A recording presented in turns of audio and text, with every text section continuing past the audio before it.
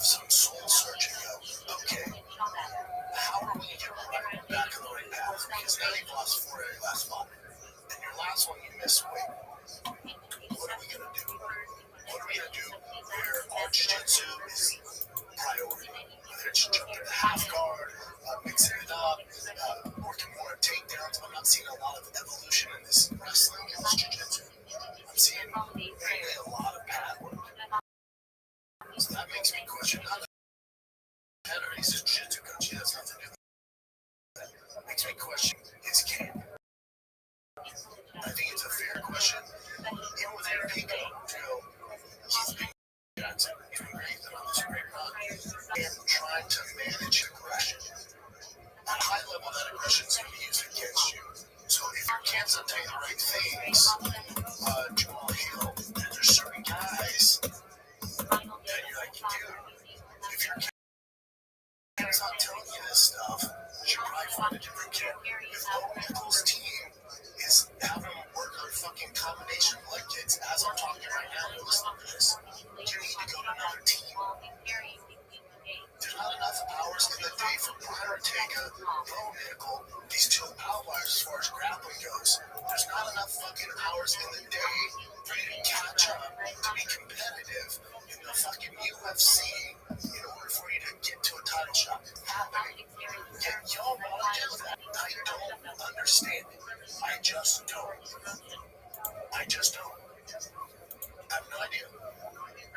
It's like you got a drag car. It's the fastest in the world. It's the very best in the world. I go fucking straight to quarter mile, and you want to take it off the fuck? That's not what it does. It's made to go straight as fast as possible. It has slicks on it. Yeah, but we're just gonna, instead of preparing and getting prep for the draft, we're just gonna keep taking it off road. But you keep losing the races. Then you keep doing off road.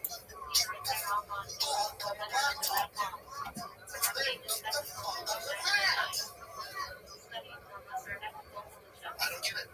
I do not get it. I will never understand it. For Aljo, his easiest one is career. By far. Why? Shoot. Maybe twice. And I'll just stay behind his jab. Yeah, I don't give a fuck. I'm Aljo. I'm a former champ. See? And if you ask Aljo, he doesn't dislike that. That should not be the case. That should not be the case. It's like another example because I remember at least my surgeon on that surgeons to train or fast one does train. Yeah.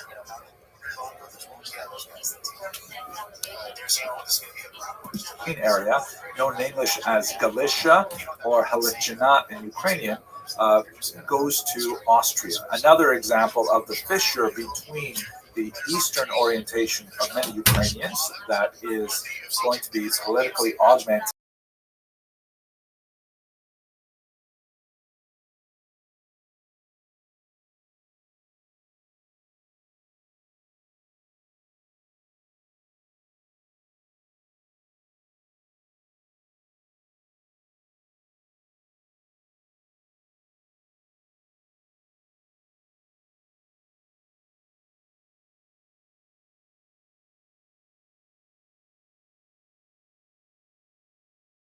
As you can see, just about the bottom half of this map is Ukraine. In the 19th century, the Russian Empire, in particular under Tsars like this man, Nicholas I, engaged in a very concerted effort to try to assimilate their local population. In the case of the Jews, Nicholas I imposed the horrific Cantonist decree, which demanded that young Jewish males meet the quota to spend up to 36 years in military service. An absolutely horrific decree that caused untold tragedy in the Jewish street. In terms of Ukrainians, a little bit different because Ukrainians and Russians were, as I alluded to earlier, related peoples. They were all Orthodox at this point. They had a similar language. Ukrainian is, it's hard to define exactly what a dialect means, but it would be as easy to say that Russian is a dialect of Ukrainian and vice versa.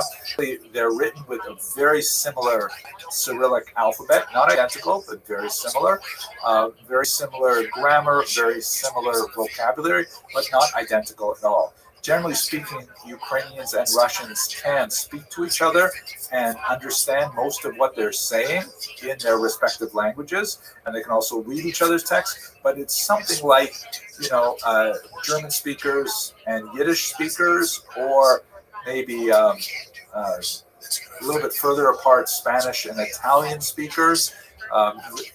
Actually, maybe it would be someone like with a very strong Quebecois accent speaking to someone from Paris.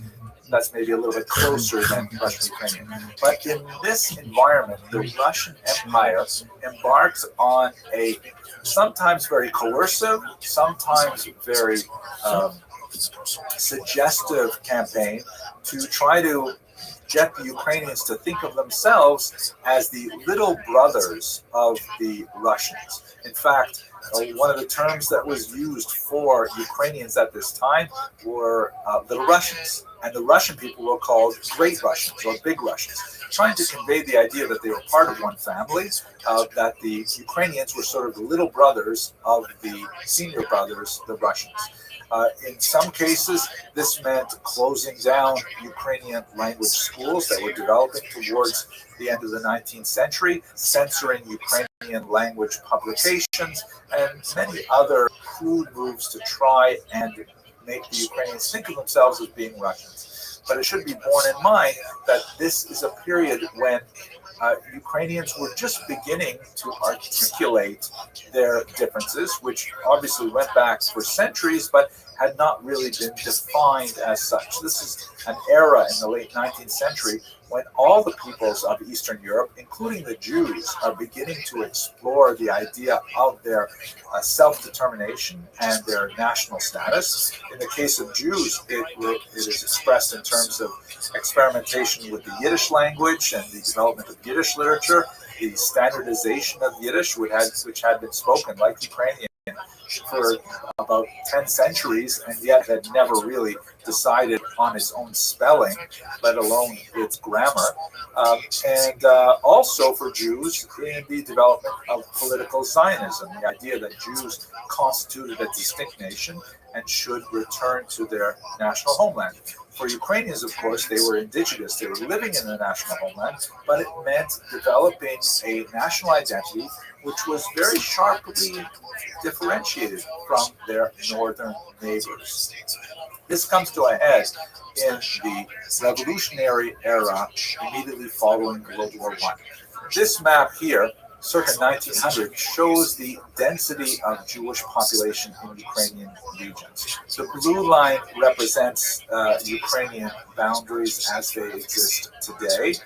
And as you can see, the Jewish population is concentrated on the western side of the Dnipro River, that's the right bank region, but a significant amount of it spills over into the neighboring region of Austria and Romania and even Hungary. This is, of course, a very heavily Hasidic region in particular. And these cultural boundaries, these linguistic and religious boundaries, are often much more significant than the political ones, as we shall see. So during the revolutionary era, leading up to World War I, and then especially in 1917, when the Russian Empire collapses, a lot of Ukrainians begin to say, hey, now is our opportunity to actually establish some kind of independence from the Russian Empire.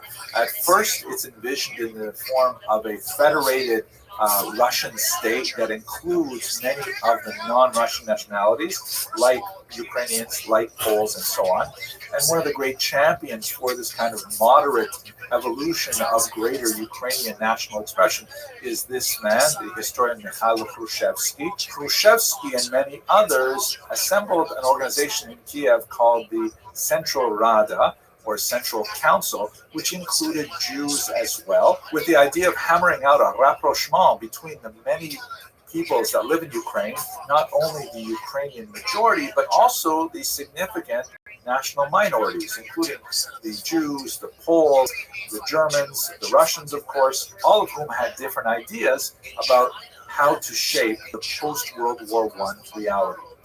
Unfortunately, the years after World War I were consumed by violence as civil war erupted, with many internal and external forces active in Ukrainian territory.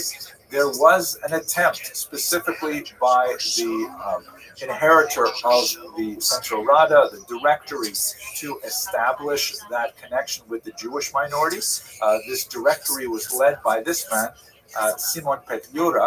Unfortunately, Ukraine was submerged in communal violence at this time, and in particular, there were a series of pogroms concentrated in the year 1919, and one of the great paradoxes of this period is that 40% of the recorded pogroms were actually committed by the troops that ostensibly were loyal to the Ukrainian Petliura, who had a Minister of Jewish Affairs in his government at the time. It's a very confusing period. I've written about this if you are curious. Ultimately, the Soviets were able to seize control over most of Ukrainian ethno-linguistic territory, and they established a new country, the Ukrainian SSR, or Ukrainian Soviet Socialist Republic. Here on this map, you can see the boundaries of that new country. The white line that you can faintly see running around the outside represents contemporary Ukrainian boundaries, but more significantly is the pink area in the center, which is the boundaries of the Ukrainian SSR. The blue area just to the west represents those Ukrainians who found themselves not within the Soviet orbit, but within independent interwar Poland.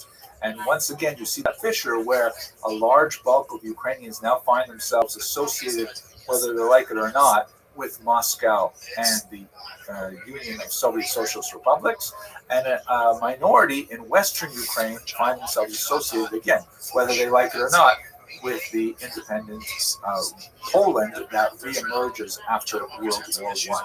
Also interesting in this note is that it's not just Ukrainians.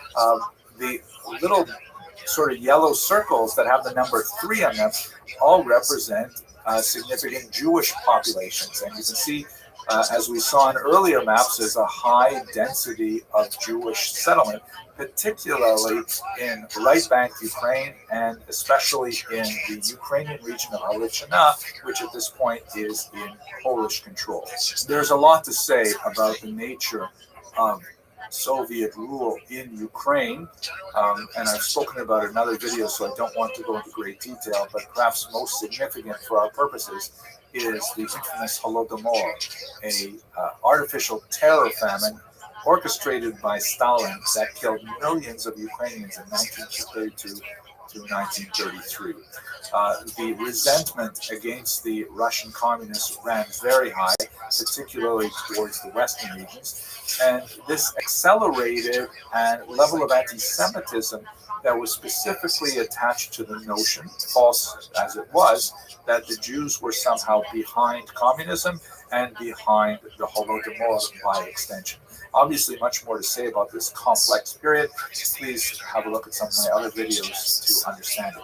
But what ends up happening in World War II is that the region is temporarily divided between Hitler and Stalin by a pact known as the Molotov-Ribbentrop Non-Aggression Pact. Stalin and Hitler agreed to cynically divide the region that separated their two countries, the Third Reich on the one hand and the USSR on the other, very much like the cynical division of Poland 2 centuries earlier. And so part of the region of Western Ukraine found itself suddenly under the control of the Soviets for 2 years. During these 2 years, the Soviets subjected Western Ukraine to a very brutal, rapid process of communization, the collectivization of farms, the seizure of intellectuals, of intelligentsia of various types, priests and teachers and postal clerks and you name it, torturing them and ultimately murdering them. But what happens in Operation Barbarossa, which is June 22nd, 1941, is that Hitler double crosses Stalin and invades the Soviet Union, catching him off guard. And as you can see in this map, penetrating deep into the Russian SSR and taking over almost all of Ukrainian ethno-linguistic territory. The Ukrainian SSR is almost completely taken over by the Nazis. And what's most significant for our purposes is that Hitler sends out 4 mobile killing squads into the region. The lowest one, as you can see, the blue lines there, is Einsatzgruppe A, which proceeds to go through the tiny little shtetls that dot the countryside, rounding up Jews, communists, political figures, Jehovah's Witnesses, homosexuals, anyone who is regarded as an enemy by the Third Reich, taking them out to the fields and ravines in the region and simply mass murdering them. This is incidentally the way in which most of my ancestors were killed, not in Ukraine, but in Lithuania by another group of Einsatzgruppen. So the Nazis hold on to the Ukrainian SSR until the war begins to turn with the Battle of Stalingrad, and eventually the Russian Red Army is able to drive them all the way back to Germany and ultimately to defeat. The reconstituted boundaries of Soviet Ukraine after World War II now include those Ukrainians who were on the western side. They're dominated by the city of Lviv, or Lviv, as it would be pronounced by people in Lichna. These western Ukrainians are much less likely to support their incorporation into the Soviet Union, primarily because they've had more of an orientation to capitalism and to the West and to Europe in general. Nevertheless, these are the boundaries of the Ukrainian SSR that pertain right up until the dissolution of the Soviet Union in 1991. Under Gorbachev, there were widespread protests, particularly by the non-Russian nationalities, and they're breaking away from the Soviet Union.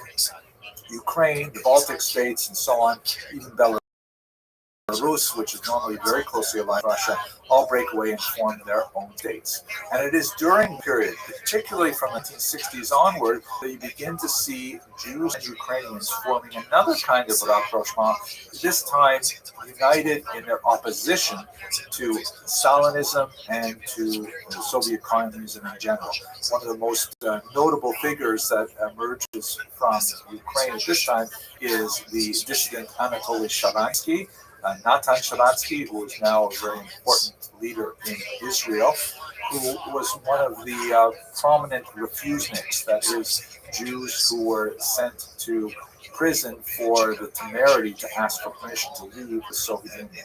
And in many ways, Jews and Ukrainians exiled and imprisoned began to reform connections that would later be expressed in political activity and would ultimately result in the overthrow of the Soviet Union in 1991. Here's a map of what things are like today. As you can see, this map from the Washington Post gives you a sense of the linguistic differences of Ukrainians today. There's no question that the further east you go, the more Russified the population is, at least linguistically. The regions of Donetsk and Luhansk have a certain amount of dissident movements that Putin is taking advantage of, perhaps exaggerating and certainly leveraging for his own purposes. And it is in this region where Mr. Putin has currently invaded. The Crimea to the south has been seized by Russia for some time now, and it is in these regions where the hostilities are specifically focused. However, it's very clear from maps of troop buildup that they have troops in Belarus and in Crimea as well, which threaten Ukraine and could suggest the outbreak of much wider hostilities. How do Jews feel about this right now? Well, it's an unusual moment. Perhaps most ironically, the current president of Ukraine is in fact Jewish himself, and he has not made a secret of this, and he is the one leading Ukraine in their attempt to resist this Russian aggression. Many Jews, alongside their Ukrainian neighbors, are very concerned about the future of their country. Jews have the option, which is something that is very rare in Jewish history, but is a product of the 20th century, and specifically the late 20th century. They have the possibility of making Aliyah, of leaving Ukraine and moving to Israel. This is something that changes the entire dynamic for many of the some 40,000 odd people who identify as Jewish in Ukraine today. But those Jews who are remaining, according to prominent leaders of the Ukrainian Jewish community, they will stay and they will fight and they will resist Russian aggression in their region. Let us hope for peace in the region and a long-standing resolution to this conflict that is in the best interest of all the peoples of the area. Thank you very much for watching. That's it. That's why when you see two big dogs, going at it, that makes sense. Which one has money, one's close, it never makes sense. Hello, fellow students of Jewish history. As we all watch the terrible events that are currently unfolding in Ukraine, it is important for us to recall that Jews have a very, very long and rich history in this region. And I've prepared a couple of videos already that point to the long Jewish history there. Today what I'd like to do is to just give you a few biographical snippets of some historically significant Jews who have come from Ukraine. This video could be much longer than it actually is because there are literally hundreds, maybe thousands of really famous Jews who have come from Ukraine themselves or are of Ukrainian Jewish lineage. By the way, please don't write in the comment box, why didn't you include so-and-so? Why didn't you include this person? Because that's just going to make me feel guilty. I mean, there are literally hundreds of people that could have been included in this video. I just picked a handful that were really meaningful to me in particular. Some people are kind of surprised that I would portray life for Jews in Ukraine as anything except unrelenting suffering. And, I'm sorry to disappoint you, but the reality is that for the vast majority of the time that the Jews lived in Ukraine, they lived in a cultural symbiosis with their neighbors. Sometimes there was more strain, and sometimes, in fact, there was even peasant uprisings that resulted in Jewish deaths at the hand of Ukrainian antagonists. But there's also, hundreds and hundreds of years of relatively peaceful coexistence, as I've discussed in previous videos. I think it's hard for people to let go of that kind of reified mindset with regards to the experience of Jews in Ukraine, and certainly not giving Ukrainian history its true pass here. I think I know more than most people about the violence that was perpetrated against Jews in 1648, 1768, 1919, unfortunate Holocaust. However, when you look at the overarching amount of history that Jews have spent in Ukraine, it's easy to lose sight of the more quiet moments that dominated that long history. And by the way, some people say, well, what about Nazis in Ukraine? And they'll point to tiny examples, sometimes more significant, obviously during the Holocaust, of Ukrainians who supported more right-wing causes. It's a silly argument. You look at America, we've got Nazis here in the United States. We've got Nazis in virtually every country of the world. They tend to be tiny little fragments of the population. They tend to represent kind of like the QAnon supporting individuals who may band together and rant at passers-by and things like that. We certainly don't condemn an entire society because of these tiny minorities, especially when that society has demonstrably taken steps to quell that kind of activity, which is not something that even America has done very well. At any rate, I want to focus here on Ukraine. Let's have a look at some of the significant Jews that have lived in this region. Here's a map just to recall what we're talking about when we say Ukraine. These are the contemporary political boundaries, although it's important to note that with the exception of a couple of points in this long history, Ukraine was not a titular nationality. I mean, they didn't have their own state that they could claim, this is our boundaries of our country and so on. Ukraine was typically dominated by other countries, and the ethno-linguistic population known today as Ukrainians often found themselves within, let's say, Poland or Russia in particular. Also, sometimes they were divided, meaning the western sections in particular found themselves under the Austrians or the Hungarians or the Poles, and the western group found themselves under the Russians, for example. If we go to the earliest point in Ukrainian history where we actually have named Jews, the 12th century stands out because there are two figures who belong to the Talmudic school of the Tosafists. These are very, very important thinkers who, circulated commentaries on the Talmud in particular. One is named Moshe of Kiev. He maintained correspondence with Rabbi Tam, one of the most famous of this school of scholars. Also correspondence with Gaon Shmuel ben Ali of Baghdad.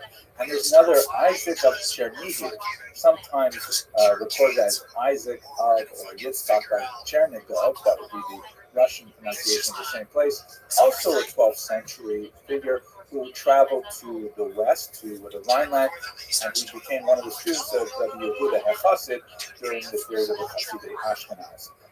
Here's what Ukraine looked like at that time. This is the period of Kiev and Rus, where it was centered in Kiev, which is sort of in the center of this map here, but extended to quite far north as well.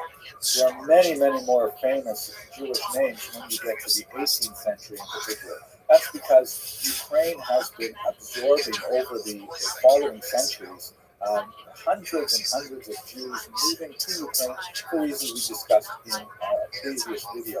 But briefly, anti-Semitic pressures from the west driving them out, and economic possibilities in the east drawing them in. And they live at this time under the auspices of the Polish-Lithuanian government, Polish-Lithuanian Commonwealth. Here is what that massive state looked like in 1764. The Ukrainian part of it is sort of like the bottom section of the yellow map. You can see there that Kiev is just outside of it. The green part, which would have been part of Russia proper. Russian Jews, by the way, were barred from living in Russia from 1479 on. So all the Jews who are making their way to the east are kind of tied up in the Polish-Lithuanian Commonwealth, and many of them are settling in the southern half, which is represented by this yellow section. It is in this area that the Hasidic movement flourishes. The founder of the Hasidic movement, Rabbi Israel ben Eliezer, also known as the Baal Shem Tov, who lived from about 1700 to 1760, he came from the western region of Ukraine, from a town called Medjugorje, and one of his principal students, both there, the Maggid of Mezrich, came from the town Mezrich or Mezrichi. Many of the Hasidic dynasties that are still active today, like Chernobyl, Vishnitz, Hornstein, Spir, they all come from Ukraine. Famous Hasidic leaders like Alimezlo of Lizhensk. I mean, Hasidism is overwhelmingly a Ukrainian phenomenon, particularly in the 18th century. This map here shows you some beautiful historical atlas of Hasidism published by Princeton Press. The spread of Hasidism from Mezrich, from western Ukraine, essentially. Perhaps the best-known Hasidic groups today, to look at some famous Ukrainian freedom, is the Breslov movement, for example, which has an annual pilgrimage to the city of Uman in Ukraine. Here you can have a look at where exactly Uman is. The Rebbe, Rabbi Nachman of Breslov, came originally from Medjugorje, and he was active, of course, in Rothschild. That's where he gets the name Nachman of Breslov. But he decided he wanted to be buried in Uman, largely because of the many graves of Jews who were victims of the Haidamach massacres of 1768. Another very important Hasidic leader from Ukraine is, of course, Rabbi Menachem Mendel Schneerson, the seventh Rebbe of the Chabad movement. Although Chabad itself does not originate in Ukraine proper, the seventh Rebbe was born in Dnipro, then known as Yekaterinoslav, later known as Dishon Peretrovsk.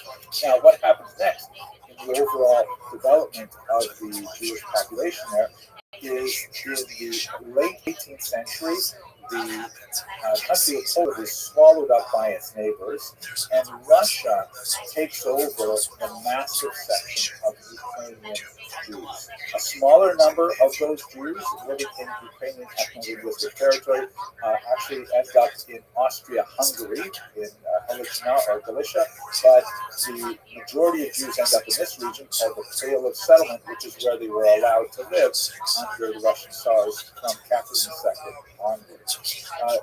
And during this period of time, the 18th century and the 19th century, you have a tremendous flourishing of Jewish culture in all kinds of areas. Great writers like Shalom Aleichem, who pioneered Yiddish and was, of course, the author of the very successful later Broadway play and movie Fiddler on the Roof. Isaac Babo, a great Russian stylist who wrote Red Cavalry and many other amazing works. And in Hebrew, Chaim Nachman Bialik, among so many others, who was really the poet laureate of the Jewish people for much of the early 20th century. In music, you see people like Vladimir Horowitz, the great pianist and composer, just incredible. Yossele Rosenblatt, a cantor whose Nigrinim are absolutely world famous. In science, you have Jews like Valdemar Hafti, who was the man who developed the vaccine for cholera and for bubonic plague. He's a national hero in India. He is a sample of a stamp that has his face on it because of the tremendous things he did for public health in India. Political leaders, Leon Trotsky, of course, the leader of the Red Army, one of the leaders of the Soviet Union. Golda Meir, also from Kiev. Here is actually a plaque that is posted in her honor at her birthplace in Kiev. She went on, of course, to be the Prime Minister of Israel. So, we could go on and on. I just really stopped at the early 20th century, but there's so many great Jews who have done fantastic things, who were either born in Ukraine or were descendants from Ukrainian Jews. There's a place of tremendous history for Jews, and we should bear that in mind. I hope that the people of Ukraine are spared the suffering that they're currently enduring as soon as possible. Thank you very much for watching this video.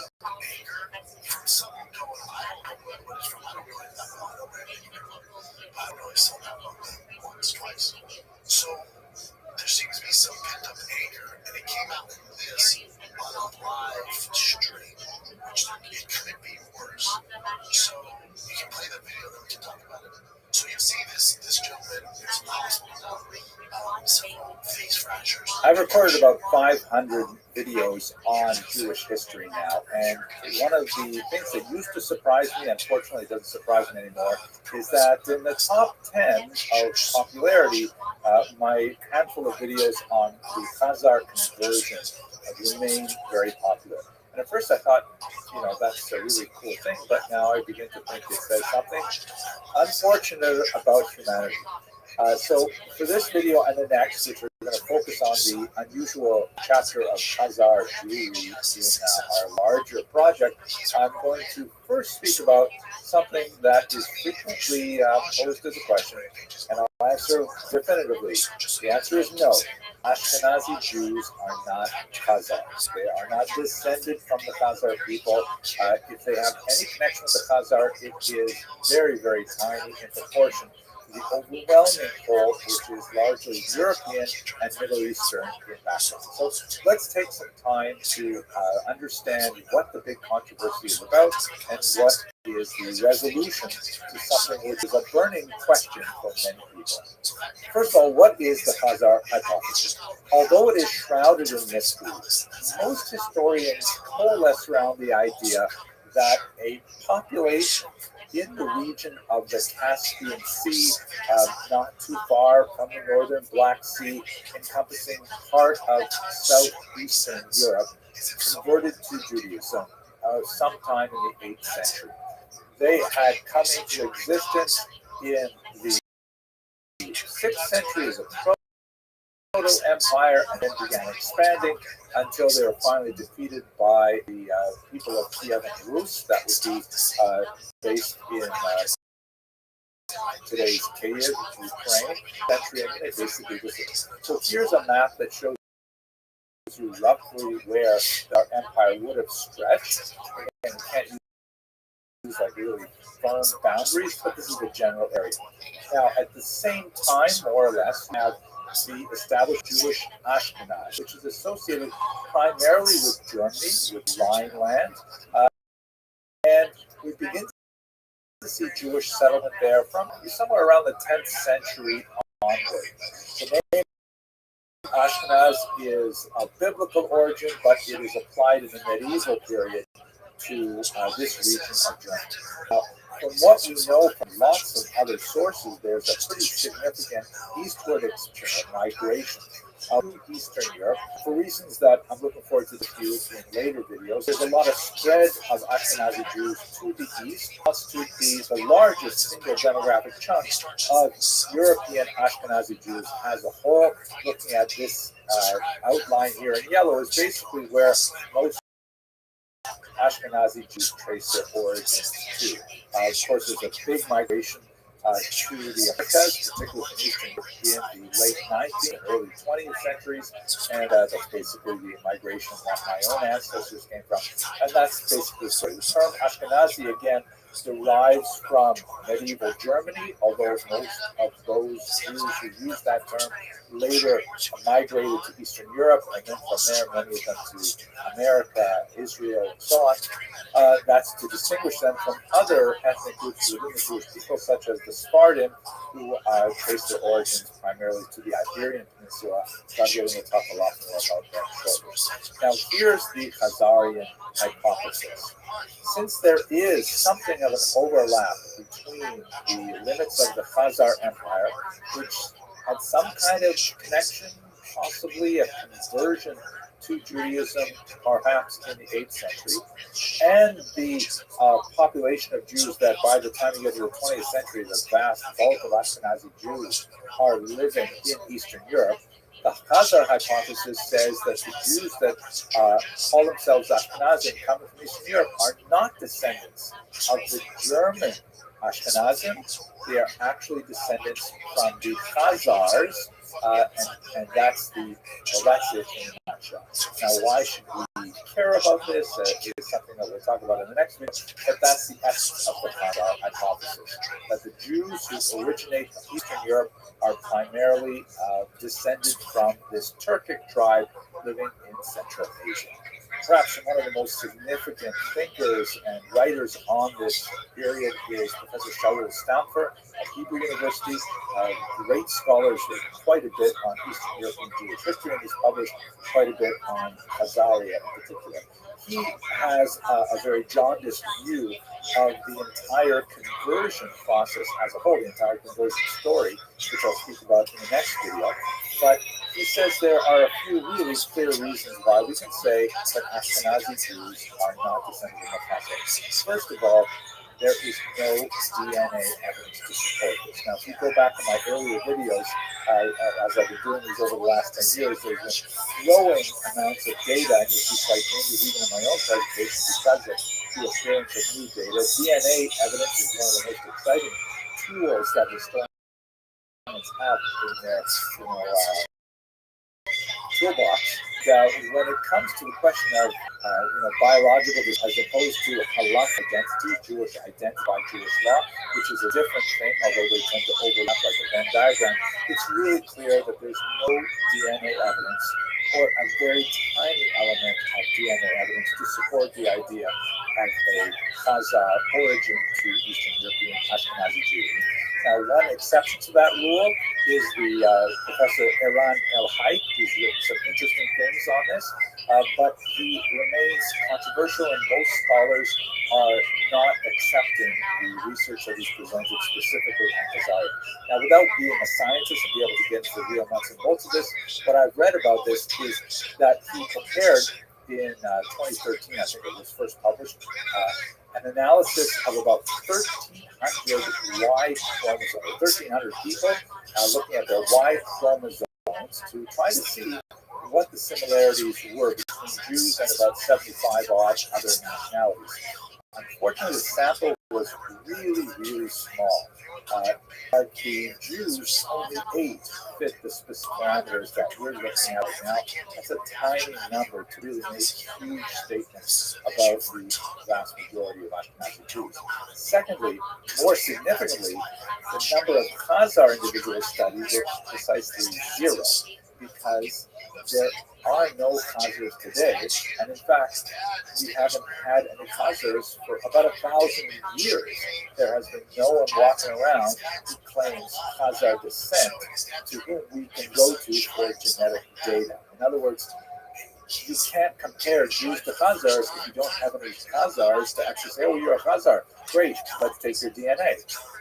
So what he did was he essentially guessed, an educated guess, using Georgians and Armenians, which live roughly in the same area, but with 1,000 years of population movement, it's really hard to say that that's reasonable at all. So it's considered widely to be a very unreliable estimate, and most scholars, particularly most historians, are not accepting this limited data evidence to suggest that Jews come from Khazari. Secondly, we can pile on the burden of proof here. The second thing is there's absolutely no linguistic evidence of Khazar influence on Jews. I mean, one of the things that we would certainly expect to see is that Jews would pick up Khazar terminology in their Yiddish.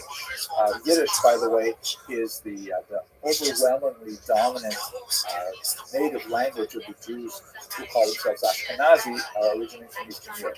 At the turn of the 20th century, there was a census in the Russian Empire, and I think it was 98% of Ukrainian Jews, 97% of Jews throughout the empire, if I remember correctly, claimed Yiddish as their mother tongue.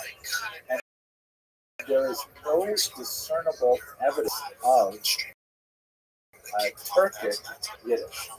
There are some interesting words here and there, kind of derivation. There's a professor named Weinreich, who is one of the most important theorists of early Yiddish, who argues that the word daven, which means to pray, might come from a Turkic origin, but it's kind of up in the air. Absolutely, Yiddish is basically German. It's overwhelmingly German. Arguments to the contrary, that its grammar is essentially Slavic, is nonsensical to anyone who has studied all 3 language groups. So if you've studied German, if you've studied some Slavic languages, and you've studied Yiddish, you know that Yiddish is overwhelmingly German, written with Hebrew characters, with a significant borrowing of Hebrew, Aramaic, both Jewish languages, and a certain amount of French, and all the various words that come along as the Jews are traveling through their migrations. The small elements of Slavic grammar that are visible, particularly in the Eastern dialects of Yiddish, which is not at all surprising, given that we're talking about living in a Slavic area. They're not Turkish, they're Slavic, very different languages, and they're basically like uses of aspects and other finer grammatical forms. So bottom line is, Yiddish is way, way more German than it is Turkic. The Turkic elements, the Khazar elements, are vanishingly small if they exist at all. Third, there's no cultural evidence. I mean, where are the recipes? Where are the folk customs? Where are the superstitions, the stories, the legends, the songs that one would expect to come from Turkic origins? We simply don't have them in Ashkenazi culture. We have lots of Russian things, lots of Ukrainian, especially lots of Ukrainian, Polish, and so on, after 1,000 years of living in the region. We had evidence of German, of Latin, and French types of cultural accretions that follow the Jews as they travel, but we don't have any Khazarian things. So the burden of proof is clearly on those who want to push this theory. The overwhelming amount of evidence suggests that the model of Jewish migration from Ashkenaz is exactly what happened historically. So then that brings us to the next question: where did Ashkenazi Jews come from? And I get this question a lot, actually. So this is Doron Behar, who is a remarkable geneticist who's really advanced the field quite a bit, and he's done some great studies of DNA, and they most of them just appeared in the last few years. One of the most fascinating things that he discovered is that 40% of all Ashkenazi Jews are descended precisely 4 women, apparently of European origin, indication that they lived about 1,000 years ago, or perhaps a little bit earlier. No indication they lived like they knew it, but there are 4 specific women that seem to have had a tremendous impact on Ashkenazi Jews. Furthermore, statistically speaking, there are significant similarities between non-Ashkenazi Jews, like Sephardi Jews, Mizrahi Jews, and so on, with Ashkenazi Jews. So in other words, it still seems to be one big family, despite the superficial differences in skin tone and hair texture and so on. But Jews seem to be more or less one family. And there are significant distinctions between, especially in Eastern Europe, between Jews and the peoples amongst whom they live. So in other words, this all basically fits with the common sense idea of the Jews moving from Western Europe into Eastern Europe. The kind of elements that Dr. Bihar was able to map out includes something called genetic drift, which helps to account for some of the superficial presentation of Ashkenazi people. As a layperson, my understanding of genetic drift is basically when you have, and by the way, I'll show you a Y chromosome study in a second that shows a lot more about Jewish males and Jewish females. This happens when, as is very common and well documented, non-Jewish women adopt Judaism and marry into Jewish people. This may be a much more pronounced conversion, women converting to Judaism than men converting to Judaism. This helps account for the physical distinctions between, let's say, Mediterranean Jewry and Eastern European Jewry. You also have a phenomenon which is consistent with the historical record of a genetic bottleneck, where you have a population of people that, for a variety of reasons, which could be social, economic, political, it could have to do with persecution, massacres, wars, things like that, but a larger group of people are suddenly shrunk over a period of time to be a much smaller population, like a bottleneck forms, and that means that there are much fewer people from whom the later ancestors derived their origins. This helps explain the fairly large number of genetic disorders that unfortunately afflict Ashkenaz, like breast cancer and Tay-Sachs, which may owe a lot to the fact that there was this bottleneck, perhaps around the turn of the millennium, that meant that the population of Jews living in Northern Europe that would later move to the east represents the basis of a much larger population. So the bottom line of all of this is that it's pretty much what we always were thinking. Italy may be more important than most historians have thought. Have a look at this map here, which is also part of Dr. Bihar's research, and this is looking specifically at Levites on the Y chromosome. Now, Levites, like Kohanim, are members of the priestly family, and they are, and it's only the males. It's passed down father to son. Mothers do not pass down the Levite connection. So looking at the Y chromosomes of Ashkenazi Jews, he was able to determine that it appears that they do have origins consistent with Middle Eastern distant origin, and then a strong migration through the Italian peninsula to the Ashkenazic heartland in Germany. That would be numbers 1 through 2 in this particular map.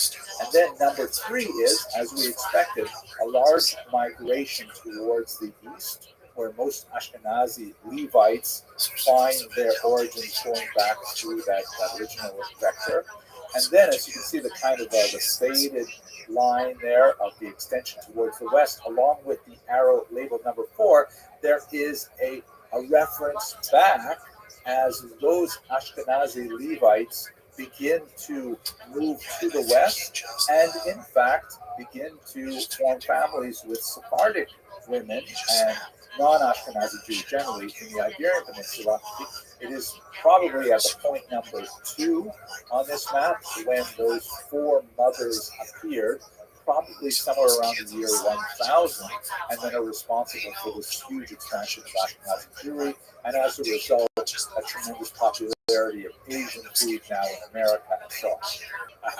Now, if you look at these the green lines here, this is the traditional view of the migration of Jews historically, which there's a lot to say for this, and this does not contradict the historical model that we have well-documented Jews moving their way across the coast of North Africa.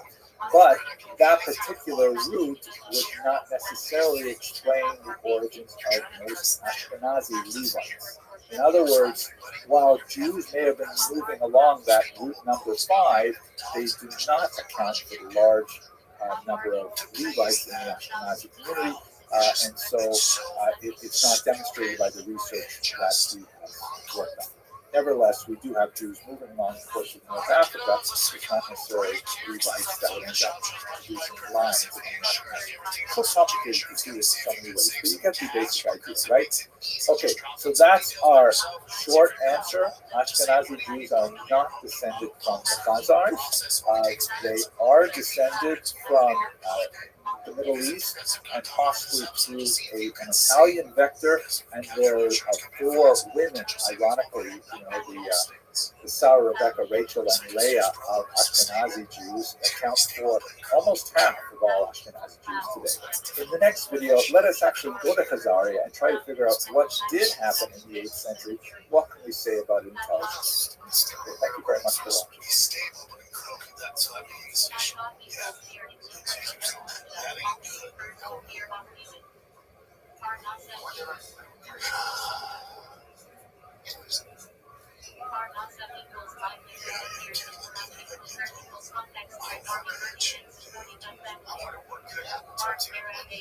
Now that we have discussed the persistent question of the origin of Ashkenazi Jewry in the previous video, let's go straight to Khazaria and try to understand what exactly do we know about the story of the conversion of the Khazars in that region, possibly in the 8th century. The story of Khazaria is especially fascinating when you think about the way it has been received by Jewish history. This is what the German historians call the Rezeptionsgeschichte, or the history of the reception, how an idea is formed and developed and spread around. Perhaps the most important element of the Rezeptionsgeschichte of the Khazar conversion is this book, the Kuzari, written by Rabbi Yehuda Levi, very, very important Spanish Jewish thinker in the 12th century. The story describing the Kuzari is essentially the story of the Khazar conversion as this great poet and philosopher developed into a massive book. The story goes like this. Basically, there is this King Bulan, who somewhere around the year 740 is a very spiritual individual and concerned with the practice of paganism among his people, and looking at the growth of monotheistic movements, particularly Christianity and Islam. And both Christianity and Islam are making geographic headway in Central Asia. and approaching his borders, and he thinks to himself, "Oh, so what should I be doing? Should I be remaining a pagan? Should I join one of the other faiths, and so on?" And so he has a debate where he brings together a Jew, a Muslim, and a Christian. I know it sounds like an offensive joke, but it's not. And he has them have a trilateral debate over which religion is superior. In the end, as you might expect, given the fact that this is Rabbi Yehuda Halevi writing it, King Bulan decides to accept Judaism, and all of his court and the Kuzari, the Khazarian people, follow him to Judaism. That's essentially the story. Now, I hope you noticed that there's 500 years difference between the setting of this story and the authorship of the Kuzari. That's half a millennium. That's a lot of time.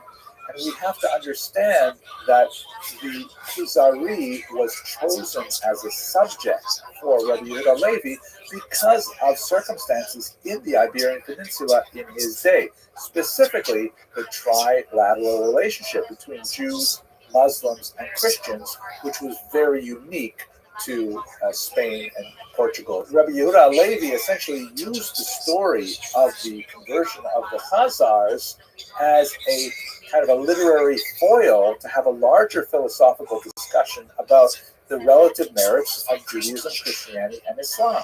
And then, of course, by doing so, to demonstrate the superiority of Judaism. That's the essential idea of the Kuzari, and the actual historical elements of the conversion of the Khazars is not necessarily important for what Rabbi Yehuda Halevi wanted to achieve in his literary work. So let us set aside the Kuzari as a historical source. It's definitely not intended to serve as a historical source. It's intended to serve as a literary philosophical source. Let's try to go back and understand what we do know about the period. So let's move back a couple hundred years to the correspondence of Hastai ibn Shaprut. Again, we're still about 300 years distant from the actual events described, but this is a fascinating and very important source, which was exceptionally important for Yehuda Levi's work as well. Hastai ibn Shaprut, who I hope we will discuss in a few lectures when we look at Spain in the 10th century, very important diplomat who communicated with Jewish communities throughout the Mediterranean basin. And he was fascinated with the story of the Khazar conversion, which was known to him. And so he sent out some emissaries to try and reach Khazaria and find out, what's going on? Are you guys actually Jewish? Is this actually a Jewish kingdom? Now, for reasons which will take us beyond the scope of our discussion, his emissaries did not succeed in reaching Khazaria or speaking with any actual Khazarians, but they did receive correspondence from someone who purported to have brought letters from a King Joseph of Khazaria. These letters are absolutely fascinating. They relate the story of the conversion of King Bulan. They talk about the nature of Khazarians, their Judaism, and all kinds of fascinating things. But it's widely believed that these letters were forgeries. In other words, the people who provided the letters to the messengers of Hastai ibn Shaprut were essentially engaged in some kind of con. And they have no bearing on the actuality of Khazaria, and they don't have historical value for that purpose. So they're fascinating and they're really engaging, but are they real? Are they authentic? Are they actually letters from King Joseph? Probably not. We do know, however, as we get closer and closer to the original dates, that there were medieval Jewish travelers who either had direct contact with Khazaria or direct contact with Khazarians in different places and report, however briefly, on their Jewish status, sometimes with a degree of surprise, sometimes with a degree of skepticism, but nevertheless, there's like more and more little tiny bits of evidence piling up in a lot of places. As we shall see, many skeptics would say that the plural of anecdote is not data, but it's hard to toss away these little bits of information. For example, here's a fascinating document which was found in the Cairo Geniza. We will have opportunity to speak about what that Geniza is in a few lectures from now, but basically it's a medieval trove of documents which were literally thrown away, but were amazingly preserved till they were unearthed in the late 19th century. And in this trove of documents is a so-called Kievan letter, which is basically a letter that is familiar to anyone who lives in a Jewish community today. When tzedakah collectors, when charity collectors come by Jewish homes, they typically present a document which is called a petek, and it's essentially a statement of the bona fides of the bearer of the document, saying that this person represents a legitimate cause, he's fallen on hard times, he's supporting orphans and widows, or a charitable cause, one or the other. And it's expected that when with this petek, which may be issued by the local community in which the donor lives, or it may come from the originating community, like from Jerusalem or wherever, then you give them charity and they build up their cause. So this is exactly one of those documents. The only real difference between this document and the ones we use today is that the ones we use today are laminated, typically not laminated, but it comes from Kiev, which indicates that that was part of the range of Khazaria. In fact, the great Harvard historian Omelian Plitzak argued that Kiev may have been founded by Khazarian Jews, believe it or not. At any rate, the letter, which comes from Kiev, specifically describes how the person has fallen out of times, and the person is worthy, and you should specifically support his cause. And then, amazingly, at the bottom, you can see highlighted here in this particular image, there is a signature in what appear to be Turkic runes that say, "I have read it," or "We have read it." Fascinating.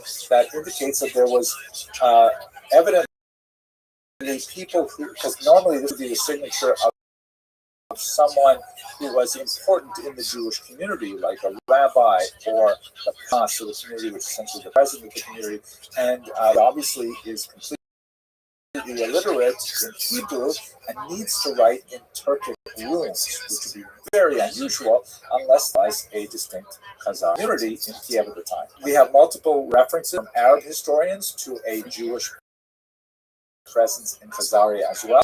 And perhaps one of my favorite examples is in one of the most important early historical documents that describe the origins of the Kievan Rus. Population later would grow into modern day Ukraine. It's also shared with the Russian Empire and the Polish Empire and so on. So-called Povest Rabiet, or Chronicle of Bygone Years, which is essentially a church record of the history of the region. There's a fascinating description of a key element in the Christianization of the region, specifically the conversion of King Volodymyr, or Vladimir, to Eastern Orthodox Christianity. And amazingly, it's exactly like the story in the Kuzari. There is a representative of Islam. There are two representatives of Christianity, both Western and Eastern Christianity. And there is a representative of Jews, and that representative is specifically a Khazarian Jew. And this is absolutely fascinating that not only do they replicate the story that is essentially told in the letters of Chastai ibn Shaprut with King Joseph, they actually report the same kind of scenario. Of course, it ends up that King Volodymyr decides to become Christian rather than Jewish. Could you imagine how history would have changed had he chosen to be Jewish? He very nearly did, by the way. But this is, one of those data points that's really hard to ignore, speaking to the idea of a Jewish community in Khazaria at the time. And then finally, we've got some really tempting archaeological finds, like this coin found in the United Kingdom as part of the so-called Spillings hoard. There's a whole number of them that come from Khazaria around this time, like 8th, 9th century. This one writes in Arabic, a sort of a paraphrase on the famous statement of Islamic faith. There is no God but Allah. and Moses is his prophet. Right? That's an unusual kind of statement there.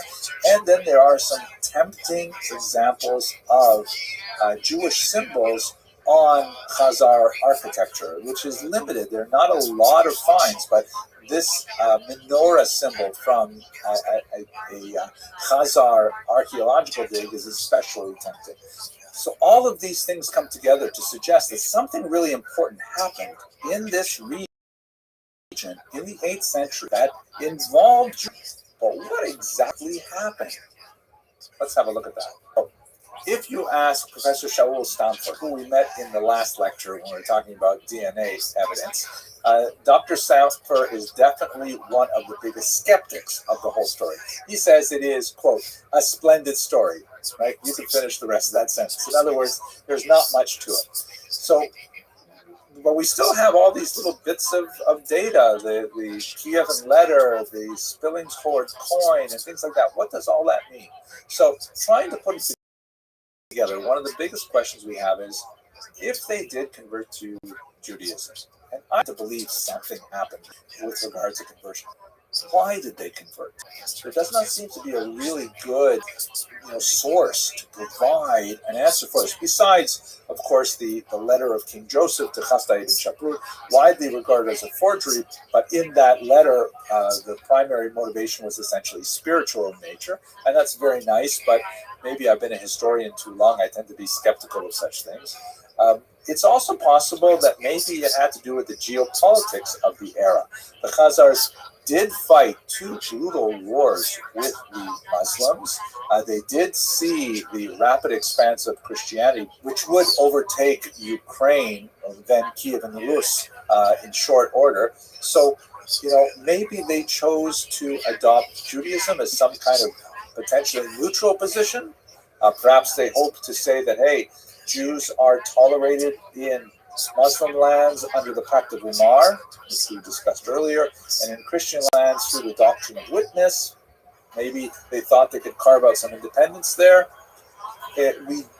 But we also have to remember that there is remarkable silence regarding their association with the massive Jewish population in Mesopotamia, which is really not so far away. This was really the world center of Jewish intellect and rabbinics and writing and so on. Why is there silence from Mesopotamia on the Khazar conversion? Who converted them? If not the rabbis active in Babylonia, Mesopotamia, was it the Karaites, who we haven't had the opportunity to discuss yet? Why do we have no Karaite sources either? So a lot of questions about why they would convert. Secondly, how Jewish was this conversion? Both in terms of quality and in terms of quantity. I mentioned already that we don't have a clear sense as to whether these converts were rabbinic in orientation or Karaite in orientation. The documents like the Kievan letter just indicate that that particular individual who had gone to Egypt with the purpose of raising funds had fallen on hard times, but it doesn't say much about his personal religious orientation. We don't really have clear sense as to what kind of Judaism they performed. We also, very importantly, don't know how many of them became Jewish. Is it process was kind of like a royal conversion, like we see, for example, with Queen Helena of Adiabene, who converted to Judaism, her sons, but her remained non-Jewish? Is it similar to the conversion in the Arabian Peninsula? We simply don't know many of Khazarian Jews converted to Judaism.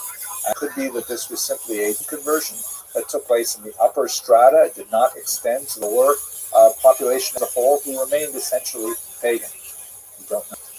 And thirdly, perhaps contributing to the ongoing mystery about the Khazars, what happened to them? Where did they go?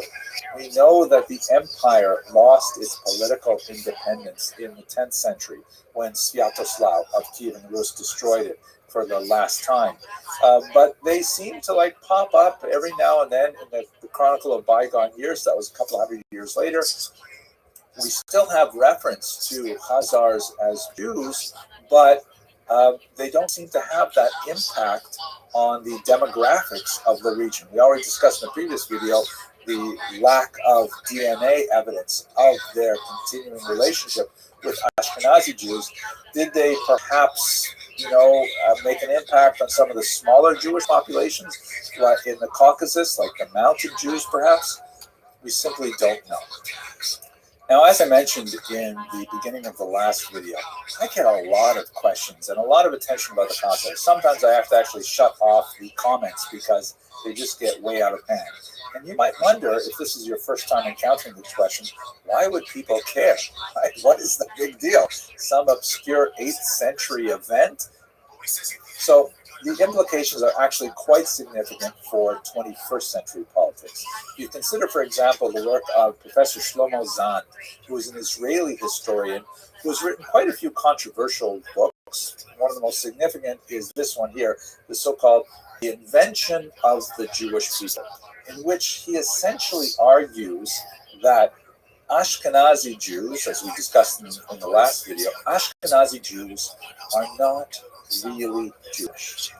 That this entire sub-ethnic group of the Jewish people, which had such a profound impact on modern politics in particular, since the 19th century in particular, they're not actually descended from the biblical Jews of ancient Israel. Now, this has a lot of appeal to people who wish to see modern Jews taken down a peg. Maybe for religious reasons, that they want to feel that modern Ashkenazi Jews don't have a real share in the ancient patrimony that they claim. Again, not that it really is a difference in terms of Jewish law, and although I'm not a theologian, I'm not even sure what kind of difference it would make theologically. The argument of some people, frankly, anti-Semites, that modern Jews are not real Jews is a way of delegitimizing their ethnic identity, and of saying that we don't have to afford them the respect that their ancient patrimony might otherwise be appropriate for them. We don't have to regard them as being, millennial followers of an ancient tradition, and perhaps therefore, we don't have to even apply the doctrine of witness to them. We could consider them usurpers, racial interlopers who have somehow taken away the true patrimony. You see this sometimes among black supremacists who argue that the real Jews are actually black, and those white Jews who claim to be Jews, they can't be Jews because we are, right? That's, as we discussed when we looked at the Jews of Africa, there are Jews who are black as well, and it's just not a factor in the theological or the halachic application of who is a Jew, halachic being into Jewish law. So a lot of anti-Semites really like the Khazarian hypothesis, and for people like Professor Zahn, they also see kind of like a liberal approach to this as well. The right wing may see it in terms of traditional anti-Semitic views. The left wing, as we see Professor Zahn, he wishes to disassociate himself specifically with the Jewish claim to the land of Israel. If Ashkenazi Jews, the argument goes, are not really Jewish, and Israel is to be a homeland for Jews, that therefore, in the way the argument goes, invalidates the Ashkenazi claim to the land of Israel as their homeland. And that's a pretty strong thing to state politically, and that's why, ironically, you sometimes find the Khazarian hypothesis being advanced by those who have issue with Jews both on the right and on the left. That's why this issue seems to have so much traction, even in the 21st century. But in terms of the overall scope of Jewish history, it's just a tiny little footnote, a fascinating one, a splendid story, to use Dr. Stansberg's message. But we're going to move on from this now. We're going to look at a much more significant topic. We're going to look at the growth of Middle Eastern Jewry, and particularly we're going to look at the Gaonic period. Thank you very much for watching. I think one thing is a crucial thing is to understand how his parents met and then how he was conceived. And that is that one day a cart was coming across the Mongol territory, and only women drove carts. Men rode horses, women also rode horses, but women owned the houses, which were called garrison tents. In this brief video, I'd just like to take a few minutes and walk you through the major migration patterns of Jewish history right up until the end of the first half of the 20th century. And of course, there's some very significant things that happened with the Holocaust and after the Holocaust, but I'm going to stop in 1939 just to give you a sense of how Jews got to live where they lived. So if we start from the very beginning, let's go back to the biblical period. The Bible does record a few really significant migrations. Of course, there's the early migration of the patriarch Abraham from the city of Ur in what would be today Babylon, what would be today Iraq, actually, into the land of Israel. And then, of course, there's the biblical description of the Jews, a tiny population of some 70 individuals moving into Egypt, and then the exodus from Egypt. And then later on, when we get to some data that's supported by extra biblical evidence as well, you see that there's an 8th century displacement of Jews, specifically from the northern part of Israel to what would be today primarily northern Iraq. And then in the 6th century, there is another major displacement with the destruction of the first temple to a little bit further south within the Mesopotamian region between the Tigris and the Euphrates rivers. So we have some sense of those migrations. There are, during this time as well, some Jews living in Egypt, particularly in the southern part of the Nile River, the Upper Nile, but not a huge population, but we do have some evidence of it. If we move to late antiquity, let's start from the 1st century onwards, you've got a couple of really important populations in Israel. Before the Bar Kokhba revolt of the year 132, you still have a fairly significant population in Yehuda, that is the central southern part of the land of Israel. And after that failed revolt against the Roman Empire, there's a pretty massive devastation of Jews in Yehuda, and the bulk of them moves to the north, to the region of the Galilee, or the Galil in Hebrew. That's why I put 2 circles there on this map in the land of Israel. You still have the nucleus of the Jews who had emigrated to Iraq. I shouldn't say emigrated, they were forcibly moved to Iraq under the regime of Assyrian and Babylonian kings. But then there is a fairly significant growth of that population. It actually becomes a major Talmudic center. So that's happening in the Mesopotamian region. You can see it there in the circle on the right. And then you do have as well a significant population of Jews that continue to reside in Egypt. Alexandria is perhaps the most significant of those locations. These circles here are not to scale. In fact, I'm not even sure if we have a good sense of what the relative scales would be, but I would guess that the Alexandrian population is much, much smaller than that in Israel and in modern-day Iraq. Also in this context is a major development of the Jewish population in the Italian peninsula in particular, especially after the destruction of the temple in the 1st century. There was a significant population that had pre-existed the destruction of the temple really into the 1st century before the Common Era. You have Jews living in Rome, and then there's a lot more that are sent over there as prisoners of war and so on. This map does not indicate the dotting of Jewish settlements that are really throughout the Greek Peninsula, the Asia Minor, and across the coast of North Africa, particularly from what would be Tunisia and Benghazi today, moving Libya today, moving towards the west. So you've got Jews spreading out, the Black Sea littoral even at this point, but these are kind of like the major sections of where Jews lived and what would become very important historically afterwards. So that gives us kind of like a very quick overview of how Jews moved in antiquity. If we go to the medieval period now, you see that there is a gradual increase in the movement towards the west. You still have the major population of Jews living in Mesopotamia, and in fact, it becomes a source of out-migration as well. There are Jews moving across the coast of North Africa. We know they're living as far west as the Iberian Peninsula as the 3rd century, and that population increases, especially after the Muslims conquer it in the 8th century, and it becomes much more hospitable to Jewish settlements. So we have Jews moving across the coast of North Africa into Spain, and that continues, especially when it goes into the so-called golden era of, let's say, the 9th century onward.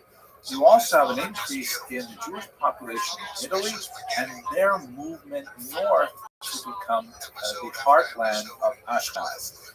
Some of them move into France, and you see a significant increase in the population of the Rhone River, cities that had already been settled with Jews in the 1st century are increased partially through Italian immigration, also through Iberian immigration.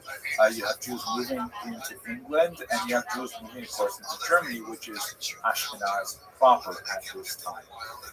This movement, however, will endure some significant changes in the next 500 years, primarily through anti-Semitic persecution on the one hand, that drives Jews gradually eastward, and then there's kind of like a vacuum effect where economic opportunity also draws them into the Eastern European heartland, places like Poland, Lithuania, Belarus, Ukraine, and so on. What you can see in this map here, if you look at the white arrows, they basically indicate major expulsions. You have a significant one in England in the year 1290, and Jews basically cross the Channel going into France and into the Netherlands. You have a huge expulsion from Spain, of course, in 1492 that drives a large number of Jews, perhaps in the hundreds of thousands, throughout the Mediterranean basin, going all the way to Constantinople, to Saloniki, and a very significant, not huge, but important movement to Sfat in northern Israel as well. And then I made a distinction with the green arrows.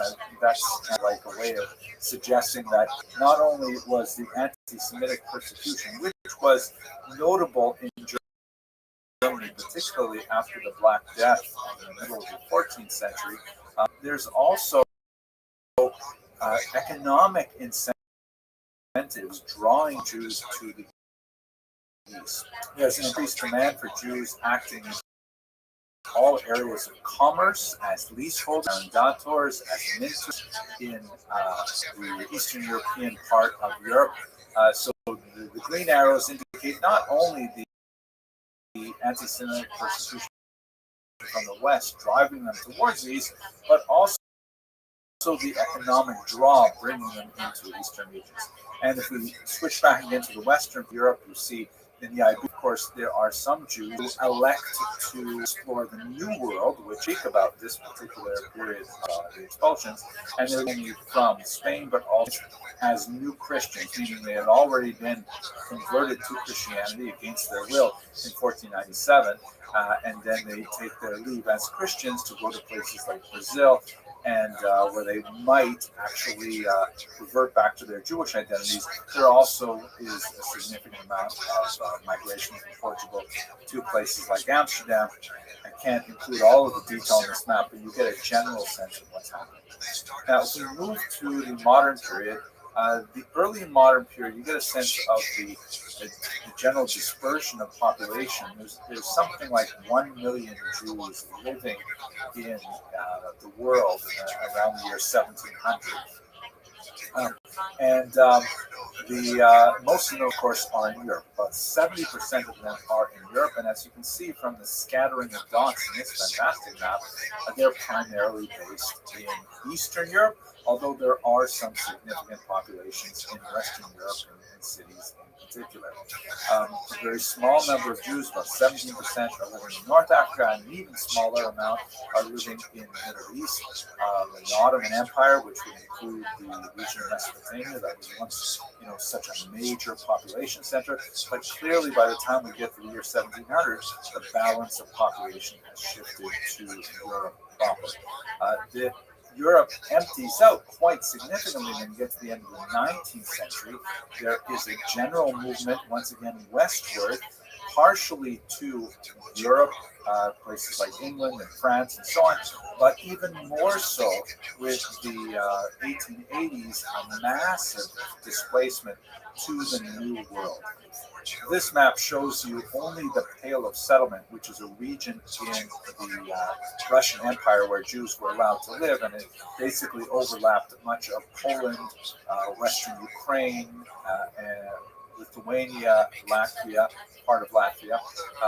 But it was subject to a tremendous amount of economic discrimination, a kind of like administrative overcrowding that made it desirable for Jews to simply leave. And so this mirrors what's happening outside of the Russian Empire as well. A massive amount of Jews moving to the region called the Golden Medina, the Golden Country, meaning the United States of America, and then to the north, 70,000 Jews moved into my homeland, my birthplace, because they heard that they have universal health care there.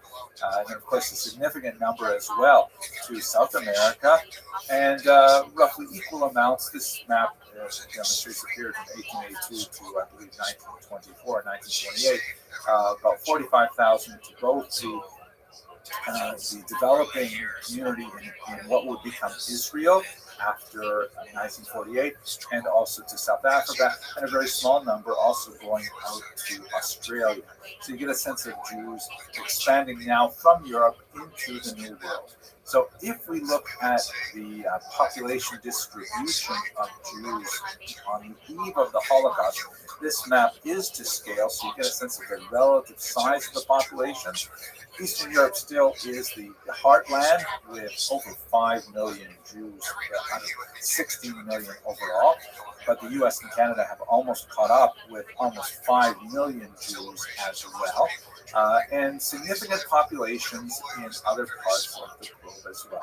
Now, I haven't in this brief video looking at some of the fascinating smaller migrations like to India and to China, but I hope to address those in future videos.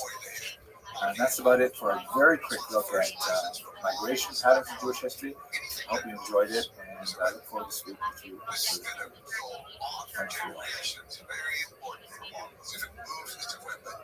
He did that. He raced him off in the night, and he jumped into the river to hide. He still got a gag on him. He's still trapped under there. The people are looking for him. They come out and up and down the river, and he's hiding underneath the water for the most part, trying to breathe as best he can. But it's dark and this protects him a little bit. Hello and welcome to Jewish History Lab. Today we're going to look at the origins of Polish Jewry, really the origins of the entire Eastern European Jewish population, but Poland is one of the most central and memorable other countries that we'll be looking at. And for those of you who took the time off to celebrate the holidays recently, I hope that you come to us refreshed and relaxed. And for all of us, I wish you all a wonderful new year of blessings. By the way, if you're not aware, this is the year 5782, according to the traditional count, now that we're past Hashanah, the Jewish year. And someone told me that he's been very careful to go on a new diet this year where he will never eat more than the number, he will never eat more calories than the calendar year number. And then he says, thank God I'm Jewish, right? Sorry for that. I know a lot of you don't like my humor, but I couldn't help it. Let's talk about the origin of Polish Jewry. So when I say Poland, I'm really using the term somewhat anachronistically because the region as a whole was dominated by something called the Polish-Lithuanian Commonwealth. In this map, which has the borders of the Commonwealth as of the year 1618, but superimposed on contemporary political boundaries so you get a sense of where it was this massive territory. Poland was at sort of like the southwestern core of it, but after this dynastic union with Lithuania, it spread really to a massive area, almost stretching from the Baltic Sea to the Black Sea, well into European Russia, down into the East Central European countries as well. And so the material that I'm discussing today does not really apply, strictly speaking, to Poland as we understand it by 21st century boundaries, but to this larger entity, which includes, of course, Ukraine and Belarus and Lithuania, where there are very, very large numbers of Jews residing. The southern part of Latvia is also very important because it was part of the Russian Pale of Settlement, which we'll get to in a few lectures from now. But at any rate, where did the Jews come from in this region, which became the dominant center of the world Jewish population in the early modern period? So there is a small migration that extends back really to the first centuries of the Common Era, perhaps even a little bit before the Common Era. And these are Jews that come from Byzantine lands and make their way through the Khazarian Empire as well. The extent of Khazarian influence is very, very difficult to quantify. It appears to have been minuscule. There are occasional references to Khazarian Jews, for example, in one of the early Russian chronicles, the Povest Ramenya, which not strictly speaking Russian, but refers to Kiev and Rus, the region as it was known at that time. And there's references to Jews from Khazaria being involved in Kiev in particular. And they left behind, as we discussed in previous lectures about Khazaria, they left behind very, very little trace of their presence, either in cultural aspects, literary aspects, and so on. We don't really know a lot about how extensive this penetration was and how much it affected the later dominant Polish Jewish population. The really big migrations into Poland come in the 12th and especially up into the 16th century, and they're coming from the western part of Europe. They're coming primarily from Germany and France, making their way sometimes through Austria, Hungary, places like that. But that's really where you have the dominant Polish population of Jews. There you see lots of traces of European evidence, lots of very significant connections between cultures that started, for example, in the Rhineland and then made their way to the east. Yiddish, of course, is the overwhelming lingua franca of the Jews, and that is basically a medieval German dialect written with Hebrew letters. They're not bringing with them too much of the languages of the Khazars, for example. So we begin to see some legendary elements of their appearance in the region from as early as the 8th and 9th century, but it really begins to coalesce around the 10th and 11th centuries.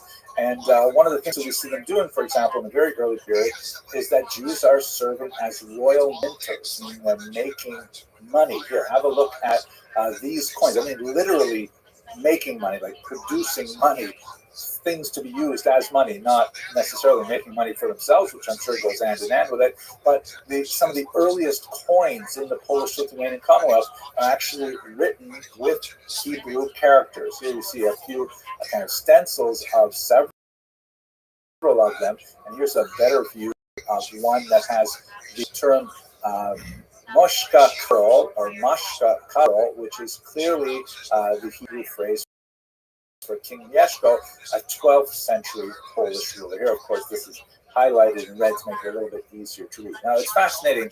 Why would the Polish nobles and make coin with Hebrew letters? It's most likely to the widespread illiteracy, which was common to the region, and the fact that the Jews would use the Hebrew alphabet because Jews are ones who are working with the money primarily in small commerce, that it became relevant. We'll have a lot more to say about this in a future lecture when we talk a little bit about the economic basis of Polish Jewry, but for the time being, this is just some of the archaeological evidence of their early settlement from about the 10th century onward. Now, when we look at why Jews migrated to Poland, the Polish-Lithuanian Commonwealth more properly, there are both push and pull factors, meaning there were factors which drove Jews out of Western Europe, and there are factors which drew Jews into Eastern Europe. Eastern Europe was definitely a place of refuge for Jews. You can see here a beautiful representation by a man named Gerson representing King Casimir, who is accepting the Jews and giving them protection and refuge. So much so that you see some of the great scholars like Rabbi Moshe Isserles from Galicia, who referred to Poland with kind of like a fanciful etymology from Hebrew, Polin, meaning here, Po, Lin, we will rest, or here we will find refuge. So in terms of the push factors, what was drawn out of Western Europe? The first marked thrust that drove Jews to pursue homes in the eastern part of Europe were the First Crusade massacres of 1096 that we discussed a while ago. Horrific massacres primarily in northern Germany that seemed to be outside of the control of the legitimate state authorities to manage. And Jews were very frustrated by this because as a minority, Jews are always vulnerable to mob violence, and they rely on legitimate authorities to maintain a Rechtsstaat, meaning a society governed by law. As we've discussed in many previous lectures, Jews are typically very happy to live in environments where there is some minor discrimination against them, a certain degree of endemic anti-Semitism, but only if the rule of law is protected. Meaning, perhaps there will be a numerous clauses and Jews will not be allowed to enter university, or perhaps there will be, certain tax breaks that are not allowed to take advantage of, or whatever it is, as long as someone throws a rock through their storefront window, they will be able to go to the police, and the police will investigate, and if they catch the culprit, then they will have a proper criminal trial, and so on. So Jews fear mob violence like any minority. And when you had these series of massacres that accompanied these traveling bands of crusaders, or more, as we discussed in the lecture on the Crusades, more of the ragtag followers of the Crusaders, and the local authorities, including the church, could not put a stop to it. So that's when there's a push of Jews from Western Europe moving towards the east. In the 13th century, the horrible blood libel, also discussed in the previous class, resulted in a series of expulsions. In France in particular, there's 3 expulsions in the 13th century. And so more and more reason for not to live in Western Europe. This is kind of like the push aspect of, as Jews are finding Western Europe far and far less hospitable than they ever had before. Also, pull factors. The Polish economy actually having a very difficult time, particularly in the 13th century, after the 1241 and on. The Rabbi had dropped. There's a very, very weak economy. As we saw earlier, the Jews are the people actually making the money, physically making the money, because they don't have a really well-functioning economy compared to Western Europe, and the Jews have know-how and the ending of how to produce coins like this. And so the local Polish leaders were actually inviting Jews and saying, please come to our area. You are literate, you are numerous, you will live in concentrated areas, and we can take advantage of your skills in Poland. They also, to make this attractive to Jewish migrants, they created something called, or they adopted something used in the West called Magdeburg Recht. Magdeburg is the name of the city, and Recht means law. And this is basically like a medieval charter that lists the specific privileges that a community may enjoy. And although some of these charters were actually written much later and designed to look like they were written earlier, they nevertheless did reflect long-standing agreements as to what were the privileges and sometimes disabilities of the Jews in particular regions. Right of settlement, for example, the right to control their own guilds, the right to indicate, when foreign Jews can move in and set up competing businesses, and what monopolies Jews would have. We'll again speak more about this when we get to the economics of Eastern Europe, but Jews were often granted specific monopolies. For example, propinatia, the distillation and distribution of alcohol. That's why in so many Jewish folk tales and Ukrainian folk tales and so on, you have the Jewish krechma, the Jewish inn, because that was actually a monopoly that was frequently given to Jewish communities. Bear in mind also that we're speaking about a corporate environment where it's not like individuals simply say, you know what, I think I'd like to go live in Krakow. And then they go move to Krakow and they find, fit themselves into the secular environment there. People lived within communities. You were part of a Jewish community. You weren't like an individual who chose to affiliate. You were legally bound to that community. You were, culpable along with the community for communal taxes and communal punishments, sometimes things like that. So there were the Polish leaders were very enthusiastic about bringing Jews into the region, and so extended to them a series of rights that guaranteed, above all, safety. Rights to live in concentrated areas and things like that, and also economic privileges that allowed them to ply various trades. There's going to be a lot more to say about this, and of course it will break down very significantly with the Khmelnytsky rebellion in the 17th century. But for the time being, between the First Crusade and the Khmelnytsky rebellion of 1648, this is a pretty stable kind of environment. In some cases, like in the Statute of Kalish, which comes from 1264, these things are actually set down in writing and are promulgated and really attracted a lot of Jews to Eastern Europe. So there's a very significant movement of Jews over these centuries to Poland, making it ultimately the largest single concentration of Jews in the early modern period.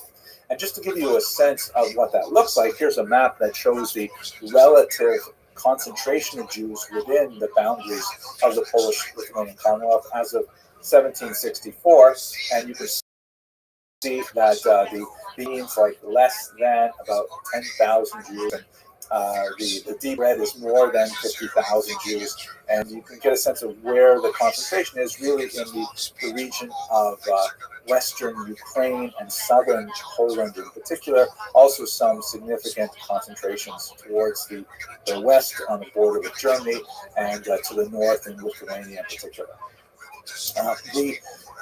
The height of the achievement of Jews in the Polish region, in particular in terms of their self-government, is undoubtedly an institution called the Council of Lands, also known as the Council of Four Lands, depending on the period it's referring to. And basically, this was a kind of a Jewish state within a state, a rather amazing thing. We spoke about the communal arrangements of the Jews in the Kehila, essentially the self-governing Jewish municipality that handled, all of the social welfare works for Jews by collecting their own internal taxes and distributing it charitably to individuals as needed, and set up, like everything from, wayfarers support to poor brides and orphans and, all kinds of social services, but also self-regulating by Talmudic law. And each of these municipalities was basically structured very similarly. And what happened was in Poland, they came to terms and they united themselves across the entire scope of the Polish-Lithuanian Commonwealth within one, as it were, national organization. They would meet twice a year, and particularly in Lublin, and they would make decisions that would affect living within this massive country, the largest country in Europe at the time. It was really a rather amazing thing. This, by the way, we're looking is one of the couple of pages from the myth books of the Council of Lands. Now, they didn't have, like, for example, their own police authorities. They worked very closely with the state and the Polish state, Polish-Lithuania, valuable they were, particularly at first. with regards administering many social functions that they wanted to themselves have. But once they realized that it was more efficient for them to collect taxes directly from the Jews rather than have the Council of Lands involved, that led to the erosion of the Council of Lands in particular. We'll talk about that as well, I hope, in a future lecture. But the kinds of things that they dealt with were really quite significant and made a huge impact on the way in which Jews lived and considered themselves within the Polish state. This was really one of the high points of the Jewish diaspora, at least up until the Khmelnytsky Rebellion of 1648, where Jews regarded Poland as really a golden era for Jewish civilization, comparable in many ways to what we see happening earlier in Spain and before that in Babylonia. It would result in a kind of a Polish-Jewish synthesis that was very similar in many ways to the German-Jewish synthesis of the 19th century. But of course, when we get to the 20th century, we see it all unravel, and that will be the topic of a future lecture. But for the time being, I hope you enjoyed this lecture. If you did, please subscribe. I like to see the numbers go up. It's actually kind of exciting to see that there are a lot of people who enjoy Jewish history. And yeah, I guess that's it. Thank you very much for listening. So it would have been common that Baxter eventually, when he passed through puberty, would then perhaps marry Now, I don't know that happened, but I think either it did, or Temujin was trying to prevent it, because it was bad enough that he was married to brother when he comes to older brother and his stepfather. I think Temujin just couldn't handle that. Hello and welcome to another episode of Jewish History Lab. Today I'd like to begin with a discussion of the 17th century. In particular, we're going to look at the Khmelnytsky uprising. This is referring to Bogdan Khmelnytsky, a Ukrainian leader. I'll show you a picture of him shortly. And it's sometimes spelled in Roman characters with the Polish spelling, making it look something like Khmelnytsky. It's actually pronounced Khmelnytsky with a guttural at the beginning.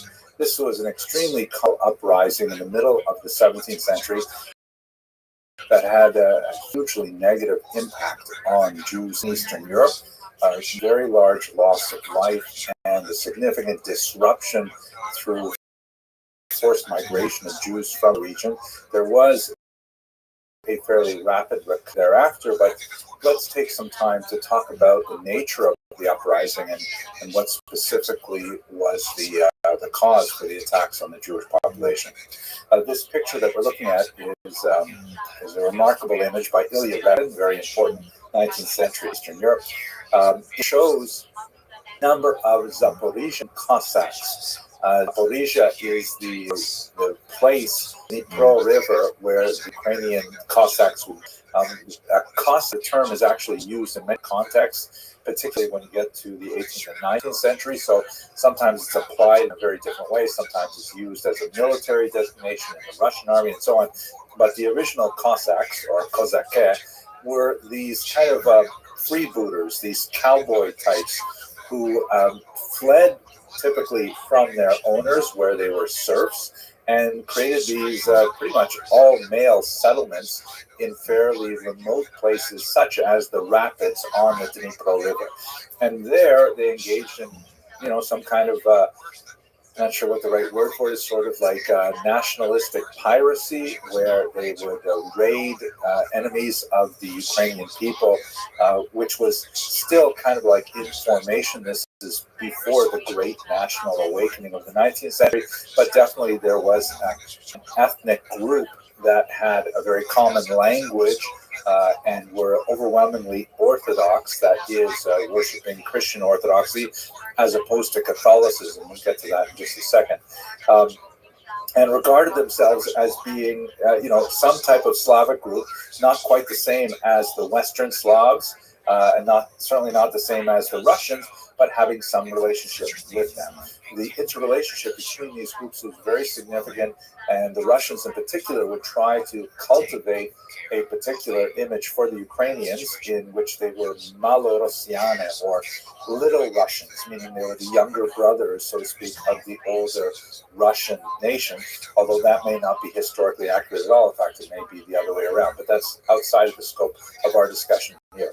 At any rate, these Cossacks were essentially people who had run away from the hierarchical society of feudalism that was pertaining within the region of Ukraine at that time, and they set up their own societies, and it is from this base that the uprising would emerge. Let us go directly to the roots of the uprising, specifically how it affects the Jews. So this map, which I think we've seen before, shows the migration of Jews to Eastern Europe from the Ashkenazic heartland in Germany in particular. And beginning really around the 10th century, and especially accelerating in the 15th, 16th, 17th centuries, you have a large number of Jews who are making their way to the east. We spoke about this when we looked at Jewish migration patterns. And in particular, they are concentrating in this region, which we should call Right Bank Ukraine. Ukraine was not designated a country at the time. As I mentioned, there was a kind of common ethno-linguistic group living there that would ultimately define themselves separate from Poles and Russians and others. But for the time being, they were still under the control of the Polish-Lithuanian Commonwealth, which we've also discussed at length. The right bank refers to the right bank or the west bank of the Dnipro River, which flows, you can see, from Kiev and then sort of in kind of a curving line towards Krim or Crimea. And it is along this river that we have the Zaporizhian Sich, where the Cossacks are housed, and a large number of Jews are settling in this region. What are they doing there? Well, economically, the most important thing that they are doing is they are acting as middlemen between the Polish nobility and the Ukrainian peasants. The Poles had massive landholdings in this region, a very fertile region because of its Chernozem, its black soil. This is the region called the breadbasket of Europe for good reason. And the Polish landlords were, very keen on hiring the Jews to manage these massive estates while they lived in the Polish heartland to the north and to the west. And so the Jews, in accordance with more of a medieval pattern, would undertake to be arrendators. The arenda is essentially a type of tax farming. We've seen that before in the medieval period, where the nobility, which would actually own not only the land, but own the town and own, the bread mill and own the bridges and own the orchards in the forest and all kinds of things, they would lease the entire territory to the Jews and demand a certain amount of payment on a yearly basis. And they authorized the Jews to act as a community to essentially tax the local peasants in whatever way would be effective at raising the amount of money that was contracted. This type of tax farming is, a pretty acceptable way of running a kind of rental relationship, but it can become exploitative very easily, particularly if the Polish noblemen say, we're collecting 1,000 zloty from our territory this year, let's up it to 1,100 or 1,200 the next year. And the Jews who are entrusted with collecting those taxes, of course, let us not recall that they have to collect more than tax, and the difference between what they have to pay the Polish noblemen and what they charge the Ukrainian peasants is what they get to keep. So it is an inherently exploitative system, particularly if the noblemen get greedy and demand more and more. The Jews have to go back and try and find new ways to get that tax out of the peasants. So that tax could have been helped in a whole variety of ways. It could be taxes on produce, a type of corvée, which was called borshchina at that time, or it could be a tax on using services like bridges or hunting in particular forests, or as was alleged in folk tales, the church. For example, a Ukrainian peasant had a child and wanted to baptize the child. according to widely beliefs, Jews would charge to use the keys to get into the church. This has been widely disputed because it is kind of an inherently offensive thing, but there have been some researchers that have argued that in fact this did happen from time to time. At any rate, it is the kind of situation where the Ukrainian peasants would certainly resent the Jews as the leading edge of Polish authority and Polish demands on their autonomy. Now, the Jewish arrendator was the backbone of the economy, but it was not obviously the only thing that Jews were doing. Jews were involved in all kinds of other small crafts and small-time commerce and things like that.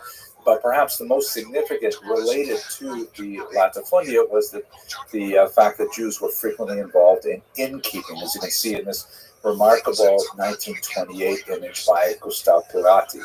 The so-called krechma, or the inn, which was typically manned by a Jewish family, was not because the Jews were specifically interested in the hotel hospitality business, but because the noblemen often gave the Jews a monopoly on the production, distillation, and sale of alcohol. This was something called propinatia, and so the Jews could control this entire industry and tax it, and then pass along the profits to the Polish noblemen. And this was one of those awkward moments where the Jews occupied a particular position in society where they were providing a service which was obviously appreciated by the local population, especially if they offered it on credit.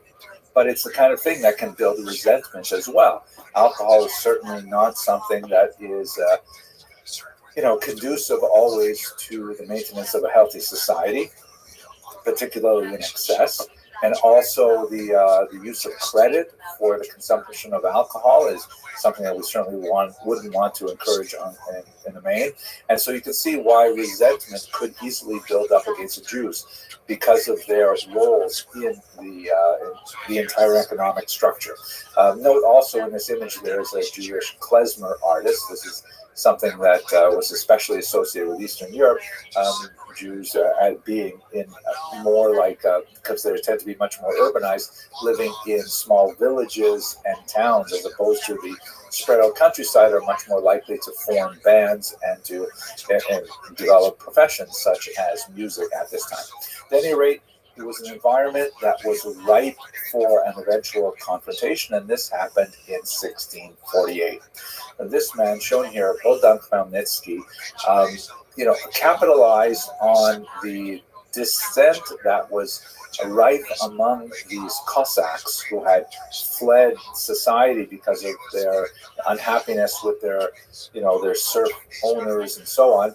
And he gathered together and in a proto-nationalist movement led them in massive attacks against Catholic Polish landowners and their Jewish agents or leaseholders.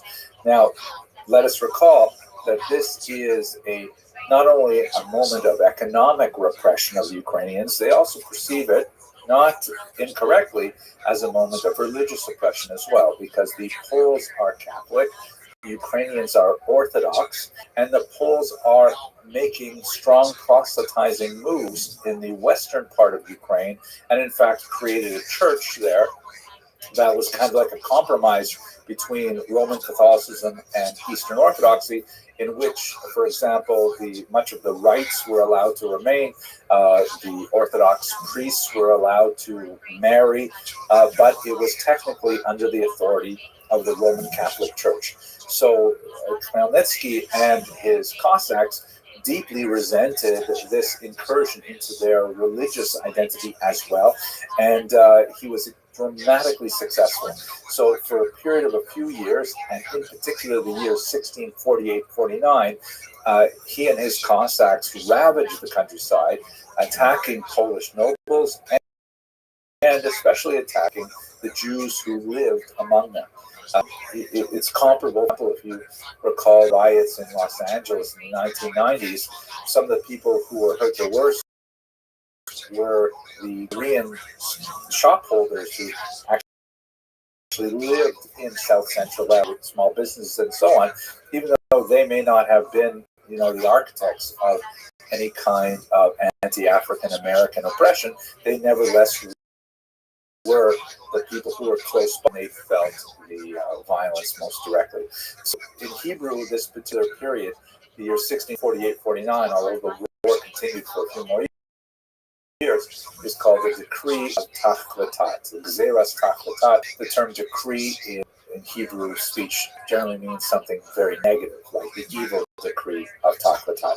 And it lives on in Jewish liturgy as a period of phenomenal violence and pogroms, really like kind of for their horrific attacks on Jewish populations. These are recorded in several close. Perhaps the most powerful is one by Nathan of Hanover, which is in Hebrew Yeven Sula, a quote from the Book of Psalms, translated as the abyss of despair. This is a translation, and it's actually quite a powerful piece of historiography as well. The demography of the attacks is probably grossly inflated in Hanover's account. He had really no good way of calculating the size of the impact. And in fact, many of the studies of 1648-49 tend to adopt with a question really large numbers, like 250,000 Jews killed in these pogroms. Research by modern scholars like Shaul Stampfer in particular have proved that it really can't be quite that large, primarily because there weren't that many Jews living there at the time, and also because the recovery after the violence had all subsided was actually fairly rapid. There's no question that it was a huge, devastating attack on the Jewish population. There were brutal, horrific attacks, and there was a lot of Jews who fled the region. We have many, many accounts from Gluckel of Hammon to the important commentator on the Shulchan Aruch, the Shach, who all write about their experience at this time. But the numbers that are commonly bruited about are probably large. It's probably in the tens of thousands, a horrific number, but certainly not in the hundreds of thousands. At any rate, what ends up happening to this uprising on a political level is that Khmelnytsky decides to ally himself with Russia against Poland and turns his political attitude to the Russians, which initiates a centuries-long association with frequent difficulty between the emergent Ukrainian nation and the Russians. More on that perhaps when we get to the 19th and 20th century. For Jews, however, it sets in stone a kind of attitude towards the Ukrainians, which Ukrainians tend to call Ukrainophobia. Again, not without reason, because of the historical precedent of the Khmelnytsky rebellion, which would be repeated 100 years later with the Haidamach rebellion as well. And one sees it again in the 20th century with the pogroms of 1919 and the one may argue even elements of the Holocaust as well.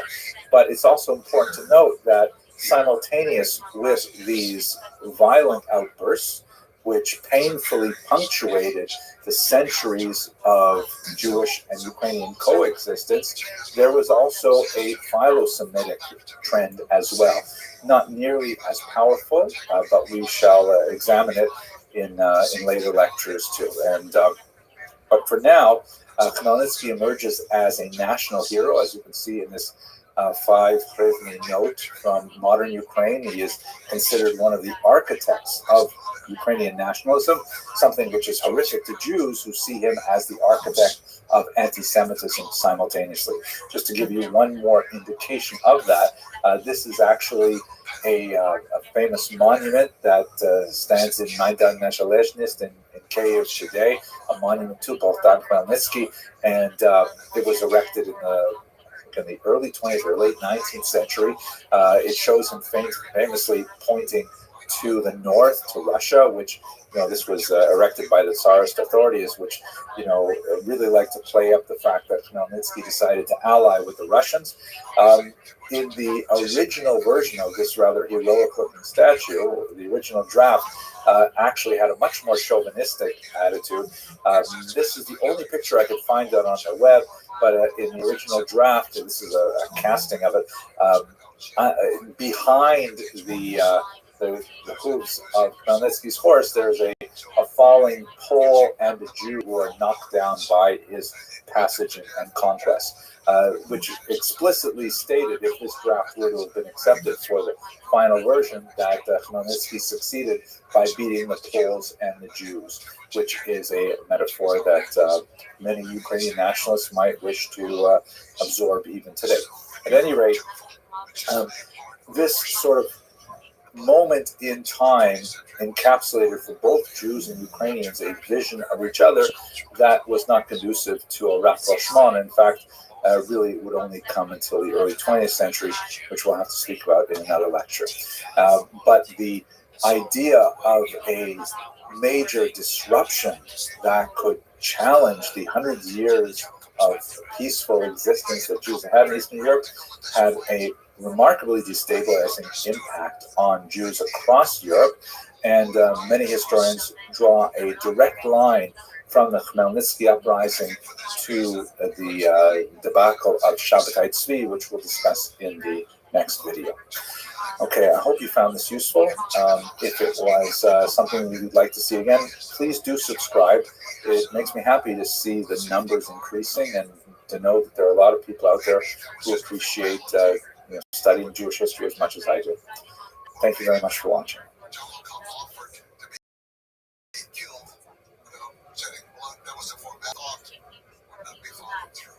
Nevertheless, to me, just reading your work and understanding the history, this relationship seems like a really, really important relationship that defines the nature of loyalty. Yes, forging is. Hello and welcome to another episode of Jewish History Lab. Today I'd like to begin speaking about the birth of Hasidism, which is an extremely important movement, had tremendous impact on religious history and social history over the next couple of centuries. In fact, one of the ways that I find most productive to look at Hasidism is that it is really the first modern religious reform movement. I know we have this term, Reform Judaism, that refers, it's the American equivalent of what was called liberal Judaism in Western Europe, but it's predated by the Hasidic Revolution, which, although it seems to be a very highly traditionalist kind of movement, especially when compared to the more liberal approaches to Judaism, it definitely was quite challenging in the 18th century when it first appeared. So the historiography of Judaism has evolved significantly since the 19th century. Heinrich Gretz, who we've spoken about many times, he took a very dim view of Hasidism. He understood it to be some kind of like obscurantist and credulous, even possibly Sabbatean Kabbalistic movement that was associated with poorly educated Eastern Europe.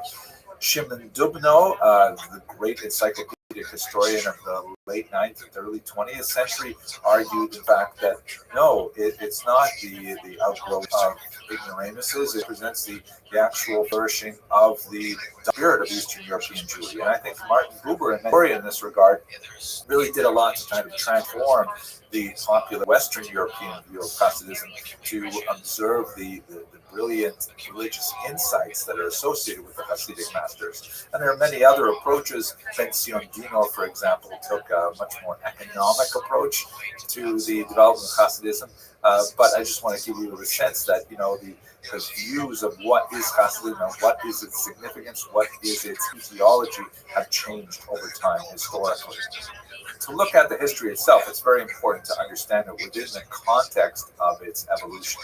Its earliest development takes place within the Polish-Lithuanian Commonwealth and the chaotic political context of that time, which you recall the region was devastated by the Khmelnytsky uprising, and then there is an attempt to reconstruct the political status quo, but ultimately it's doomed to failure, as in 1772 the Polish-Lithuanian Commonwealth is dismantled by its neighbors, and in fact a large chunk of Jews living in this area would be swallowed up by Tsarina Catherine II, also known as Catherine the Great, who suddenly finds herself the owner of the largest Jewish population in the world.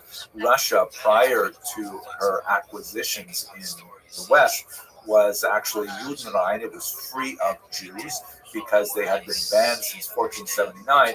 And all of a sudden, Catherine II said, oh my gosh, I have all these tens of, perhaps hundreds of thousands of Jews living within Russia. One of the ways she dealt with this was by establishing something called the Pale of Settlement, which is kind of a strange English term, but it basically means the region of settlement where Jews were allowed to live. It had some changes to the borderlands. Certain areas like Kiev were actually off limits for some time, even though they were in the interior of the Pale of Settlement. And exceptional Jews, like really talented medical doctors or very, very successful businessmen, could get permission to live in St. Petersburg or in Moscow, but this Pale of Settlement is where the vast majority of Jews live. There's a lot more to say about this in future lectures. At any rate, this is the region, particularly in the southern area of Podolia, Volhynia, Galicia, where Hasidism especially grew, with the exception of the Chabad movement, which grew in Lithuania to the north. This is also the era following Catherine II of the terrible repression under Nicholas I. Nicholas I attempted to extirpate the Jewish presence by forcibly assimilating them, either through conscription into the army as Kantonisten, or by destroying their internal structures. The Kahila was officially banned in 1844, leaving it only small functions, especially to serve the Russian state by collecting taxes and so on. And we'll return to that in a couple of lectures. At any rate, it's a period where there is increasing pressure on the Jewish population in the region, and one of the ways in which they react is by developing this Hasidic ideology. So what exactly is the innovation of Hasidism? The term Hasid is actually ancient. You'll find it in the Hebrew scriptures. It basically means someone who does kindness. The word chesed is, of course, kindness. And a Hasid is understood to mean someone who goes beyond what is naturally required, someone who does extra. And we see that in all kinds of Hasidic activities, not only in the externalities like the fashion and the beards and the peyot and things like that, but those are kind of like, levushim or clothing. That's things that are on the outside. What's on the inside of Hasidism are emphasis on devekut, which is a kind of mystical cleaving to God through not just traditional study, which is something that was more associated with the pre-Hasidic groups, who would later become known as the Misnagdim, or the opponents. We'll talk about them in a second. But attachment to God through maybe less intuitive means, such as prayer or song or connection with others through fellowship. They also believed in a much wider dissemination of Kabbalistic doctrine and Kabbalistic teachings, which had previously been the refuge only of great scholars. The idea that ordinary people could study Kabbalah was really anathema, but the Hasidim began to develop this as something that is actually a desideratum. The Hasidim also valorized the common Jew, often the uneducated Jew, the Jew who was a Tehillim Zoger, someone who just recites songs, rather just going through the book, reading the words, as opposed to having deep insights into their meaning and so on. And this is something that really appealed to the Jews, particularly in the southern region, where they were bereft of much of the traditional educational centers that were associated with the north. They also favored charismatic dynasties of leaders, which were unlike the appointed court rabbis, who were often given those positions because they could essentially buy them from the noblemen. This was part of the last decaying elements of the Jewish community under the Polish-Lithuanian Commonwealth that thoroughly corrupted the rabbinate in certain areas. Local Hasidic leaders who did not necessarily have any official claim to authority, but nevertheless, garnered the confidence of the population as being truly interested in their spiritual welfare, and gathered around themselves kind of like disciple circles of followers who are not necessarily, heavily learned and so on, but nevertheless were deeply sincere, and they infused the idea of Judaism with much more passion and much more simple enthusiasm that it had seen with the somewhat desiccated version that focused on the arcane study of the Talmud, more associated with the northern regions. One of the most important leaders of that time was Israel ben Eliezer, who was known as the Baal Shem Tov. So a couple of words about him. We only know about him from works that were written considerably after his lifetime, but we know something of the context in which he was active. Specifically, there were people wandering around the southern part who were known as Balei Shem, which means literally masters of the name. The name, of course, refers to the name of God. And this was kind of like a popular term that was associated with people who literally made amulets. One of the great scholars of this period, incidentally, is my friend and colleague, Professor Yochanan Petrovsky Stern of Northwestern, shown here in his youth when we first met in Kiev, looking at some of the remarkable finds in the Vernadsky Library there of 18th century Pinkasim or communal record books from the time. He's done research on people like Hillel Baal Shem, who were like, these early proto-Hasidic leaders serving local populations and creating amulets for them. That's where they got that specific name. Now, not all of these amulet makers were especially reputable. Some of them were charlatans. And Israel ben Eliezer soon gathered a reputation for being exceptional, for being a miracle worker, but also a very insightful teacher of Judaism, one who connected with regular people and so on.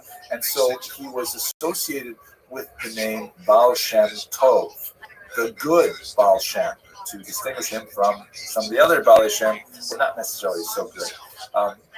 The fact that we only have sources about him that were written quite a bit later does not diminish the fact that he was an actual person and has been researched and identified exhaustively by my senior colleague, Professor Moshe Rossman of Bar-Ilan University, who wrote an amazing book on the early biography of the Baal Shem based on secular sources, Polish sources. We found indeed tax records that specifically referred to the Baal Shem Tov living in Medjugorje, which gives a lot more of a concrete notion to this teacher, who, among other things, is reputed to have dug this well that still provides clean water to this day.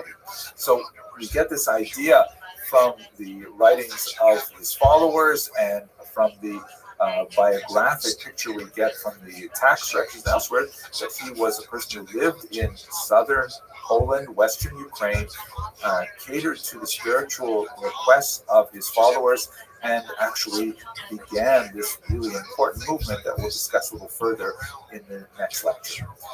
Thank you very much for watching. If you are so moved, please subscribe, because I love seeing the numbers of students of Jewish history increase, and it's nice to know that we'll have at least some kind of an internet-based relationship. Have an excellent day. Thanks for listening. The first volume was the translation. The second volume was going to be the notes, and the second volume was lost. To this day, it hasn't been found. We'd love to see that, but anyway, now it's in all languages. Can you clarify if there's 2 volumes? Hello and welcome to another episode of Jewish History Lab. So we talked in the last video a little bit about the origins of Hasidism. One of the most interesting ways, I think, to try and understand what Hasidism is by looking at the counter-reaction. And this is a movement which coalesced around a group of rabbis, particularly in the northern part of the region in Lithuania. These people ultimately became known as the Misnagdim or Mitnagdim, and the name literally means opponents because they opposed Hasidism. Right? Now, they were actually the traditionalists. They were really the inheritors of the Talmudic study and Jewish culture that had predated the Hasidic revolution. And in their reaction to Hasidism, they would further define themselves. But what's fascinating is they will also be defined by the Hasidism. We shall see. So let's just try to understand what are the main differences between Hasidim and Misnagdim. And there's a lot to say about the fashion, or what some people would call the Yarmul culture, right? Yarmulke, Yarmul culture. But 95% of the issues, Hasidim and Misnagdim are exactly. That's why they fall within the same category of Orthodox.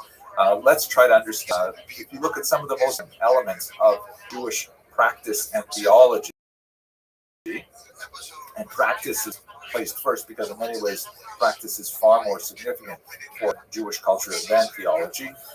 There are, let's say, four really big things we have to bear in mind. First of all, 613 refers to the number of commandments as traditionally calculated. When I say 613 in this context, I mean, do you believe that God gave the Torah to the Jews at Mount Sinai, and that the rabbis who interpreted it in the Mishnah and the Talmud and later authorities are authoritatively interpreting the 613 commandments of the Torah? So that's a really bright line between Orthodox Jews, or Jews who call themselves Orthodox, and Jews who don't call themselves Orthodox. The Jews who don't call themselves Orthodox might want to argue that the commandments evolved over time. They weren't necessarily given at Sinai, and these are things which are anathema to Orthodox Jews. So if we ask the question, hey, do you believe in 613?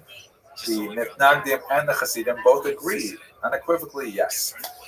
And to drill down a little deeper into the three areas of Jewish life, which are perhaps the most impactful in terms of the daily experience of Judaism, do you observe the Shabbat as understood by the rabbis? They both say yes. Do you keep kosher? They say absolutely. Are you kidding? And do you practice the laws of family purity, which has to deal with intimate relations? They would say for sure. This refers to the use of the mikvah and ritual bath, not really for our discussion today. At any rate, and these main areas of Judaism, they're in total agreement. They may disagree about details, like, for example, with keeping kosher.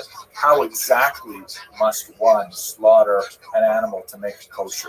Or with Shabbat, when exactly does Shabbat end? They don't disagree about the nature of kashrut in general, that one has to keep kashrut, but they don't disagree about the fact that there is a Shabbat that has prohibited work on it and so on. But they may disagree about things at the very fringes. But like 95% of things, they are in total agreement. So what is it that they really disagree about? So let's understand this in the context of development of the Hasidic movement. Again, in its earliest origins, it was not in any ways a rebellion against the traditionalists. It was considered kind of like a development of a style, a development of a different approach to the same ideas, the same practices, and so on. In terms of actual people, one of the most important students of the Baal Shem Tov is Dov Ber, known as the Maggid Mezrich, and he lived until 1772. He trained 5 major disciples, including Rabbi Shner Zalman of Liadi, also known as the Alter Rebbe, the older rabbi, who was the founder of Chabad. He wrote a very important book called the Tanya, which is associated with Chabad in a very deep way. But 4 other disciples that in turn gave rise to many, many other disciples, many other dynasties. And you can see in this particular map, which is from the remarkable historical atlas of Hasidism by Simon Grodzinski, that Hasidism spread very far and wide through these various dynasties. And it is interesting that it only became defined as a distinct movement that had a name Chassidut after the Maggid Mezrich passed away, and the opposition began to define it. So it's fascinating that, anyways, the Mitnagdim, who called themselves opponents, they had nothing to oppose prior to the Hasidic movement, so it doesn't mean they didn't exist prior to it, but they began to define themselves in opposition, and the Hasidim themselves define themselves as a way of kind of stating, well, what is it that is necessary, possibly from the Mitnagdim. The most significant, the king of the Mitnagdim, although he did not necessarily lead the charge, was sort of like the prompt expositor of the Talmudic view that would be by Misnagdim, was none other than the Vilna Gaon, great scholar of Lithuania, who lived until 1797. Now, what were the charges against them? What were the Misnagdim upset about? There's basically 8 major charges. Let's go over them very quickly. First of all, the argument was the Hasidim were separatists. And in fact, if you think about the corruption of the local rabbinate, particularly in Volhynia and Podolia, who would want to go to a corrupt Moramish rabbi? Rather go to a genuine rabbi. Rather hang out with someone who really cares about Judaism and cares about you as a parishioner. So they did organize separate prayer groups. Secondly, they ignored mandated prayer times. So one of the aspects of Hasidism, which is fascinating, I think, is the notion that Judaism has boundaries. And in fact, one of the first questions the Talmud asks about any subject is, what is the measurement? What's the shear? How long is this? How deep is it? How big is it? How long does Yom Kippur last? When exactly is it? It's always like measuring things. Hasidism says, oh man, we have to spend so much more time on our intention. Now, it's not to say that the Hasidim don't pay attention to measurements or that the Misnagdim don't pay attention to intention, but nevertheless, it's like a question of how much emphasis. So the Hasidim would say, why are you locking yourself into really restrictive prayer times that you have to start by a particular time, end by a particular time in order for it to be counted as the morning prayer? It's more important that you go to prayer with a proper intention. And maybe that means you need a little more sleep in the morning, things like this. There's much more to say about it, but I'm just kind of glossing over the topic. 3, they recite the prayer of the Ari, meaning they follow the Kabbalistic prayer schedule of the great Isaac Luria that we discussed when we looked at the city of Tzfat. They maintain a separate kosher slaughter. There's a dispute over whether the knives should be sharper or duller, because sharper knives are more easily nipped, but duller knives require more pressure, and both of these things could have an impact on whether or not an animal is slaughtered properly. All of these things, by the way, clearly indicate the sociological separation of the community, which had economic implications. This has been Sion Dinor's primary contribution to the historiography, saying that, hey, the debate between the Misnagdim and the Hasidim really had an economic aspect to it as well, especially when it comes to the collection of taxes associated with Jewish life, like taxes on kosher meat, taxes on candles, things like that. That, if you create a different revenue stream, you really upset the status quo. The Lithuanians, the Misnagdim, argued that the Hasidim disregard the study of the Talmud, that they spend so much time singing and perhaps drinking and dancing and things like that. They're not sitting down and learning Talmud properly. Talmud is really what we should be doing. And more than, oh my gosh, they're spending time studying the Kabbalah. Kabbalah should only be for people who have learned for, decades and have already completed the entire Talmud. They've already done Daf Yomi and things like that. What are you talking about? And then some Hasidic groups were associated with really unruly behavior. There was like kind of experimentation with intention of like, maybe I'll have more intention if I turn somersaults, literally. Maybe I'll have more intention if I drink more alcohol before I pray. Things like that the Lithuanians, really look down upon. And finally, the accusation that some of these things really cross the line. They're no longer observing halakha, that is Jewish law, and they're being influenced by the antinomian teachings of Shabtai Tzvi, we discussed just a couple of lectures ago. Arguments that the Hasidim were actually, kind of like a front for a Sabbatean movement, and that it had to really be extirpated now before it further infected the Jewish body policy. Now, when these charges first came out, the Alter Rebbe and Rabbi Menachem Mendel of Vitebsk, very important Hasidic leaders, went to the Vilna Gaon saying, they wanted to seek an audience with him to try and say, no, that's not what we're all about. Please don't misunderstand us. They were unsuccessful. They were not granted an audience. In fact, the Misnagdim counter-reacted by pronouncing bans on the Hasidic movement and in some cases even burning Hasidic texts. This is actually kind of a nasty thing that's associated with the 18th century. Jews are unfortunately from time to time known to have such strong feelings about the writings of other Jews that they'll even consign those words to the flames.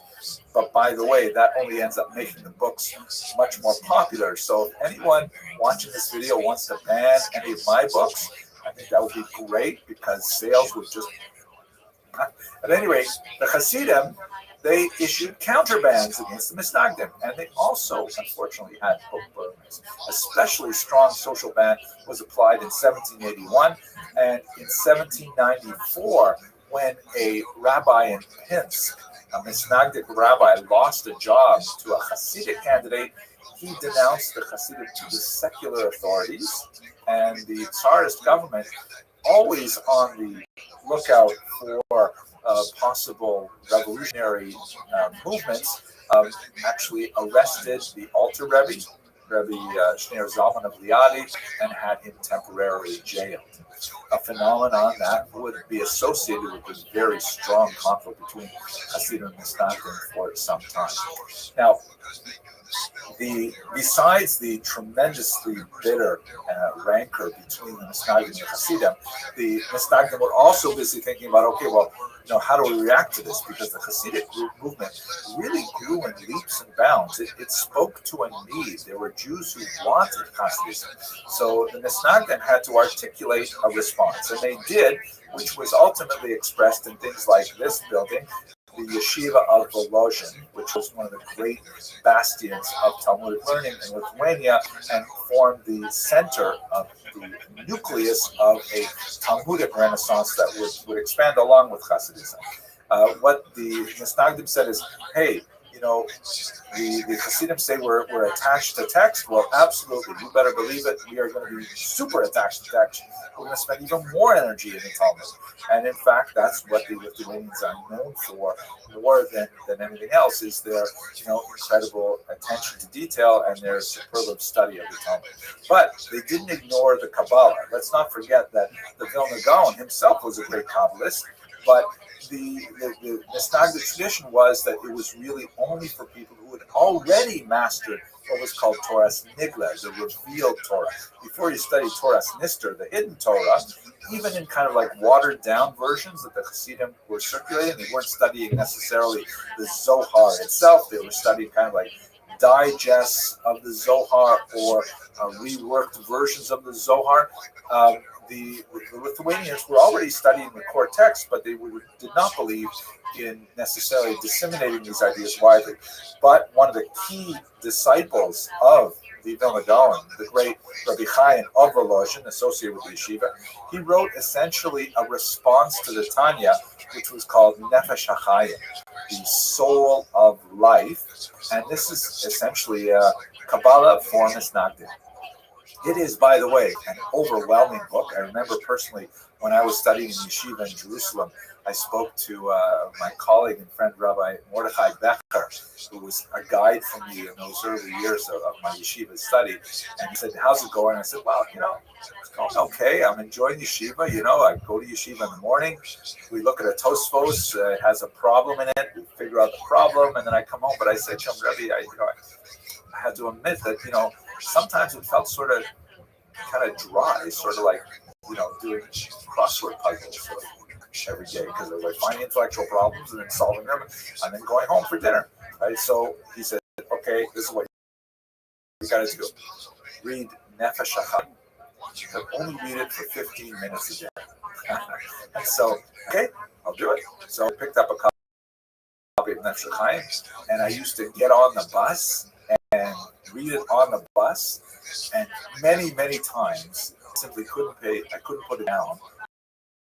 And I looked up, and I had already gone way past my yeshiva stop, and I was like way in some Arab neighborhood north of Jerusalem somewhere, because I had just gotten so lost in the tremendous writings of the Chaim Volozhin. And it really changed the way that I went back and studied those Tosfos as well. It made the Tosfos kind of like jump off the page as, this is really important, you've got to study this right now and know what it means, because it's not a crossword puzzle, it's life itself. Wow. If you're having that problem, Nefesh HaChaim. Okay, sorry for that. Finally, one of the criticisms of the Hasidim that had was that the Hasidim venerated their leader, sometimes called a tzaddik, sometimes called a Rabbi, to an inappropriate extent. That in some cases they even regard the Rabbi as sort of like an intermediary before God, which is really, very much contrary to traditional Jewish theology. So the Misnagdim certainly criticized this idea of like having an intermediary, and they refused to regard even very learned and holy people in those intermediaries, but they nevertheless elevated their leaders, especially the Rosh Yeshiva, the head of the yeshiva, as being someone with tremendous insight and power associated with the term Das Torah, the Torah itself. So that was kind of like a Misnagdic reflection of Hasidism, in reaction, but also in admiration of what the Hasidic movement stood for. Okay, while the Hasidim and Misnagdim are fighting bitterly at the end of the 18th and the beginning of the 19th century, there will be a major challenge to them, which we'll discuss in the next video. I'd just like to conclude by saying thank you very much for watching. If you're so moved, hit the subscribe button, because I'm just getting so much pleasure seeing how many people love Jewish history like I do. I'd love to include you in that group. And let's return and look at the challenge that both the Hasidim and the Misnagdim faced in the Haskalah. Thank you very much for watching. You can see a little grimace. When mom goes, there's just nothing. It was emotionless. Or like ice cold water or any other kind of hardship. You built a hardness to it. And I suppose that Hello and welcome to another episode of Jewish History Lab. So in the last two videos, we talked a little bit about the beginnings of the Hasidic movement in the 18th and early 19th century, and then we talked about the counter-reaction of the traditionalists known as the Misnagdim, or the opponents of Hasidism. But there's a new movement that is more associated with Western Europe, in particular with Berlin, that is beginning to make an impact in the eastern heartland of the Hasidic and the Misnagdim territory, and that is the Haskalah, an extremely important movement that, like the Hasidic and Misnagdim movement, would endure to our contemporary days and would have a phenomenal impact on the development of modern Jewish identity. So let's look at this institution of the Haskalah. First of all, the term Haskalah means enlightenment, and it is just the Hebrew translation of the German term Aufklärung that was widely used in the 19th century to refer to this new movement of rationalism and humanism that swept across much of Western Europe. There are Jewish roots to it for sure. If you look, for example, at the 16th century work of Azaria del Rossi, who was an Italian Jewish thinker, had an unusual moment in 1570 when there was an earthquake in the Italian city of Ferrara in the Po River Valley, not too far from Padua. And he was forced out of doors, like everybody in Ferrara, and while they're living in tents, worried about aftershocks for some weeks, because a lot of buildings were destroyed, he has some encounters with Christian thinkers from the local church that he probably would not have had, prior to this. And among other things, he discovers the letter of Aristeas and fascinating stuff. But in the context of this discussion, he begins to explore the idea of, hey, you know what? Judaism has a lot to offer the outside world, and the outside world has a lot to offer Judaism as well. It's a very controversial kind of thought, but we see it in many predecessors. Maimonides, for example, writes in the 8th chapter, accept truth from whoever speaks it. There is this notion in Judaism that although there is a kind of a centrifugal force that emphasizes focusing on traditional Jewish texts, there's also kind of like a looking out force as well, that waxes and wanes in different periods. The Haskalah is definitely a period of looking out, of saying what's going on in the outside world. How does it fit within our Jewish world at all? Del Rossi's insight was something that it was not unique to the 16th century. It's not like Jews woke up in the 16th century and says, hey, we can learn something from the outside world. We see, for example, Maimonides, who writes in the 8 chapters that one should accept truth from whoever speaks it. We can find lots of moments in Jewish history where the Jews have a much more kind of like open-minded, syncretic approach, and that oscillates with a kind of like internal, inward-focused perspective in which the outside world is regarded as toxic and dangerous and should be avoided. Jewish history kind of like vacillates or oscillates between these two poles. The Haskalah is an example of Western European Jewry, definitely leaning far towards the extreme of, hey, look at the outside world, it has so much to offer us, even at the risk of dissolving or assimilating into the body politic of the general population. That's one of the dangers of Haskalah. At any rate, these ideas of openness to outside society had a jumpstart with the Portuguese diaspora in particular, because these were Jews who, you will recall, were forcibly converted to Christianity and had to maintain that kind of dual identity of knowing that they are Jewish and wanting to retain their Jewish identity, and resentful of their Christian passports into the rest of the world.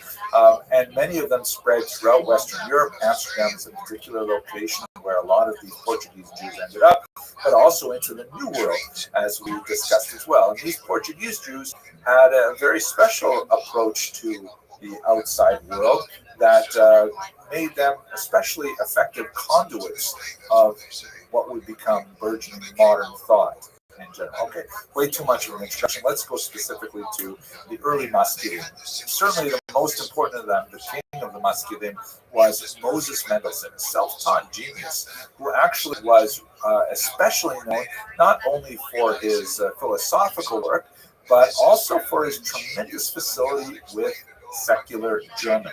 Let us not forget that Jews had their own language, Yiddish. This is besides the ancient language of Hebrew, which was largely reserved for religious purposes, prayer, and Aramaic, which was used primarily in the Talmud. But the vernacular was Yiddish. Yiddish is essentially a medieval German dialect that was like, it's kind of like if you compare Haitian French to continental French, or even, where I grew up, the Joual, the Québécois French, comparing that to Parisian French, they're really very different. They can almost not understand each other. So it was like very similar in syntax and vocabulary at huge, but speaking Yiddish to it's impossible for Yiddish readers to understand written German unless they learn the alphabet, and then they tease out, the 15-20% of the vocabulary is different and so on. So Moses Mendelssohn developed tremendous facility with spoken German and written German, and he was kind of like a cause célèbre in the 18th century of being, wow, here is a Jew. And note, by the way, he's still a very observant Jew. He's still observing Shabbat and Kashrut and so on, who nevertheless can maintain himself in the highest levels of high German society and culture and so on. And intellectually, he had tremendous abilities and gifts. And so he was like really a famous Jew because of his ability to be a culture broker and to say to the outside world, hey, Jews have something of value. They should not be, considered second-class citizens. In fact, they weren't considered citizens. They were considered travelers, sojourners, even though they lived in Germany for hundreds of years. So he was someone who not only communicated Judaism and Jewish culture to the outside world, he also communicated backwards. He also, promoted the study of German language and German culture and things like that to traditional observant Jews, which got him into a lot of trouble. Other examples of these early maskilim, oh, by the way, maskil is like the singular noun form of haskala. Haskala is enlightenment. Maskil means a proponent of the enlightenment. Solomon Maimon, who, unlike Moses Mendelssohn, did not remain an observant Jew, he went OTD, or off the derech, away from the path. He wrote a biting, acerbic, and sometimes hilarious memoir, or an autobiography, which is widely studied today, in which he describes his upbringing as a young, talented Jewish man who kind of like has this intellectual journey, and in fact, he even visited the Hasidic court of the Maggid of Mezerich and describes his experience there. But when he comes to Western Europe, to Berlin in particular, and he encounters German culture, he eventually jettisons his Jewish identity and seeks to become much more involved in German philosophy, German thought, and things like that. So, whereas Moses Mendelssohn articulated a kind of haskalah that kept a place for Judaism, others like Solomon Maimon said, no, let's completely get rid of it and move straight into the mainstream. You can imagine how this was absorbed by the Hasidim and the Misnagdim, that while they are at each other's throats over tiny things like how sharp the knife should be in kosher, so what time do you show up in Indian, when they are facing the Haskalah that is saying, why keep kosher? Or go to Minyan. Why don't we just move the Sabbath to Sunday? Which is, by the way, proposals that Maskilim actually made. But it's the real growth of the Haskalah happened actually in the context of a controversy over the false burial decree of 1772. It seems that in the 18th century, there was a rash of people being declared dead and actually buried, only to be discovered that actually they were alive or they lived for some time afterwards. This is a pretty terrifying thing. So among the ways in which people compensated is they had all kinds of interesting designs like this one you see here of these coffins where if you happen to wake up and you were not in fact dead, then you could squeeze a bulb and that would lift up a flag or ring a bell. If you walk by a cemetery, you hear a bell ringing, that means something is very, very wrong. And so the Duke of Mecklenburg-Schwerin made a rule that nobody could be buried until they had waited 3 days after declaration of death. And this was contrary to Jewish practice, which emphasizes the importance of early burial and, in fact, accelerated decomposition of the flesh as a way of achieving atonement. So, this was created a whole hullabaloo because it, really, this particular secular decree stepped on Jewish values. And on the one hand, there were traditionalists who said, hey, we can't stand for this. This is not okay. We have to protest. We have to be able to bury our dead right away. It's considered a great sacrilege to leave a dead body around. And on the other hand, there were Jews who said, well, my gosh, this is horrible. If there is such a thing as people being buried prematurely, maybe we should adopt this new rule. And so many Jews turned to Moses to try and, articulate a statement that would be acceptable to everybody. This is just the opening wedge of many, many issues where issues of science and Torah and the tradition, and also the relationship of Jews to civic society had to be negotiated. By the way, don't forget that this is happening in a political environment in which the question of Jewish emancipation, that is, the conferring of equal rights upon Jews, would also find its expression. We'll discuss that a little bit later in this course. But, the idea that Jews might actually gain citizenship, that had a lot to do with how Jews behave in general society and how they were perceived to behave within general society. So some Maskilim, like David Friedman, who was a student of Moses, Yeah, he said the way we can really deal with this is by simply converting. He believed in Christianity, felt that this was valuable on a religious level, but he says we should just adopt it to go along so that we can get our place in German society. Essentially, capitulating Jewish religious values to the desires of emancipation. He proposed this as a so-called dry baptism, meaning that no water is involved. It's not a real baptism. It's just a pro forma thing, And in fact, many Jews, although it was not accepted communally at all, and although Friedlander's suggestion was considered a shanda or just like outrageous, and Jews did not accept it on a communal level, many Jews did accept it on an individual level. And you see people choosing to baptize themselves, like Heinrich Heine, for example, the great poet, or the parents of Karl Marx would have they would have their children baptized. This was actually very common in the 19th century, and it really dates back to Friedlander's suggestion. Others, like Rabbi Samson Hirsch, argued that modernity has to be engaged, but not by completely abandoning Jewish identity. So he argued for a sort of like a hybrid approach that would accept those elements of modernity that were compatible with Judaism without sacrificing any of the 613 commandments that we talked about in a couple of lectures ago. By the way, some felt that Samson Raphael Hirsch was way too modern, was way too, he gave up too much for the modern era, so sometimes he was portrayed with a little bit heavier beard like this to make him look a little bit more traditional. These were the things that were happening in Western Europe. Eastern Europe was an entirely different story. Western Europe had a much smaller Jewish population, a population that was much more inclined to be open to the ideas of modernity and so on. In Eastern Europe, Jews lived in greater numbers and greater concentration, and really with much greater, endemic Jewish culture. So one of the big differences is that in Western Europe, particularly in Germany, there's a heavy lean towards assimilation. You didn't necessarily find that in Eastern Europe, although there was more of an emphasis on acculturation, which is kind of like a softer word than assimilation, and an adaptation to culture rather than a disappearance within culture.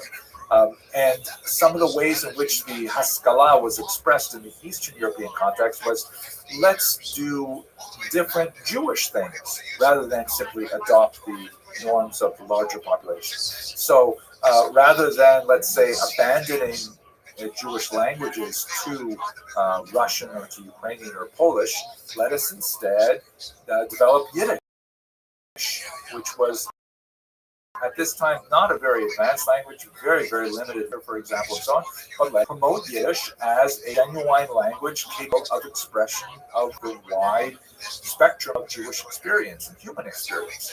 Or let us adopt a political orientation, such as Zionism or Jewish socialism. We'll discuss those as well later on in this course. So the Haskalah in Western Europe may have been much more of a movement that emphasized, really abandonment of Jewish ideals, assimilation. In Eastern Europe, it was much more an adaptation of Jewish ideals to different movements, but not necessarily religious in nature. Some of the most interesting examples are people like Joseph Pearl, big opponent, by the way, of the Hasidic movement, who also argued that, what we should do is we should advance our educational system, and we should include much more secular studies within the educational environment. Something which provoked hostility from many other groups, Hasidim and Misnatim as well. Finally, let us remember that all of this is happening within a dire political context in Eastern Europe. We mentioned a couple lectures ago Tsar Nicholas I, who had this horrific strategy of assimilating forcibly the Jews of the Russian Empire by demanding that they join the army, which was a horrific sentence of about 25 years, noting that by the time Jews joined the army at age 18, they had already been well indoctrinated into the values of Judaism. Maybe they were already married and things like that. He actually lowered the age of conscription to 12. This was the notorious Cantonist movement that sent Jewish boys, sometimes much younger than 12, illegally, but nevertheless it happened, these reform schools called canton schools, where they would be trained in military values and also trained in Russian Orthodox Christianity. And many times they would simply never return to their families. They would end up, assimilating into the Russians. Very, very terrible thing. The alternative that Nicholas I offered was Jews could attend the so-called crown schools, were Russian-approved schools that some participation of Jews like Max Lilienthal, who believed that perhaps this is a way the Haskalah could offer, enlightenment to Russian Jewish populations, but in reality, they ended up being fronts for conversionist efforts, and even Lilienthal left in DC, ended up here in the United States. So in this context, that the fight of the Hasidim and the Misnagdim have to be viewed. But I think one of the most fascinating figures reflecting on this in the 19th century is Eliezer Seifel, who in an interesting book called Shalom Alish, he wrote the following. God saw three shepherds, Rabbi Eliyahu in Lithuania, that of course would be the Vilna Gaon, the leaders of the Misnagdim, to safeguard Torah, to purify its Talmud, and to oversee its logic and its shepherd number two. The Hasidim in Volhynia, to marshal devotion and to fan the embers of feeling. Right? The Hasidim with their ideals of devekut, closeness to God, and so on. And finally, the great sage of our people, Moses ben Menachem in Germany, that's Moses Mendelssohn, the leader of the Misnagdim, who of course was himself observant, as we mentioned earlier, and called him to place the cradle of enlightenment in the lamp of religion. Now, of course, not everyone would agree with the views of Rabbi Tzvifel that, all three of these shepherds, the leader of the Misnagdim, the leader of the Hasidim, and the leader of the Maskilim, that they all somehow are like appointed by God to lead the Jews into the future. So I'm going to leave that to you to debate. But it is worthy of note that today, a couple of centuries later, all three of these movements, the Hasidim, the Misnagdim, and Maskilim, continue to exert tremendous influence on the development of Jewish identity and continue to exist with each other in kind of a dynamic tension to tease out what it means to be a Jew in the modern world. Whew, okay, I hope you enjoyed this lecture. I had fun thinking about it, talking about it with you. If you are so inclined, please do subscribe. Please share this video with other people who you think would like it, because one of my, increasing pleasures with putting these lectures out there is seeing other people hit that subscribe button and increase the universe of people who are interested in studying Jewish history with me. Thank you very much for watching.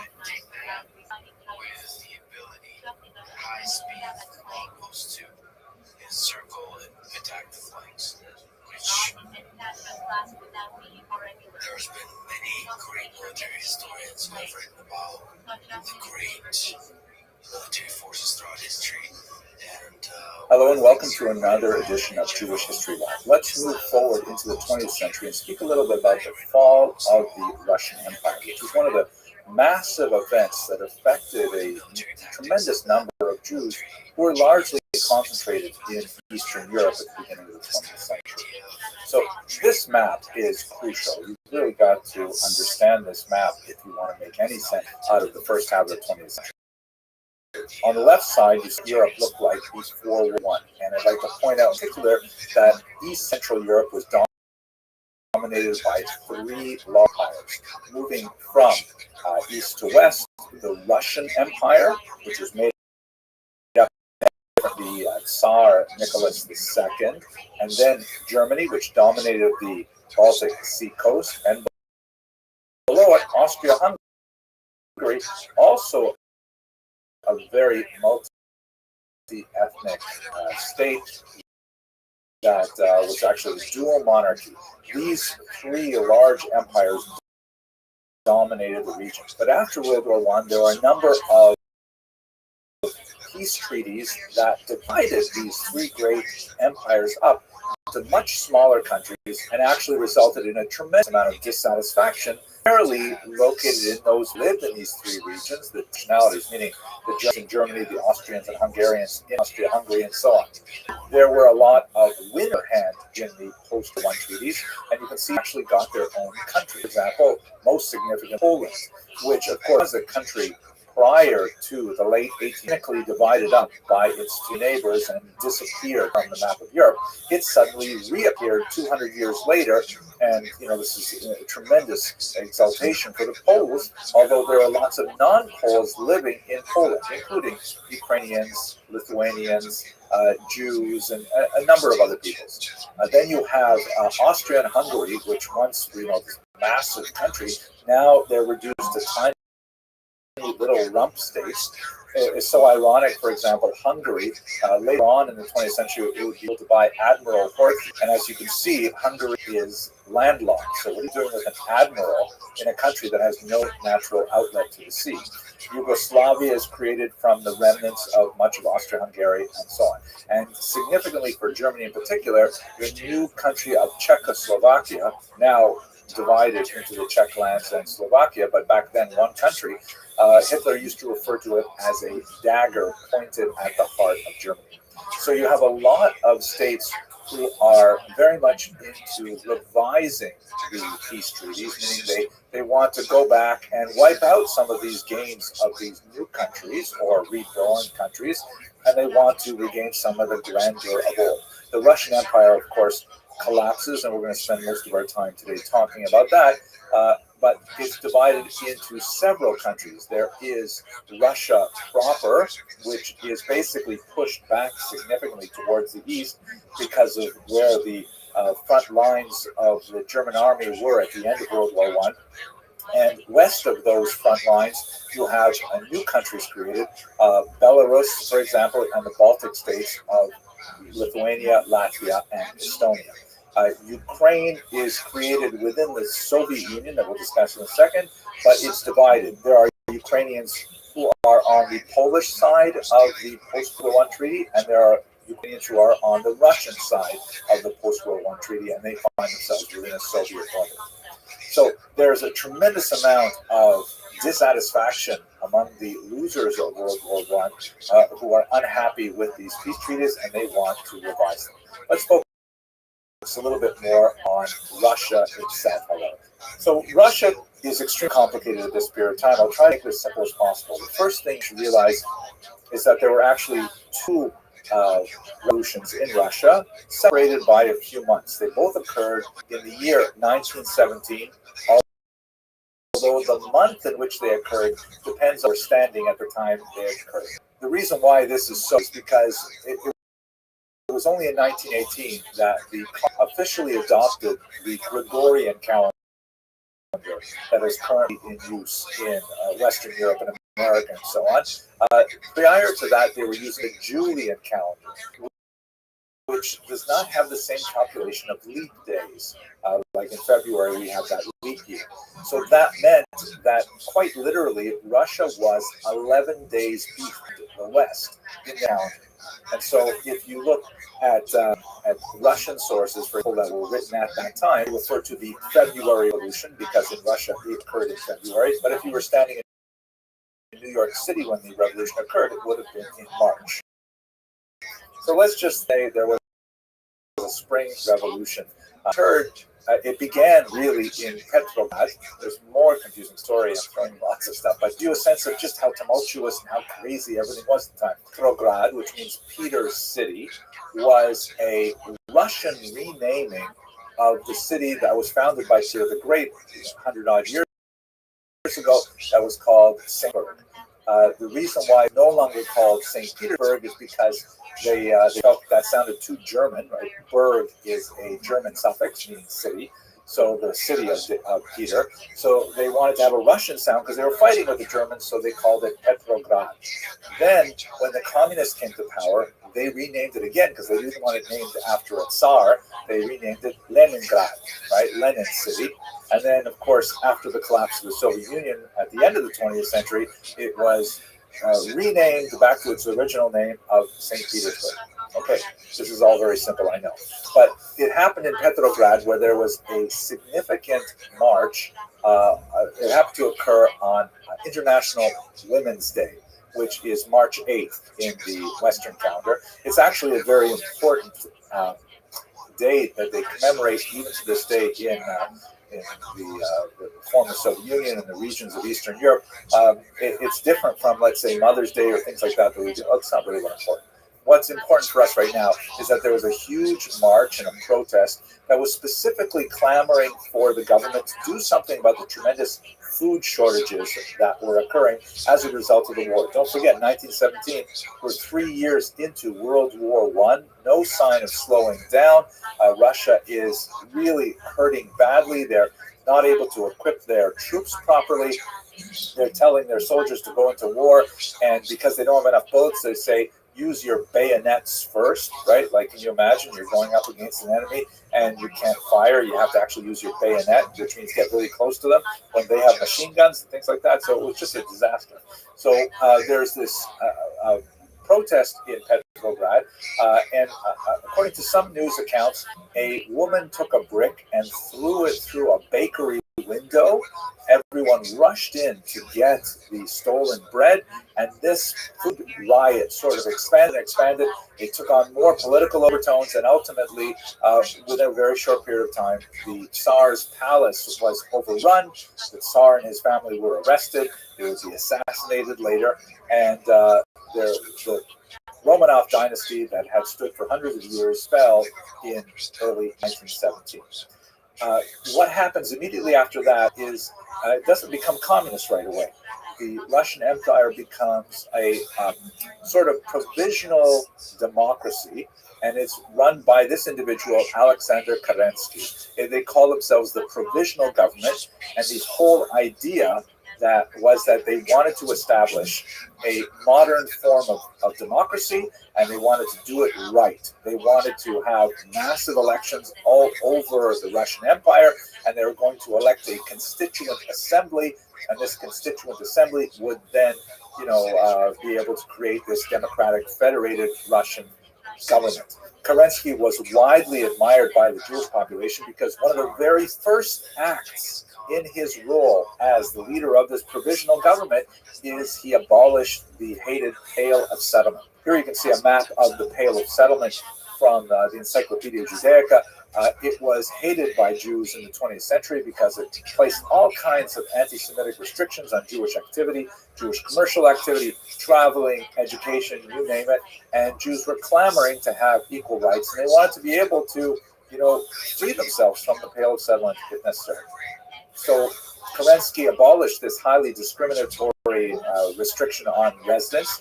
Here, by the way, you can see another map that gives you a little bit of sense of the density of Jewish population. Some writers from the time considered it a massive ghetto because of the huge concentrations of Jews that were located here. So Kerensky was really trying to do things right, but on the other hand, it was his sheer dedication to doing it properly that ended up bringing the whole thing down to its knees. Because by pushing off all really important discussions, like, for example, should we continue fighting this war? And what are we going to do about, land reallocation? And what about all these peasants and their demands? And what about the urban workers and so on? And they basically couldn't do anything until they had the Constituent Assembly, and by constantly pushing it off until that time when it could be properly constituted, the communists were able to take advantage and ultimately undermine Kerensky's efforts. The genius behind all of it was Vladimir Ilyich Lenin, shown here, who was really quite a destabilizing force in Russia during those months between the first revolution in February, March, and the second revolution, which is really the communist revolution of October, November 1917. Here's a piece of propaganda from the era that shows Tovarish Lenin, meaning Comrade Lenin, at the top there with his characteristic soft cap, and he's getting rid of all of the negative classes in the Russian Empire. You can see various, nobility and the Russian Orthodox clergy at the bottom, and you can see also what looks like a monopoly man. This is the turn of the 20th century caricature of a capitalist. You may recognize a hat, and typically there's a waistcoat there, and usually in this particular example, but then the capitalist, not so thinly veiled disguised for a Jew. Usually it is a Jewish capitalist that's portrayed in these images.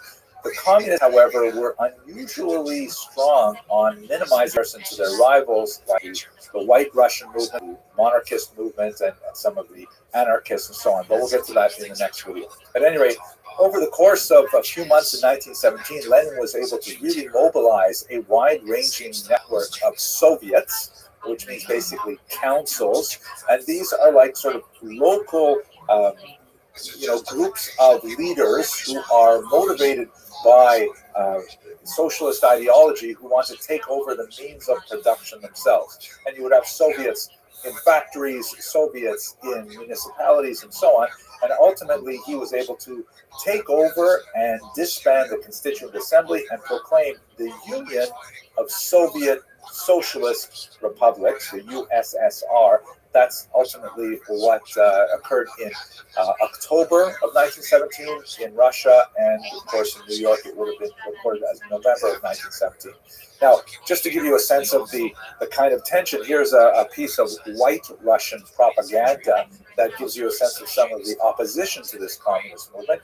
The White Russians were those Russians who were very much against this new phenomenon. Sometimes they may have been less hostile to the provisional government, but they were definitely hostile to the Soviets. And some of them really wanted to bring back the monarchy. Others wanted perhaps a more gradual approach to a capitalist Russia. At any rate, this poster refers to the death of the International, which is essentially a gathering of socialist thinkers. And the idea was here that Lenin, who's shown here as some kind of weird Aztec priest dressed in red, and next to him with a bloody apron is Trotsky, who we discussed in previous classes, Leon Trotsky, the head of the Red Army, and of course a very prominent Jew, although not an observant Jew at all, but nevertheless he was widely perceived for his Jewish identity. And they are about to slaughter the Russian monarchy there. They're representing Russia on the altar of a statue of Karl Marx with the word international referring to the Socialist International. And the idea is that they're going to sacrifice Russia to communism. And, arrayed around him with their labels on the top as to who's referenced here, Zinoviev is shown with his hands outstretched, another Jewish figure, and so on. There's all of these people who are involved in this secret cabal. And there's this interesting figure here. If you look, I'll zoom in here so you can see him better. This is clearly a secularized Jew with the stereotypical ugly physiognomy that's often applied in these kinds of anti-Semitic pictures. But in case we missed it, he's also got payos. He's also got forelocks there to indicate he, like many communist Jews of that era, had jettisoned his Jewish identity in order to absorb this new ideology. And he was holding onto a bag, which, as you can see, has the number 30 on it. Now, I'm not positive, but I think what this is referring to is the 30 pieces of gold that Judas accepted to betray Jesus. So there's kind of like an overlaying here of the betrayal theme that goes back to really, really old anti-Semitic tropes. Not exactly sure, but I think that's what that strange number 30 means.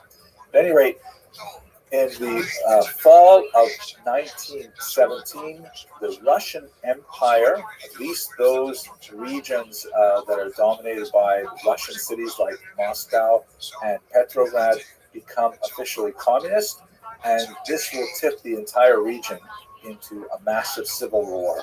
That's what I'm going to talk about next. Thank you very much for watching. Conquering a decayed dynasty. When the Mongols conquered Baghdad and overthrew the Caliph, they were conquered a very decayed. Hello and welcome to another installment of the Jewish History Lab. I'd like to pick up where we left off yesterday with the collapse of the Russian Empire and the rise of the Soviet Union, and take it further into the disastrous civil war period that followed. And in particular, I'm going to focus on the experience of Jews in Ukrainian lands, primarily because that's actually something I know something about, believe it or not. Before we go on, though, have a look at this page here, which shows you remarkable artifact of that unusual era. This is a 100 Kalbovanets bill from the brief-lived independent Ukrainian state. And as you can see on the upper left, it has the word Kalbovanets in Ukrainian, of course, the official language of the country. And on the right, you see it says the same thing in Polish, because Polish was an official language.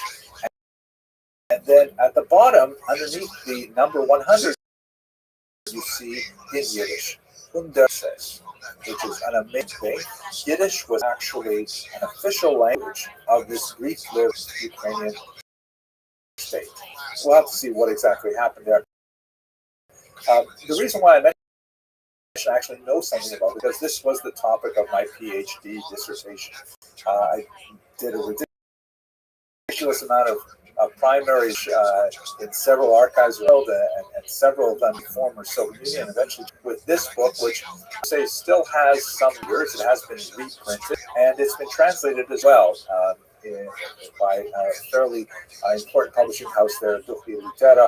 And so if you're curious, you can get it in either English. At any rate, what I focused on is this unusual period of remarkable rapprochement that is a coming together, a meeting of populations lived in a kind of, difficult symbiosis for a very time, for centuries. And that, of course, is the Jewish and the Ukrainian populations. They were very, very different populations. The Ukrainians were overwhelmingly agricultural, the Jews overwhelmingly living in villages, towns, cities. The Ukrainians were the dominant population, a large part of the population that had very little power in the urban center. On the other hand, highly numerate, restricted by Russian authorities, but now looking for an opportunity to express themselves nationally. And because of the collapse of the Russian Empire, that suddenly became possible. So under the period of the provisional government, there were more and more linkages between the Jews and the Ukrainians, and they began to talk about perhaps creating some kind of new democratic society together. When Russia became communist, that we spoke about in the previous lecture, this became much more significant. The Jewish parties who were more left-leaning, the socialist Jewish parties, were very, very uncomfortable, but there were a lot of Jewish organizations that felt much more at home with the Ukrainians than they did with the Russians, which is an upsetting moment, because for a long time, Jews had exhibited, if they had any kind of alliance with a larger population, it tended to be much more Russotropic. This is, by the way, a very old phenomenon where minorities tend to ally themselves with the ruling power rather than allying themselves with oppressed parts of the society, because obviously as a minority it's dangerous to be on the wrong side of the tracks, so to speak, when it comes to this kind of thing. So they align themselves with the Ukrainians and move more and more towards independence, even from the Russians, because originally they had viewed themselves as part of a larger Russian federated society, that perhaps the Russians were the most significant of the nationalities, but the Ukrainians would have significant power to themselves, and they began to move towards total independence, which was definitely a big break for the Ukrainians as well.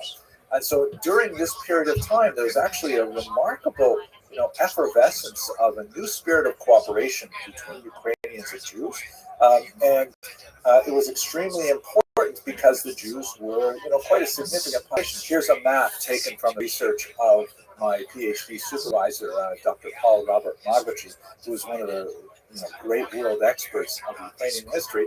And you can see here the tremendous concentration of Jews, where in much of Ukrainian ethno-linguistic territory, shown with the blue border, Jews constitute more than 15% of the population. That's particularly true in so-called the right bank of Ukraine, because they're on the right bank of the Dnieper River, which flows from north to south. Very, very heavy Jewish populations there. And so this idea of a connection between Ukrainians and Jews was very much appreciated by at least the urban literate Jews, perhaps less so by the wider population, but nevertheless, there was a certain amount of general enthusiasm. But, this is a chaotic time. Remember, this is all happening at the very end of World War I, There are German troops that are demobilizing, frequently without support from Germany. They're selling their own, trying to make their way home on their own. There's a civil war brewing to the north, which are going communist, and Ukraine not going communist.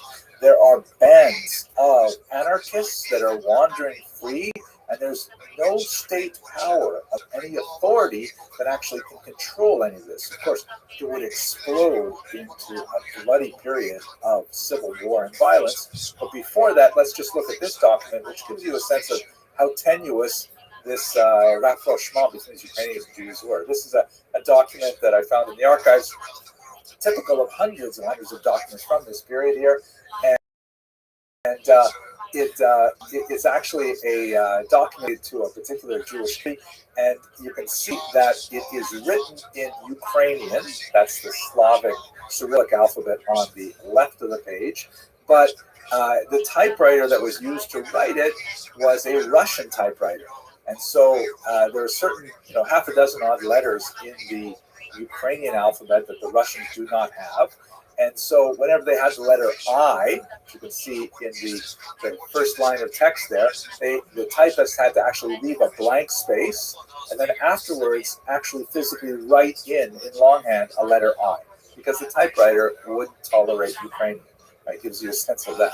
And by the way, for those of you who were born after, let's say, 1985, typewriters are kind of like word processors, except that you can't go back and delete things. You have to write it exactly the way it turns out the first time, and then make it into a hard copy. Actually, it becomes a hard copy as you do it. And, well, I'm not explaining to you the technology. It is kind of weird. And then on the right, you see they've added in the Yiddish translation of the same document. Of course, there's no Yiddish typewriters, so the whole thing has to be written in by hand. But it just gives you a sense of how, they were trying to piece these things together without the right equipment, even to type up their orders. But nevertheless, it has certain kind of youthful exuberance that in many ways was made the period, emblematic of the best that could have happened. Unfortunately, it all collapsed in terrible, terrible violence, primarily because of the pogroms that were especially bad in the year 1919. Now, there are many, many forces who were active in Ukrainian ethno-linguistic territory that were guilty of perpetrating pogroms. The White Russians, who we talked about in the previous lecture, who were monarchist, anti-communist Russians who wanted to, either restore the Tsar if possible, or if not, at least go back to some kind of provisional government, but certainly not the communists. They engaged in very brutal attacks on Jews. There were a number of foreign armies. A Polish army was there, and there were bands of roving anarchists, particularly Greens, people like Nestor Makhno, who were associated with attacks on civilian populations. Not only Jews, Mennonites, for example, suffered. Poles also suffered when they were far away from large Polish centers, and it was a very, very bloody period of time. The numbers of deaths are very, very difficult to calculate, but certainly in the tens of thousands, are reasonable estimates of 50 to 60,000. Terrible, terrible time. And really, if it were not for the Holocaust that would occur only 20 years later, this would be considered one of the greatest periods of violence perpetrated against the Jews since, Temple times. It's definitely much worse than the Crusades. It's arguably much worse even than the Khmelnytsky massacres of the 17th century. And nevertheless, because the Holocaust and its much greater violence so deeply overshadowed this period, we tend to forget about it. Now, when I did my research back in the 1980s, 1990s, I really had to rely heavily on archival sources and secondary sources that were largely written in the 1920s. But my colleague Jeffrey Weidlinger has written really a remarkable book called In the Midst of Civilized Europe, the pogroms of 1918, 1921, which really treats the violence of this period in a much more significant and comprehensive manner, and is really, I'll put the link in the notes to this because it's really a phenomenon. But anyway, let's go back to where we are. From the point of view of Ukrainian-Jewish relations, however, specifically with regard to that remarkable period that I described at the beginning of this lecture, one of the most tragic elements of this period is that roughly 40% of Roms ever recorded were attributed to the Ukrainian Directory forces under the control of this man, Simon Petlura. Now, we have to place this into a lot of context.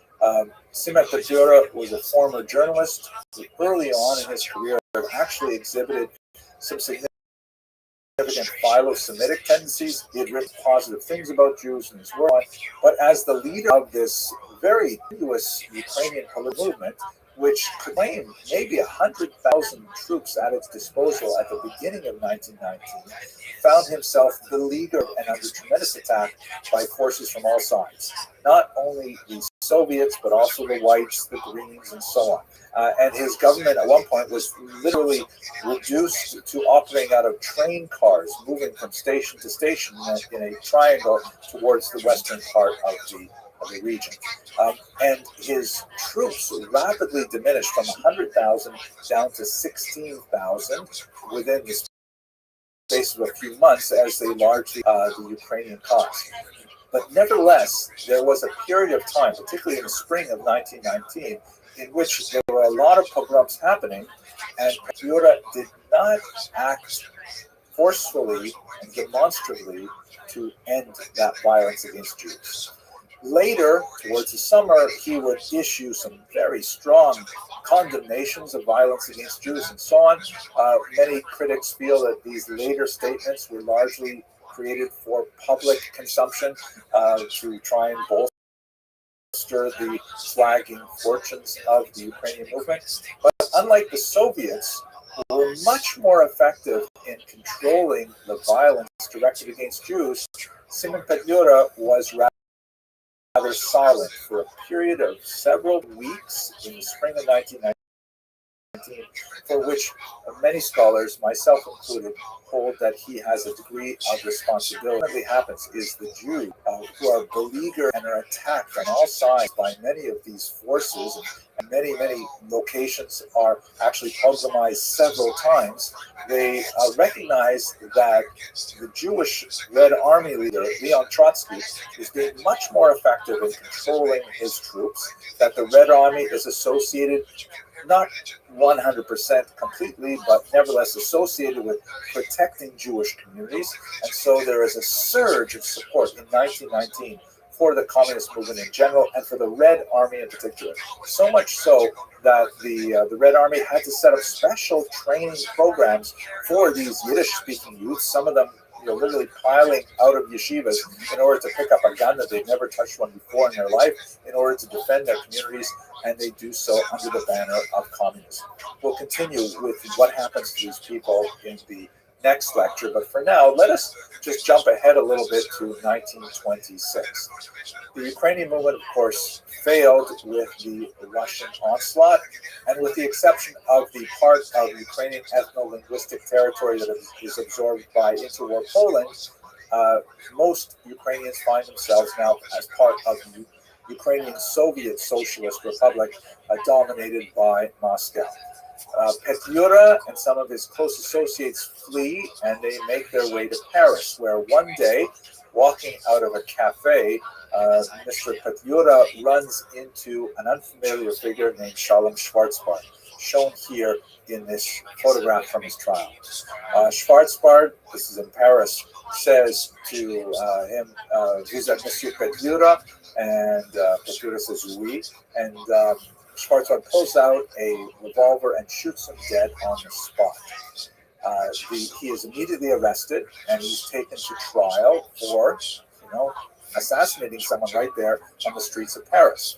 But his defense attorneys are mobilized by a fascinating and ultimately successful defense. They claim that Schwarzbard was acting out of revenge for the pogroms that occurred under Petlura's watch in Ukraine. And the trial, ostensibly of a man who shot another man in cold blood on the street of Paris, ultimately became a trial about Petlura's guilt or innocence in the early period of this fledgling Ukrainian state. The French jury, perhaps smarting from the embarrassment of the Dreyfus affair 30 years earlier, ultimately rendered a verdict in favor of Schwarzbart, ordering him to pay 1 franc in damages, very insulting, to Petruda's widow, and allowed him to go free. This was like a huge victory for Jews around the world who regarded Schwarzbart as an avenger of the massacres of the pogroms. According to my research, and I invite you to look at my book if you want more details in the argument, it's very difficult to put as, let's say, an architect of the pogrom, some kind of proto-Hitler. That doesn't seem to be an appropriate description of his responsibility at all. At the same time, there was that period of several weeks when he could have at least made a statement, but I would argue that perhaps he refrained from doing so because he had no way of controlling his troops. He had no resources even to provide for them, to feed them and so on. And if he were to limit their violent activities, he might lose them even faster than he ultimately ended losing them. Ultimately, he would lose the entire country as well. But that, I think, is probably a more reasonable assessment of his personal responsibility. At any rate, we will have to continue this discussion with Jews in the now communist Ukraine and the rest of the USSR. Thank you very much for watching this video.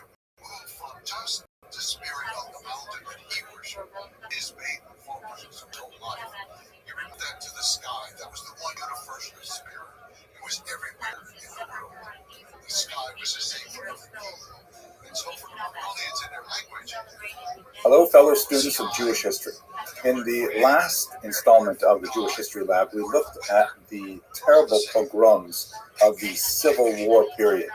As we discussed there, ultimately the Soviet forces, the Red Army, were able to seize control of those areas where Jews primarily lived in the former Pale of settlement.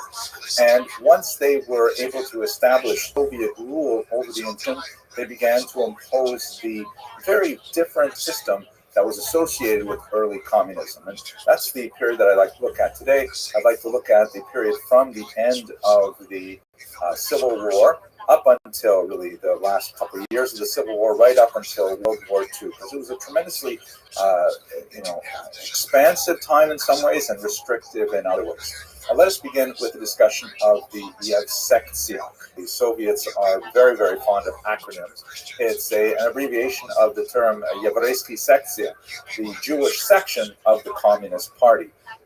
And this was a segment of the Communist Party that was formed under this individual, Simon Diemenstein, a communist who actually was previously a Chabad rabbi, who was thoroughly defrocked, as it were, and completely removed from his religious moorings. That's the kind of thing that frequently happened with those Jews who associated in the early period. Diemenstein was assigned the task of propagandizing this largely very traditional population, that traditional specifically when you get outside of the large cities where there's much less secularism, much more old traditional observance in the Shtetlach, the small villages that dotted the now Soviet countryside, and bringing them into this brand new, radically atheistic, totally different economic system, and divorcing them from their Jewish roots, while at the same time successfully bringing them forward into this new Soviet era. Definitely a great challenge, and they evolved some really interesting strategies to try and do it. In the general political environment in the first few years was especially dire. The period 1918 to 1920 is generally called the era of war communism. And during this period of war communism, when the Civil War was still being prosecuted, and there were still, numerous forces, including in particular the Ukrainian Directory and Makhno and the anarchists and the White Russian forces, that is the Russians who wanted to bring back some form of the monarchy, or at least get rid of the communists and establish some kind of more capitalist society in its place. The communists were still fighting this war in real time, and war communism as a kind of like a temporary period characterized their attempts to rapidly bring the entire population into the very doctrinaire and policies of communism as a whole, including things like, confiscation of land and collectivization of farming, bringing individual farmers together into a larger collective. This would ultimately slow down and then speed up dramatically later, about a decade later, under communism. Outlawing of all kinds of things, commerce and being very, very aggressively at any kind of religious behavior and so on. And this went on for about 2 years. Stations of Torah scrolls from synagogues, real persecution, but it was across the board, not just Jews, obviously. Any religious individual in this newly atheistic society. This was followed as the war began to calm down and as the anti-Soviet forces were slowly quelled, and it was replaced by something called NEP, which was another acronym, this time in English, for the New Economic Program. This was generally conceded as like a one backward in order to later 2 steps forward. And the regime could not attain this phenomenal energy of demanding, confiscating, ordering people around for such a long period of time, especially exhausted after years of war, which all immediately followed after World War I, right? World War I ended in November 1980. It's kind of like just relaxing some of these controls a little bit and allowing the economy to kind of develop again slightly. Ultimately, NEP would be shut down, but for that began to, sort of take the knee off the neck of the larger population, and the new Soviet Union began to recover. In terms of the leadership, let's just recall that there is a triumvirate that are especially important at this time. There are other figures that are also very important, like Bukharin, but if you focus on the triumvirate, there is, of course, Lenin, who is the first leader of the Soviet Union. He has a stroke in 1922, if I remember correctly, that renders him incapacitated. And he lives for a couple more years, but during that time, which was during the period of NEP, there was a big question as to who was going to be his successor. There are some who favored Trotsky, the Jewish leader of the Red Army, who had shown tremendous skill at expanding the control of the Soviet Union, but others favored Stalin, who was a much more brutal individual coming from Georgia. He was an expert on the nationalities question, which was sort of communist speak for the non-Russians who lived within the Soviet Union. Of course, there's a lot of non-Russians living in the Soviet Union, and he ultimately would end up very cleverly maneuvering himself around Trotsky, around Bukharin after Lenin's death, and ultimately he would become the leader. And the 30s were dominated by Stalin right up until his death in the early 1950s. So back to where we are. Diemenstein was placed in charge of the Jewish section of the Communist Party, and this was initially during the period of war communism, but during the period of NEP, he saw that he had quite a bit more freedom to explore the methodology of bringing the Jewish population into communism. Let us recall that although there was a disproportionate number of Jews in the Communist Party for their population, and this is especially true as you move up towards the leadership of the Soviet Union, where there was like sometimes a third of governing bodies were dominated by Jews. There used to be a joke in Yiddish that there was an acronym, VSIC, which referred to the All Russian Central Committee, and in Yiddish, they would say that it wasn't a Russian acronym, it was a Yiddish acronym for Vutsen Eden Kommandira, where 10 Jews are in charge. Not a truism. You never had a majority of Jews anywhere in any institution of the Soviet Union, but there were very important influential Jews, and they were out of proportion to their size of the population. That said, the proportion of Jews who became communists was tiny. There was the vast majority of Jews hostile to communism, seeing it as a threat to their traditional way of life, especially those who are religiously oriented, recognize the threat of the clerical nature of the Soviet Union. So there's a great complex of issues involved here. The thing that made the Soviet Union very popular in the Civil War period, as we discussed in the previous lecture, was the fact that Trotsky's Red Army forces were far less likely to commit pogroms than the other forces that were ravaging the countryside. That engendered an enthusiastic support for the Red Army that was translated initially in the early 1920s to support for the Soviet Union. But as we shall see, it rapidly declined. The policy that Diemenstein seized upon, which was generally issued during the more liberal period of the 1920s for all of the non-Russian nationalities, was a policy that went by the name Korenizatsiya. This is kind of a strange word. It's difficult to translate into English. The word koren can mean like a root. And so it can be translated as rootification, like roots as in a tree, or I've seen it translated as indigenization, which kind of like was a way of thinking about the general society and identifying those elements of the indigenous culture which were compatible with communism and actively encouraging those factors. The slogan of the era was nationalist in form, but socialist in content, meaning they could wear their national costumes, they could eat their national foods, they could speak their national language, as long as none of the things that they did or said challenged the economic and political ideology of communism, right? Nationalist in form, okay, but socialist in content. As soon as they got into things like, a level of ethnocentrism, that would be definitely not socialist in content. If they wanted to defend their national religion, definitely not socialist in content.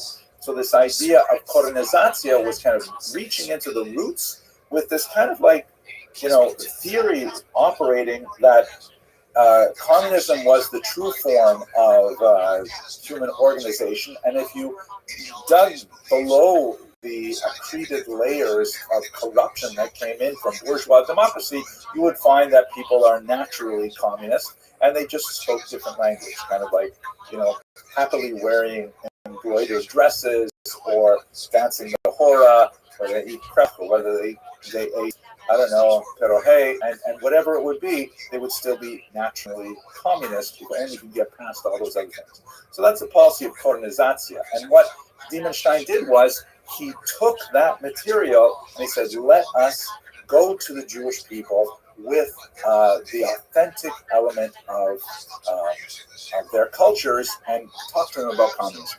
Now, there were a few challenges, one of which really huge was this idea of atheism, right? Because Jews are overwhelmingly united by their religion. Even when they're rebelling against their religion, they still regard themselves as some kind of loose tribal familial affiliation that is rooted in a long religious tradition. And this was anathema to the Soviet cause. So one of the things that the Soviet Union stood up in the 1920s was an institution called the League of Militant Atheists. It sounds almost funny, right? And it was targeting religion, of course, not just Islam. They put this magazine here is called Bezbozhnik, literally godless. And in this particular anti-Christian image, they're showing obviously Jesus, who is getting all of his followers drunk to the point of vomiting, and really trying to illustrate Marx's idea of the masses, that religion keeps you drunk, religion keeps you high and unable to appreciate your true class enemies and things like that. So there was a Yiddish version of Bezbozhnik, and there were tremendous amounts of effort placed in trying to do things, crazy things like rewrite the Haggadah, rewrite the Passover liturgy. They wrote a Haggadah that celebrated, Stalin and Marx instead of Moses, that, Pharaoh was portrayed as the Tsar and all kinds of things like this. And they used the Yiddish language in particular to try and get this material across of the Soviet Jewish people, even though it's essentially medieval German written in Hebrew. But that was the native of like 97, 98% of the Jewish people at the end of the 19th century living in the region of the Russian Empire. And so they said, we'll speak to them and we'll write to them in their Yiddish language. And so there was just a flourishing of attention lavished on anything in Yiddish which would be considered compatible with Soviet culture. A lot of money was spent on Yiddish writers. There was a renaissance of Yiddish poetry. You actually have Yiddish writers leaving America to go back to Russia because they saw this as a tremendous, culture effervescence. And in fact, in the 1920s, it was very encouraging that Yiddish would have a tremendous heyday. Now, it was not a normal Yiddish, I have to say, because, the more they poked around with it, the more they messed it up. Yiddish is, as I mentioned, written in Hebrew characters, and it is heavily populated by Hebraic terms, Aramaic terms as well. And Hebrew was considered outside of the pale because that was too closely associated with religion. And also in modern Hebrew, it was too closely associated with Zionism, also not compatible with Soviet thought. So, what do you do when you have common Hebrew words in the Yiddish language, like, for example, chaver, which is translated into Russian as tovarich, as in English, comrade. How do you, speak Yiddish without the word comrade in the Soviet Union? So what they would do is say, okay, you can keep the word chaver, but you have to write it out phonetically, spell it phonetically, rather than spelling it with the traditional Hebrew spelling. So for those of you who are familiar with the letters, the word for chaver in Hebrew and in Yiddish is chet, vet, resh, 3 letters. But in Yiddish in the Soviet period, it will be written Chaf, Aleph, Vav, Vav, Ayin, Resh, which is 3 6 letters. And if you didn't know what you're looking at, you'd be totally confused when you saw it. So many words were written like this. And by the way, once again, the Soviets attacked all of the nationalities in this form. The Ukrainians, for example, had a letter G, G, which is distinct from the Russian letter G. And so they actually made the Ukrainian letter G illegal. If you used the Ukrainian letter G rather than the letter that looked like the letter H and pronounced it like a Russian letter H, you could be sent to Siberia. Here's something I find really ironic and amusing. This is the Russian translation of the Hebrew prayer book, the Siddur, which of course would have been totally off limits to these very atheistic Russians. And you can see in Cyrillic letters, it has the large word Siddur, right, the prayer book. And then underneath, you see it has the words Tehillat Hashem, which means the Psalms of God or the Songs of God. And the word Hashem, of course, is pronounced with the letter H, but there is no letter H in the Russian alphabet. So in order to indicate that it should be pronounced as an H, they took the letter G, you can see the second word there, and they added a small accent mark on the top to let you know that you should pronounce this as an H. So it's really very ironic, because one of the things that the Yevsektia did was they looked at 5 letters of the Hebrew alphabet, the so-called Manatzpach, that are written differently at the end of the word than if they were written at the beginning of the word. And they said those letters are illegal. You can't use those 5 letters. They're essentially like capital letters, because it's too hard for people to learn. It's not proletarian. You should have a simple language, a simple alphabet. So they tried to take away these 5 letters from the Yiddish alphabet, like they tried to take away the G from the Ukrainian alphabet. And so in return, we forced a new letter on them, right? You can see the word Hashem, that H is actually an imposition into the Russian alphabet in order to accommodate a Hebrew sound. Okay, so back to where we are. So during the 1920s explosion of Yiddish activity under the Yevsektia, and one last detail, this actually occurred a little bit afterwards, but it's still quite fascinating. At one point, the Soviet Union even experimented with creating a kind of alternative Israel. They created a homeland, a Jewish autonomous oblast called Birobidzhan, which is way out in the border with China, 4,000 miles away from where Jews were actually living. And the idea was we're going to make a homeland for Jews. You don't have to think about Israel. You don't have to be constantly pressuring us to go to Israel. You have your own homeland in Birobijan. That was kind of an interesting thing. Yiddish was made an official language of Birobijan and stuff like that. But they had very few Jews actually live there, primarily because Stalin blocked a lot of the migration there exactly when the Jews could have used it during World War II. At any rate, to sum up, the 1920s, period of incredible creativity, although very atheistic, but a huge surge of popularity of Yiddish language culture in particular.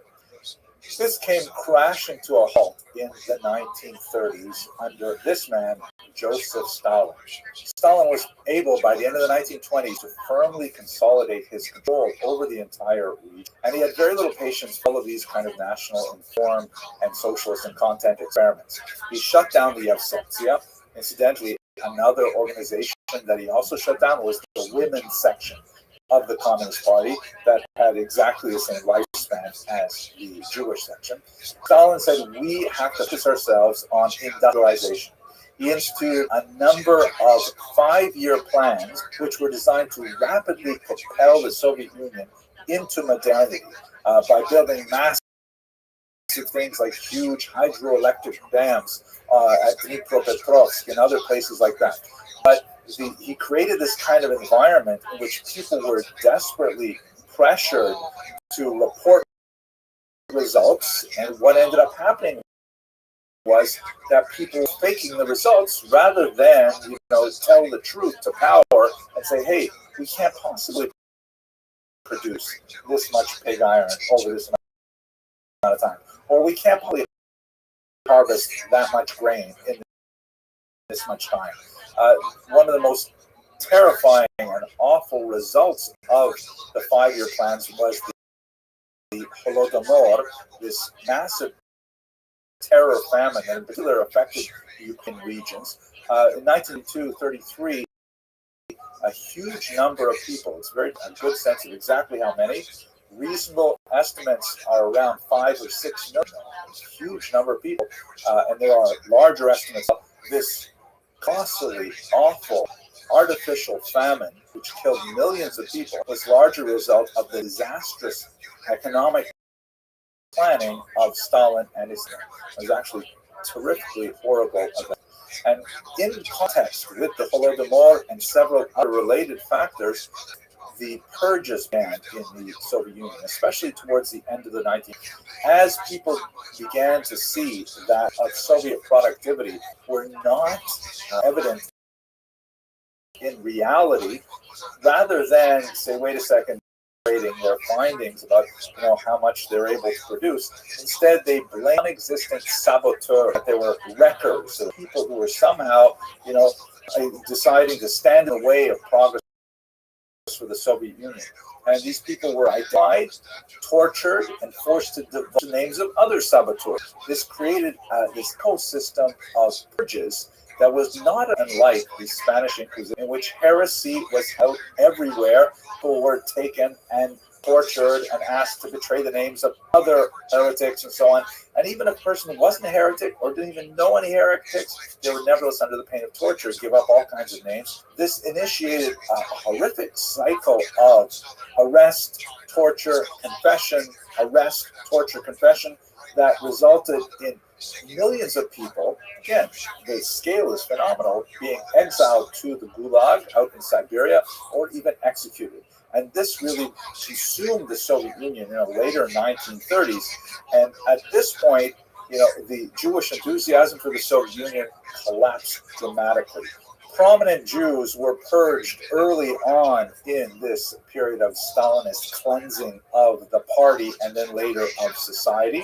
And Jews, with a few significant exceptions, like Kaganovich, who was involved in Ukraine during the years of the Holodomor, with the exception of a few characters, much of the Soviet leadership was purged of its Jewish membership, and the kind of popularity that the Red Army enjoyed in 1919 was nowhere to be seen, as people around the world began to realize what Stalin really stood for. So by the time you get to the late 1930s, what was once a more significant participation of some Jews in the Communist Party was reduced to a tiny, tiny remnant.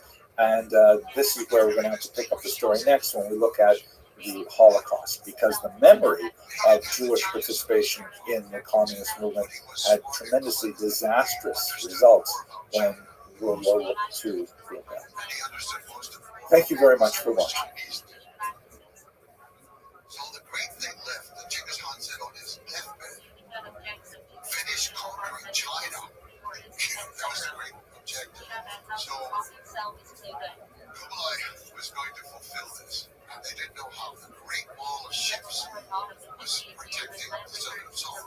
This huge Yangtze River was so bad. Why? The ocean on the side. All these things were protecting. In order to understand properly the relationship of the Nazi occupying forces with the indigenous peoples in East Central Europe, and specifically the degree to which collaboration was prevalent among those populations, it's really important to understand their experience, particularly during the years 1939 to 1941, when the region was controlled by the Soviet Union. Let's spend a little bit of time just trying to understand what happened between the outbreak of war in September 1939 and the Operation Barbarossa, which represented a dramatic shift in the nature of the war in East Central Europe. This map shows East and Central Europe before World War I, that is before 1914. And you can see that basically East Central Europe is divided between three empires: the German Empire, the Austro-Hungarian Empire, and the massive Russian Empire. As you can see from the slight shading in this map, there is what is Russia proper, which is really deeper red areas, and then there are the newer acquisitions of Russia, particularly the Pale of Settlement region, which is where most Jews were allowed to live. That's like a slightly lesser intensity of red. And then Congress Poland, which is a little further to the west. These were all regions under the authority of the Romanov Tsars, part of the larger empire. After World War I, there was a dramatic shakeup in these states. If we have a look at this map, and in particular, let's zoom into Central Europe in particular, you can see that the Russian Empire is gone. It's been overthrown with some revolutions in 1917, and it has been replaced by the Union of Soviet Socialist Republics, USSR, or the Soviet Union. That's shown in green. Note that the Union of Soviet Socialist Republics implies correctly that there are multiple republics within this large unity, kind of like the United States of America. Clearly one country, one federal government, made up of individual republics. In the case of the United States, the states; in the case of the Soviet Union, republics. Now, the degree of autonomy of the republics in the USSR was far more attenuated than is in the United States of America. They were largely puppets of Moscow, but nevertheless, they did have a certain amount of distinction. You can see in the center is Vyserushaya SSR, which is the White Russian or Belarusian Soviet Socialist Republic, and to the south is the Ukrainian SSR, also part of the Soviet Union. But in the yellow colors, there's the newly independent Poland, and also newly independent Lithuania and Latvia, and just to the north you'll see also Estonia is just off this map. So this new section, these new countries, carved largely from the empire, and needless to say, the rulers of the Soviet Union were not pleased that they had lost these. We move on from this map. What in 1939, explored in a previous, the Nazis and the make a pact with each other to invade regions simultaneously, September 1st. You can see from the right, the Soviet, on the left, that is the West, and Germany invades Poland, and they end up dividing the territory between them, as we've discussed also in this video. Here is a clear that shows what ended up happening from the Soviet yellow line that indicates the new ceasefire line, the new effective between Nazi Germany, the regions that are now annexed by the Soviet Union.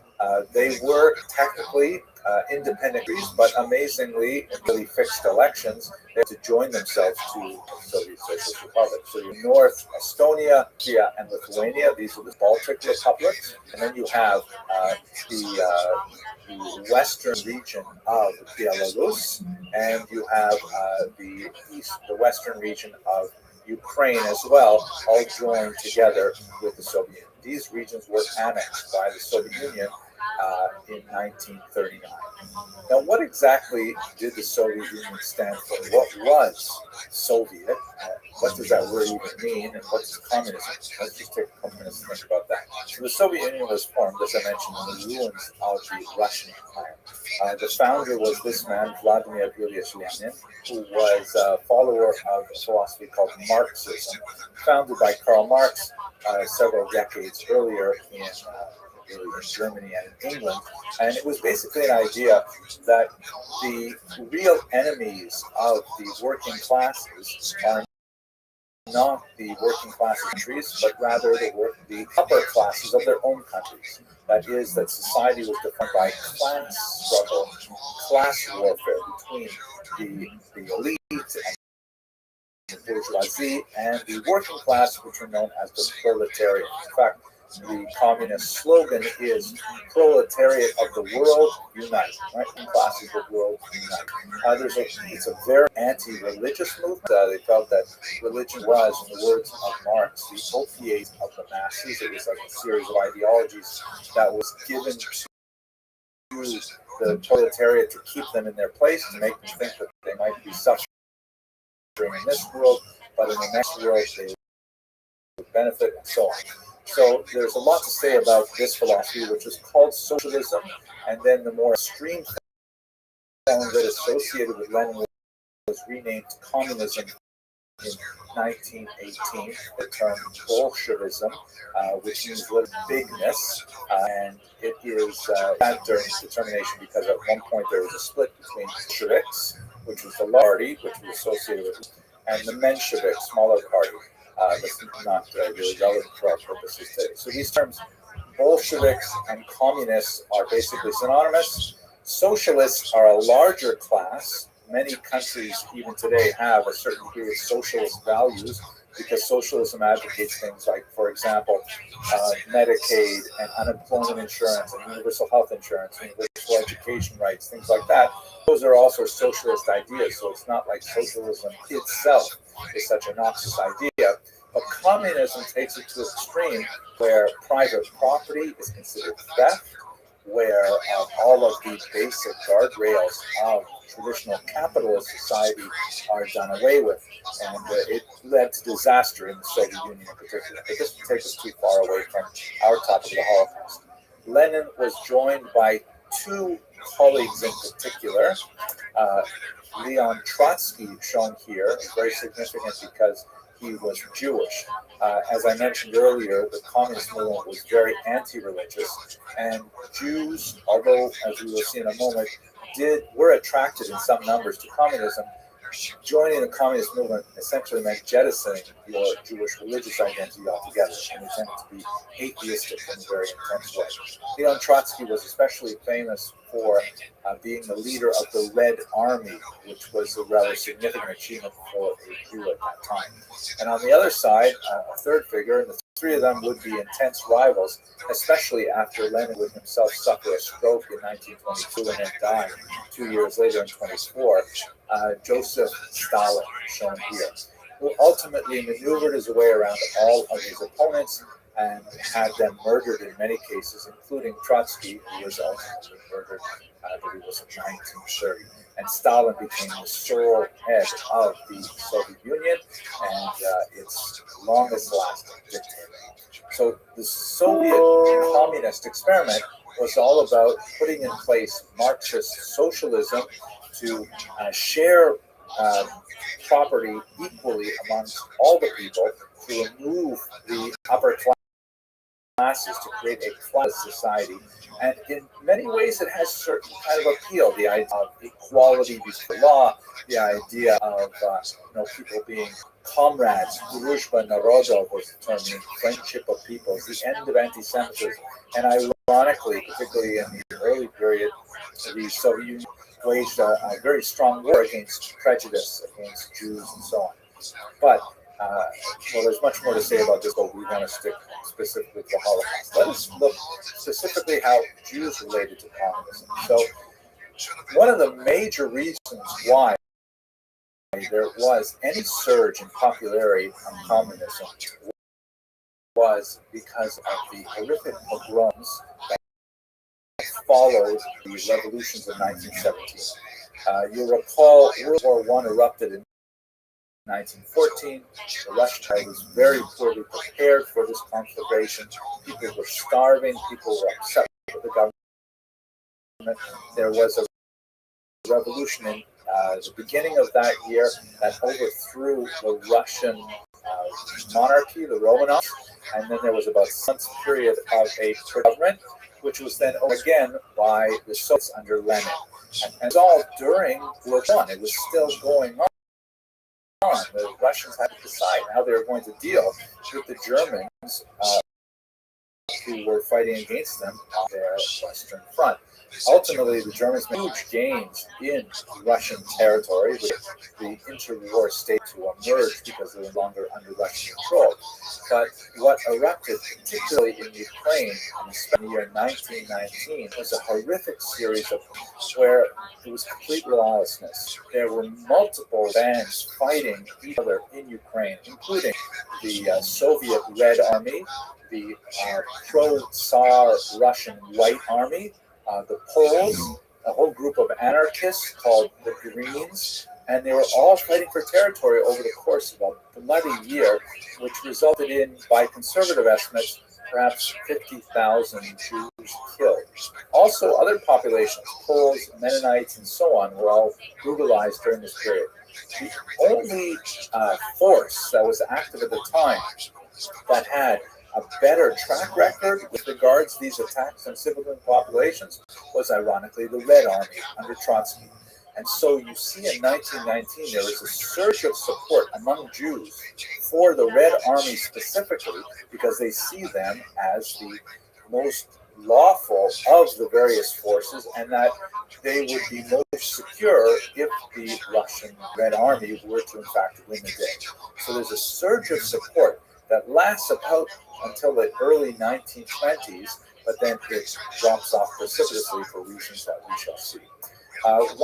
By the way, I know a fair bit about this because I actually wrote a book on this period. It was my doctoral dissertation.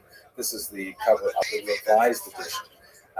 And as you can see, by the way, this is a Ukrainian banknote, and at the very bottom of it, you can see that it has the word 100 kardovances in Yiddish. That Yiddish was actually briefly official language, because Yiddish is a Jewish language. Briefly, it was an official language of the independent Ukrainian state that was later crushed by the Soviet Union. At any rate, there was a huge upswell of anti-Semitism, particularly in the anti-Soviet elements that saw Trotsky as a Jew leading this Red Army as the leading edge of some kind of satanic plot.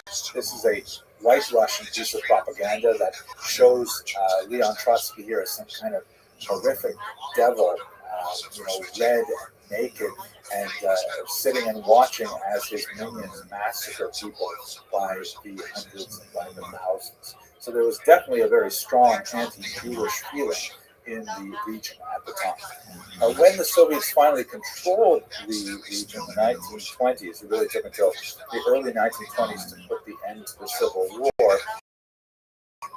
They tried to impose a new form of Jewish culture because, ironically, the Soviets were in favor of developing Yiddish culture as a form of a natural folk culture, a policy called Polonization. And they promoted, for example, the use of propaganda to convince Jews to adopt Soviet beliefs. So, for example, they published this remarkable document, there's one page on it, called the Red Haggadah, which is a section of the Passover liturgy that's read typically in the home. It's perhaps one of the most famous books in the Jewish canon because every Jewish home that has a Passover Seder will open up this small booklet and we'll go through the story of the Exodus. And this particular passage shows on the left, and it's meant to be a contrasting image. On the left is the old way, and you see this rabbi with this kind of like dark look and somewhat somber, serious look, and he's performing the ritual of yachatz, which means ripping or breaking the matzah in half and putting a half of it under his pillow, which will later be the afikomen. And on the right, you have the modern Soviet Jews who no longer perform yachatz at the table. They no longer observe these religious customs, but they work on their skyscrapers and on their various factories. And you can see that one of the workers is reaching not for the matzah, but for a capitalist who will also be broken in half as a result of their efforts. And so you have this twisted kind of culture in the 1920s where the Soviets are promoting Jewish culture as long as it is in conformity with their anti-religious values and their other communist values. So this is our period of time in Jewish history. They also, one final note, a really bizarre moment, the Soviets created as an attempt to try and compete with Zionism. They actually created a small Jewish autonomous oblast, an autonomous region, way out in the eastern region of the Soviet Union, Siberia, bordering on China. They called it Birobidzhan, and you can see here on the top of this radio station, they have it written in Cyrillic letters and in Yiddish letters because it was to be a Soviet Jewish Zion, Soviet Jewish homeland.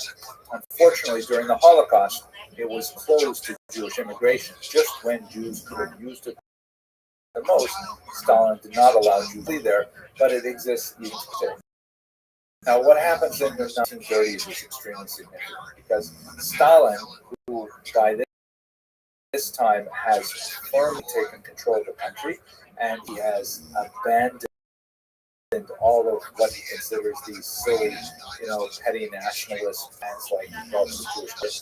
He wants to build Russia as an industrial powerhouse, and he launches several 5-year plans in which he wants to, kickstart the entire nation, working very hard on creating this new Soviet reality. And this is, even though Stalin will pass away in the early 50s, his idea of what the Soviet Union should be all about right through the 1970s and early 1980s. The leitmotif of this is this man, Alexei Stakhanov, who was a coal miner who, using a pneumatic drill, was somehow able to drill a lot more coal than everybody else using picks and shovels. And this was like the model of the hero of the Soviet Union. And someone could go and do tremendous things to advance Soviet economic might by industrializing. And they engaged in huge building plans and all kinds of things at the sacrifice of basic consumer values.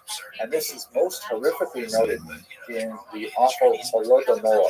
This is the Ukrainian terror famine of 1932-1933, when the Ukraine, which has this remarkable black soil, Chernozem, that made it known as the breadbasket of Europe, went into a period of deep famine that was highly artificial, and it was dictated more by Stalin's export policies than it was by the actual crops available in the land.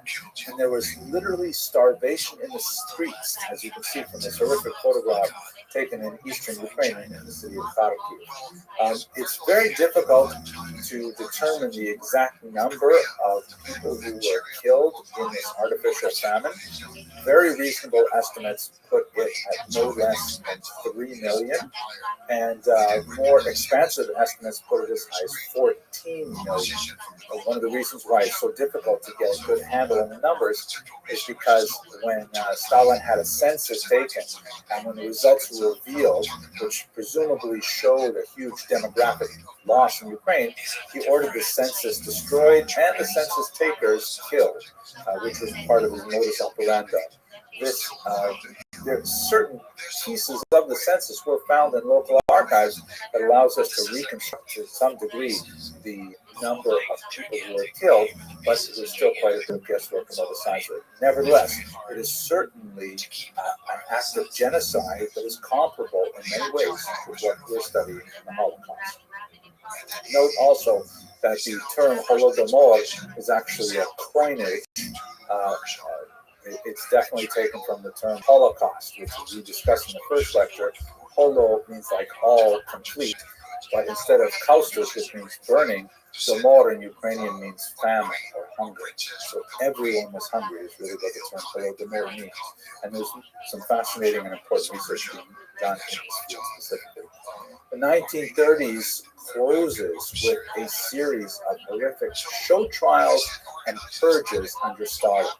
When the results of this rapid industrialization was not nearly as strong as Stalin had thought it would be, he assumed that there must be saboteurs or wreckers active in society. And so this bizarre society-wide desire to identify people who are somehow anti-Soviet, who were, sabotaging the plans to develop this, water dam or this coal mine and things like that. People were denouncing their neighbors and putting them on trial. And then these people would be placed, these prisoners you see are put on trial, they would be sent to the Gulag, where they would live under horrific conditions in these prisoner of war camps that were essentially, in many ways, comparable to the Nazi concentration camps. We'll maybe have a lot more to say about that later on in this course, but we seem to be approaching a period in history where there are some very dark harmonies developing in Nazi Germany and Soviet Union at the same time. To be certain, the most notorious impact of the Soviet Union on the newly conquered territories between 1939 and 1941 was the activity of the secret police, which was originally known as the Cheka, later known as the KGB, but at this time it was known as the NKVD. The secret police were deeply involved in rooting out any opposition to the new Soviet regime, and they were involved in many massacres, including this horrific massacre in the Katyn forest, in which thousands of Polish soldiers were massacred and laid to rest in these huge graves without any indication of their disappearance. The NKVD, in particular, tried to root out any possible sources of opposition in the intelligentsia, a class of people that are basically information workers, teachers, priests, poets, even postal clerks. Anyone who had literacy, who had an opinion, who could share information or be a front leader was arrested by the NKVD. And many of them were simply held in jails for 2 years where the family didn't know what was going to come of them. The NKVD were the leading edge of the spear, so to speak, of the Soviet attempt to rapidly bring these territories into communist way of thinking and into communist economics, rapid collective farms, and shutting down institutions and all kinds of things. Local population is tremendously, and what's very important for our is this notion that we're spreading the population, not at all borne out by the statistical incidence of Jews in the Soviet apparatus, but nevertheless the perception of Jews as being very much aligned with Soviet goals and with the NKVD in particular. Once again, this is one of those elements where it is, in terms of studying history, it's often more important what people believe than what people actually know. People believed that the Jews were very much the motivational elements in the Soviet occupation of these territories, and as a result, there would be a tremendous amount of resentment built up against the Jews, even the Jews who had obviously nothing to do with the Soviets, who were living in these territories before the Soviets came in, but they would ultimately become the brunt of their wrath. The turning point And this is where we're going to have to leave this particular chapter of the Holocaust. It was Operation Barbarossa, which occurred on June 22nd, 1941. It is without doubt the single most important date in the history of the Holocaust. This represents the date when the Nazis broke their treaty with the Soviets and invaded. The Soviets were caught horribly off guard. They lost ground militarily almost immediately, and it took them quite a while to begin to claw their way back and to eventually force the Nazis westward and out of their territory.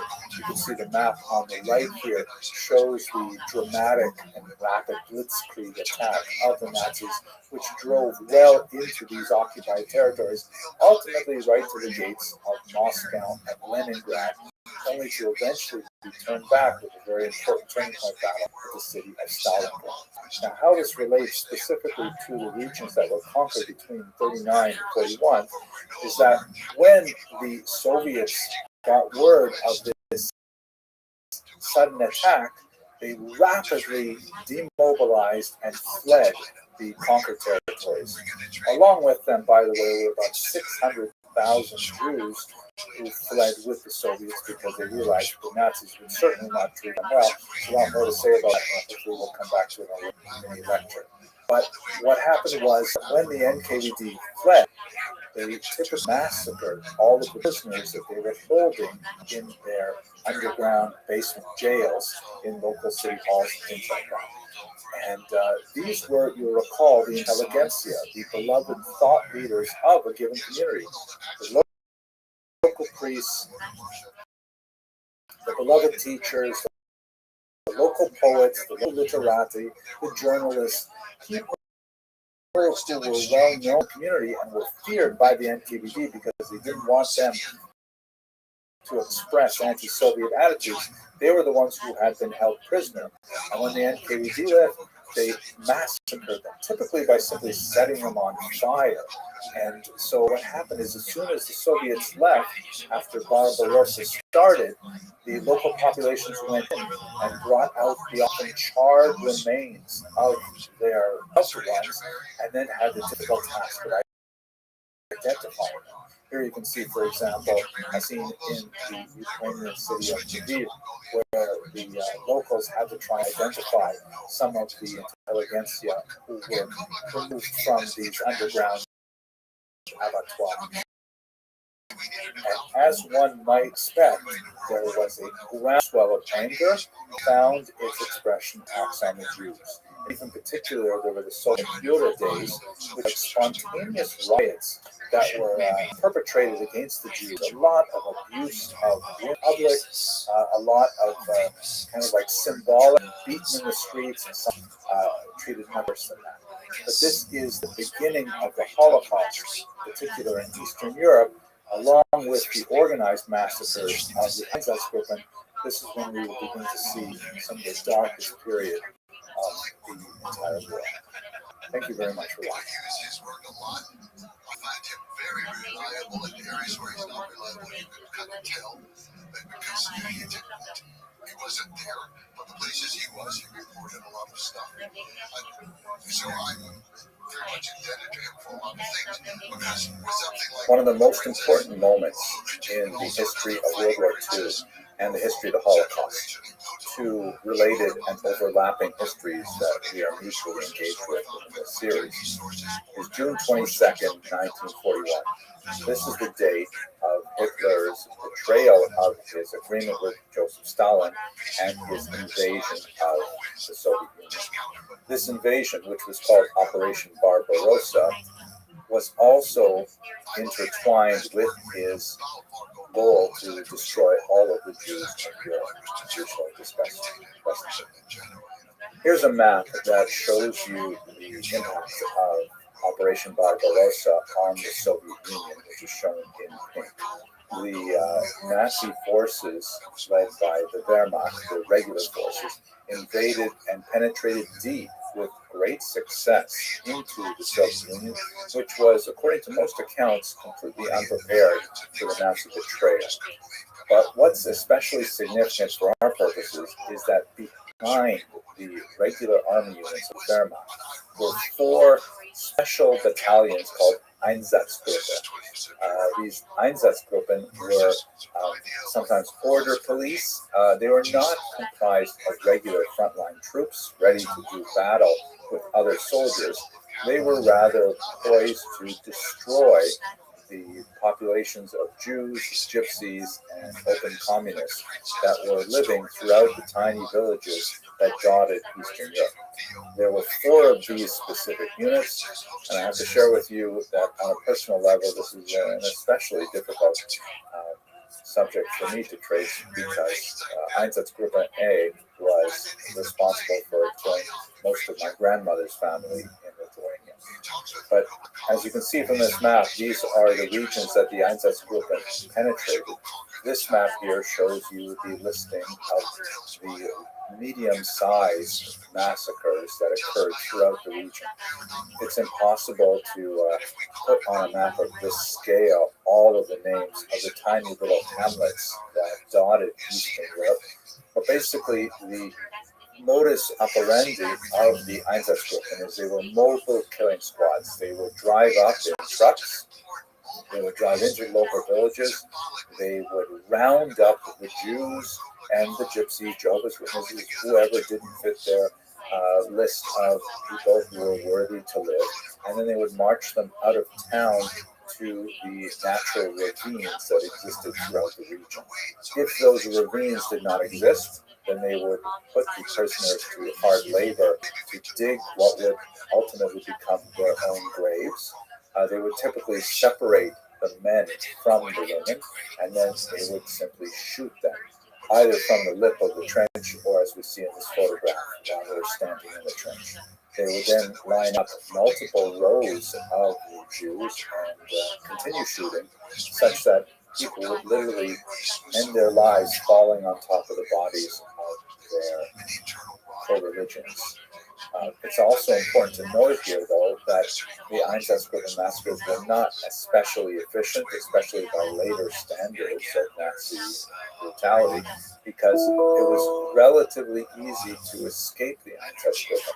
If someone were to, for example, feign being shot and then fall into the pit and then simply remain there, despite having to experience having the rest of the members of your village fall on top of you, by nightfall you could theoretically crawl out from underneath the bloody corpses of your former neighbors and then make it out to the forest, or you might end up becoming a partisan. And this actually happened to many Jews, especially younger people, who managed to survive the Einsatzgruppen murders and to actual resistance. It's important to note as well that the Einsatzgruppen soldiers themselves were really not local soldiers. We actually know quite a bit about them because the archives were unsealed in 1990. There's some tremendous studies done of the Einsatzgruppen themselves. We know that they were relatively well educated. They were older on average. They tended to have backgrounds, and sometimes they're unfit for frontline duty. And this led to a tremendous amount of questions among historians of the Holocaust that how is it possible that regular folks who were not really coerced into this activity could nevertheless day out. Now it is that they found many local populations who were willing to help out, the so-called Hilfswillige, or willing to help volunteers from the local Ukrainian, Lithuanian, Latvian, and Polish population. But they often found that they had to buy them with a tremendous amount of alcohol, with knives, all kinds of things to keep this machinery going. It did proceed, however, throughout the entire summer of 1941 and into 1942, with an estimated 2 million people murdered by the Einsatzgruppen. But nevertheless, it proved to be psychologically quite consequential for the Einsatzgruppen, and the Nazis had to move on to another type of method for massacring the Jews.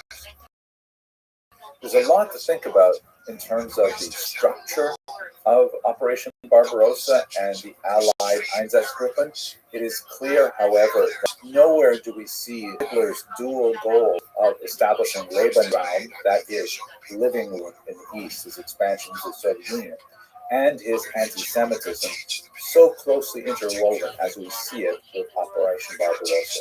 But this is ultimately what the Nazi experiment was all about, this massive drive to the east, the treating of the local population, as Günther mentioned, as less than human, and especially the Jews who were slated to massacre. Also important in this context is the fact that once we've studied the testimonies of Einsatzgruppen members who, of course, survived the war and actually were usually exempt from punishment for reasons that we'll see when we talk about the Nuremberg trials, we see very clear evidence that resistance on the part of the Einsatzgruppen was not very common, but when it was expressed, people got away with it. In other words, a member of the Einsatzgruppen could simply say, you know what, I can't take this anymore. He could speak to his commanding officer and say, I just can't gun down people day in, day out. And what would typically happen is the commanding officer would berate the member of the Einsatzgruppen, would say that they're cowards, that they're not doing their duty for their fatherland, and so on. And then they would simply reassign them to some of those, like driving the truck or going out into the forest and look for people who escaped. And it was not at all a case where if a person would be shot. In fact, it begs the question, why did so many people not resist? Why did so many people not speak out and refuse to perform these inhuman acts? We're going to speak about that a little bit more when we get to the Milgram experiment, the Zimbardo experiment, that looks from a perspective of psychology and sociology on the kind of impact that peer pressure, among other things, has on obedience to authority. For the time being, we can only marvel and mourn the tremendous that occurred during the Einsatzgruppen massacre.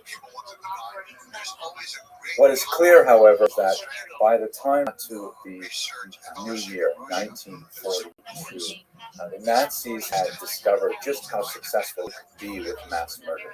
But they basically met very little resistance either from within and certainly from without. And so they began to look to a more efficient solution for mastering the Jews. This was so-called Endlösung, or final solution, and that's what we're going to have to speak about in coming videos. I hope you found this video useful. Thank you for watching. So, in 1368, the Mongols had become speak within China, and they were overthrown, but they weren't absorbed into China. But the Mongols have been there since 1215 and 1368. Hello and welcome to another brief lecture on the Holocaust. These lectures are intended for educational content and purposes only. Today I'd like to begin a discussion of collaboration, a very difficult discussion that touches on many of the most complex economic, social, and psychological aspects of the nature of the Holocaust in Western and Eastern Europe. It's very difficult to get a precise sense of what exactly are the mechanics of collaboration, especially when we get down to the individual level. But in this and in the following brief lecture, I'd like to go over some of the more general aspects of collaboration that will help us place individual acts of collaboration within a broader context. So let us begin, first of all, by defining collaboration. What exactly do we mean by this term? Most historians and general researchers of the Holocaust tend to divide non-victim populations into three basic categories. Perpetrators, obvious criminals involved in the destruction of innocent human life. Bystanders, those who, to one degree or another, passively allow this to happen. And thirdly, rescuers, the heroes of the entire story. But what exactly do we mean by collaborators? Certainly, there is a tendency to place collaborators directly within the perpetrators category, meaning the word, after all, means to work together, and that indicates that collaborators are those who are directly directly part of the overall Nazi enterprise. But when you look at collaboration from a broader perspective and understand that in reality, many of the people who were moved towards some degree of collaboration were really trying to figure out a basic calculus of their own survival. Certainly, there are extremes. It's difficult to understand people who are actively involved in the direct murder of Jews and other civilians as anything but criminals. But on the other hand, you see people such as in this image here, who are featured in a German propaganda effort to encourage Slavic peoples to make their way to Germany to act as so-called Ostarbeiter, or to contribute to the German war effort through working in various industries, whether domestic, as you see in this particular image, or more likely in various types of munition factories. On a technical level, this would be collaboration. They are, after all, working in concert with the Nazis, but their degree of distance from the actual murder process certainly should mitigate against lumping them into the same category as perpetrators.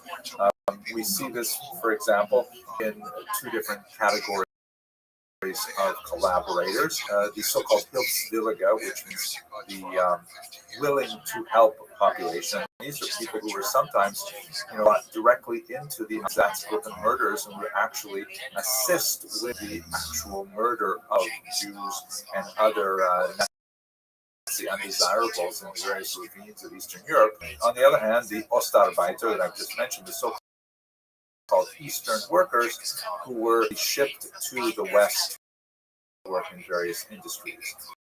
Furthermore, this is even more difficult and complex to understand when you think about it. These were the Jewish councils that were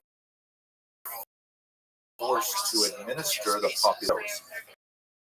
And in many cases, the Judenrat literally had to work hand in hand with the Nazis, obviously under tremendous duress. Ultimately, they were sent to their deaths as well. Nevertheless, they were the people who actually executed on the population of the ghetto, right up until deportation, even employing their own Jewish police force.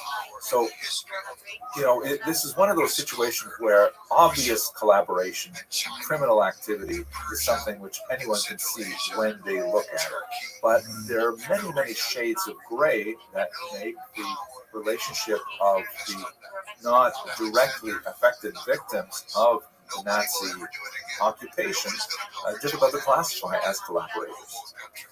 We see this especially when we consider regional differences. Have a look at this map here, which indicates the greatest extent of Nazi expansion throughout the European theater and also North Africa. You can see that the central region, the black area, is the German Reich, which are regions which were formally under total Nazi control without any significant local populations acting in a collaborationist form.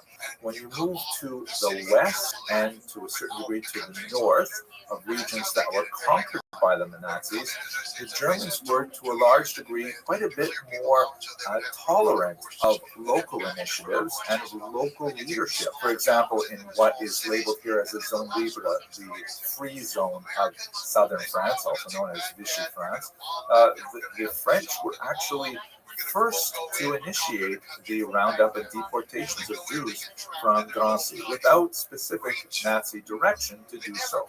This is especially true when you consider the various allies of the Nazis, like Italy, for example. They had quite a bit of leeway in their own policies towards the Jews and other oppressed peoples during the Holocaust.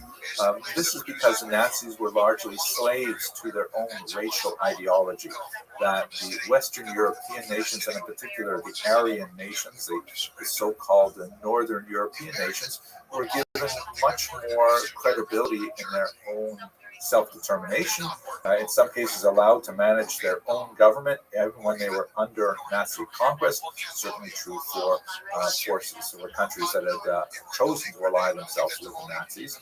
And so they were, by and large, these regions were given much more freedom with regards to the articulation of how they would relate to Nazi policies, specifically with regards to the anti-Semitic policies that the Nazis certainly encouraged, but did not lay down a heavy hand to make sure that they were enforced for the early years of the war. Later on in the war, however, there is quite a distinction as many of the Allies begin to get cold feet. Italy and Hungary are excellent examples, and Nazi Germany has to take control. Then they suddenly impose their own will on the local population, and collaboration becomes much more of a dangerous phenomenon for the local Jewish populations. But let us contrast what happens in the western and the northern regions of Europe to that of Eastern Europe, in particular the conquered nations of Poland and the Baltic states, and those regions of the Soviet Union that were placed after Operation Barbarossa under military command, the Reichskommissariat, you see, of Ostland and Ukraine, and then further into Russia itself. Here, the degree of autonomy of local officials was almost nil. The Nazi military enterprise was basically in control of society. Solutions, public hangings in the streets, these were common phenomena all in Western Europe. In general, Eastern Europe was far more brutal, and the consequences of resistance were far more significant than they were in Western Europe. And this really plays into our attempt to understand the nature of collaboration. Collaboration in Western Europe typically involved a lot more premeditation on behalf of the agent who would decide to work with the Nazis.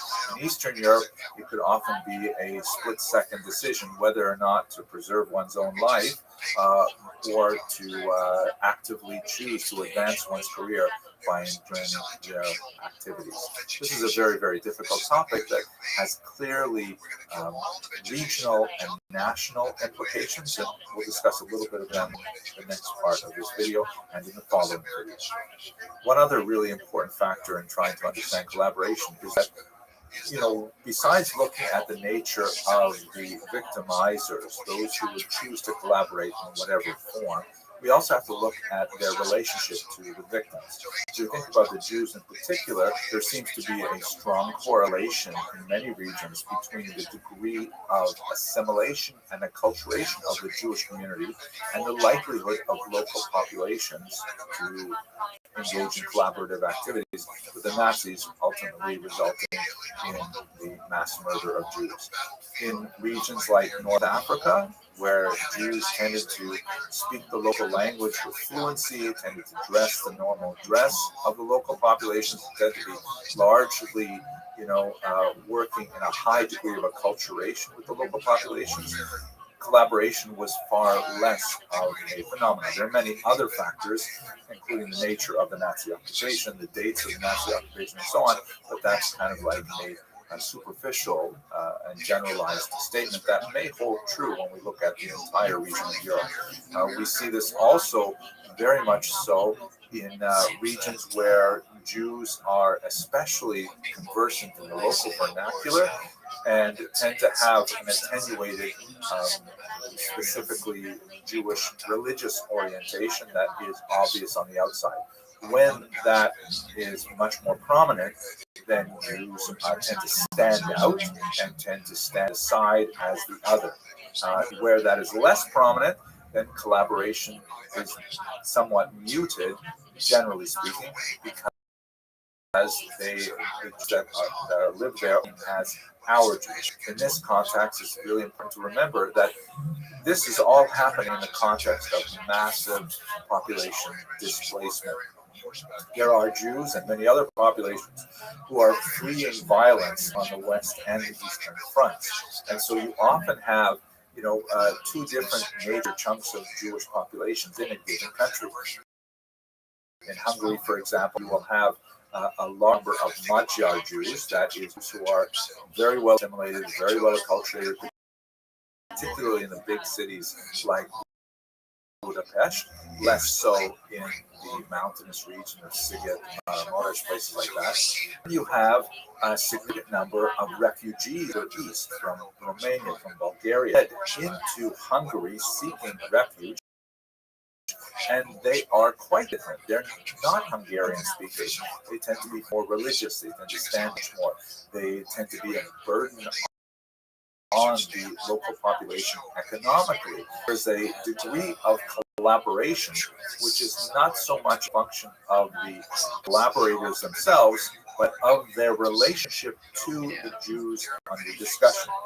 And putting it bluntly, there seems to be a much greater hesitancy to hand over our Jews, that is, let's say, Magyar Jews, Hungarian-speaking Jews in Budapest, than there would be a willingness to hand over the various immigrant populations of Jews, the refugee Jews who had come recently, did not have Hungarian statehood, nationality, and so on. So this is a very important phenomenon to consider when looking at the general issue of collaboration as well. Let us stop here, and in the next video, I'd like to look with a little bit more detail at Eastern Europe, at some more of the complex issues that affect collaboration. Thank you very much for watching. The first place he attacked outside was the Tango nation. They had sworn allegiance to him, and then when he went off to the Middle East, they refused to send troops. We didn't forget that. Hello and welcome to another brief lecture on the Holocaust. These lectures are produced solely for educational content and purposes. In the previous lecture, we discussed some of the larger issues of collaboration and trying to understand what exactly this phenomenon is. In this brief lecture, I'd like to focus with a little bit more detail on Eastern Europe. This is a region which has been identified with the very pungent term, the Bloodlands, by the historian Timothy Snyder, who wrote a book of that title. And it's a totally apt designation because this region saw phenomenal violence throughout the first half of the 20th century, beginning especially with World War I and the pogroms that occurred there, and then extending into the terror famine of 32-33 in Ukraine and the Don region, and then, of course, in the Holocaust. So looking at the region that we're speaking about specifically, it is the territories that the Germans and the Soviets divided between themselves as part of the Molotov-Ribbentrop Pact of August 1939. Looking at this map here, you see that includes basically Poland, which is divided in half, the western half going to Germany, the eastern half going to the Soviet Union, and it is the Baltic states to the north, Lithuania, Latvia, and Estonia. Many of the things that we'll be discussing in this brief video also apply to the military control of the Soviet Union that would be extended over these regions and further into the Soviet Union once the Nazis advanced in 1941 with Operation Barbarossa. Here is the map of Operation Barbarossa, which describes how the Nazis would essentially double-cross Stalin and their erstwhile Soviet allies and advance into this region and really make a deep penetration into European Russia, coming to the very gates of Leningrad and even Moscow, and imposing their Nazi view of how to handle the local populations there, effective June 22nd, 1941. Here is the map which we saw in the previous video, which helps us understand exactly how these populations were distributed. The region that's in black here that's called the general government is directly under Nazi control, but it has a slightly different administrative designation to the two Reichskommissariaten, which basically comprise parts of Belarus and Latvia, Lithuania, and Estonia, and then the large chunk of Ukraine, which is also under Reichskommissariat, and then finally, immediately beyond those two territories, the expanding region of military administration. So really, what were the factors leading to collaboration in these regions, in particular, the so-called bloodlands? One factor that is especially complex and requires quite a bit of analysis is the openness that, especially from 1943 onward, is the willingness to adopt Slavs into Waffen-SS units. This was quite a surprising development in many ways, because the Nazis, as we've mentioned many times, were slave slaves to their racial ideology, and they viewed the Slavs as significantly subhuman. One of the officers of the Reichskommissariat once said that the Slavs should only be called upon to do three things.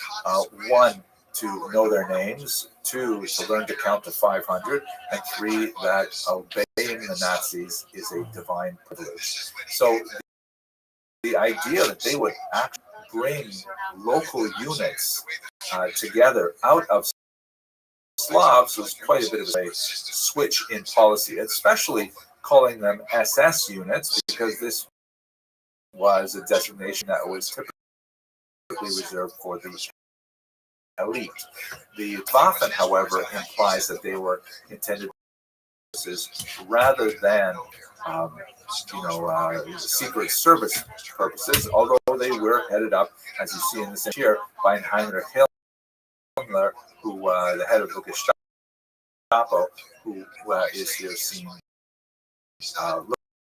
looking at the Galicia division, one of these Waffen SS formed in Western Ukraine. So ideology and policy to bring these people into military, but it's not actually that surprising when you look at that it began to occur, especially connected with reversals that the Nazis were experiencing on the front. Ultimately, that would be a major downfall for their military endeavors, together with the Allied invasion at Normandy on the Western Front. The Nazis would ultimately be crushed between the Red Army, Allied armies on the other side. So therefore, adoption of these military units was, on the one hand, a wise military tactic, but on the other hand, a step back from their racial ideology. Now, when we think about these units, normally the term SS immediately implies, as it did at the Nuremberg trials, a collaborator of the highest order. In fact, in the central circle of those who were architects of the Holocaust.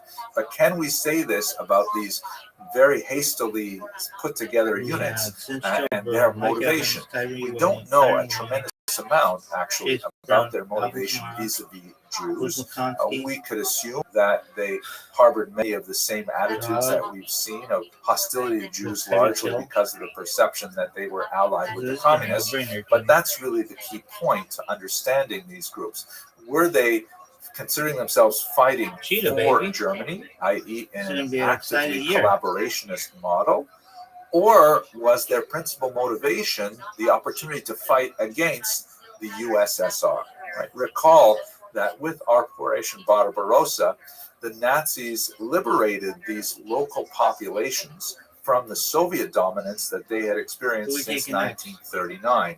That was 2 years of incredibly brutal communist power that involved the arrest of their intelligentsia, that involved the rapid communization of their economies, involved a very, very strict adherence to the notion of enforced atheism. Like the League of Militant Atheists was very active. Churches literally blown up.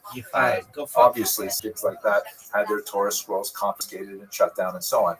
So a lot of these populations of local Slavs actually saw these Waffen SS units as opportunities for them to attack their most recent and immediate enemy, the Soviet Union.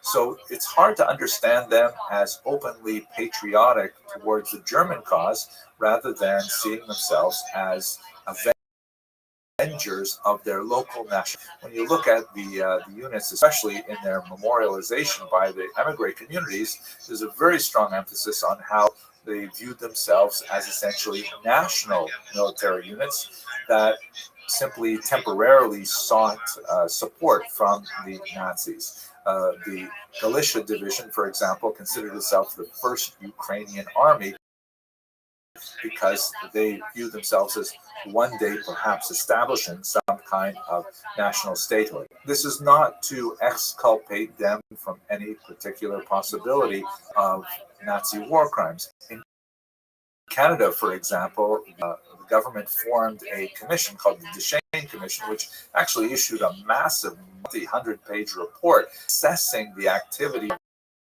the Galicia division.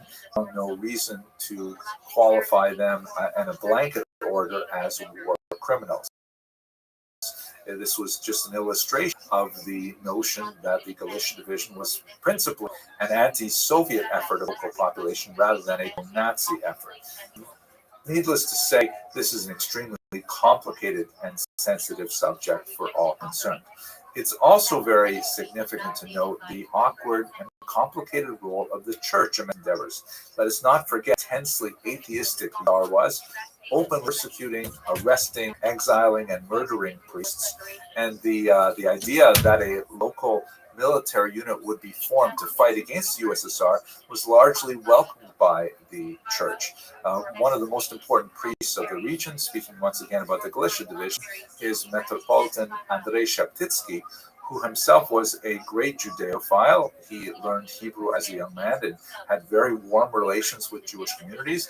He was responsible for the rescue of some 200 Jewish children and returning them after the war to their families. A remarkable individual, and nevertheless, his record is somewhat tainted by the fact that he openly blessed this Waffen-SS division, which made it very hard for many to see him for the humanist and the pro-Jewish figure that he truly was. So this is a complicated kind of situation. Is it true that we can say that the enemy of my enemy is my friend? This complicates the whole idea of understanding what is collaboration. And maybe if we strike at the root of the difficulty of understanding collaboration, besides the obvious overlapping concerns of self-preservation, of economic advancement, that may have very little to do with open anti-Semitism or willingness to engage in murderous activities. Perhaps one of the most important things to understand is that, the many peoples from the bloodlands all consider themselves victims. The Ukrainians and the Poles and the Lithuanians and the Latvians also consider themselves victims. Not precisely in the same way that the Jews and the Roma, for example, consider themselves victims, but nevertheless, they do see themselves as set upon by both the Nazis and the Soviets. Not necessarily to the same degree of genocidal intent, but nevertheless, they have a legitimate argument to make that they also share in victimhood. You see this horrific image from the United States Holocaust Memorial Museum. Polish babies, the same that happened to the Ukrainian babies as well, would regularly be selected for their racial characteristics and shipped off to Germany to be raised by foster families. Young Aryan-looking Ukrainian or Polish girls were often taken and essentially sent into prostitution with the attempt to try and improve the racial characteristics of the local population. These are the so-called Volksdeutsche, the Poles or Ukrainians or Lithuanians who had some German descent and were selected out by the Nazis for racial characteristics, given additional privileges, or in some cases we see here, persecuting them more because of their slavish attitude towards a racial purity. So a lot of the local populations view themselves as victims as well as the Jews, and saw entirely justified within the larger complex of factors. The topic of collaboration is indeed one of the more difficult topics of the Holocaust, and has some of the longest lasting repercussions as societies attempt to emerge from the ashes of that terror. On the one hand, when one sees active, inveterate anti-Semite who enthusiastically joins with the Nazis to engage in murderous activities, it's very easy to that as war criminality. But on the other hand, you see a tremendous grayscale of various smaller acts of collaboration, which can easily be understood to self-preservation as an attempt for economic advancement. And one wonders, where exactly do we place the line between criminality and reprehensible conduct and understandable human weakness? These are very, very difficult topics. I hope that these two videos helped illustrate the complexity, and I look forward to speaking with you in further videos. Thank you very much for watching.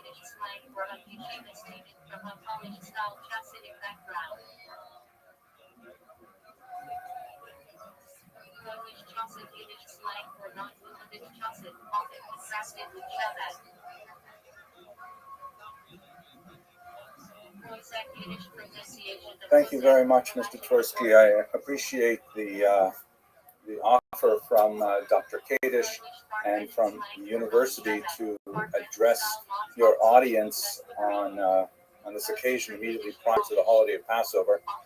And I have to say that I put a lot of energy into this presentation, primarily because my main area of specialization is history. I'm much more comfortable dealing with things that have already happened, that are firmly located in the past. But over the past 6 weeks, it has been impossible for me to concentrate on the past because I keep being drawn into the future and into, unfortunately, the present, which is so terrible in Ukraine. So my goal for today is to speak about Passover and speak specifically about the refugee experience connected specifically to Ukraine. This talk may be a little bit more personal than most of my talks, for reasons which I hope to make clear shortly, but it's one that I feel very strongly about.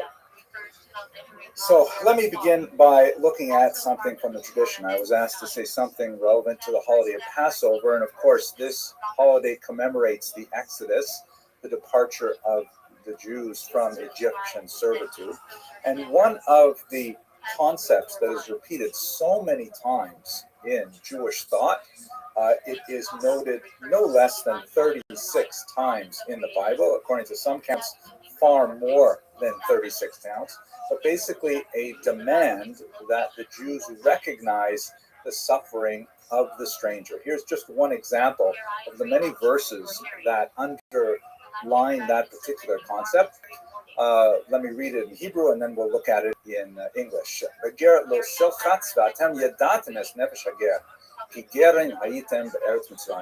You shall not oppress a stranger, for you know the feelings of the stranger, having yourselves been strangers in the land of Egypt.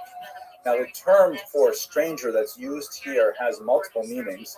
It is related to the word lagur, which means to dwell or reside. And sometimes this term is used to refer to, as it implies here, a stranger, a foreigner. Sometimes it's used to refer to someone who has become Jewish, who has converted to Judaism. Sometimes it's referring to a resident alien.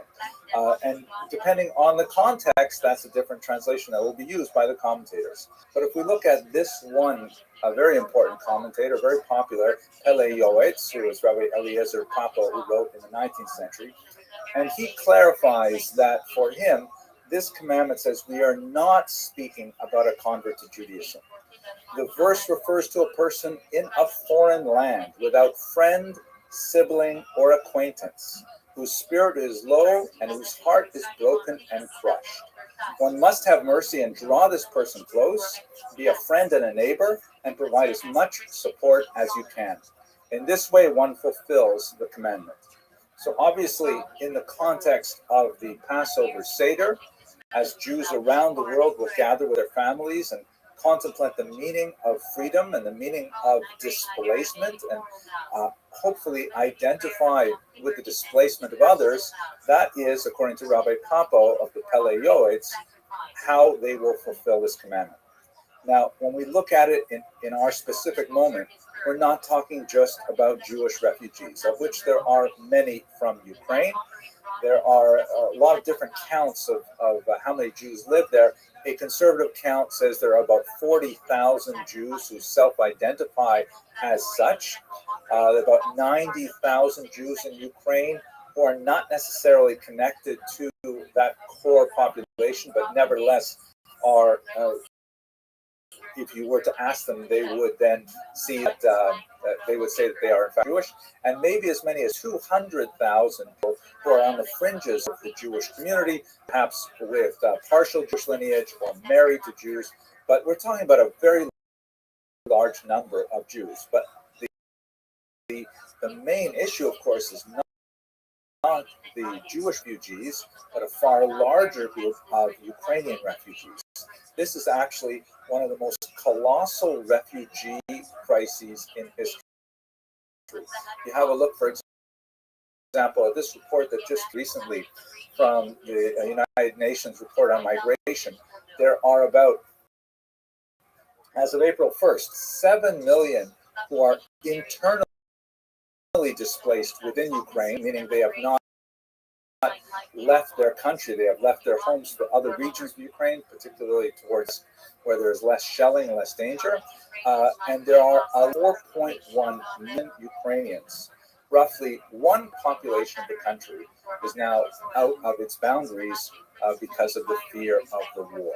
It's absolutely mind-boggling number. If we try to put that number into some context, we should really think about what William Faulkner said in 1951 when he said, "The past is never dead, it's not even past." Meaning, people like to say that history repeats itself. Some people work with another quotation that it doesn't repeat itself, but it rhymes. But we are still living in an extended 20th century of egregious refugee crises. Let's just think about what this means in the context.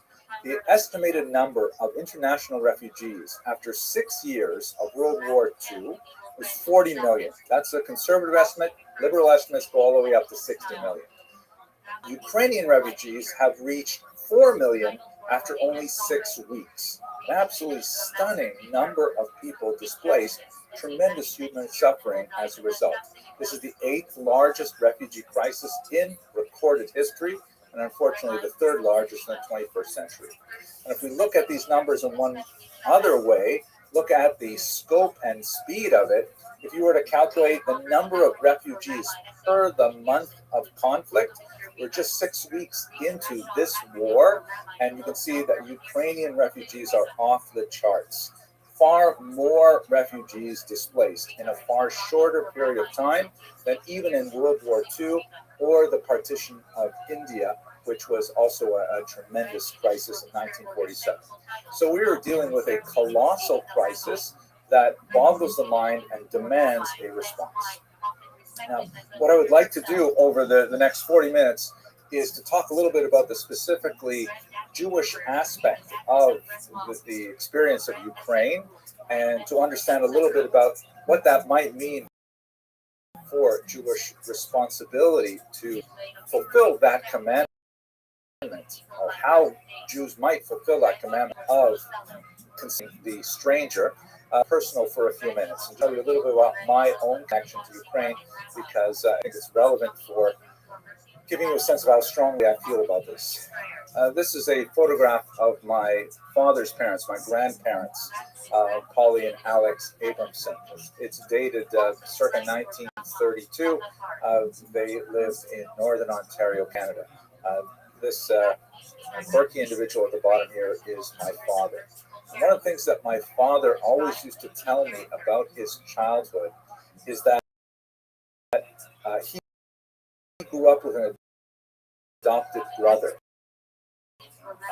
Right after World War II, there was a tremendous refugee crisis of Jewish, and they were just among about 300,000 other Jews to these camps that dotted East Central Europe, Italy.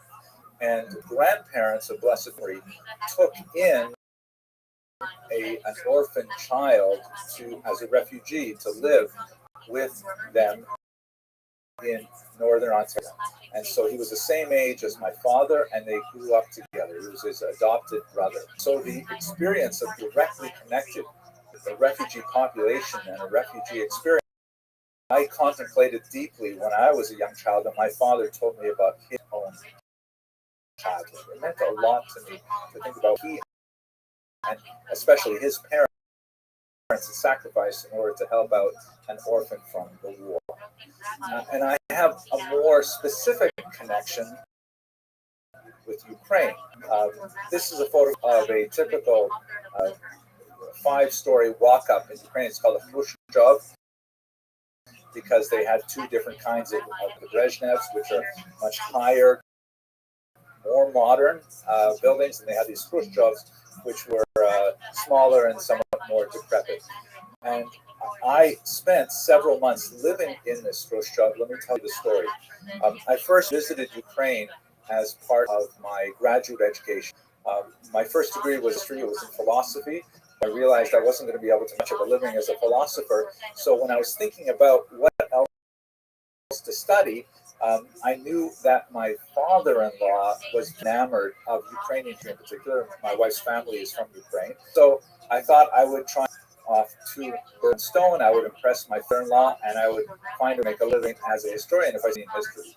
It turns out that I really liked it, and so I studied more and more. When I first went to Ukraine in 1989, it was still under the Soviet Union, but it was beginning to liberalize significantly. And the Canadian Jewish Congress asked me to take a large supply of insulin to a diabetic Ukrainian Jew who lived in this building here. So I took it. It was a big deal in 1989. You had to put it in the freezer and things like that in the plane, and we got it to Ukraine.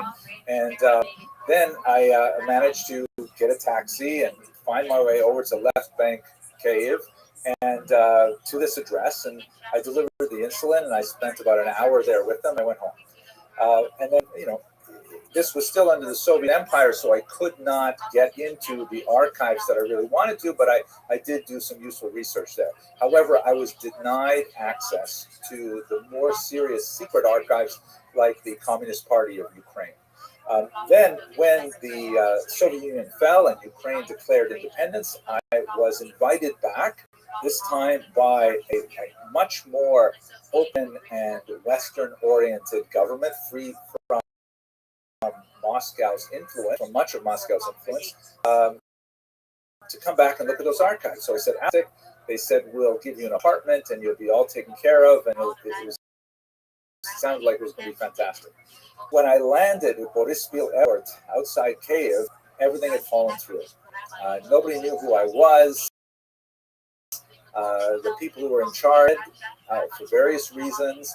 And I was completely alone in a strange city with a pocket full of Canadian cash and no idea where I was going to spend the night. I didn't have a hotel reservation.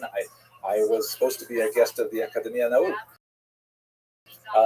And I really didn't know what to do. The sun was setting, and there was a lot of, rogue criminality going on. The mafia was very strong in those early months after the collapse of the Soviet Union. So I took a taxi. I knew that this building, this was the only person I really knew in Kyiv at the time. I knew that this building was somewhere in the left bank of the Dnipro River. I said, take me to that region. We drove around for about half an hour. I thought I recognized this, and sure enough, I went in. I went up to the right floor. I thought it was. I went to the right door. When I knocked on it, Yevgeny Antonovsky answered the door. He was home. It was, thank God, the same place that I had visited originally. And I ended up staying there for several months. Even after we were able to work out where I'm supposed to be and what my living conditions were supposed to be, I simply asked that all the funds that the Canadian government had allocated for my trip be directed to the Antonovskys, and so they were able to get a windfall, but I lived in their tiny two-room apartment for several months for my research. Here's the me with Yevgeny. Believe it or not, I'm the guy in the back there with the dark hair and dark beard, and you'll see that some beautiful 9th century Talmuds. Yevgeny's grandfather was Thomas of a shul in Kiev. He was sort of like the sexton of a synagogue. And when the communists came in 1917, 1918, he hid all of the holy books and he preserved them until his father, until Yevgeny could take care of it. Their house was filled. A remarkable collection of 19th century imprints, which is absolutely, and we would spend time studying together. So I got to see from the perspective of regular Soviet Jews who lived under those conditions. Here's another photograph with Yena, his wife, and also those of you who are studying Jewish history or fans of art, you might recognize, or even if you're of Cuban literature, recognize the young man on the right who is my good friend that I met in Kiev at that time. none other than Professor Petrovsky Stern of North. Here's a picture of like now. He's kind of the smoldering look since then, but associations were in the University Library. So I had an experience of what it was like, however attenuated, to be a stranger in a strange land, did not know I was going to sleep that night, and compared to the actual suffering of the current Ukrainian refugees, but never had a little taste of it, and God, by dint of the kindness of strangers and the grace of God, I was able to find a very safe place to live.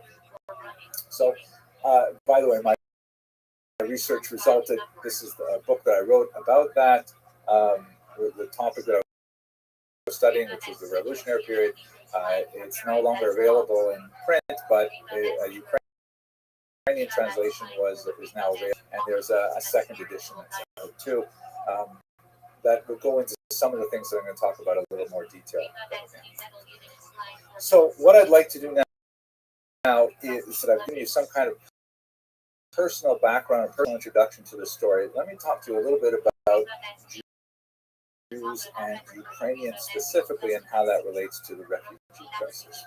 So we should certainly bear in mind that Jewish history goes back a very long way in Ukraine.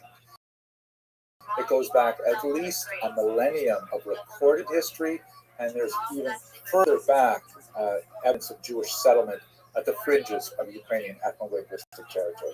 You have a look at this, which is part of an atlas written by my teacher, Professor Paul Robert Madbachi.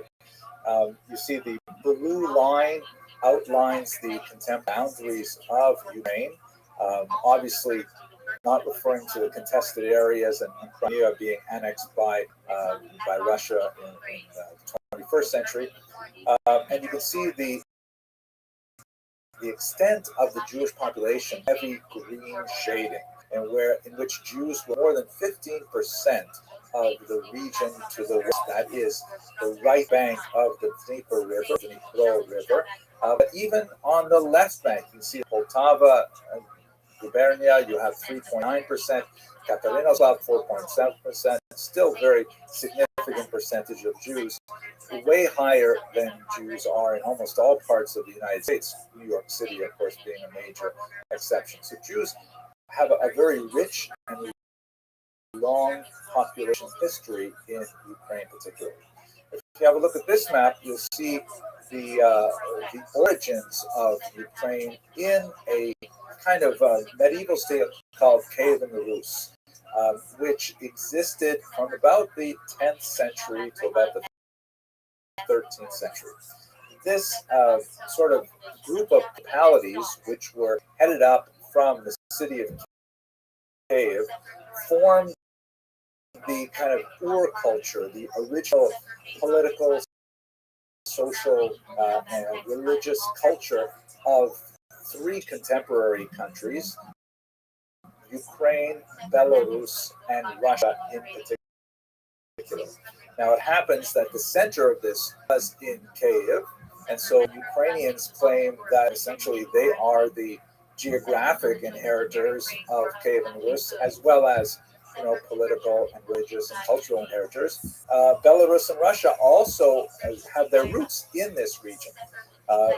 Now, Jews lived in this region easily from the 10th century on. There are plenty of reference to Jews in the several historical chronicles that we have of the era, including the Povest Vremenia, which is one of the most important documents that describe this early period, the so-called Chronicle of Bygone Years.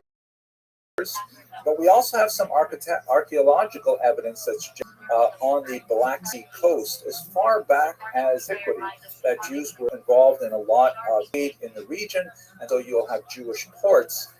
Crimea, for example, we have in the 13th century, a little bit earlier, even members of the Balei Tosfos, that is the important commentators on the Talmud. There's one, Moses of Kiev, and Isaac of Chernihiv that show up in various writings of the time. So Jews are there right at the very beginning of Ukrainian self-determined statehood in one form or another. They begin, however, to emerge in numbers in the late 11th century and onward. That's the era when the Crusades begin. As you can see from this which outlines the various routes of several crusades moving from Western Europe to the land of Israel, and the predominant Jewish communities in the 12th century and onward, they're west. The central heartland of what would be called Ashkenazi Jewry is located primarily in the Rhineland, would be in northern Germany, part of France. And what's going to end up happening over the 12th, 13th, 14th centuries is that there's a significant number of reasons why Jews are being forced eastward by increasing anti-Semitic pressures. For the noxious development of the blood libel myth that Jews somehow need to consume the blood of Christian children. Absolutely ridiculous concept that has no basis in reality whatsoever. But once the idea began to take hold in the 12th century, it spread rapidly. People liked to kind of a QAnon way, which actually we may reflect on that a little later in this lecture when we think about contemporary propaganda. This is actually a document. It's actually German currency from the 20th century that commemorates a desecration case in Sternberg, in which Jews were accused not of murdering a Christian child, but by doing something that was a related charge of capturing the communion wafers, the so-called hosts, and torturing them instead. And although that's also a figment of some kind of fever dream imagination, nevertheless, Jews were frequently charged with this heinous activity, and they were judged to be guilty and burned at the stake, as we see in this rather grotesque image. So from Western Europe, starting with the Crusades of 1096 and onward, there is an increasing pressure on Jews to leave for anti-Semitic reasons. And then from the East, there's actually an economic vacuum that's drawing Jews in. At this time, Ukraine was under the control of the Poles, part of the very large Polish-Lithuanian Commonwealth, and there was a just need for people to act as middlemen, as builders, to help manage these large landed estates, in which there tended to be an ethnic division between the landlords, who were Polish Swiss for the most part, and versus the peasants, who were Ukrainian Orthodox. Orthodox not in the Jew term, but in terms of the denomination, as opposed to Catholic. And the Jews were an excellent voice to bring in to manage these estates, both because of their developed skills, literacy, and numeracy, but also as they were not especially they didn't show allegiances to the local population. They could be depended on to their employers because they were a distinct entity. There were a whole of activities that were associated with this point because the nobility could literally give them monopolies in things like the production of alcohol, something called propinatia, and so that's why so many Jews were active in, for example, maintaining inns and the distillation and distribution of alcohol. This was, however, a rather exploitative economic system, as I've discussed in other videos. If you're curious about my channel, you'll see some of them in more detail, and would be cause of some conflict.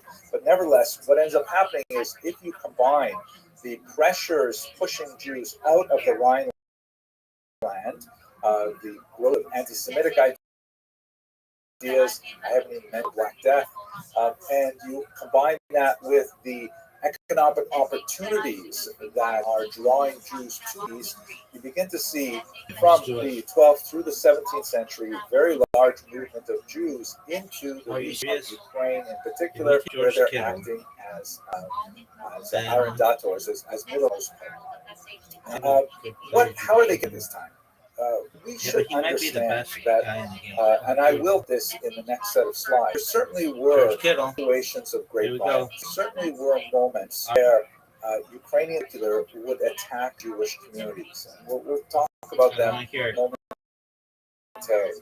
But the overwhelming experience in Ukraine was peace and prosperity. Ukraine managed to find a way to living, to study, to develop some remarkable religious Hasidic movement. And for the most part, for 1,000 years, Jews and Ukrainians lived together in peace. It does not mean that they joined in everything, but their level of cross-cultural pollination, of cross-fertilization, where Ukrainian ways of looking at the world influence Jewish ways and vice versa. Just to give you a little introduction, jumping ahead to the 20th century, this image we're looking at right now is Ukrainian currency from the very brief-lived period of Ukrainian independence between the of the Russian Empire in 1917, the imposition of Soviet rule under the communists shortly thereafter. During that time, remarkably, Jews and Ukrainians strove to officially work together a new state. It ended in great failure for various reasons, including popular pogrom violence, the most important reasons. But nevertheless, for that brief period of time, it hinted at what could be possible for Jews and Ukrainians. And as you can see, it's got it's a 100 cover on its bill. It has on the top the denomination listed in several languages. Bottom, right under the number C in Yiddish, the words Unterkarbo says, because Yiddish was an official language of brief-lived and a federal republic. So we're basically about 1,000 years of this cultural cross-fertilization. We see it in linguistics. Some of the most intimate terms that Yiddish language are essentially Ukrainian or Slavic language terms. For example, word for father. In Hebrew, the word father is av. A very common Aramaic term is abba. This is like an ancient term that Jews have used for a very long time. Then, when they were in Germany, they picked up Yiddish, which is essentially a kind of medieval German, and they used Vater. But when they came to Ukraine, they switched over to Tati.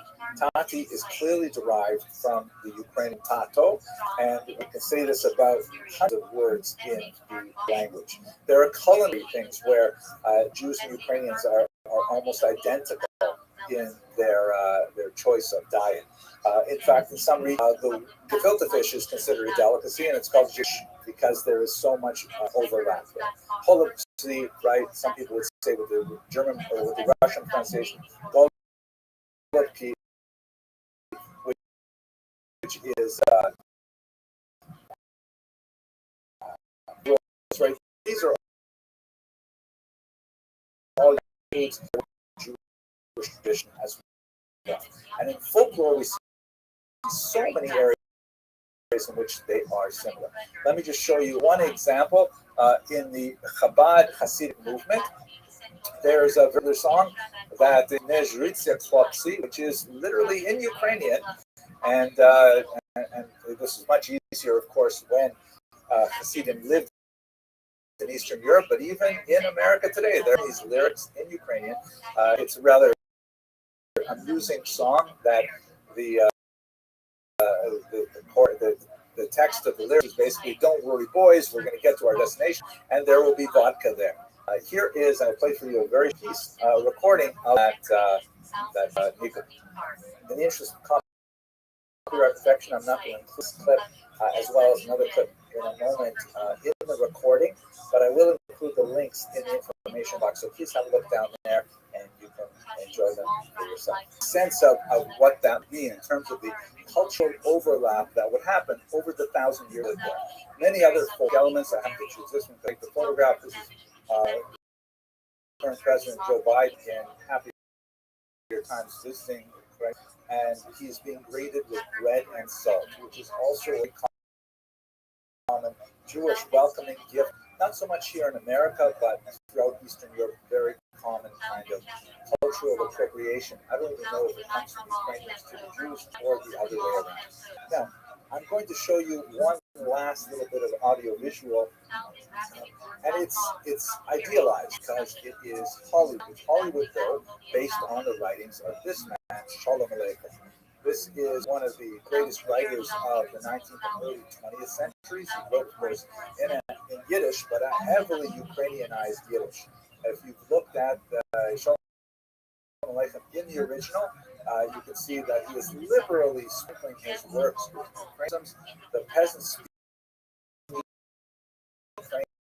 Ukrainian, and the Yiddish readers will understand because they are so close to the peasants and understanding what that culture meant.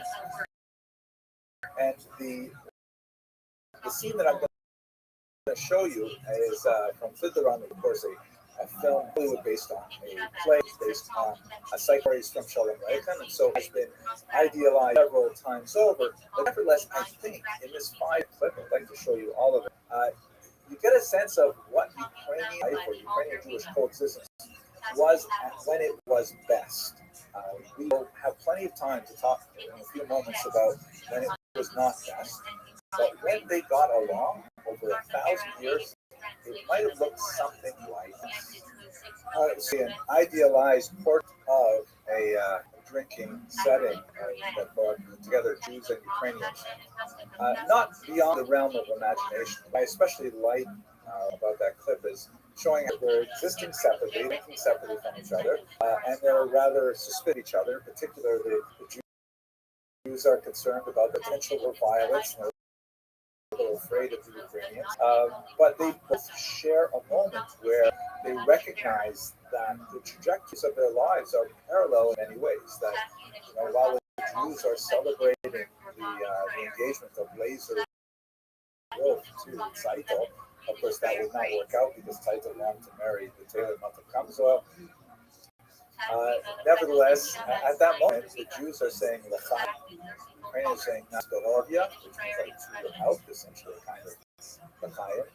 And their lives are running along parallel courses. And I think that's a fair way to understand how the majority of the time that Jews lived in Ukraine got along with their neighbors, not necessarily as exuberant as portrayed in that film, but nevertheless very similar. Now, we have to understand, of course, that there were some really awful, horrific points of conflict. This image of an idealized Kazan, Kasa, you can see in the background there is a Jew being tortured upside down, and to the bottom right there's another Jew handled. Captions, have various derogatory things to say about the Jews. There were several moments in Ukrainian history that represent periods of great conflict when Jews suffered tremendously. Specifically, the Magnitsky rebellion of the middle of the 17th century. I also, if you're curious about this, please, on this topic where I speak at greater length. It's basically an economic cause to that. It has to do with the horrendous system that I described a few moments ago. Similarly, the Haidamach movement of 1768, which resulted in a massacre in the city of Uman, and that was why, by the way, Rabbi Nachman goes to be buried there, and so there are pilgrimages today. Tens of thousands of Jews go to Uman because Rabbi Nachman is buried there, but Rabbi chose to be buried there because he wanted to be near the victims of the Haidamach. And in many ways, this horrible institution called a pogrom, which is kind of like an uprising, a popular upswell of violence, begins to accelerate in the 20th century. We have some terrible pogroms that had a very strong impact on the Jewish community at the end of the 19th century, and some even more awful pogroms in the early 20th century. These were all dwarfed, however, by the so-called Holocaust by bullets, or Holocaust bullets, which refers to the Gruppen murders of 1941 onward. The Nazis, when they invaded Ukraine, Stalin with their pre-built Ribbentrop Pact. They sent 4 armored units behind the Wehrmacht, the regular army, to round up Jews, to bring them out to ravines and to shoot them down. These were staffed by German military police, but they made frequent use of local populations, including Ukrainians, and also as you move up in the so-called bloodlands, as Timothy Snyder called them, in Poland and Lithuania and in Latvia, they found willing accomplices to assist them with this. There's a very large backstory to this that deserves more attention. About 1.5 to an estimated 2.5 million Jews were killed, the access movement in all of East Central Europe, with a very large number of them in Ukraine. This is also, in terms of my personal story, the background of my father's parents, my grandfather's parents. I showed you them at the beginning of this lecture. They're buried somewhere in this mass grave in Lithuania, and the only thing that we have to mark them is this rather arresting sculpture that captures some of the mood, what it must be like to contemplate these horrific deaths.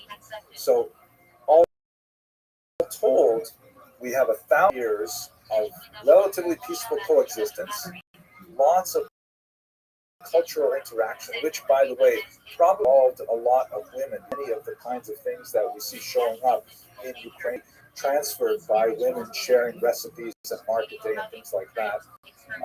But they are punctuated by an accelerating amount of violence for reasons which deserve a lot more explication, but are beyond this talk today. They are cruelly mirrored by what we're seeing today. I can reflect on the mass graves that I'm seeing in the news lately in places like Rothschild. Horrific.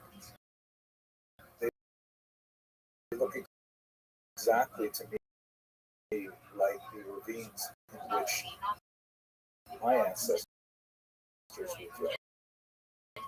It's hard not to feel a deep level of sympathy and empathy for what the Ukrainians are currently enduring. So let us move now to the third point of this lecture. And I'd like to place this Ukrainian because for a period that we're discussing today, Ukrainians are in control of their own destiny. Besides the Cave and Rus period, in which there are very few Jews who live there, and we generally don't know a lot about how they manage their affairs as a whole.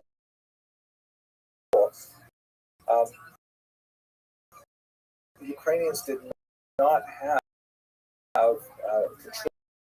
control of their lands as Ukraine, with the exception of a very brief period after the turn of the 17th century. They lived under Polish rule, under Tatar Mongol rule, under Russian rule, the duration of this time up until the 20th century, where they could finally. So, looking at contemporary period, they're living under Vladimir Putin.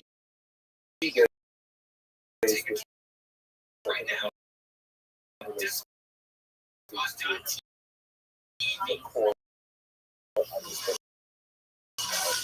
And I believe that in his thinking on Ukraine and on Ukrainians, he's channeling 3 Russian leaders and 2 other leaders, guiding his thoughts, how he is punishing this population. First, Catherine II, also as Catherine the Great, who was actually the first Tsarina to conquer right Ukraine and bring it into the Russian state, the Russian Empire at the time.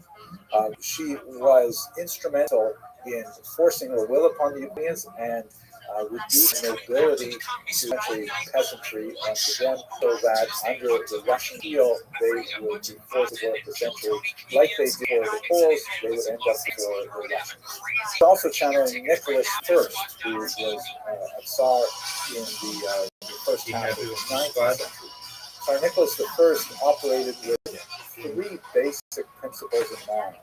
After his father was killed in a abortive revolution, the Trumpist Revolution, he decided basically the 3 things that he has to enforce all of the people of the Russian Empire. First is the notion of orthodoxy, that everyone must conform to the Orthodox Church. The Jew are very difficult,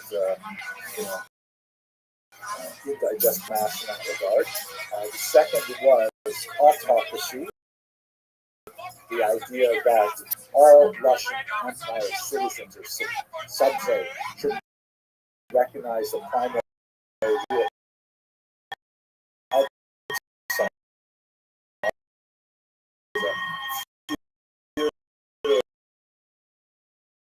like principal leader. And finally, a term that's difficult to translate into English with all of its connotation, he believes in the value ethic model of the people. It's people in a much deeper spiritual, Russian people, kind of a sense of value, ethnic choice, was to be primary, and fit into the Russian model really did not belong to the state.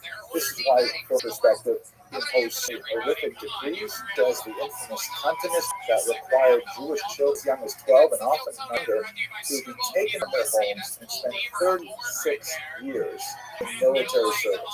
It's comprehensible that we can this happen in Jewish communities. He destroyed the Kehillah structure that was essentially used to self-govern.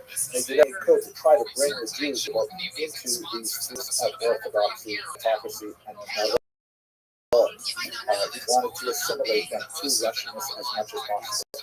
For the Ukrainians, the orthodoxy part was basically that there were Ukrainian Catholics in the far west of the territory, but the vast majority of Ukrainians were Orthodox.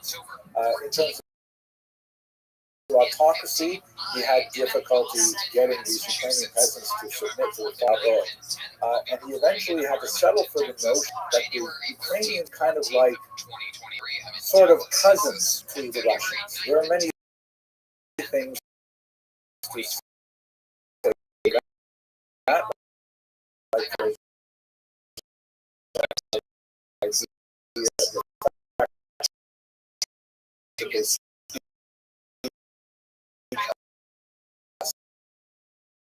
language, which is related, different alphabet, pronunciation, different vocabulary in a lot of places, but a related language, sort of like, if you will, Spanish, French, Romance languages, maybe associated with two of those, but much.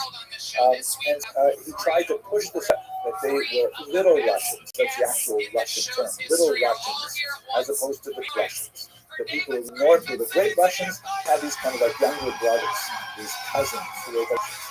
And they were somehow overall family, though they did not necessarily agree to be part of that family. Unfortunately, you see this even in propaganda today. I'm just watching today some of the news. HBO is a made-up nation. It's just invented in the 1919 when Lenin just gave away a piece of territory. Well, that in itself is a story of different history. But even if you want to say they're Russians, which I would not, you got 40 foreign people who say that they are people. And themselves alligators if they want. You have 44 million and you say they're got to listen to that. Essentially, Putin is channeling Nicholas I, trying to assimilate the Ukrainians into larger Russian mentality. And then, of course, he's also channeling Joseph Stalin, the most notorious dictator of the Soviet Union, who chose to impose his will on the Ukrainians in a manner. I don't use that term lightly. With the artificial terror famine of 1932-33, which was directed at Ukrainians and killed millions of them by conservative 3 million, most likely 5 million, possibly even more Ukrainians were killed in that disastrous season because of his rush to industrialize. In other words, Putin and Stalin are kind of like, I put it at the time, if you want to make an omelet, you have to break some eggs. And Ukrainians are unfortunately eggs. I think are fairly well identifiable to anyone who studies Russian history. They'll see them in Putin's mindset. But Putin is also thinking very carefully about this individual, Joseph Goebbels. And this is something I want to focus a little bit more. Goebbels was, of course, the minister of propaganda in the Nazi state. And he was an evil genius, brilliant in his ways of how he can convince people to see the wrong thing. And his basic theory was tell the big lie. Tell it as loudly and as often as you can. And it's the way the Russian propaganda is spouting the most ridiculous nature of this conflict. Intimidation of people who won't object and say the truth. I'm going to get back to that in just one moment, but I want to bring back to a starting point. There's one other individual that reverberates throughout Jewish history, and unfortunately, the Ukrainians are also experiencing, is also channeling that absolutist lead who wishes and would stop at nothing presented in Cecil B. DeMille's representation of Ten Commandments, where you're playing Pharaoh. Nothing can stop him. He will defy the heavens in order to achieve his goal. So as I see it, we have two basic challenges as we go into the Passover Seder. This is a page from the famous Barcelona Haggadah, I believe it's 14th century Spain, and this is from the opening of the which reads in Aramaic, is the dread affliction, which the person who is leading the Seder to all the guests, as he holds up simple unleavened bread, anyone who is hungry, let them come and eat. So there is impetus built right into the Seder ritual to recognize the needs of others, the needs of strangers, and to meet them in our own meal, to alleviate their suffering. I see this in two things: the challenge of memories in our current moment, and the challenge of, and this is something that's very pragmatic, we can all do it. We have to understand that this war is being fought two very significant grounds. Mariupol is being pummeled, and waging horrible war that makes some of the population seem minor about this. It's lying about this. Their own people. It's phenomenal how protest by flying onto live TV to specifically tell Russians, they are lying to you. This is propaganda.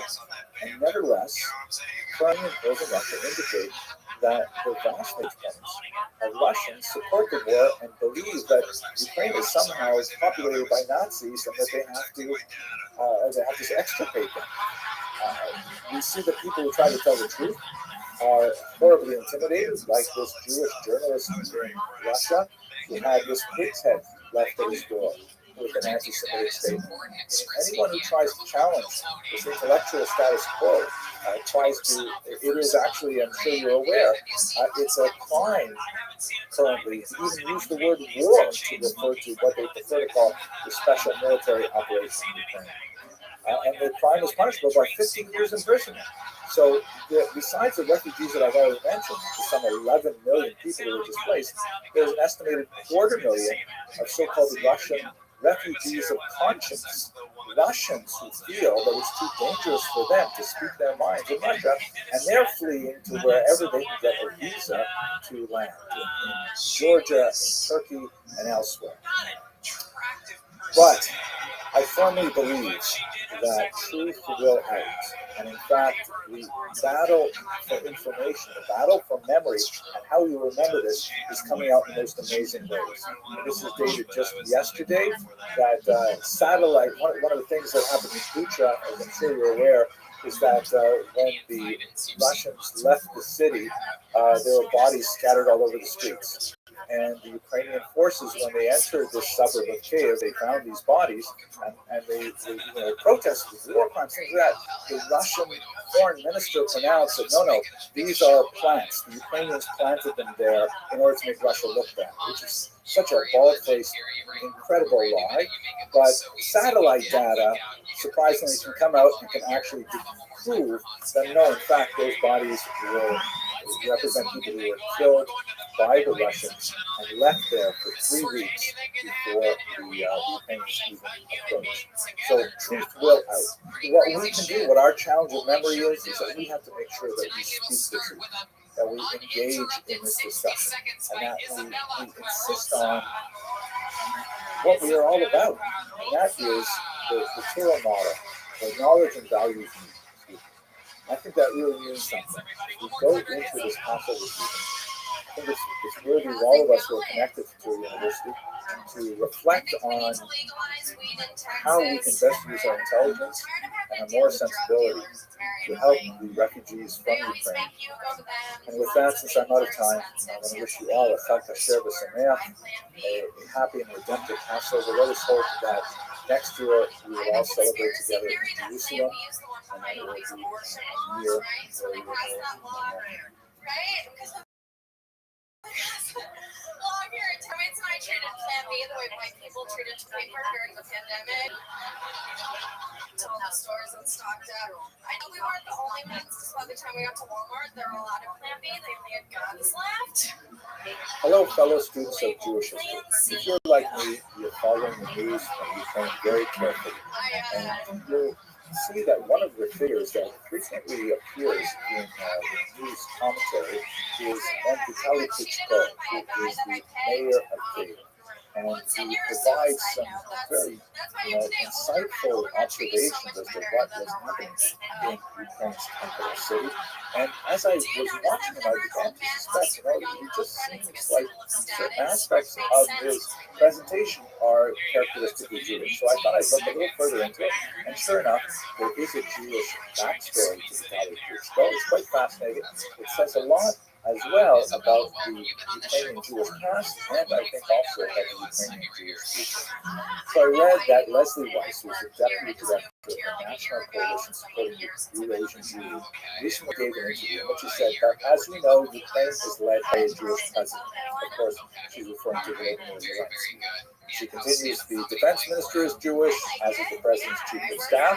Many members of the cabinet are Jewish. The mayor of Kiev, Klitschko, tells us about his Jewish grandmother every time we see him. That is, in fact, the story. His father's mother was Jewish, and I'll tell you a little bit more about how that affected him in a moment.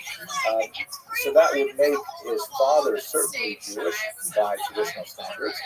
It would not make Klitschko himself Jewish by traditional standards, which regards matrilineal descent as the right determines Jewish status. Of course, there are different opinions in 21st century America, but that's a matter of some controversy.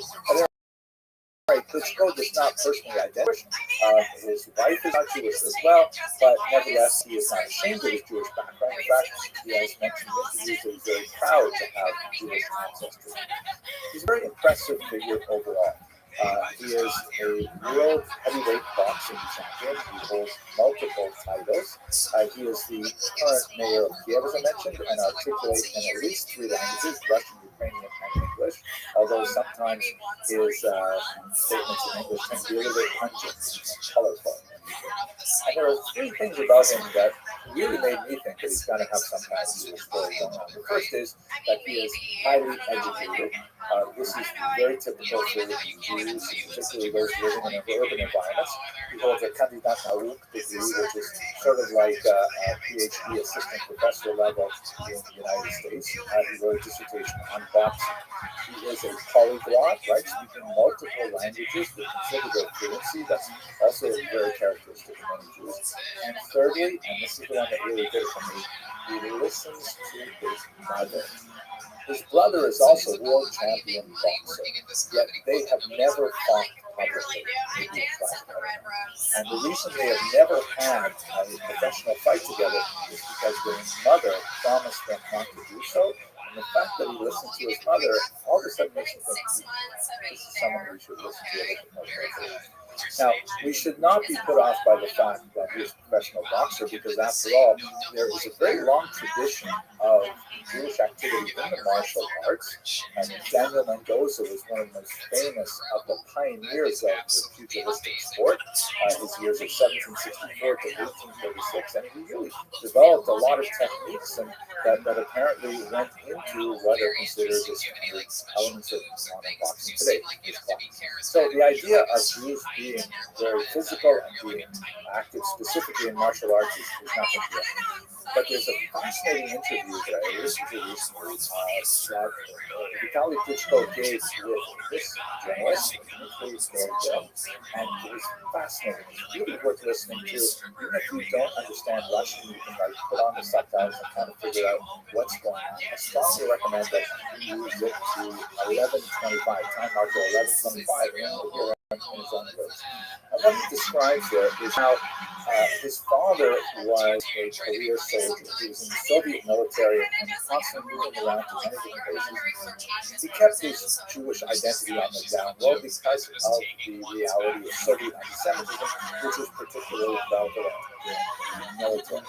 But at home, they frequently spoke about his mother, who was Jewish, and during the Holocaust, she was hidden in a chest by her husband during all of these Nazi searches that would go on during the occupational period. And this went on for months and months. And Rothschild speaks about the tremendous influence this made on him as a child. Ironically, there are elements of his past to his mother's side that relate to the Holodomor, the Great Terror famine that occurred in 1932-33 under Stalin, and on his father's side to the Holocaust. He relates to the Holocaust in a distinctly Ukrainian manner, specifically through this mixed heritage. He remarks in this interview how very proud he is that Yad Vashem has a record of his Jewish family and tribulations that they went through the Holocaust. And he poses in this interview a challenge for himself and for future mayors of Ukraine. He speaks very closely to Israel. He says that in Jerusalem, there are places like Yad Vashem, one of the world's greatest centers for the memorialization and study of the Holocaust. He says in Jerusalem, there was no Holocaust. In Washington, Los Angeles, there was no Holocaust. These are both cities which have very famous Holocaust museums and research institutes. How is it, he continues, that in Babin Yar, in the middle of Kiev, where 100,000 people were shot, almost nothing appeared there for 80 years. Tiny memorial, which incidentally was recently bombed by in Ukraine, he continues, the places of executions are not marked. Many people go on picnics there and walk their dogs. So he sets for himself and for future mayors the challenge of putting energy into developing an understanding of the Holocaust. That's extremely important. And it's ironic that he gave this interview in November of 2021, and just a few months later, of course, he will be embroiled in a war, which in many ways bespeaks many of the tragedies and cruelties that were seen during the anti-Semitic massacre, so-called Holocaust by bullets in places like Bucha and that's getting beside that point right now. He also notes that at Babi Yar, many people who pulled the triggers also had family values, also loved their children, yet they could shoot the children like defenseless people. They could shoot the elderly. Yes, articulate. Why? He says it's important for us to answer this question because the world is very fragile. So, a fascinating individual who in many ways speaks to the Ukrainian Jewish past, which is far more complex than most people really realize, and also, hopefully, for an optimistic Ukrainian Jewish future, where we're looking towards ways of understanding this complex and very difficult implications. So Vitaly Klitschko, I can say he is definitely not a lightweight. He is actually a heavyweight. Thank you very much for watching this video. I'm telling you, you haven't lived until you got to watch a grown man angrily strap on a helmet. Every now and again, he just put his double chin. Fuck! My topic for today is Ukraine and its Jews. When Rabbi Morris and I were first talking about the various topics and how we would actually phrase this, we had some challenge because, the situation on the ground is changing so dramatically that we needed to choose a fairly generic topic that would cover all possibilities. So what I'm planning to do is to develop a single thesis, which I hope to demonstrate with a concrete graphic piece of art immediately, and then work through a historical narrative and then bring it to the present day. And at that point, we'll wrap it up and we'll open it up for discussion and questions to see if my thesis works at all. Can you all see my screen? Slava, would you please nod your head if you see the image in the background there? Okay, great. Okay, so that's the plan. Now, the thesis is basically that historically, Jews of Ukraine have oriented themselves culturally like they have in most countries as a minority. They've oriented themselves towards the most powerful national unit in multinational states. So, for example, in Austria-Hungary, they tended to be more Austrophiles. When Hungary became much more independent after 1867, they began to develop a Hungarian Jewish identity.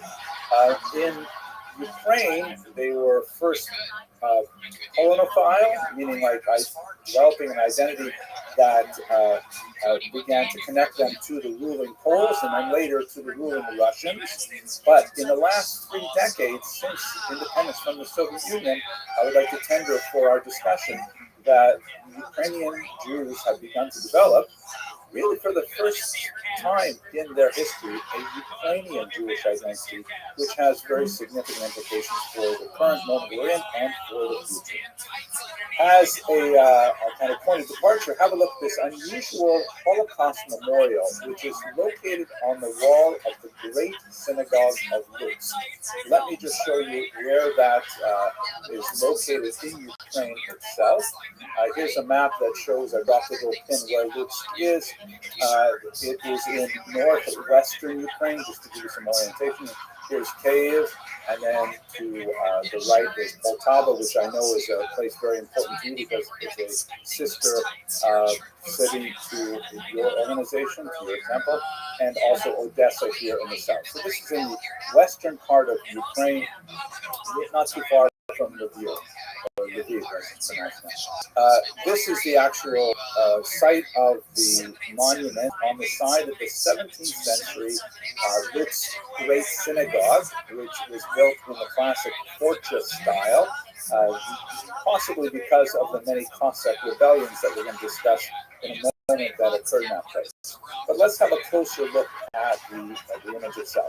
First of all, a couple of superficial things. The first is you can see between 2010, when the photograph on the right was taken, and 2011, just a year later, when this photograph was taken, there's been some decay to the building, and no one has maintained it.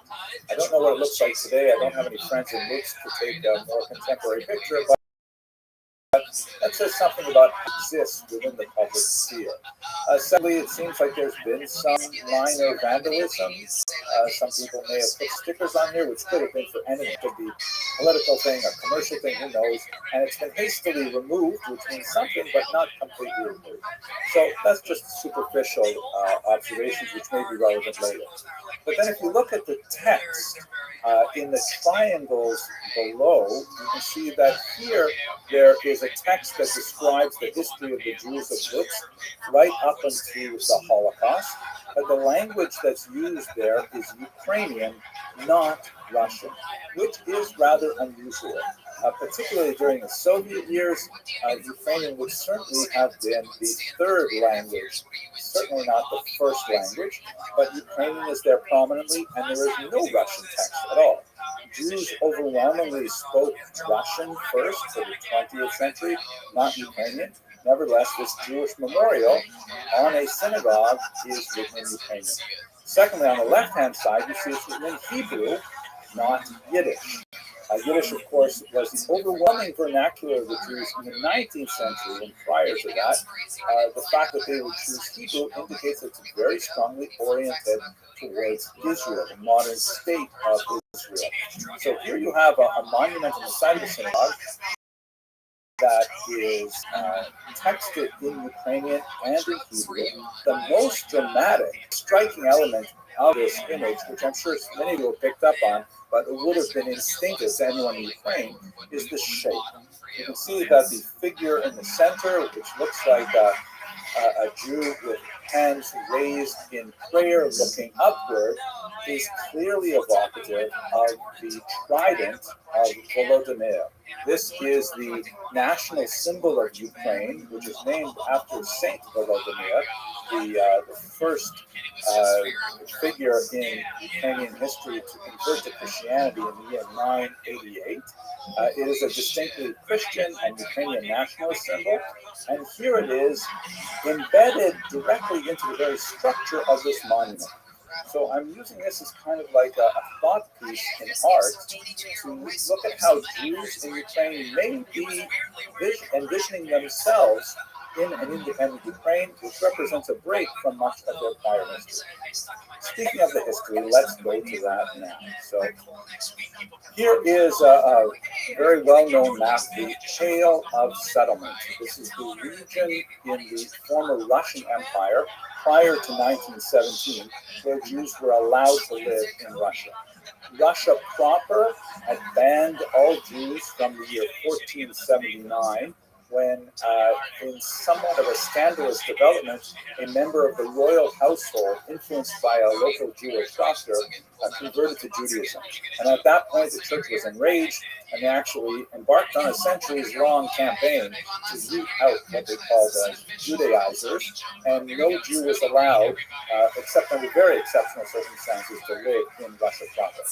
Catherine the Great, the 18th century ruler who was involved with the dismemberment of Poland, suddenly found herself, with the acquisition of those Polish territories, the owner of the largest single population of Jews in the world. And although the church urged her to expel them or do something with them, she nevertheless effected a compromise by creating this territory where Jews were allowed to live. And as you can see, it extends in the north from the Lithuanian and southern Latvian territories down through what would later be Belarus.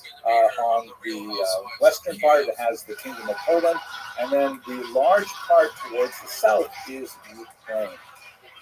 This circle here just roughly describes the main area of Jewish settlement, which was on the right bank of the Dnieper River, which bisects Ukraine. It goes through Kyiv and then down to the Black Sea, and most Jews lived on the western side of that river. Poltava was towards the newer area of Jewish settlement, and Odessa as well, for other reasons, because it was founded in the late times. Now, for the most part, in this region, Jews lived among Ukrainians in a kind of an economic symbiosis, where there were moments of conflict that I'm going to explain in a moment. But by and large, it was uneventful. By and large, they slowly picked up cultural habits and tics and ideas from each other.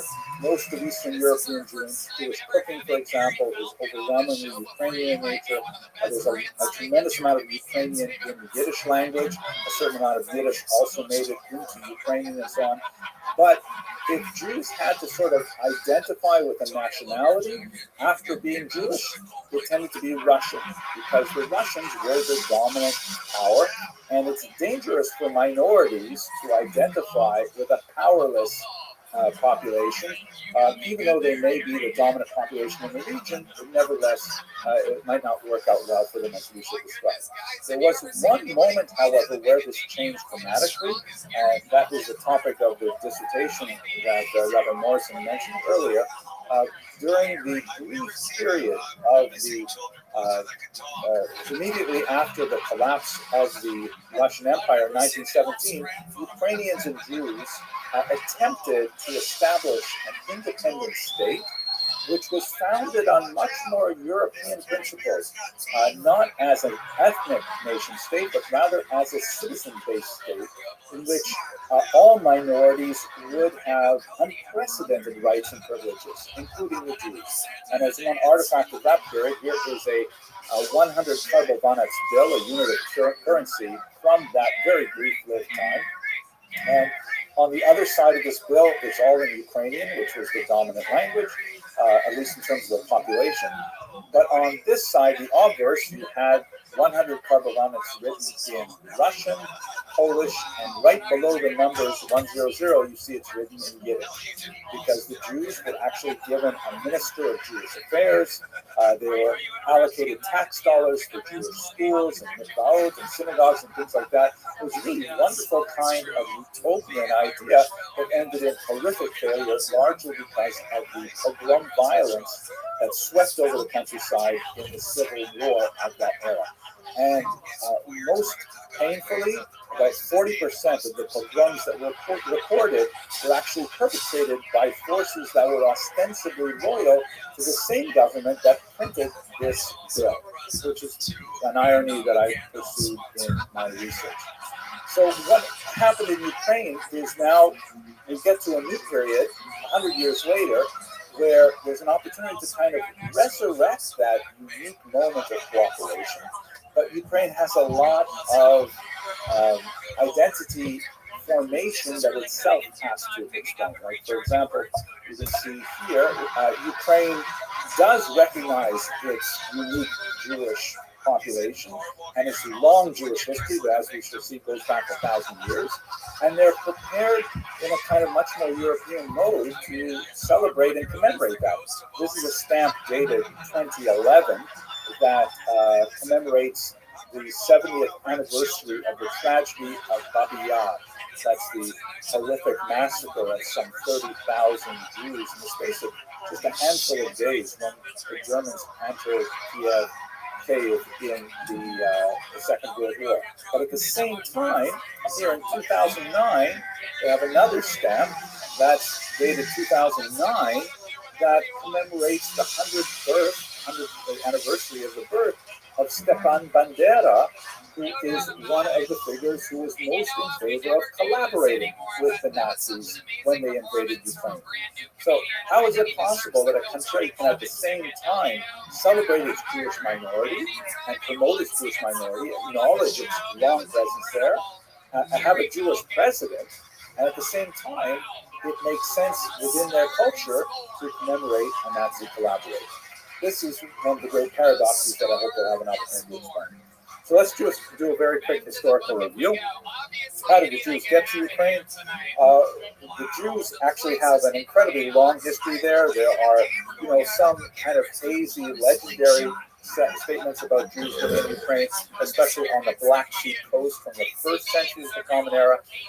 There's also a population in Ukraine associated with Khazaria in the 10th century, so really quite old, really at the very beginnings of Ukrainian culture.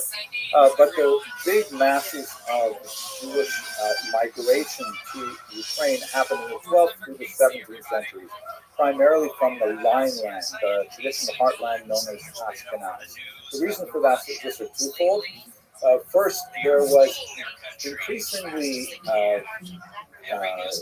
unwelcome anti-Semitic pressures that were forcing the Jews from the West to consider new homes.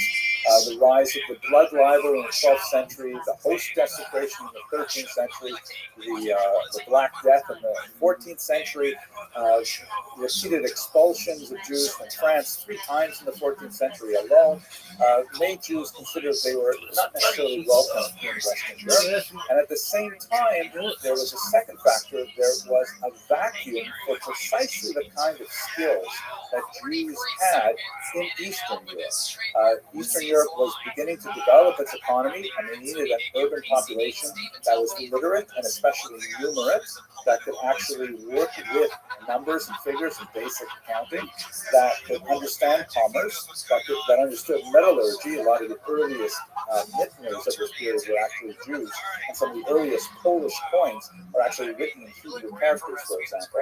And so Jews were actually invited to settle in the regions that were controlled by the Polish-Lithuanian Commonwealth, in particular their southern landholdings in Ukraine. So that's basically when Jews started making their way from Ashkenaz to Ukraine. The economic structure of the region was very much kind of like caste-like. where the vast majority of Ukrainians were agrarian, working with fields, and the landowners, the higher classes, tend to be Poles, quite often living far away in Poland itself. And here's where the Jews came in. The Poles would basically hire the Jews to act as middlemen or leaseholders through a system called the arenda, which is a kind of tax farming, where the Polish nobleman would say, I would like you Jews to manage my large farm called the Latifundia, which includes more than farms. It included the entire villages. It included the mills, the presses, and literally even the people, because the Ukrainians were serfs, which is not exactly the same thing as a slave, but as a peasant. They were, attached to the land. They could not leave the land. They could not marry without the permission of the Lord and so on. And the nobleman would typically, the Polish nobleman would typically say to the Jew, okay, you and your community, I want you to raise 1,000 zloty from my latifundia, and the Jews would go out and do it. And they were empowered by the nobleman with, the force of law to impose any kind of taxes that would successfully raise that amount of money. The Jews would, of course, raise more than that. They would raise, let's say, 1,200 zloty, because the other 200 would be their profit, and then they would turn over the 1,000 zloty to the Polish nobleman. The problem was that the system was inherently exploitative, such that if the Jews did a good job and they turned up on time with the 1,000 zloty in hand, then the nobleman might be tempted to say, hey, you know what? That seemed pretty easy. I guess I underbid. I would like you to collect 1,100 zloty next year. And that meant the Jews had to come back and get more creative and more oppressive in finding different ways to tax the local Ukrainian population. And there were many innovative ways of taxation which were, increasingly hated by the local public. One of them, for example, propinatia, which is essentially the monopoly on the distillation and sale of alcohol, which meant that Jews in Ukraine basically cornered the market on all of the inns or krechmas. That's what this art from the 1920s represents, a traditional Jewish krechma, which has Jews involved in the sale of alcohol and also very much involved in music, and so on, and Ukrainians invest finally come to enjoy a little bit of socialization. But if you can imagine that, the Jew is, collecting taxes on this, and maybe he'll allow people to run up a tab, and then at harvest season, you've got to pay up a large amount, perhaps with interest. And the most hated of the accusations, which was widely circulated in Ukrainian folk songs, is the accusation that Jews actually held the keys to churches, and that if you wanted to baptize your child or get your children married, you had to pay the Jews to open up the church, which was heavily resented.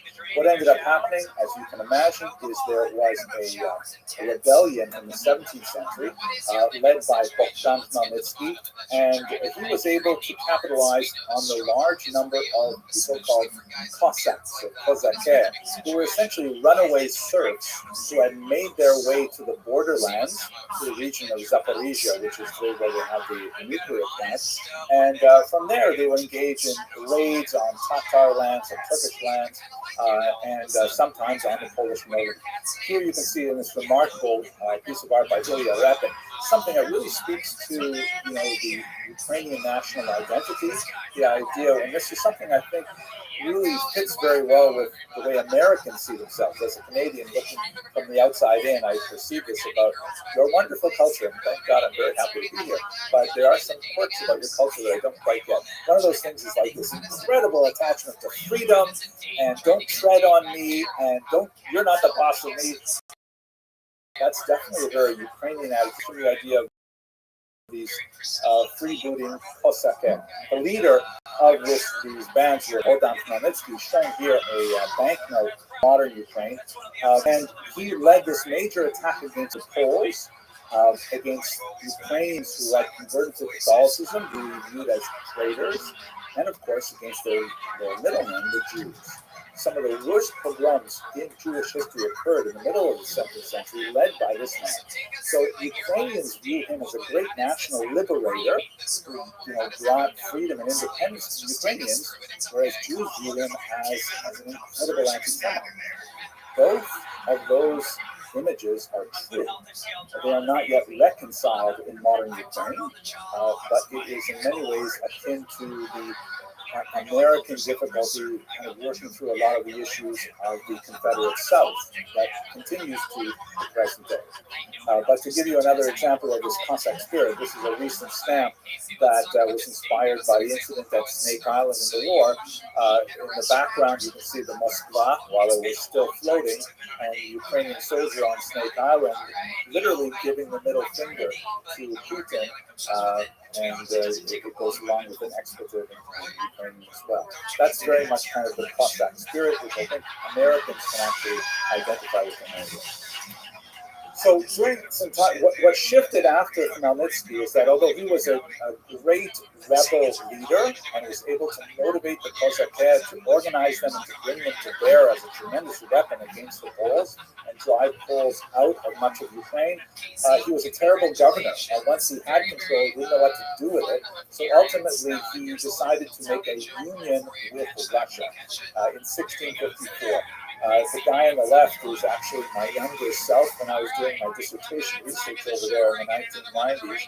And behind me is the Great Soviet Monument commemorating that union, which of course is really great for Soviet and Russian propaganda because it indicates the huge friendship of the Ukrainian Russian peoples, which you can see on the right in the statue, which is actually at the very bottom of the apex of that arch, that shows, heroic, buff, shirtless, strangely, Ukrainian and Russian people uphold the Soviet emblem as a symbol of eternal friends and Russians. Here you can see how the arch was defaced by protesters in 2020.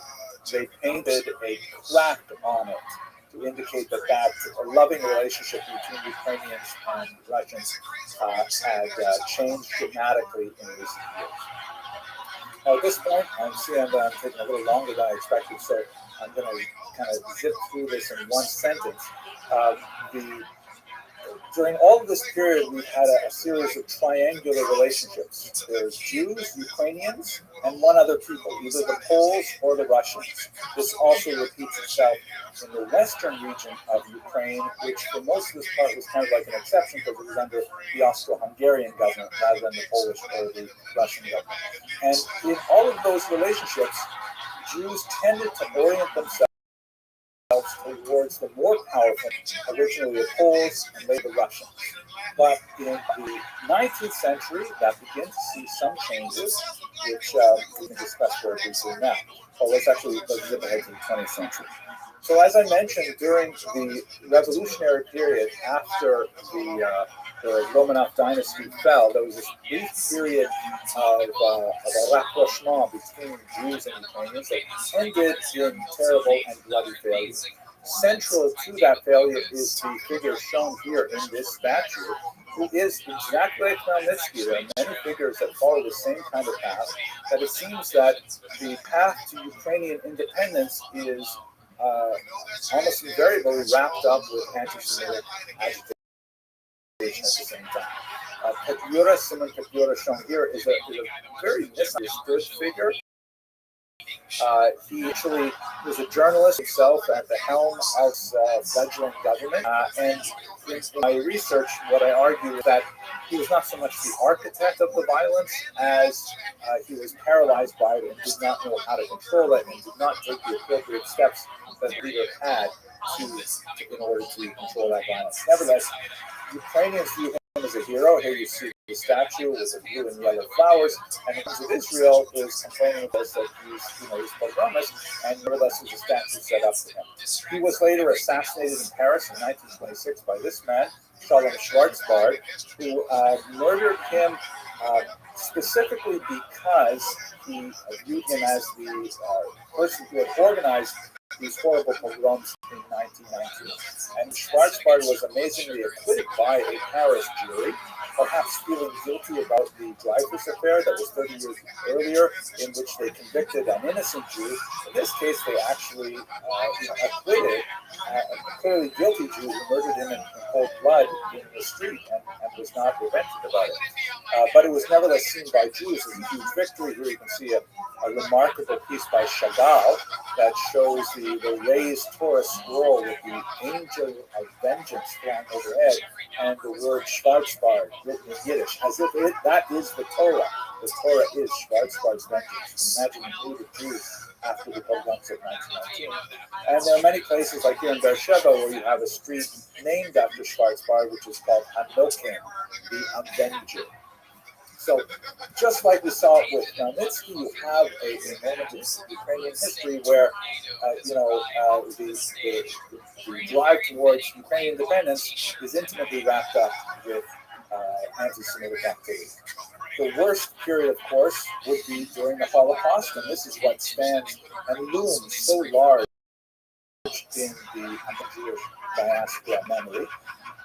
You should understand that Ukraine was divided by the Molotov-Ribbentrop Pact, the secret pact between Hitler and Stalin in 1939. You can see here, this region was divided between the Soviets. It was taken over from Poland, divided between the Soviets and the Nazis.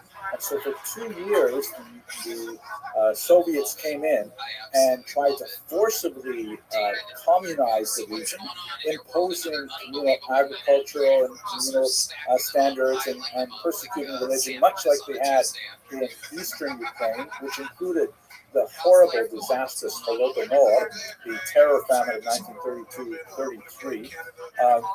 At its helm was a Jewish figure named Kaganovich. So many Ukrainians viewed this rapid communization of the era to be essentially an expression of Jewish activity. This was not at all the case.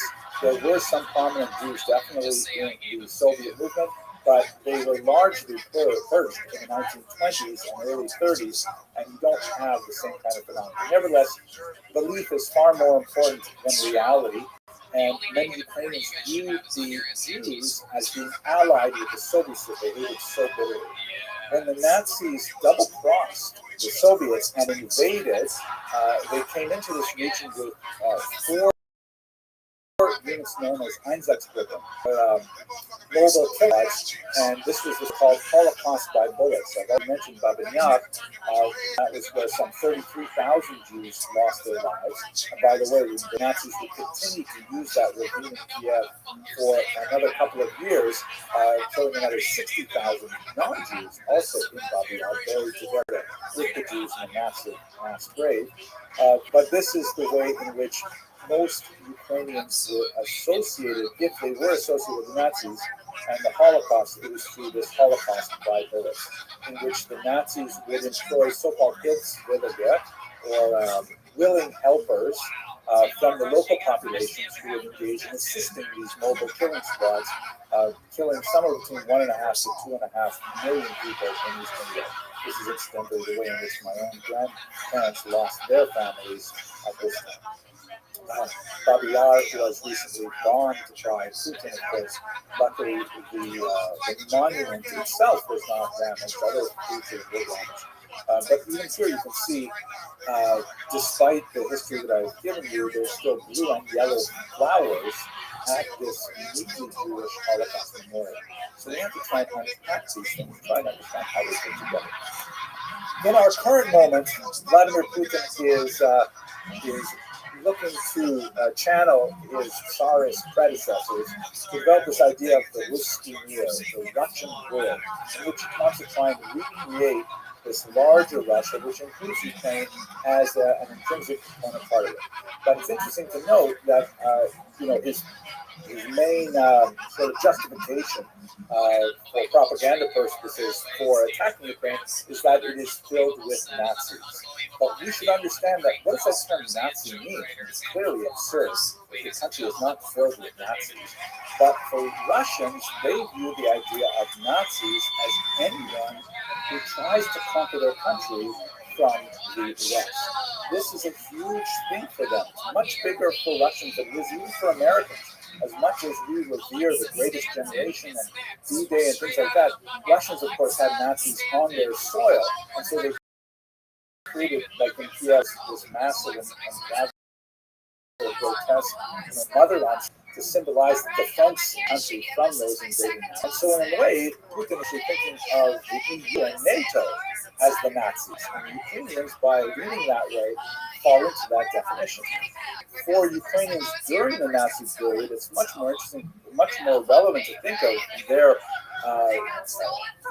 at one time connection to the Nazis, and I'm generalizing because I'm running out of time, as really one in which they're trying to get rid of the Soviets. They view the Nazis as hated enemies, but possible temporary allies. This is actually a propaganda picture from an organization called the Organization of Ukrainian Nationalists and a related organization called UPA. And as you can see, the soldier here on the bottom, he's trampling on both the Soviet and the Nazi flags. The Soviet one on top, the Nazi one below, because they view the Nazis as their allies to kick out the Soviets. This is still present to some degree in certain elements of Ukrainian society, but as we shall see, very small elements. This is the Azov battalion that clearly has a small element. Some scholars estimate as much as 10 to 15% of their enrollees have neo-Nazi inclinations. And in the question and answer, maybe we'll have an opportunity to discuss this in greater detail. Contrast this, on the other hand, by someone like Volodymyr Zelensky, who, like Putin, is named after Prince Vladimir, that very first Ukrainian prince who chose Christianity in 988. But his vision is of a Eurotropic Ukraine. He is not thinking of this Ruski Mir, this great Russian world that includes Ukrainians as younger brothers to the Russians. He's thinking of Ukraine as a multi-ethnic, multinational, modern state that can admit many different populations. And it's amazing that Ukrainians agreed. 72% of them voted for Zelensky in the last presidential election, a phenomenal number that, in America, you can only imagine in a presidential election that has such a high margin of victory. And ironically, Putin's invasion has only accelerated this tendency among Ukrainians. So let me take us now to the implications of the future by way of conclusion. Here's a remarkable study that appeared in 2018 from the Pew Research Center. When asked the question, would you be willing to accept Jews as citizens of your country? Ukrainians were the most welcoming of Jews of all Eastern European countries. Only 5% of Ukrainians said that they would not be willing to admit Jews as citizens of their countries, which, was half as much, a third as much as Russia and Belarus and Poland, a quarter as much as my homeland, Lithuania, and, just 1/6 of Armenia. It's a remarkable number that indicates that American Jews tend to have this image of this inveterate Ukrainian anti-Semite. They say the Ukrainians were the worst during the Holocaust, which is maybe something we'll discuss in the question and answer period as well. Nevertheless, modern Ukrainians seem not to fit that. And if we compare this number with a similar study done by the same institution in 2019, it's not exactly the same questions, but Jews are very well welcomed in this country. And if you look at the figure on the right, among those who are coolest to Jews, the mean number was 8%. So America may not even be as welcoming to Jews as Ukraine is, which, kind of boggles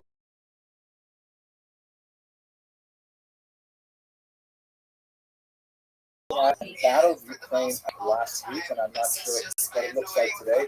But as Jews, we should recall that, we just read the day before yesterday in synagogue, we just read the Shirat Hayam, the tremendous description of the Jews' escape through the sea when all seemed to be lost.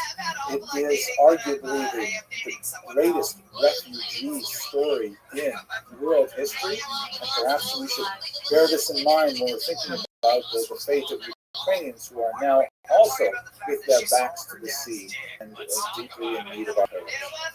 I thank you very much for your attention and your endurance. And at this point, I'd like to turn it back over to the Rabbi for questions. He actually informed me all day as soon as I woke up. He's like, did you see I've seen the dick pic. Did you really post it? He did, yeah. I was like, hey, Tommy Lee, we can't tell me whether you're kidding or not. Is it hard having a 29-year-old dad? It's creepy. All right, well, it's good to see you all here today. I would like to start our gathering in a good way by acknowledging that the University of Alberta is built upon the traditional lands of the Cree, Blackfoot, Métis, Nakota Sioux, Iroquois, Dene, Ojibwe, Saulteaux, Anishinaabe, Inuit, and many other Indigenous peoples. By acknowledging and teaching about past and contemporary injustices, we are making an effort to help ensure that history is not repeated. It is only when we are accountable for the past and understand the present that we can move forward to a future of reconciliation. I would also like to acknowledge and thank all of the Indigenous people on our campus who are working diligently to make meaningful change to the system for future generations. And finally, I want to acknowledge that many Indigenous peoples from all across Turtle Island now live and study in Edmonton and at the University of Alberta. We need to value their diversity of cultural worldviews, their resiliency, and their many contributions. All right, well, it's my honor and privilege to welcome you all, whether you are attending in person or online, to this opening event for the History, Classics, and Religion Graduate Student Association's annual conference on the theme of societies in crisis, reactions, resilience, and resolutions. Just a wonderful contemporary theme and topic for this conference. My name is Ryan Dunch. I'm the chair of the Department of History, Classics, and Religion at the University of Alberta.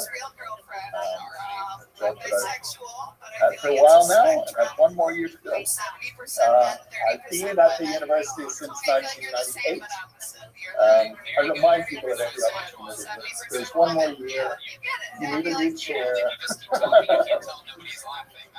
But the University of Alberta is one of Canada's leading comprehensive research universities with over 40,000 students and 500 graduate programs, or 200 plus undergraduate degrees.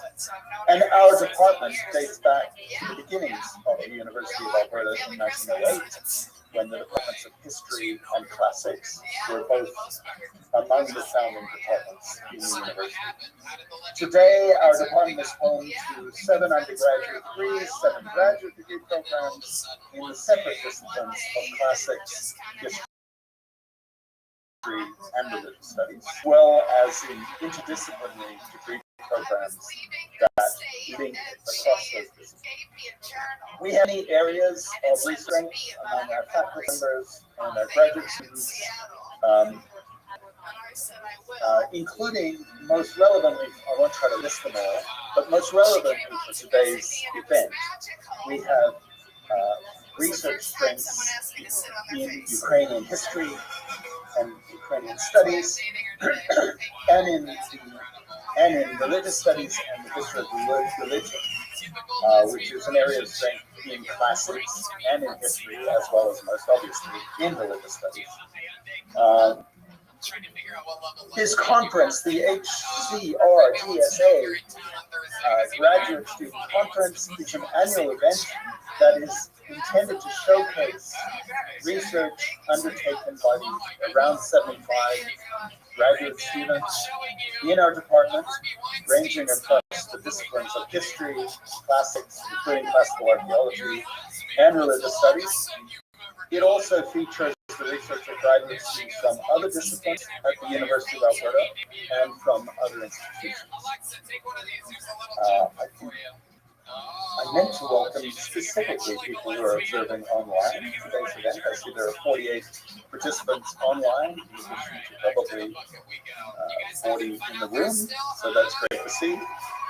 The conference today and over the next few days is generously supported by the Faculty of Arts Conference Fund, by the Felsberg Jewish Studies Endowment, and the Jewish Federation of Edmonton, by the Lutsky Family Foundation, and by the Department of History, Classics, and Religion itself.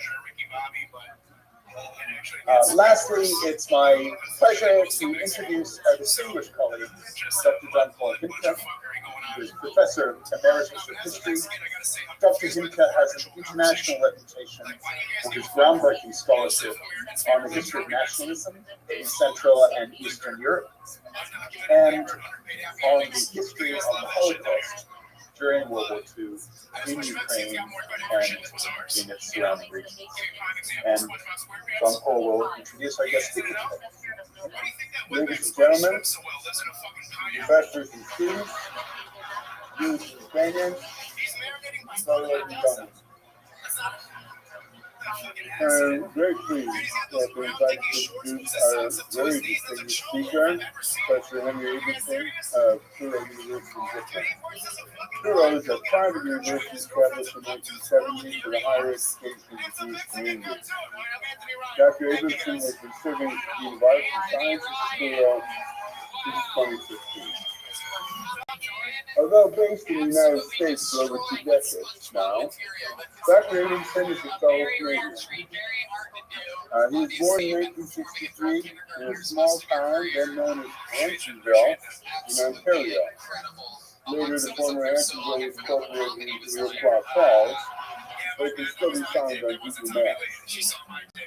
Ansonville is in the far north of Ontario, 450 miles north of Toronto. This is the locality that experienced the coldest temperature ever recorded for Ontario. In January 1935, the mercury was minus 70 degrees. The young Henry grew up, and it's hard to believe that it's a young Henry. There once was a young Henry. The young Henry grew up in this frosty land where people traveled by snowmobile and kids occupied themselves with cross-country skiing and sledding. Henry was sold to his child in this small town. He had to learn to fight to defend himself against the anti-Semitic bullies. His parents took care of his Jewish education. Since Ansonville was so poor in Jewish educational resources, his parents sent him to Toronto when he was 10. His mother lived with him, and several evenings a week he would attend the Jewish school where he learned Hebrew. He received his education in Toronto, university education in Toronto, earning a BA, MA, and PhD there. He wrote his doctoral dissertation under the supervision of a leading historian of Ukraine, Professor Paul Aramazi. It was while he was a graduate student in UT that I first took notice of a bright young scholar who was working on a key topic in the history of Ukrainian-Jewish relations. As I see it, he was undertaking a major project that would lay firm foundation for much of his later work, and that brought him to prominence among historians of key Central European Jews. It was an examination of Ukrainian Jewish relations during the turbulent violence of the Ukrainian Revolution of 1917 to 20. This was a rich and controversial theme. During the revolution, the short-lived Ukrainian government implemented an unprecedented program of equal rights and cultural autonomy for the Jewish population, complete with the Ministry for Jewish Affairs and official status for the Yiddish language. But when the government began to lose control over its territory and population, and to transform into a mobile armed camp, troops loyal to it perpetrated savage pogroms against the Jews, killing tens of thousands. The assessment of the period has been radically different from the historical memories of Ukrainians on the one hand and Jews on the other. No one has been able to sort it all out, and the historiography was full of accidents. Henry worked hard here and brought more sense to the topic than had ever been in evidence previously. He had the distinct advantage of having learned to read in Ukrainian, Russian, Yiddish, and Hebrew. The initial announcement of the results of his research was in the premier journal of the Russian and East European field, Slavic Review. He was still a graduate student when he published there. In 1995, he completed the doctoral dissertation on this subject. He did further research and he wrote the dissertation into a book, A Prayer for the Government, published in 1999 by the Ukrainian Research Institute and Center for Jewish Studies at Harvard University. He received enthusiastic reviews and is still frequently cited and sometimes debated. I myself have cited it numerous times. He's sincere. Working on that project led him to reflect more generally on the interaction of Ukrainians and Jews. And he wrote an article of great sensitivity and intelligence on this subject, truly a seminal text, Gathering Amalek. It destroys the myth of Ukrainian anti-Semitism as something embedded or essential, and roots it instead in socioeconomic and political relations. He was still a graduate student when he wrote that, too. What he learned from the Revolution Project has served him in good stead as he worked more and more on the central event of 20th century Jewish history, the Holocaust. In fact, one can see the work on the pogroms of the Revolutionary era as a preparation for studying what happened a few decades later. This article on the Benedenko affair, for example, Rights Imitate Art and Imitate Rights, shows the influence of his earlier work as he reflects on Ukrainian collaboration with the Nazis in the murder of Jews and on the motivations of the participants. Quite a different catalytic is his later work on Rabbi Hieronymus Almish Shapiro. Shapiro was a Hasidic rabbi in the Warsaw Ghetto during the Nazi occupation of Poland. He delivered a series of weekly sermons to his congregation. After the war, the manuscript of his sermons was found amid the rubble of Poland's capital and was published in Israel under the name of Tibet.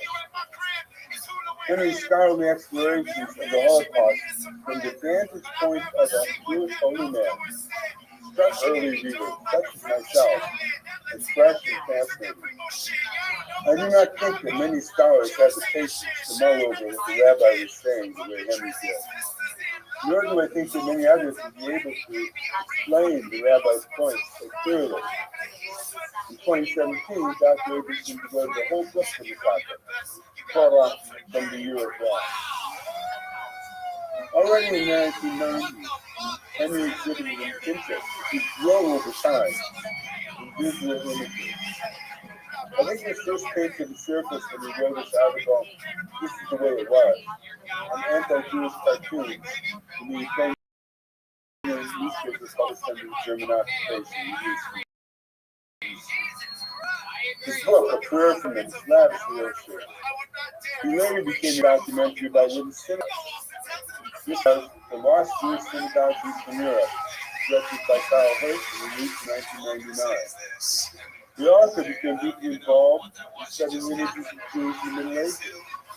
He produced an excellent little piece on the depiction of Jewish women in 1996, already Hirsch. While working at Florida Atlantic University in Boca Raton, he created an exhibition entitled The Art of Hatred, Images of Empowering Florida Culture. The catalog for this exhibition was published his book under the same title in 2009. Dr. Abramson has had fellowships and visiting professorships in rather prominent academic centers. The Hebrew University of Jerusalem, Cornell University, Harvard, and Oxford. He's been based longer at two universities.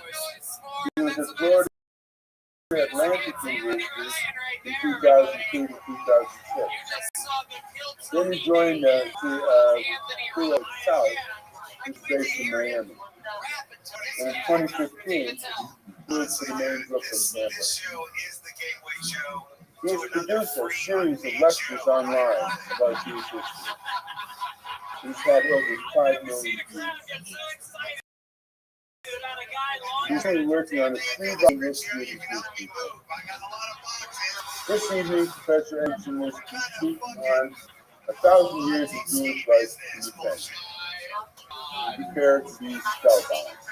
Well, I was spellbound during that introduction. I have to say, I'm very grateful for that encomium, but I'm really recording it, right? So I'll play it back to my mother too. But I'm deeply grateful, and since you added so much time on my history, I should mention to the audience here that thank God when I was a graduate student, I did meet a lot of success. Things fell into place in a very nice way. Things fell apart in a very useful way, I guess. Former Soviet Union was falling apart right about that time. And I usually met with positive critique from my readers. But the one reader that floored me, that really took me down several pegs, with an honest and useful critique, was none other than Dr. Inca. I'm not sure whether you read the Slavic review article, or maybe it was the dissertation, but he delivered just a two-line critique about my premises in going into this particular research, which demonstrates to me that I really only looked at about 10% of the problem, and that 90% of it, like an iceberg, was under the surface, and that I had to really rework things to do this right. So I'm deeply grateful to you. We can talk about it later if you want to learn the specifics, but it was the most useful piece of criticism I think I've received in my scholarly career from someone who is not my wife. So I think I'd like to begin first of all by acknowledging the very gracious host of this evening. I'm very grateful for his talk, especially to the graduate team who organized this. Mr. Criteria and Ms. Mark invited me, and I have to say that letter that you wrote, that letter was a beautiful letter. I was like, you had me at the first credit. I'm in Alberta. I thought it's such a great thing when students appreciate you. It's one thing that peers do, but when students appreciate you, that's the best. And I'm very grateful to Mr. Coleman, who introduced me to some brilliant graduate students doing some excellent work. They are here in the audience today, Mr. Patterson and Mr. Pinska. They have promised not to ask any hard questions, and I'm really grateful for the experience that I've had so far. And since this is a multi-ethnic audience, I'd like to begin by saying to everyone, good evening, everyone. Okay, but I really would like to begin my talk tonight with a small joke that it comes from the Jewish cultural canon, and I'm sure many of you will understand the references, but I hope that they will be sufficiently transparent that even if you don't come from this liturgical tradition, you'll nevertheless understand the point of the joke. It goes like this. There's this out-of-work Jewish actor living in Los Angeles. He's waiting for his big break. And meanwhile, he's waiting for it. And, this goes on for a year, 2 years, and he's beginning to lose hope. He's beginning to abandon the idea that he'll ever be on the silver screen. And one day, he's reading one of the trade papers that they're looking for a gorilla impersonator. This is one of them, because I really wants to act. So he decides to go out for the audition. It turns out that the Los Angeles Jews, the Los Angeles Jew has lost his last name. They get another one from Africa. They need an impersonator. So he drives them in the audition. He gets the part. And every day, he's never seen a baby bird not gratified by his experience. He puts on the gorilla suit. Gets into the enclosure, he eats his pet, the children squeal with delight, the parents are so happy, they throw peanuts at him, and he's finding new ways of expressing himself using his instrument in the most cool ways possible. And he's really finding fulfillment in his life. One day, he's a really into his role, he's turning from kind of classic method and drawing, he's really getting into his role, and he's swinging with a little bit more violence than usual from a long to a line, and he swings out of his enclosure and lands into the lion's den next to it. Looks up into the face of this ferocious sea lion, and he knows his life is about to end. So, it's been a long time since he went to Hebrew school, but he remembers that So we know that we're about to expire. The very last thing on their lips should be a pronouncement of the unification of God's name, the very last thing in the world. And so he covers his eyes with his right hand and he says, Shema Yisrael, Hashem Elokeinu, Hashem Echad, Israel, the Lord our God, the Lord is one. He looks up and the lion says, Baruch Shem Kavod Malchut. And then the giraffe says, Shah, you'll get us all fired. For those of you who are keeping statistics on your Hilltonian, Thank you very much for that. 9.5 years, we have not The had point of anybody this with the story batting is average that I that think Michael it's very Malabud has interesting. right now. He's literally averaging 84 laughs per word. I almost don't want to fuck it up. I almost sound like I have the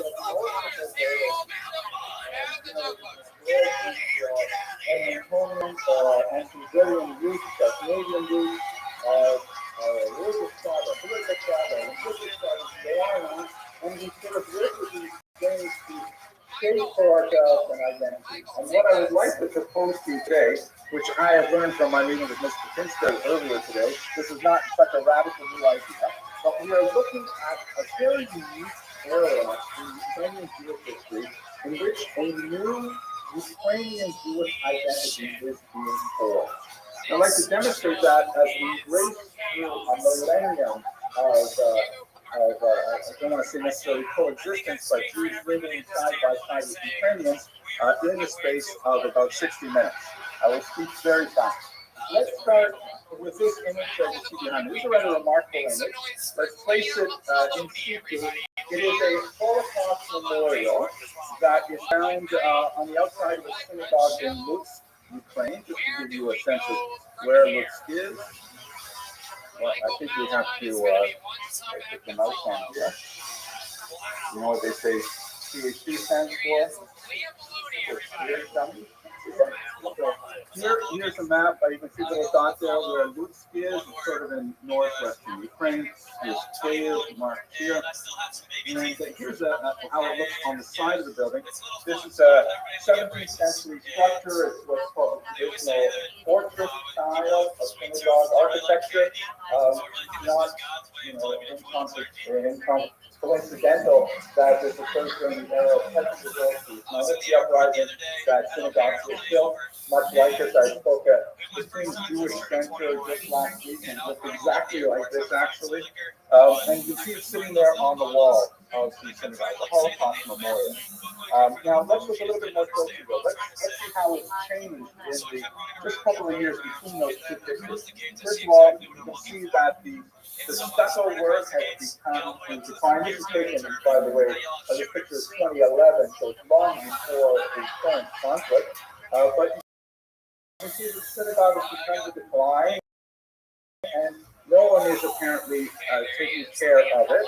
And you can see here there's kind of an interesting sort of soft vandalism, possibly, and the flag speaks one about the other memorial, but then someone else apparently has come and has removed those figures, or attempted to remove it, so that gives a little bit of a sense to read about how people feel about this memorial or what it might mean. There's text in two languages. Here on the right, the text is in Ukrainian, not in Russian. It speaks to a dramatic shift in language in Ukraine that occurred since independence in 1991. And on the left, perhaps not quite as surprising, text in Hebrew, not Yiddish. Yiddish, for those of you who are less familiar with Jewish languages, Yiddish is basically medieval German with phlegm. With phlegm. No, that's okay, so it's a medieval German with written in Yiddish characters, a lot of a mixture of Romance languages and Slavic languages as well, and it was the overwhelming vernacular of Jews up until the Soviet Union came into existence, and then there was a rapid shift from Yiddish first language usage to Russian, but there was very, very few Jews who spoke Ukrainian as a first language, really until the end of the 20th century, and that process has accelerated dramatically, farther than I had thought it would have. Those things are all, I think, interesting, but the more dramatic element of this, something that I'm sure Ukrainian history will address me in this, but when I speak to Jewish audiences, they're oblivious. The shape of the figure there, which appears to be someone beseeching God, hands upraised in prayer, is obviously evocative of the praying for mercy in the context of the Holocaust. How would Ukrainian Jews see that? And want to offer an opinion? Please. Is it today? So exactly. Thank you, Special Coleman. Normally, undergraduate uncle was scholarship at university. But, for anyone living in Ukraine, the traditional trident of St. Volodymyr, the associated with the Ukrainian national symbol, it's embedded directly within this very holy artifact of the Holocaust memorial, which is fascinating, especially because if you speak to Jews in the diaspora, Jews will frequently associate Ukrainians with collaboration with the Nazis.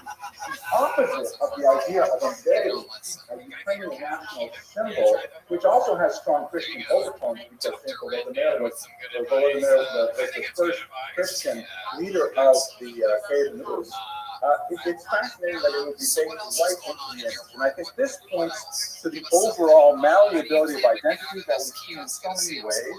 This is an article, for example, that just appeared in a very important Jewish newspaper, The Forward, written by Michael Gold, who is the editor of, I think it's called Show.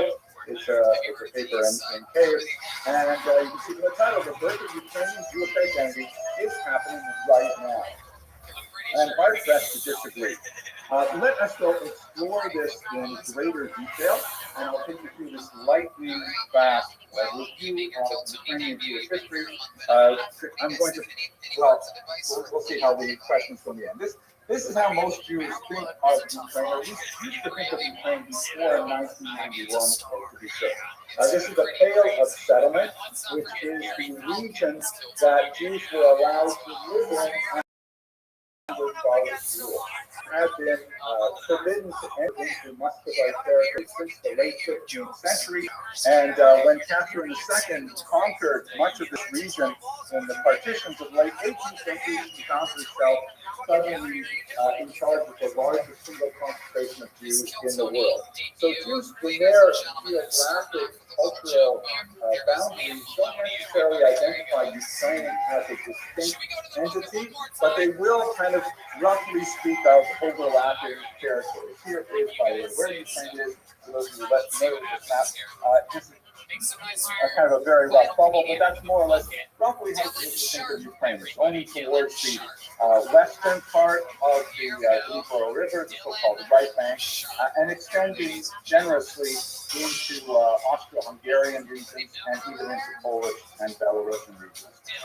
This is an area where Jews lived side by side with Ukrainians for well over 1,000 years, and there were certain moments of unusual cooperation. As Professor Hinton mentioned in the context of my research, this is a bill from 1918, 100 carbo and during this very brief kind of honeymoon between Jews and Ukrainians in the gap between the fall of the Russian Empire and the rise of the Soviet region, you see that the official languages of the country included on the top left Russian, on the top right Polish, and directly under the number 100, the phrase in Yiddish, 100 carbo. Rather remarkable that Yiddish was actually recognized as an official language of Ukraine, albeit very briefly and very tenuously.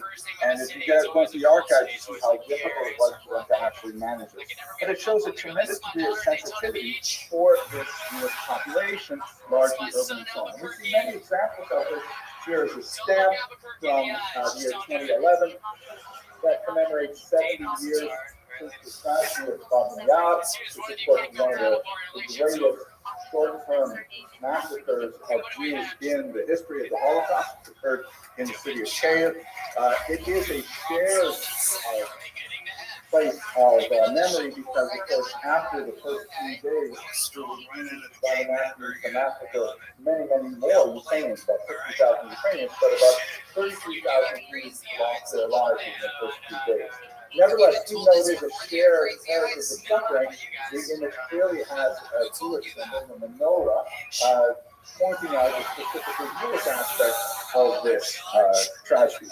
And at the same time, while you have these unusual moments and artistic expressions of solidarity, you also have some images which are much more difficult for most Jews to handle, such as, for example, the valorization of individuals like Stepan Bandera, who was noted for his close relations with the Nazis in their attempt to drive out the Soviets. We spoke earlier today about there is a kind of a bizarre group of Jews who, in their opposition to Russia, have taken the ironic term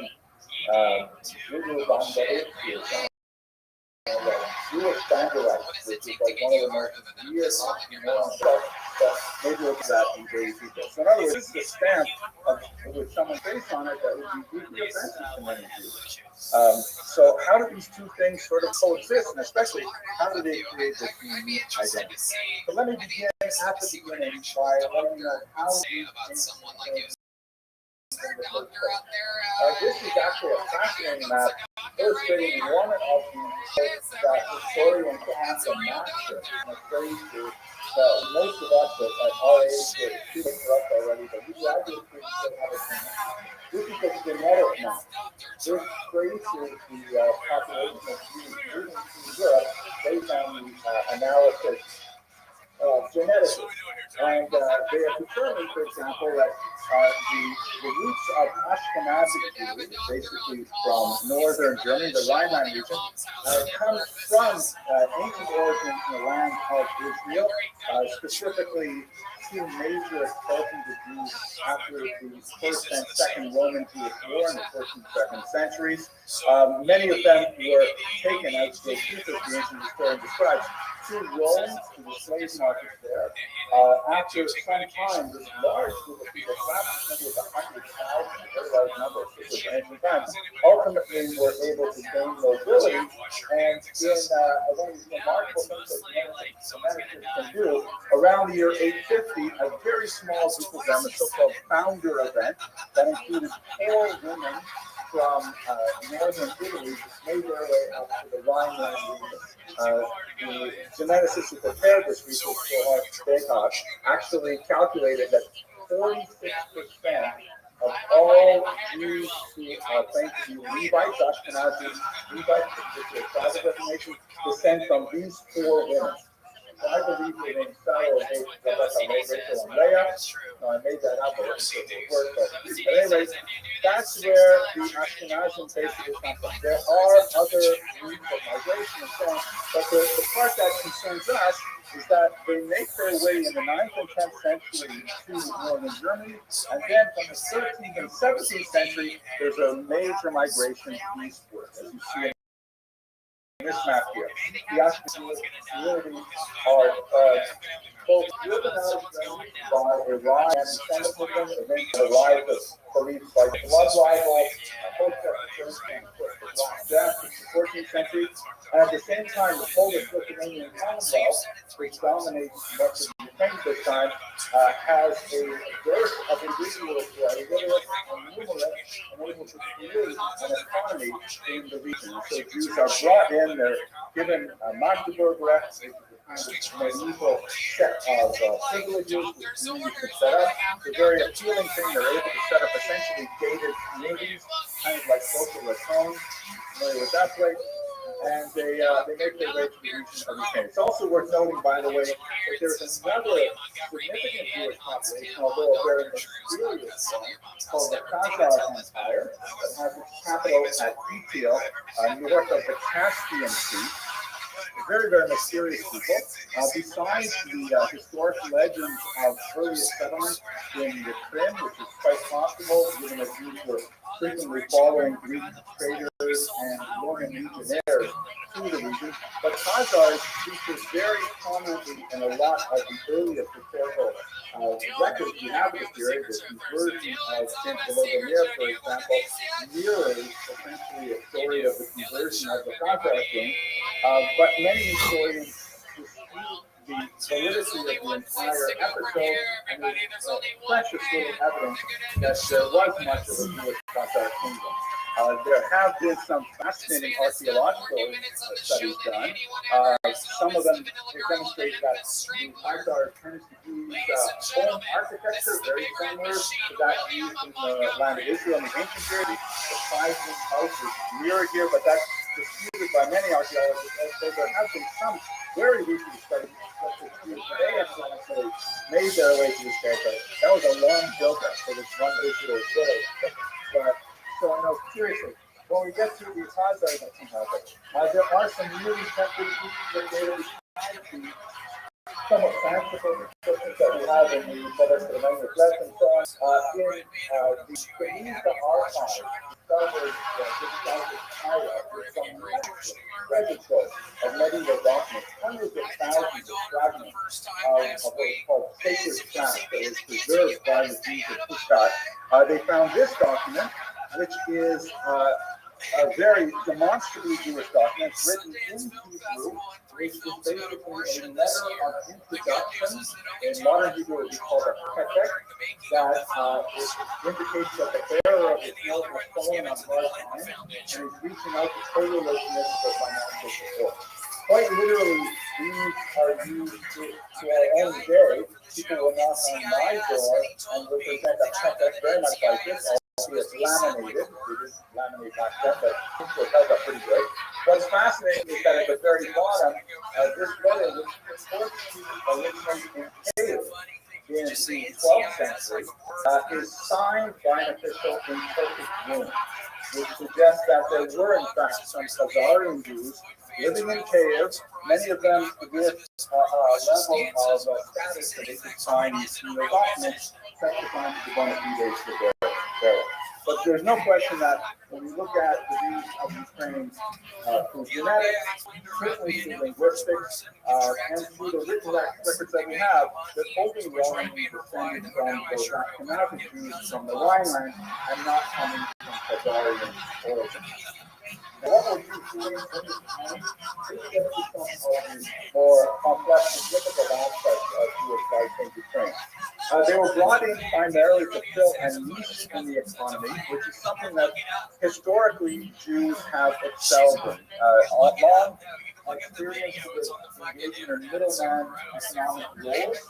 They found a position between the great landlords of Ukrainian territories, the Polish landlords who held these master farms called Latifundia, and as the traditional historiography goes, the Polish landlords were brought to go down to Ukraine and actually manage these huge sprawling territories in order to gain their economic benefit. They would hire Jews to go there, and they would engage in what's sometimes called tax farming.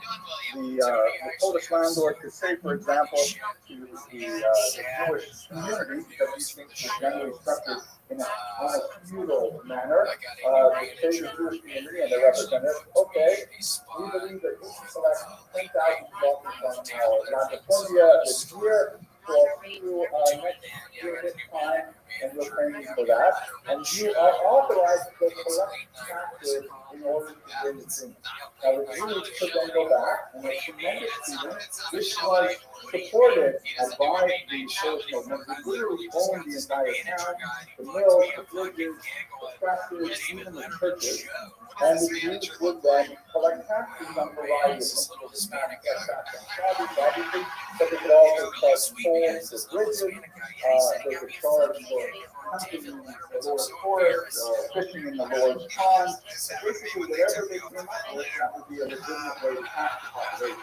Whatever profit they were able to earn was the delta between what they had to give the Lord and what they could collect for themselves. So if they had to come up with 10,000, they they tried to collect from the Ukrainian peasants, and that 2,000 is the backbone of the economy for the Jewish government, and the other 10 are building yours. In some notorious cases, not too many which have been identified historically, but nevertheless they loom very large in the Ukrainian imagination, as expressed in the Ukrainian folk songs of the era. Jews even had the right to control access to the churches for baptism. You can imagine the insult if you had to baptize your child and you had to pay this dues to get the keys to enter the church. So this was not, seen very popularly by the larger population. One last detail: Jews were also given the right of propinatia, which means the ability, sole monopoly, to produce, to distill, and to sell alcohol, creating the ever-present Spetsnaz, which is like a little Jewish inn that people go to drink. And so we put these things together with one last item. Lending money on interest, which is something that the church had allowed the Jews the monopoly of really since the 10th century. So you can easily imagine, as in this picture here, which is kind of like a more happy picture, but you can imagine in all their findings on the professional where they enjoy some sort of professional music, and the Jewish innkeeper is there, pouring them drinks. Maybe they're paying for it on credit against the harvest season, and that credit, of course, will through the tab or through interest, and at the end of the season, they find it's got a very large bill to pay. The huge flaw in this system is the fact that the nobleman could come back the next year and say, "Oh my gosh, wow, you're right on time. Here's my 10,000. This is great. I must have lowballed it. So how about next year you go back and you collect for me 12,000?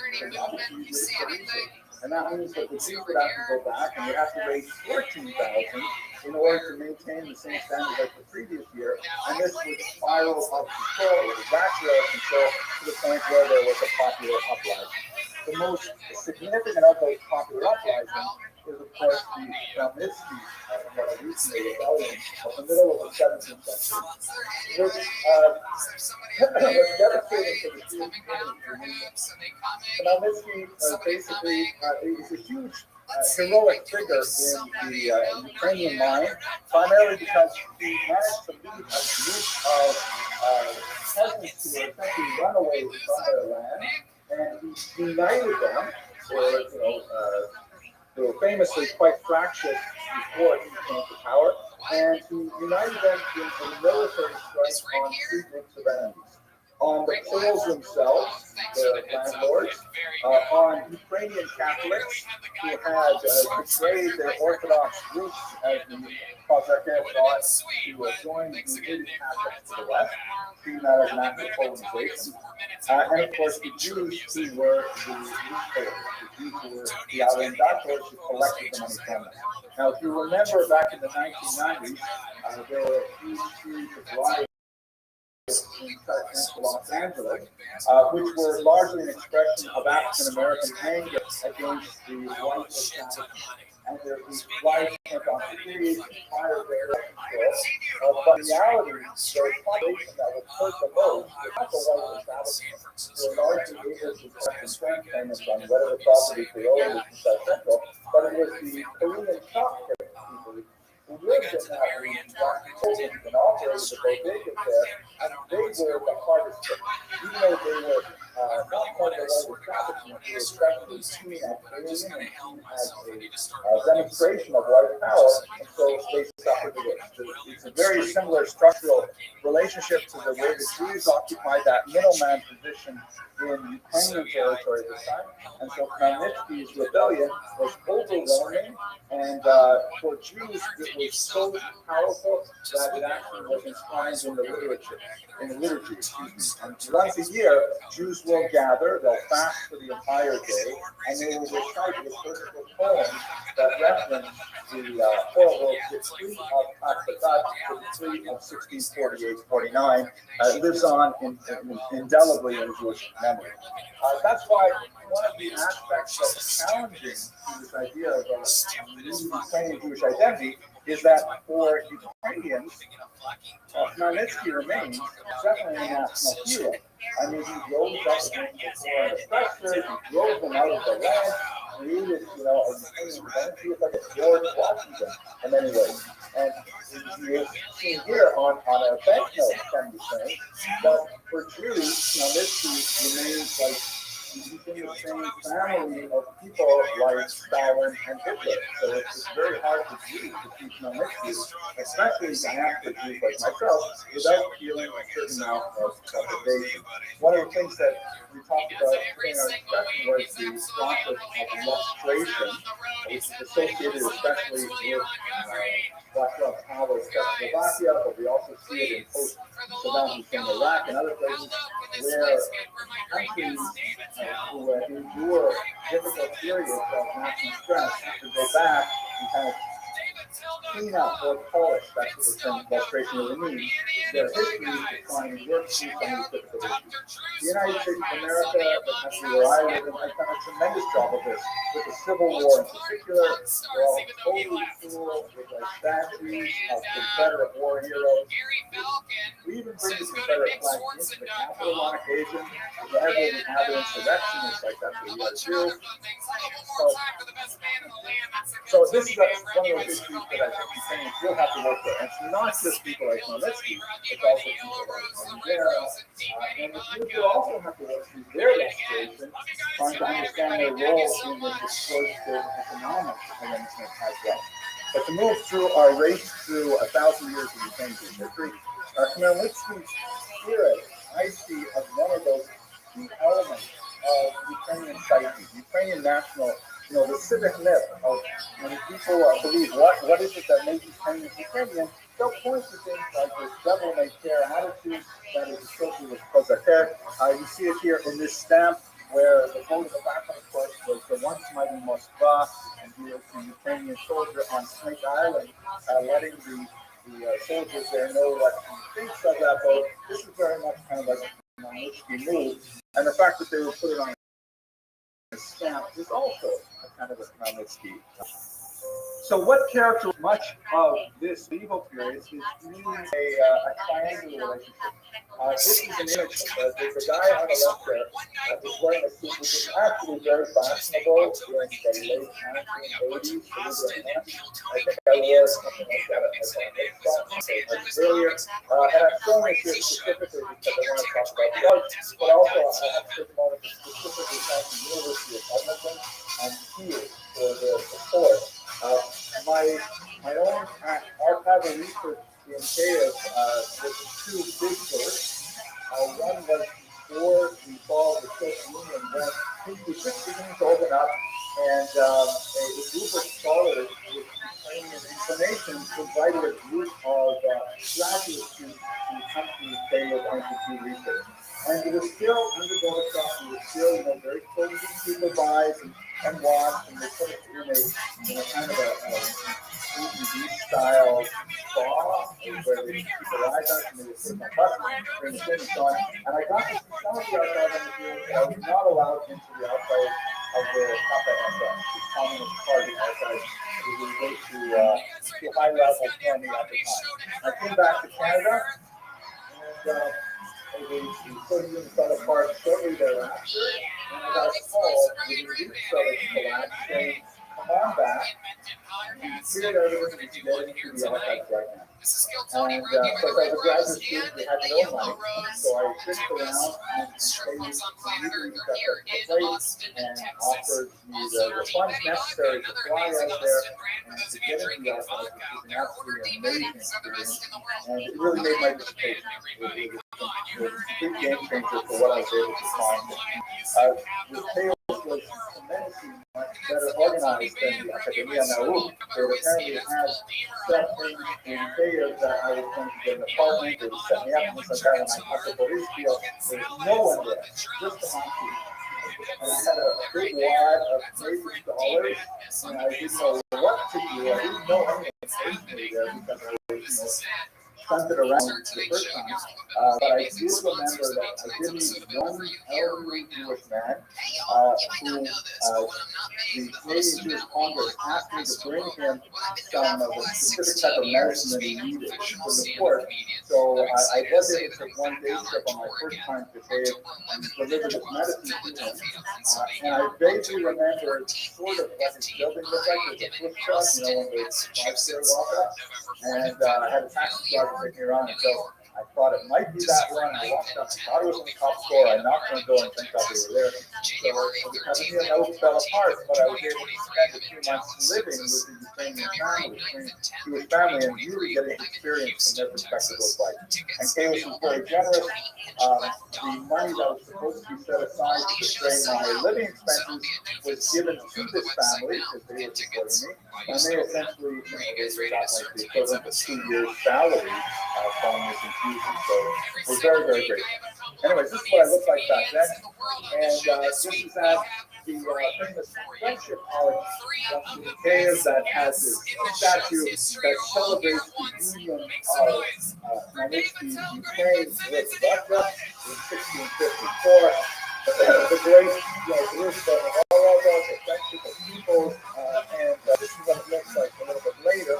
A flag was applied by protesters well before the war incident to show that the relationship between Kiev and Moscow is not really the way it once was. And the statue, of course, has now been removed since the attack.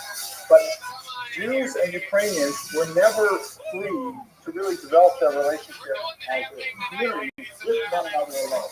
They were always third parties in agreement that affected how those relationships would be developed. So it was primarily either the Poles or the Russians. One could say that the Germans also had a very large role in it in the 20th century. Just to quickly summarize, if this is new, don't worry, we'll just go over it. Most of Ukraine was under Polish rule until the 17th century when we had that major uprising. And at that time, Jews as a minority, and this is basically historically Jewish behavior, Jews tend to culturally identify with the most powerful nationality in a given land. That's because of the minority, that's where there's safety in the land.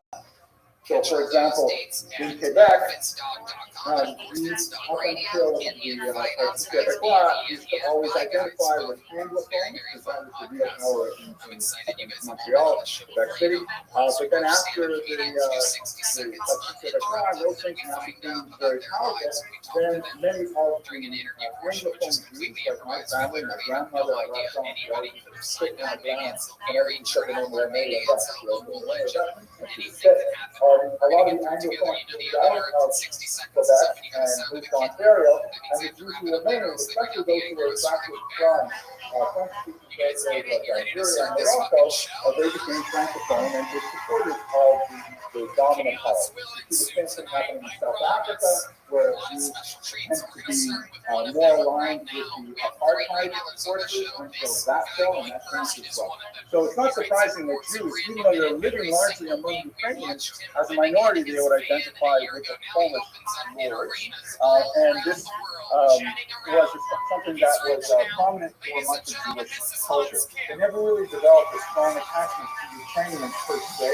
They may have absorbed a lot of Ukrainian cultural information, but Ukrainians were not really, creating great works of literature and things like that at that time. Eastern Ukraine was largely under Russian rule, and they expanded on the great space of the Poland. Then they all fall basically under Russian rule. The small segment explored so masterfully by Hinka under Austro-Hungarian rule. Now, this was a period of great change because those Ukrainians and Jews found themselves deeply alienated by Russian rule in the 19th century. And this can be seen in a couple of different ways. For example, the notorious Cantonese situation. In 1837, Tsar Nicholas I told them that the Jews were so difficult to assimilate that what he had to do was to forcibly put them into the Russian army at a higher level than ever before. Historically, Jews typically avoided serving in national armies, largely because they were inimical to the practice, food, there's no fat disturbance, you're taking it for a long period of time. So they typically take a double hand in order to avoid military service and to exempt themselves financially. This is one of the hardest with the modernity when Jews begin to actually participate in elements like in the United States of America, Canada, and so on. So what Nicholas I did was he said, okay, first of all, we're canceling the optional payment for Jews to exempt themselves from the army. Someone important detail. Army service in the Tsar's era was 25 years. It was not a short thing. It was a career choice. It was often those perfect things for the third son of a family. The first one would get the land, the second would become a priest, the third one would go, I guess I got the army. So Jews would avoid like the plague, but Nicholas I said, no, Jews have to participate in this as well. And he also realized that by the time Jews reached the age of 80 with his conscription, they were probably already deeply influenced by their Jewish background to possibly assimilate successfully. So therefore, he lowered the age of conscription to 12. 12-year-old boys could legally be taken from the community, sent off to these military schools called convents for 6 years, and then they would begin a 25-year sentence in all. Whereas the college serving the college system. This is the reason why my grandfather was recommended fled Lithuania in 1904 because he didn't want to fight the Japanese. Despite the fact that it was, the battlefront would be proximate to authentic 83. But no, I'm going to Northern Ontario. Sometimes that just works, and I think so there's a terrible situation. The content was one of the reasons why Jews began to actively hate Russian authorities. Much more to say about it, but that's enough. Nevertheless, Jews enjoyed a phenomenal population boom in the 19th century. The advent of the smallpox vaccine had a lot to do with infant mortality. Also, the establishment of something called PEST, which was a situation with multi-generation households to take care of small children, and the Jews actually had a higher birth rate than surrounding populations in Ukraine. And from this page in Professor Magachi's map or atlas of Ukraine, you can see the green colors indicate the concentration of Jews in various regions. The blue line indicates the boundaries of Ukraine, and you can see that Jews are more than 15% in many places. Furthermore, if you look at the specific types of settlements, Jews were highly concentrated in mid-sized villages. This year, for example, had somewhere over 77% Jewish population. Smelnik has 80% Jewish population, and the large cities tend to have about 1/3 of their population were Jewish. Legally, Kiev was technically off limits to Jews, but it had about 60,000 Jews living there illegally. So you've got a lot of Jews living in this territory. They're much more hostile to the Russians now, and Ukrainians are also going through their period of national awakening and finding that the Russians are blocking them at every turn after they attempt to develop their language, their culture, and so on. This is a period of great identity formation, not only for the Slavic peoples around Ukraine in particular, but also for Jews who essentially invent violence. The idea of returning to the land of Israel is, of course, millennia old, but it was always associated with the arrival of the Messiah.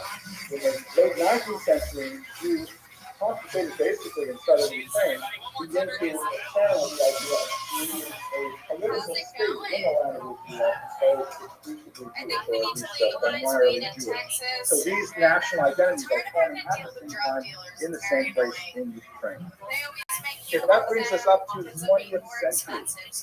I think I should pause and take a drink and ask if there are any easy questions before we go into the hard. I have a conspiracy theory that nobody likes to ask the first question. Oh, I'm sure you have a second question. Right? Well, here in Texas, my roommates and I treated Plan B the way white people treated toilet paper during the pandemic. Told the stories and stuff. I know we weren't the only ones. Well, when we get to the 20th century, no, it's fine. It will be fought back and forth, and there are several parties that will lay claim to it. But basically, after World War II, made part of the Ukrainian SSR. That would be like I got cheated on by a guy that I pegged. What's in your suicide note? That's why today older men treat you so much better than their lives. Do you notice that whenever an old man has a super young girlfriend, it's like a symbol of status, which makes sense because we live. Yeah, the bottom, because basically the way these documents work is like someone will knock on your door and they'll say, you know, I've fallen on a hard time, I had an operation, I couldn't work anymore, I have to marry off my daughter, and a whole list of things. And at the bottom, you can just signatures of rabbis, community leaders who will say, yes, this is true. Anyone who will help this person will receive a blessing. So you know it's not a scam. From the authorities. I work at East Austin. Because typically they'll come, like some Israel, they'll come to New York City. And they'll travel around and they'll eventually talk. But it indicates that someone of authority in Vedas could not write a name in Hebrew, I'm sorry, and have to sign his name in the room. Like that's really strange. But the whole thing's already in that story. Any last question before we go on? Okay, so the 20th century is perhaps the most difficult. I picked part for my book because I studied this specific area and I studied tasteless, so I guess I'm going to just only put the Ukrainian translation, which came out a little while ago. Oh my gosh, is this a Zoom audience or what? So I spent a lot of time studying the period of the revolution.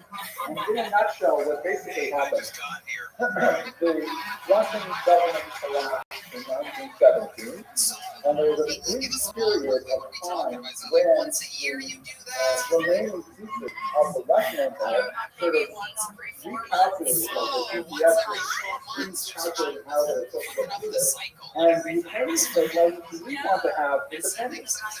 They found, however, that they were hampered by the fact they had very few, like, government-ready people who were literate and numerate, people who were urbanized, who knew how to organize things.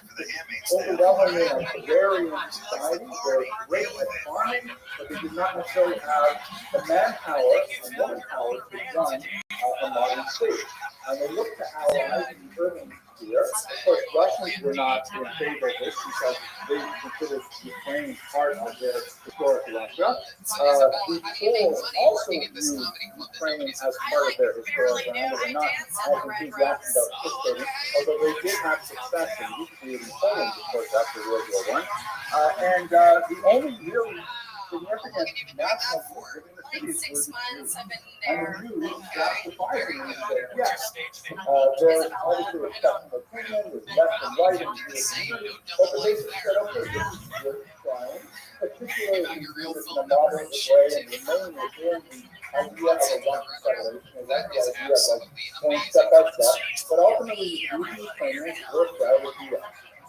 The deal, however, fell through miserably. Even though they had remarkably potent and thoughts like to create a ministry of Jewish affairs, tax money would go to fund Jewish schools and synagogues and this or that. The Jewish beautiful things like this. They were overwhelmed by the social upheaval that came at the tail end of 4 years of World War I.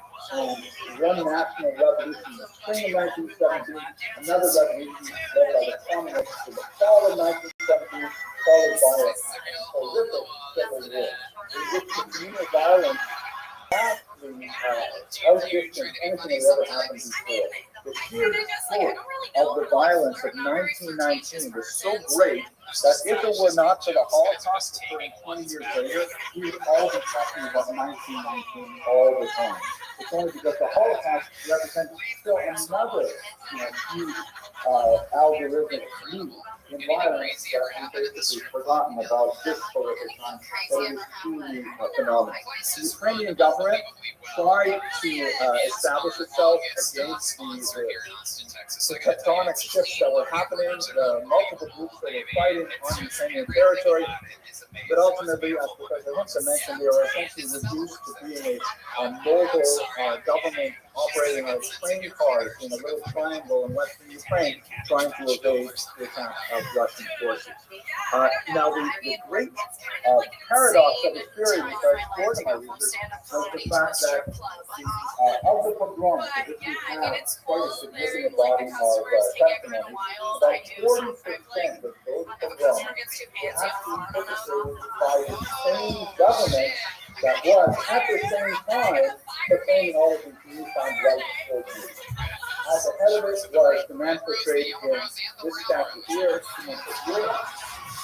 who was, on the one hand, trying to hold together this coalition of forces with no way to do it, and at the same time is trying to hold what are essentially liberal Western values.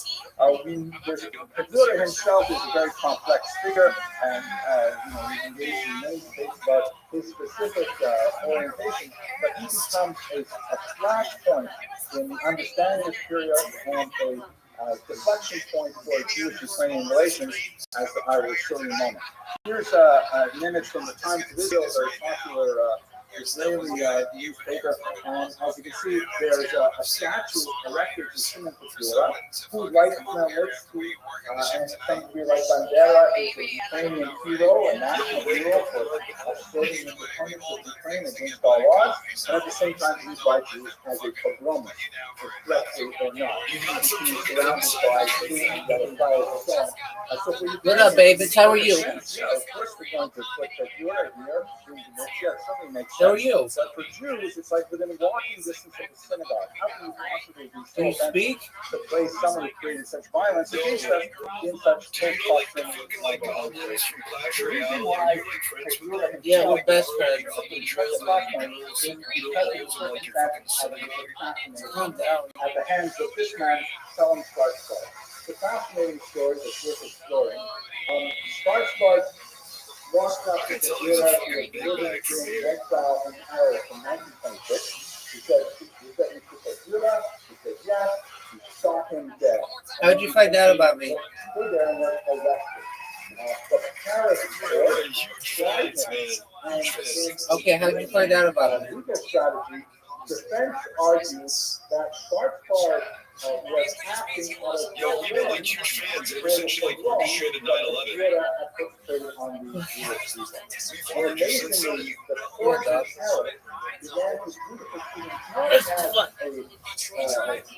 a tribunal to decide the fate of Skarsgård, but really a tribunal on the guilt going on. And perhaps thinking in the background of the horrible debacle of the driver's affair 30 years earlier, the Paris court acquitted Skarsgård. They ordered them to pay a token amount of damages, £1 to Skarsgård's widow, and they set him free. And so for the Jews who had mobilized, and by the way, the historical establishment was very much involved in this. Jewish historians were called in to defend Skarsgård, Ukrainian historians mobilized and not to attack Skarsgård, but to defend his widow, because that's the way the trial had gone. And when Skarsgård was acquitted, it was viewed as kind of like the judgment of history, whatever history is. The judgment of history was that Padura created those programs, the architect of the violence, which I think was a huge overreach. In my research, I believe it's more appropriate to think of Padura as perhaps someone who was inclined to be silent regarding the pogroms at a key point in time during the spring of 1919, largely out of fear of alienating his followers. He corrected that and began to just like later, but it was largely too late. So he definitely was not large exceptions. He may have though sin of omission, but definitely not the way that the historians of the 1920s portrayed it. But when Skarsgård was acquitted, there was a massive war in the Jewish community of excitement of this remarkable image that shows the individual of vengeance, the Nazis that described in the book of Exodus, an image of God acting in the world, like the fact that the death of the firstborn, the 10th plague, the Torah scroll underneath it actually has the name Spartan God written on it. As if his name and his person is identical with the teachings of the Torah. That's a dramatic kind of image that illustrates the way many Jews spoke about him. A street among many was named after him in the Israel, and it's called Hamilton, the street of the Avenger. And in fact, if you're wondering who the Avenger is, it's on but this is the way that Jews began to form their thinking about Ukrainians, partially during that starts by class. Then we move to the Holocaust. Let's see what this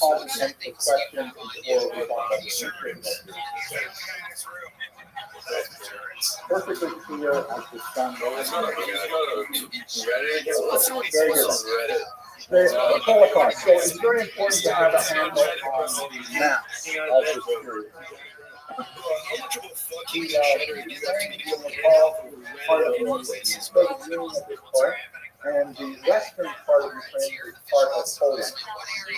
Hitler realizes that he cannot win a two-front war. He can't fight the east and the west simultaneously. Germany is in the center of the continent. He needs to pacify one side before he attacks the other, and then of course he has plans to go back and double cross with the allies. So he and Stalin hammer out a non-aggression pact in 1939 and sign it, and that allows Germany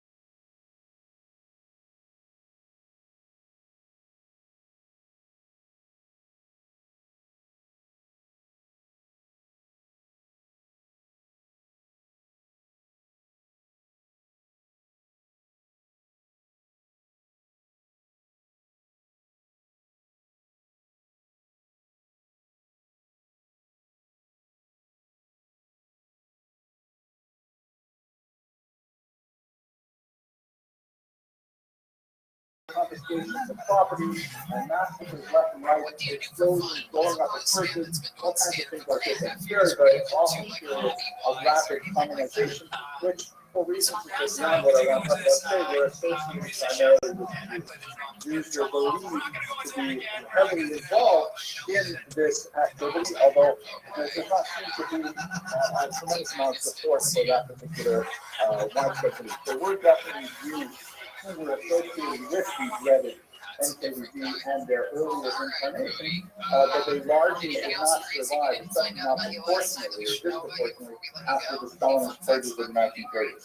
But be that as it may, the people living in these regions, which are called by the historian Timothy Snyder the bloodlines, harbored a tremendous resentment against the Soviets, not only for their domination of territory, but also for this 2 years of incredible struggle for them. Many Jews were able to flee, about 600,000 fled to the east, surviving in places like Siberia, Tajikistan, and so on. But these regions here were just ripe for much worse attacks. And that happened in 1941, June 22nd, when Hitler launched something called Operation Barbarossa, and a phenomenon which has been called the Holocaust by Poland. He sent here the Wehrmacht, the double-crossed Stalin, after he had successfully achieved his Western front, he double-crossed Stalin, and he crossed the border into the Soviet Union. And the Wehrmacht made tremendous rapid advances into the former Soviet Union, coming right up to the gates of Moscow and St. Petersburg, placing them under Olympic procedures. But what's significant for our part of the story in particular is that behind the Wehrmacht, behind the regular army, there's 4 mobile killing squads called Einsatzgruppen. And these Einsatzgruppen had the task of going into the small villages, rounding up in particular Jews, communists, homosexuals, witnesses, anyone who represented themselves as an enemy in Hitler's bizarre vision of the world, bringing these people out to ravines or forcing them to dig their own graves and then massacring them with machine guns. An estimated 1.5 to perhaps as many as 2.5 million people were killed in distant farmlands all throughout this region, including 23,000 killed in Babin Yar at this time.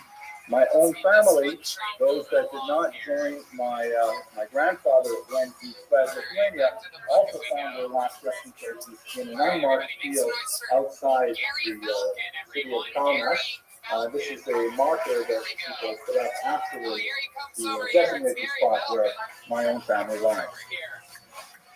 So this particular period is especially difficult to achieve because the Nazis were able to rely on significant indigenous support for their attacks on the Soviet Union.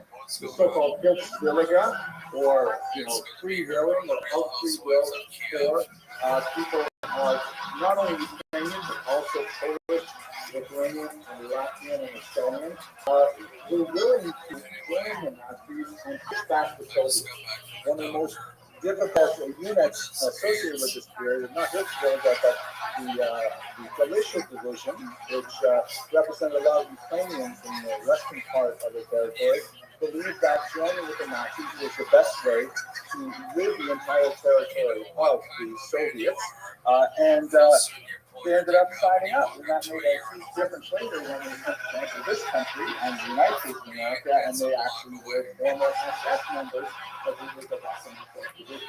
They were ultimately cleared. The same commission which constitutes in this country determined that they had not committed any war crimes, but this is the stain that the association with the Nazis had for many Ukrainians, Lithuanians, Latvians, and so on came through. There were definitely isolated moments of great humanity, many of which have not been properly recognized, such as the incomparable Metropolitan Andrei Shevchitsky, who personally acted to save some 200 Jewish communities in his network of monasteries, very important churchmen in Western Ukraine. He was actually a great Philo-Semite. In 1903, I was privileged to come across this letter. It was a privilege to come across this letter written in Hebrew by Metropolitan Shevchitsky, a concrete reminder of his Philo-Semitism, which he demonstrated with Rothschild. But one of the most fascinating elements of this letter is that he is the author is a very common spelling mistake. He transposed the silent letter aleph with the silent letter ayin in a common word grip, which is a mistake that no one who has learned Hebrew from a youth would make, but someone who has done this himself may actually make. So there are some bright lights in the story, but otherwise for Jews it is inevitably dead. So that takes us through the vast majority of my presentation. I'd like to speak very briefly now about the current situation with the conflict in Ukraine, and then conclude with the implications for the future. So, are there any difficult questions? Okay, let's go on.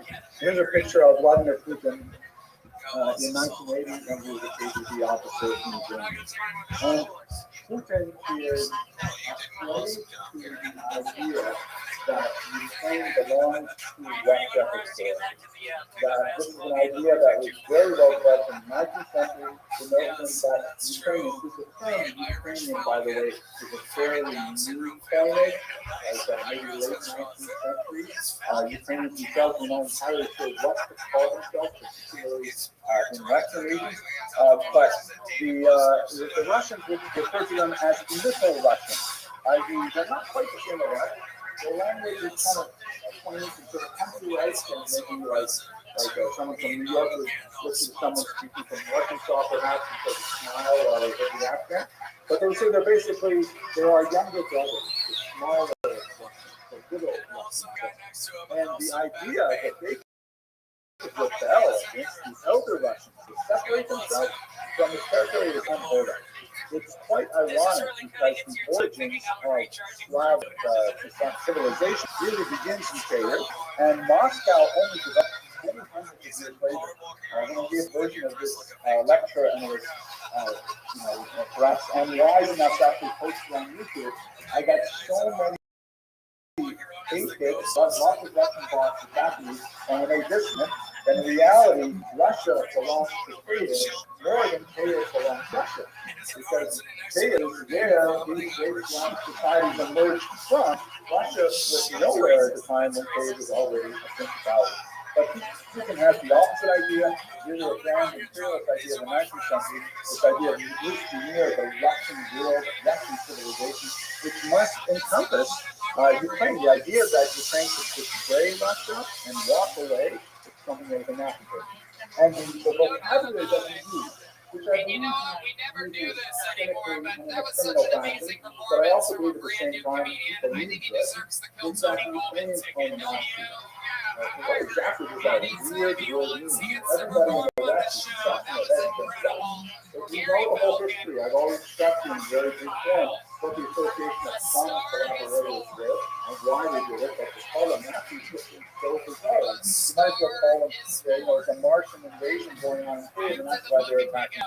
So we should understand that the term Nazi means something very different for Russians, for Jews, and for Ukrainians. For Russians, it's kind of like this massive statue of saying, they are holding back the German advance into Russia. And it's kind of laughable because after all, Stalin first signed a deal with Hitler and believed that he was a valuable ally for him. But nevertheless, when Hitler double-crossed him, then all of a sudden Hitler becomes the horrible enemy and they begin to push him away. So Nazism for Russians represents a great imperialist threat from the West, which I believe Putin sort of allied with the word NATO in many ways. For Ukrainians, however, it's more complicated. For Jews, obviously, it means outright destruction. Nazis are the kryptonite to Jews, and there's no working with them much. So let's focus a little bit more on Ukrainians and its complexity. Here you see a poster that celebrates some of the insurgent movements created after the war. And you can see on the top here, there's the Varangian Viking route of Kiev on the left. On the right, there's a typical Cossack again. So again, my heart begins to palpitate when I see that. The Slava Ukrainian at the top. And then at the bottom here, you see Heroyam Slava, but the Ukrainian patriot, who, by the way, is holding up his hand in a very Nazi-like salute, but I don't think that's the intention here. He's standing on the banners of the Soviet Union and the Third Reich. And the idea that I think Ukrainians would like to project from this period is that of those who push back against imperialists from the East and from the West simultaneously, striking out in a very Khmelnytsky kind of move to create their independence. So it's not historically accurate. The Ukrainians saw the Nazis as a much better chance of getting the Soviets out and doing it at their own, with the exception perhaps of one particular group. But this is the way in which they like to portray their understanding of the Nazis. And one of the problematic issues, especially early in the war, was the association of at least some of the Ukrainian military, and certainly we can debate for what degree this is valid, but the Azov division, which has a lot of people that definitely make Jews and Westerners uneasy, very fascistic kind of, symbols that are highly evocative of these kinds of things. But I don't think we should waste a lot of sleep over this. The fact that there are possibly some far-right elements in the Ukrainian military, when you wake up and smell the fun, we have neo-Nazis everywhere. February, October, in Los Angeles, and I could bring you newspaper articles from all over the United States that regularly demonstrate how many more are on this conference. So I think it's really important and largely serves Putin's purposes when we talk about Nazism in that regard. But I'd like to take us to where we are right now, with Vladimir Zelensky. And one of the things that I think he's done for it's about he has really cemented the trajectory towards a more Eurocentric direction. That he has said, you know what, this year simply does not work for us at all. We are all European Union types. We're all NATO types. We value the liberal democratic values of the West over the autocratic values of the East. This is something that has been very popular with, of course, the allies in the West. He's done a tremendous job as a communicator getting that across, particularly to the rest of the world. And ironically, Putin's invasion has only accelerated this trend, something which is always present in Ukrainian society, really even the 19th century. But this is something that I think is now irreversible, and that Ukraine will ultimately find itself, as long as it can survive this particular encounter with Russia, it will find itself within the European orbit. Let me conclude with some statistics and dramatic, I think, illustration I'm trying to make it. This is a remarkable study that was done in 2015 by a very reputable Pew Research Center. This is and they wanted to ask Europeans, how would you feel about these citizens in your country? And when you look at the map here, it's a startling number. Ukraine has the lowest measurable level of anti-Semitism in 2015. As conducted by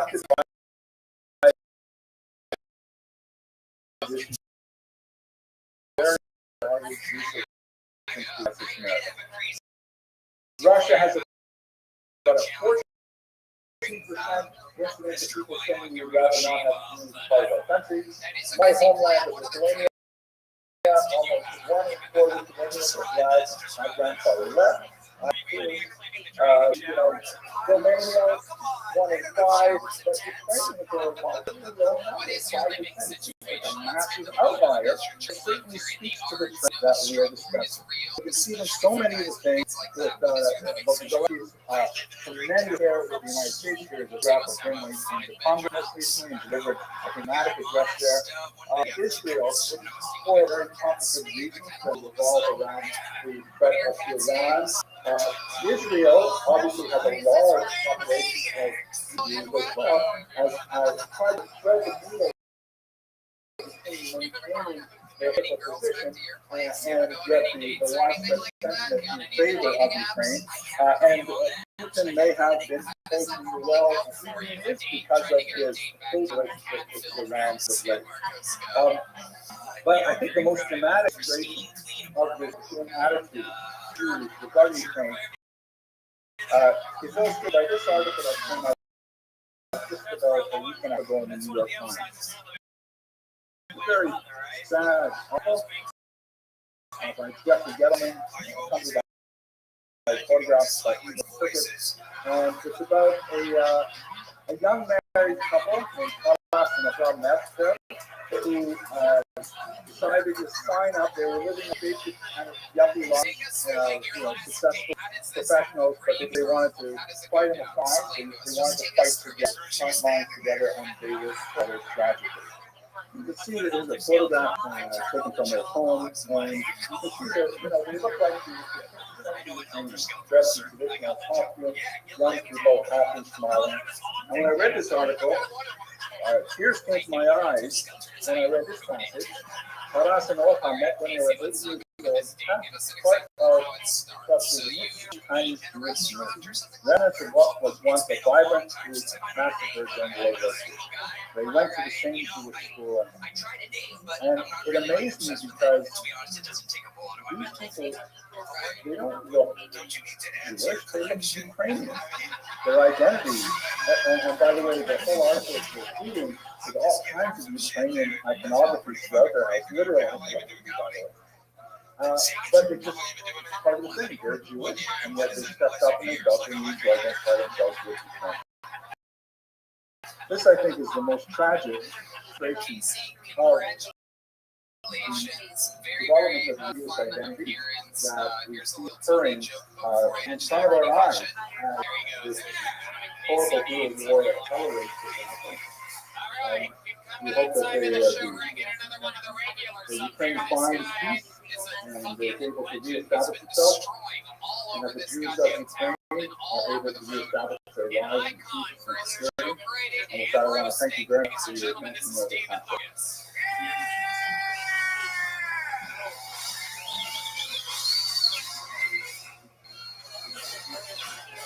Hello, colleagues. I'm very grateful to Dr. Galadza and the conference organizing committee for allowing me the opportunity to participate in this august and important gathering. I'm very sorry that I can't be with you in person. I have a prior engagement in Europe that unfortunately I could not shift. I'm very grateful, however, to have the opportunity to respond in video format to Professor John Paul Himka's fantastic paper on Sheptytsky and the Jewish Creed, and I hope that my comments will not be redundant, given the tremendous number of very important and knowledgeable speakers who will be presenting at the conference. In my humble opinion, Paul Sheptytsky was a deeply compassionate human being, a man of great reservoirs of faith, and also the capacity for phenomenal spiritual heroism. That in his old age, in his 70s, he rose to his full moral stature and was able to rescue some 200 Jewish children from the Holocaust. His story is well told, of course, in Professor Redlick's path-breaking article that was printed in Professor Magachi's Morality and Reality. And Professor Himka's work essentially brings us up to date in the last 30 years of historiography. Although, as I hope to point out, many crucial elements remain unknown and, in fact, mired in controversy. I'm also very gratified that Professor Himka found my very brief 1991 article in Harvard Ukrainian Studies and cited it so prominently as an early element in the development of English language historiography on Sheptytsky and the Jewish community. It, of course, identified a 1903 letter that the Metropolitan had written to the Jewish community and in fact sent some funds to them. I'm verified that Professor Himka found articles sufficiently important in this paper, and I think it identifies two very important points, especially relevant now 3 decades since I authored it. First is something that is really quite good, that it is just a lasting testimony, an actual artifact demonstrating the Metropolitan's standing Philo-Semitic. And it also demonstrates a point that's not quite as encouraging. I'll discuss that shortly. Let's have a look, by the way. It is rather a remarkable document. You can see it's written in a very fine Ashkenazic. He seems to have mastered quite a few of the finer points of Hebrew scholarly style. I think that's the scholarly. He refers to his interlocutors as my brothers. But let's get to the second point, which I think is perhaps not quite as encouraging.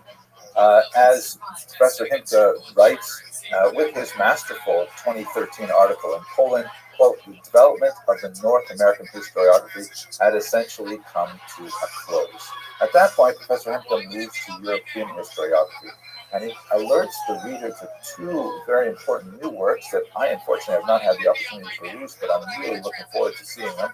Yuri Skeeter's 2018 study of the Studite monasteries in the Holocaust, and Andrei Mikhailenko's work on Sheptytsky and his relations to the Nazi regime. Those look like 2 extremely important works, and I look forward to reading them very much. But my first question would be, and this is related to the second point coming out of my 1991 article, is while this is essentially what has happened in North America and in Europe, what has happened in Israel? What has appeared in Hebrew and in Yiddish? We know that there is a phenomenal number of Holocaust memoirs, many of which are self-published, harder to track down, a large video archive from people who have not published written memoirs, but under the auspices of Steven Spielberg's Shoah Foundation, they have recorded their memoirs on video, and there are a tremendous number of sources that could shed light on many of the questions that are addressed by all of these authors on the subject of Metropolitan Sheptytsky's activity during World War II. And, I haven't done the research on this to know how deep it goes, but I did have a very quick look at Wikipedia just to see what's showing up there. And as you can see, here's the Hebrew language Wikipedia article on Andrei Sheptytsky. It's considerably shorter than the English language one. But when you go down into the bibliography list, there's actually quite a few interesting things. There are citations of 2 scholarly articles produced by Yad Vashem, which is especially relevant given the later controversy. They tend to rely heavily on Professor Redlich research and also on David Kahane's important memoir from Review, a few other things. But it also lists a 2005 article that was written in Haaretz with a very provocative title, The Ukrainian Schindler, and even takes us to a link to the National University in Jerusalem that lists 16 articles, many Hebrew and Yiddish, 5 books, and an ebook that all have Metropolitan Sheptytsky's name in the title alone. A slightly deeper look at Lviv, at Ukrainian Jews, and so on, I'm sure would prevent this amount of material. And it remains to be seen, because I haven't received the books yet, whether Professor Spira and Mikhail were able to consult these sources. I doubt that the research will change the basic parameters of what we know about Metropolitan Sheptytsky, but I believe that this important lacuna has not been explored in 30 years, and I would really like to see the Hebrew and Yiddish literature integrated into the historiography. I know that I happened to stumble across this particular letter while looking through a Yizka book of Review, and there's so many sources that we can draw from, and I'm just wondering what other revelations will we receive if we have a look at this very important memoir literature. I believe a very strong aspect of Professor Himka's brief paper is his concise description of the very human process of Metropolitan Sheptytsky's evolving political thought with regards to communism and Nazism. Like many Eastern Europeans, Metropolitan Sheptytsky regarded the Soviets as a catastrophe for Ukraine. The persecution of Ukrainians, religious Ukrainians in particular, their atheism and so on, was absolutely horrific. The massacres perpetrated by the NKVD and so on were absolutely awful. And like many Ukrainians, they viewed the Nazis as liberators. And this explains much of the support that Metropolitan Sheptytsky gave for Ukrainians who were enlisting in forces designed to fight the Soviets, in particular the Galicia Division. And this recognition and initial support for the Galicia Division, which I am certain will be a major topic of discussion at the conference, is a cloud that hangs over Metropolitan Sheptytsky's head to the present day, regardless of the very detailed analysis and ultimate exoneration of the division by the Deschênes Commission. I don't need to tell the people at this conference how this controversy continues even into the 21st century in a very real and painful way for the Ukrainian community, especially those emigres in Canada, perhaps some 900 of them, who are associated with the Galicia Division. But what Professor Himka points out, which is very important for our understanding of Metropolitan Sheptytsky's evolving political thought, is that by the late summer of 1942, after the great deportations had already occurred from Eastern Europe, the Warsaw, he was absolutely that the Nazis were worse than the communists for Ukraine.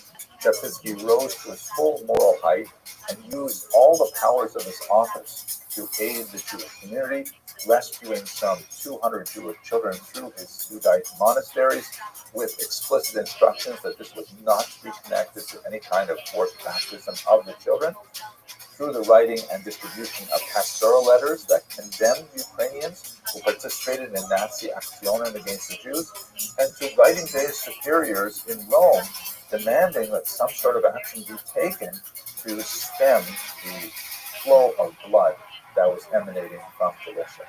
At this point, he is without question a heroic individual doing everything he can to save the Jews with whom he had had such positive relations in the past. And by way of a small tangent, I think it is absolutely fascinating to compare this dawning realization of this religious giant with someone from the Jewish community, a tremendous figure named Rabbi Shapiro of Warsaw, who continued to write sermons for his embattled Jewish community in the ghetto, which were later discovered as part of the Ringelblum archive. And through his real-time writings, which were designed for a public audience, which we can track from September of 1939 all the way up until January of 1943, when he consigned these documents to the Kohen Shabbos archive for burial, and fortunately they were discovered in 1950 by a Polish construction worker. You can see how Rabbi Shapiro also went through a process of realization of the meaning of the Holocaust. In Rabbi Shapiro's case, of course, it was a dawning realization that the Holocaust was something completely sui generis, something completely different from anything that had ever happened before. It's fascinating to note that the timing seems to be very similar, that in the case of Rabbi Shapiro, his ultimate realization of the utter catastrophe that the Holocaust represented really happened in the spring of 1942 when an escapee from the concentration camp, the death camp of Chelmno, made it back into the Warsaw Ghetto and was able to reveal to the resistance there what exactly was happening in the gas chambers. And we think that this would also be an interesting doctoral dissertation, a comparison of the realization of the meaning of Nazism for both Metropolitan Chapitsky and Rabbi Shapiro.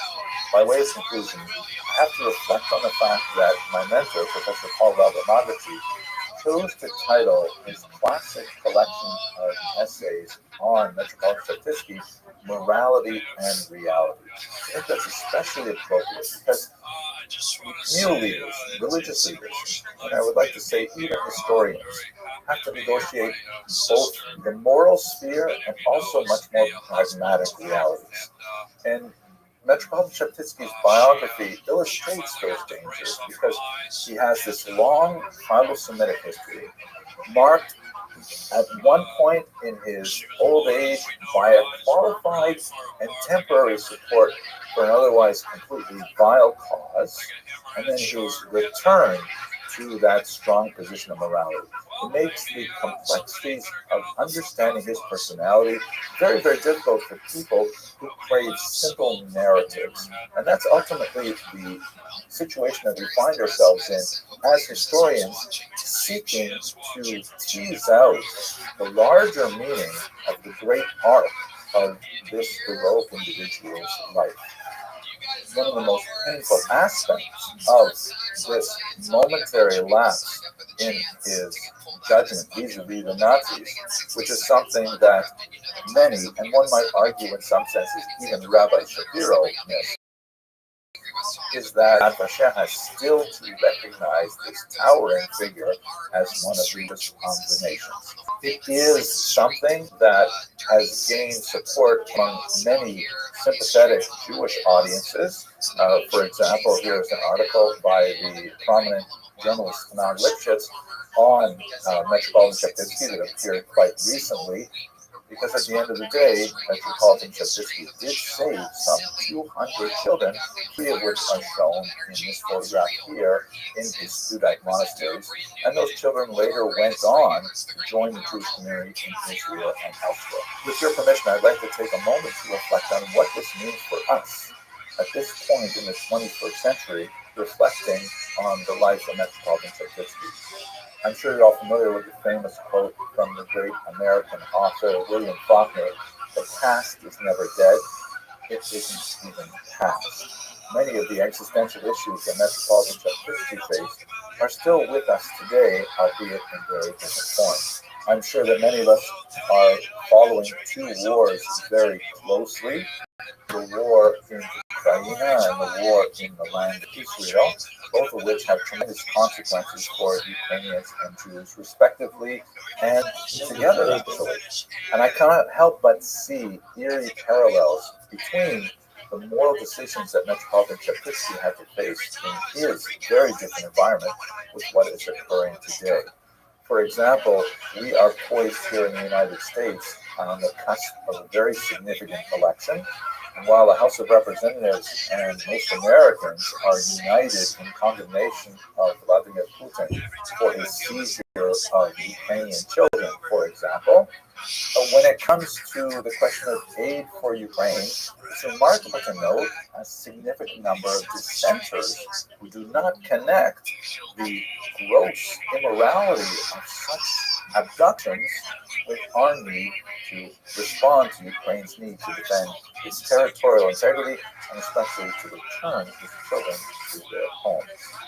And when we turn to Israel, I'd like to point out that we all have a colleague there with whom many of us have participated in international conferences on Ukraine and on Jews in Ukraine.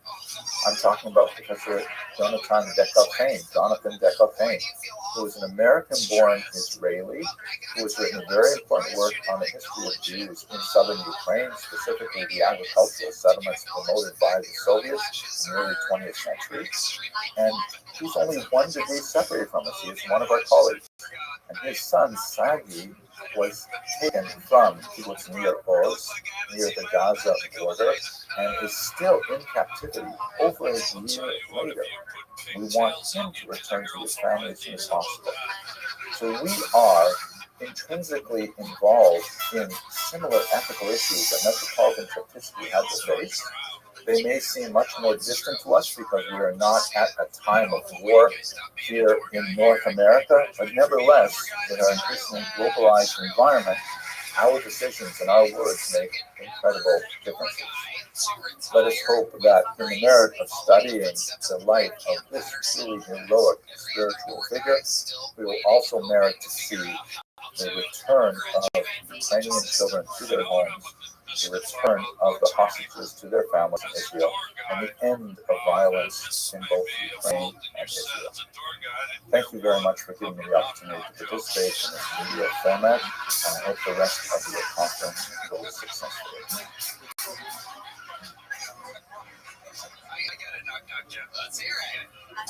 A new version of Mesilas Yesharim was discovered in the former Soviet archives that was written in the Ramchal's own hand. It's a dialogue, it's a play, it has characters, it has drama. There's one character who is called the Chacham. He is a learner-earner. He's interested in, of course, learning Torah. He's completely observant and so on. But he's interested in the broader world of intellectual inquiry. And one of his interests is he wonders, what is it that those Haredim do with their time? And then one day, early on in the book, he looks across the room and he sees an old high school friend of his, who he hasn't seen for very many years. And he sees that his friend has become one of the Haredim. He says, listen, I'm really curious. I have all these questions about what you do. Why did you become this way? Hello, fellow students of Jewish history. I'd like to invite you to participate in a new online course that I've created on the history of the Holocaust.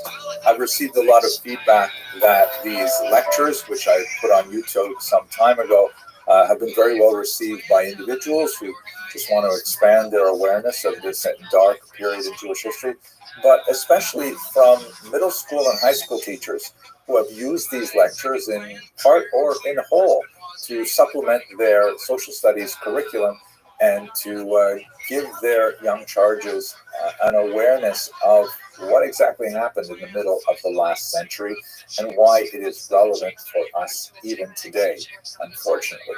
So please have a look in the information box below. There's a link to this online site, and I hope you find it meaningful. Thank you very much for watching.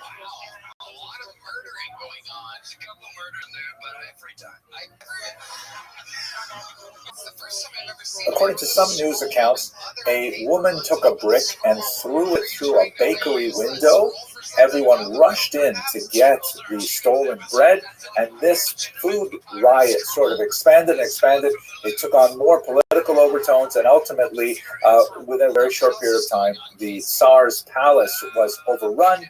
The Tsar and his family were arrested. They would be assassinated later, and it gives you a sense of just how tumultuous and how crazy everything was at the time. They call themselves the Provisional Government, And the whole idea that was that they wanted to establish a modern form of democracy, and they wanted to do it right. The communists were able to take advantage and ultimately undermine Kerensky's efforts. The genius behind all of it was Vladimir Ilyich Lenin, shown here. Tovarish Lenin, meaning Comrade Lenin at the top there with his characteristic soft cap, and he's getting rid of all of the negative classes.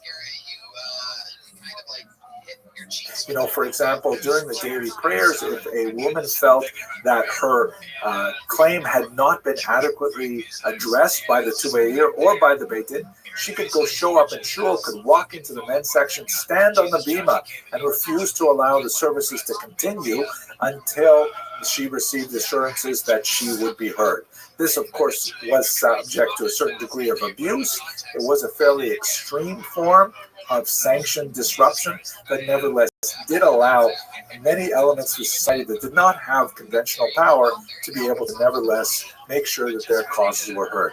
And by and large, this Kahila structure really functioned very well right up until Napoleon basically destroyed it with the destruction of the corporate nature of Jewish society.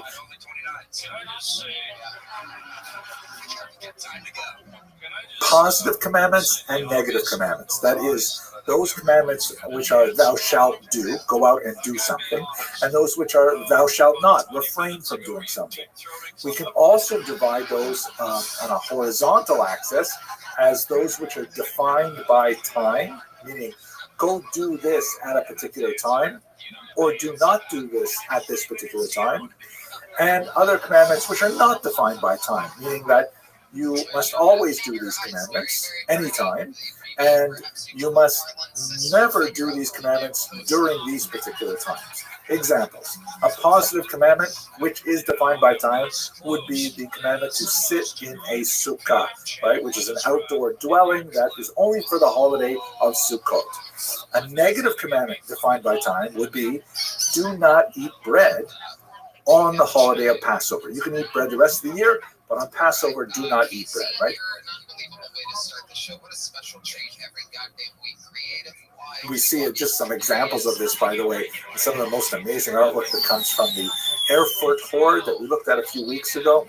This is the one of the marriage rings that was, it's hard to imagine exactly how this ring would have been used. It's hard to imagine a single person would own this. It looks like maybe it would be used for like communal marriages and shared, I don't know, but absolutely fantastic piece of art dating from 14th century Germany. Here you can see the underside. Look at how the hands are clasped on the bottom. Absolutely gorgeous artwork. Really, I think it even puts to shame modern jewelry by some of these designs, but who am I to judge these aesthetics? I just think it's fascinating. And here is one that is from Strasbourg that is one of the most famous. Sometimes these are called the Strasbourg Sisters. And it's interesting because the church is shown here kind of like looking daggers at her sister. And, I think it's a rather unappealing kind of image. Like you don't like her. She's very judgy, so to speak. And synagogue has a much more graceful kind of form, but she is an attitude and a posture of decline. She's living away from the rock, which indicates the collapse, decline of Judaism. All these things, I think, give a very consistent message. I think one of the most fascinating things I've ever learned about the history of anti-Semitism, which is something that has pretty much occupied my mind since I first personally encountered it as a 14-year-old kid. And that is this quote from Jean-Paul Sartre, who immediately after the war published this very important small book called the Réflexions sur la question juive, Reflections on the Jewish Question. He wrote, Si les Juifs n'existaient pas, l'antisémite l'inventerait. If the Jew did not exist, the anti-Semite would invent. And I think at its foundation, this is one of the most important things to know about anti-Semitism, is that it's not about the Jews, it's about the anti-Semites. The Jewish problem is not a problem of the Jews, it is a problem of the anti-Semites who are trying to use the Jews to explain the challenges they have in their personal lives, in their society, and so on. in Western Europe had all these negative things going on. In Eastern Europe, there was a recognition of the value the Jews had to initiate the economy, and so they were actively attracted into the Polish-Lithuanian Commonwealth and offered the possibility of settlement there to engage in various economic functions to which the largely agrarian population was not well adapted. And we see this, for example, here's a beautiful example of a Jew, kind of like a Jewish family, really coming to Poland and seeking the refuge there. And the king, who is up on the stairs, is magnanimously saying, well, basically, why don't we let them in? I mean, they seem like nice people, right? So this is especially noted in the various charters extended to Jews. So what exactly did Protestantism have to say about the Jews? This was the question that was posed to Martin Bucer. He comes up with this document, which is called the Kassel Advice, because it was composed in a town called Kassel in the year 1538. This sounds a little bit like the Doctrine of Witness, a little bit like the Pact of Umar in Muslim lands, that Jews may continue to worship, but they can't expand. Third, this is one of my favorites. No Jews may argue with a Christian about religion unless the Christian is duly licensed to argue with them. Right? I think there's a concern that if Christians discuss these things with Jews, they might end up being convinced by Judaism rather than the other way around. So only professional Christian preachers may argue with Jews about these things. Good morning, fellow students of Jewish history. This morning we're cruising along this beautiful canal somewhere in southern Netherlands, or probably northern Belgium, on our way to the glorious city of Antwerp, which has a huge and vibrant Jewish population. I really can't wait to see it as a point of embarkation of many Eastern European Jews, like my own ancestors, making their way over to the United States of America. What we saw yesterday in Amsterdam, especially the Portuguese synagogue, incredible building with so many details, and I was especially fascinated by the pelican symbol that was used, very unusual symbol used by the Jews of Amsterdam, specifically the leaders of the Portuguese Jewish community, to describe themselves. And I'm going to talk about that in a longer form. Anyway, I hope you have an excellent day, and I can't wait to share more of this amazing Culture River cruise with you. The reason I wanted to come up here was I was going to see if you could come up with any new roasts for me. The sea monkey one I haven't heard before, but I've got a couple favorites I've heard in the past. I just said it, huh? I taste this song. I will eat the red one. Yeah, thank you. I'm going to have I just hold it up and eat it like this. Oh, you got to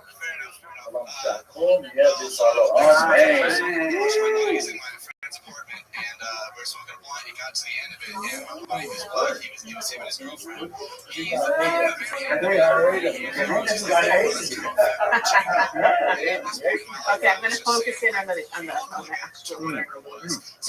Als je dikke heer bent. Een dikke heer. Met z'n tweeën, dus niet afgevoerd. Ja, heel lekker. Heel lekker. Als je de beste in de verschillende kinderen. Als je de verschillende toiletten. Duarte de Paz, he was a Portuguese diplomat who was of crypto-Jewish origins, which means his parents were likely converted in the forced conversion of 1496-97 in Portugal, and he was born around 1500. But he had this remarkable career lobbying popes to hold off persecuting other Portuguese crypto-Jews. And it's just mind-boggling what he got away with. And he went to Pope Clement VII and actually got the Pope to cancel the Inquisition in Portugal. This is amazing.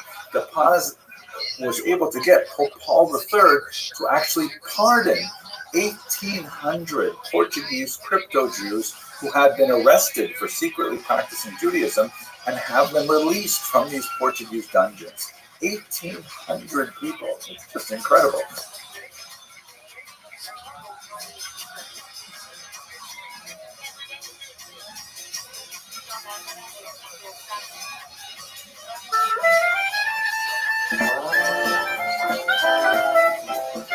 Hello, fellow students of Jewish history. This is the first in a series of very short, brief videos that looks at the question, what is a synagogue? And our first topic is, it is a place of prayer. Where does this term synagogue come from?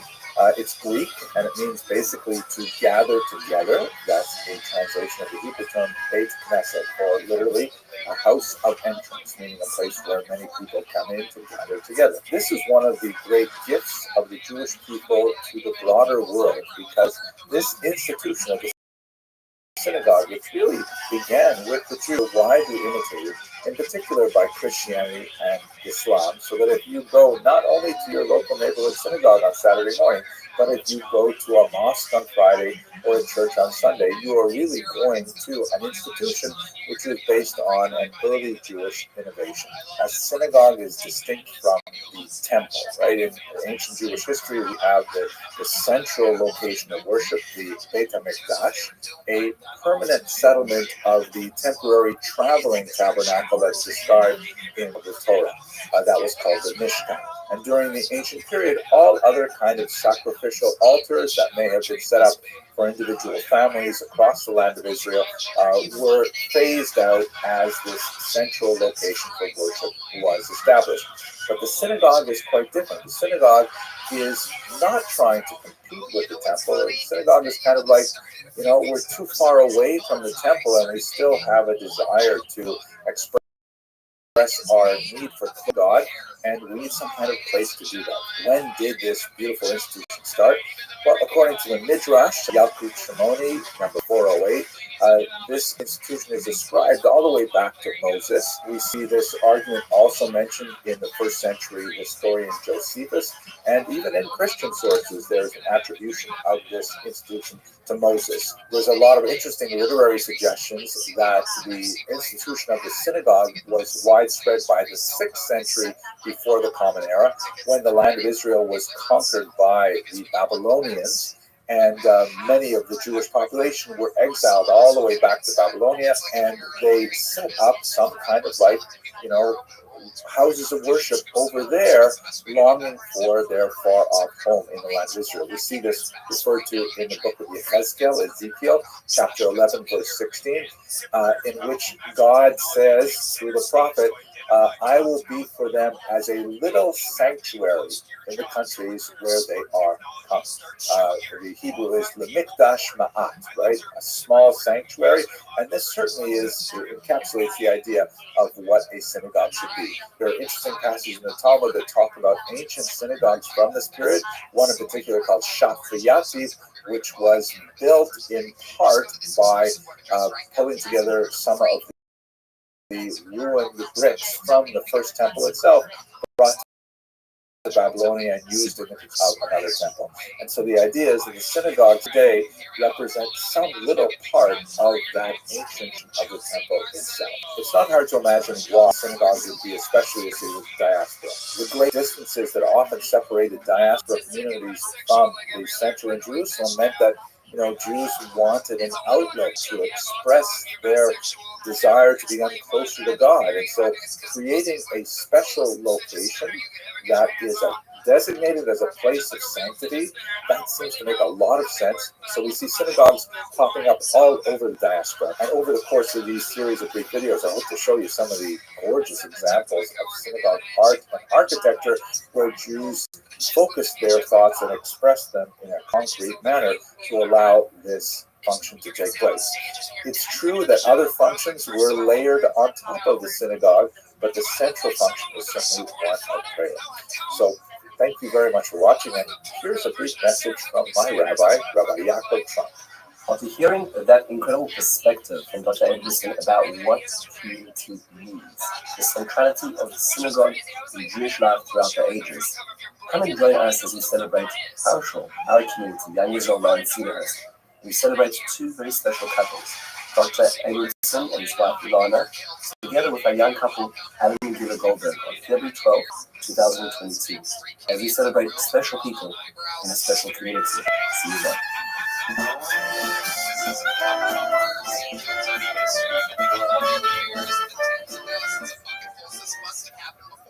Never before. Welcome to the show. Thank you. You have an incredible energy to you. What do you do for a living? I am an associate producer of a TV show. I signed an NDA, so I'm going to make the specifics of it. Hello, fellow students of Jewish history. Welcome to the second in a series of short videos that I prepared to commemorate my synagogue, Young Israel Lawrence Cedarhurst, and to promote our upcoming annual dinner. Today, I'd like to answer the question, what is a synagogue? With the response, it is a place of kindness. In the first video, we talked about the synagogue as a place of prayer, but the synagogue actually serves a very, very useful purpose as a communal gathering space. Bear in mind that, especially in pre-modern Europe, it was not so common to have like large public spaces that could be easily rented for communal functions. I mean, especially if you're living in a ghetto with very, very constricted space requirements and people living in multi-story apartments, such as in Venice, for example. So having a free space that can be designated for communal meetings and for communal discussions and for communal activism is very, very useful. And that's the service that the synagogue often provided for the Jewish community. This is especially true in not only in ghettos, but also in shtetls, in the small villages that dotted Eastern Europe, where, the level of wealth might be such that the only communal space available would be the synagogue. And as such, the synagogue serves as an extremely useful logistical starting point for all kinds of community organizations, so-called chevras, or committees, which deal with everything from providing dowries for poor brides to taking care of orphans and widows and the travelers, and providing for education and providing for all kinds of needs of the community. These would be typically organized within the synagogue walls. The Talmud, Tractate Megillah, does place restrictions on what can be done in a synagogue. It has a level of sanctity, so it can't be used, for example, as a place to organize, the conducting of business, or to take advantage of the large open space to hang laundry or something like that. One can't even, for example, take a shortcut through a synagogue. If you want to get from, synagogue has doors on both streets. You can't just cut through the synagogue. But for the most part, synagogues in medieval Europe in particular were frequently used for all kinds of communal activities to benefit the community as a whole. It's certainly appropriate to use the synagogue for charitable purposes, to organize charities and things like that. I'd like to have a look at one particular synagogue that I find incredibly beautiful, that really encapsulates this tremendous value of the synagogue as the beating heart of the community. Let's look at the synagogue of Rothschild, which is in Poland, and you can see from this map here, it's just a little bit east of Krakow, and had photographs from when it existed. It was unfortunately destroyed by the Nazis in 1941.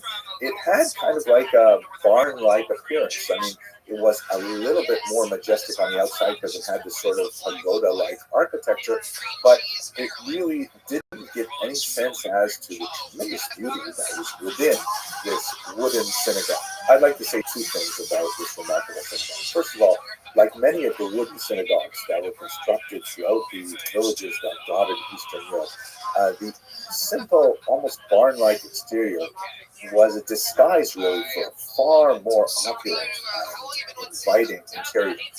The exterior hid an ingenious internal cupola, which you can look at this cross-section here, was actually like a totally distinct interior. When you were looking at it from the outside, it looked like a rather large kind of, but simplistic, somewhat ramshackle structure. But when you walked inside, you felt the grandeur of this curving, gently sloping architecture that directed the eyes heavenward. And that must have been an absolutely incredible experience. The second thing is that many of these wooden synagogues had their internal cupolas, and in fact all of the walls richly decorated with luscious colors and representations of ideas in the Torah and the Talmud and so on, particularly the zodiac, as we shall see in a minute.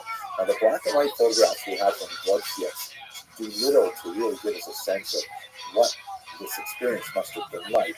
Many years ago, I had the privilege of working with Al Barry at Florida Atlantic University and director Carl Hirsch on a documentary video looking at the lost wooden synagogues that were destroyed by the Nazis in Eastern Europe. And here's a short clip of a look at one of those synagogue ceilings, specifically a zodiac, with a much younger me describing the experience of walking in. The narration is by the great Rabbi. Central design is an enormous zodiac calendar, a common motif in the synagogue. When a Jew would walk into the synagogue and would behold all of the 12 lines of the zodiac, he would get a sense of the rhythm of the entire Jewish year and its associations with the various festivals that would be celebrated under each of the symbols of the zodiac. Each sign of the zodiac is surrounded by boats and strips for insects. In this case, the constellation Buck, Bow, or Bucket are the beads, the mercy, and the Although the synagogue of Rothschild was destroyed, it was recreated in a museum in Warsaw. Very beautiful recreation, as you see here in these photographs, that really capture this kind of like Persian carpet quality and through the richness of the imagery and the text that surrounds the worshiper as they go into the synagogue. And you can imagine that the Jews who gathered in the synagogue midweek to deal with much more secular concerns, like, for example, how are they going to fund the school system this year? How are they going to, provide for Hannah's dowry and things like that? They must have been infused with a tremendous sense of holiness as they sat under these remarkable decorations in this internal cocoon. And this is one of the reasons why my wife Ilana and I are so proud to be enthusiastic supporters of Young Israel Growing Cedars, because it, like many shuls throughout the world, encapsulates the value of chesed, of kindness. And although there are multiple minyanim that occur throughout the day, and it is first and foremost a place of prayer, it really is a tremendous place of chesed, where there's a phenomenal amount of community organization that goes on, and food banquets, especially important to my wife and myself, and blood drives, and support for needy members of our community and the communities that surround us and Israel. It's really a phenomenal place, and I'm very, very enthusiastic about it. I hope that you will join us at the dinner this February. And here's a message from our Young Leadership Awardees. Alan and I are so honored that the shul chose us to be the Young Leadership Awardees at this year's dinner. Please join us if you haven't already signed up. Motzei Shabbos, February 12th, 2022. It's going to be a great evening. Celebrate our community and our shul. The more people there, the better it is. If you haven't made your reservations, there's plenty of time. And if you have, good job.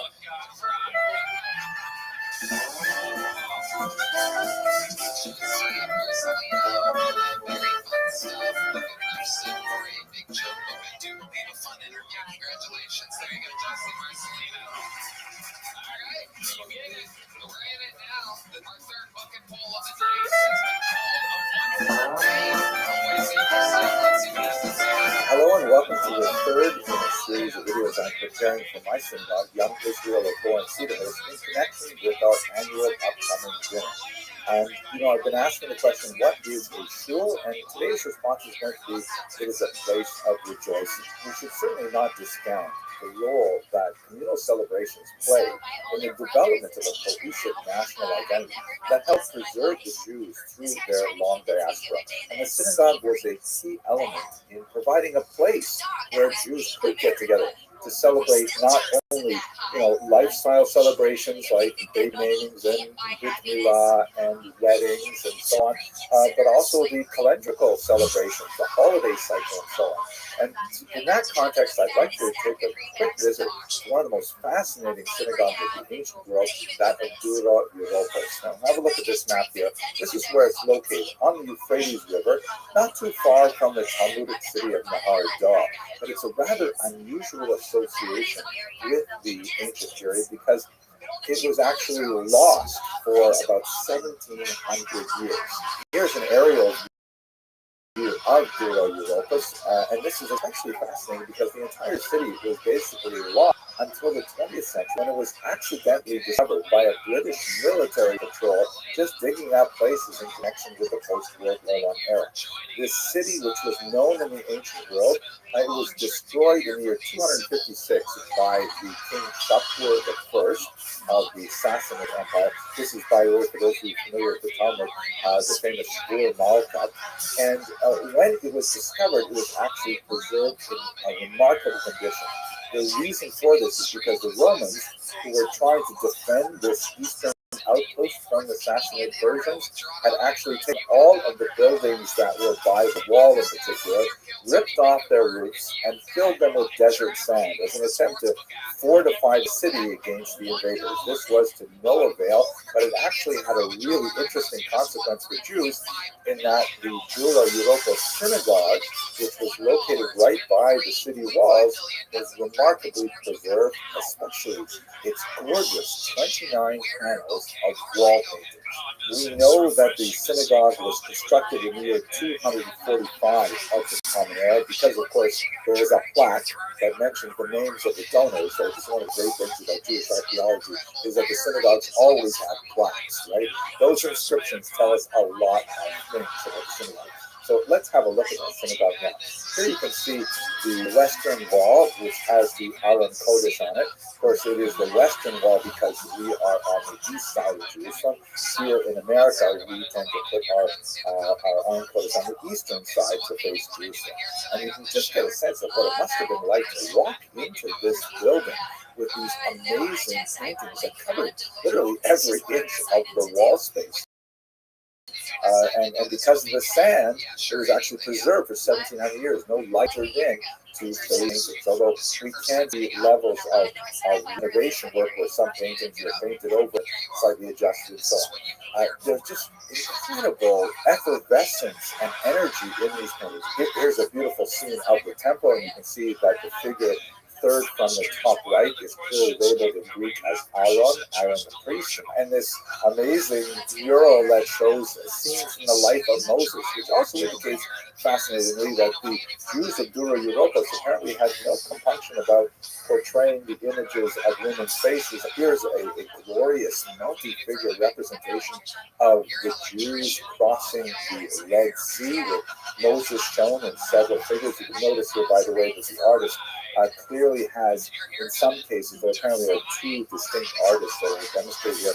One shows very Roman influence, or rather Hellenistic influence, and a lot of the figures are shown in togas, and the other seems to have much more Persian influence, a lot like Persian type clothing. So, and you see battle scenes going on in Dura Europos, and here's one of my favorites. This is a great image of the humiliation of Haman, who is shown here, who obviously has lost his pants somehow, and he is walking Mordecai in a symbol of great honor, as seen from the book of Esther. So one can only imagine that these remarkable images must have accompanied a sense of awe and celebration and excitement. This gives us a little sense of the elements of rejoicing that go into this special building we call the synagogue.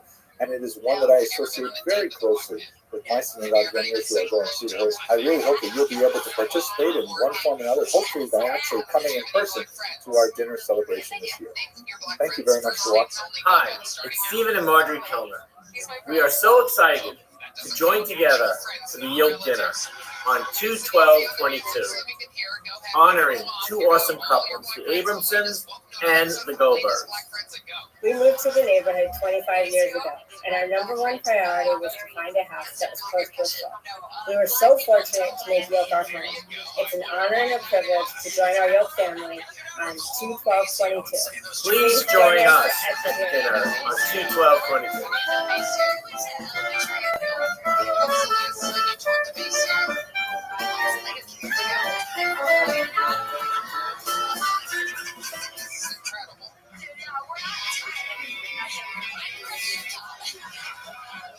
I just moved here from Utah. Okay. That's why I'm not doing that big. Hello and welcome to the fourth in a series of videos looking at the question of what is a synagogue that is specifically associated with the upcoming annual shul dinner for the Young Israel Lawrence Cedarhurst. So today I'd like to speak about the synagogue as a place of memory.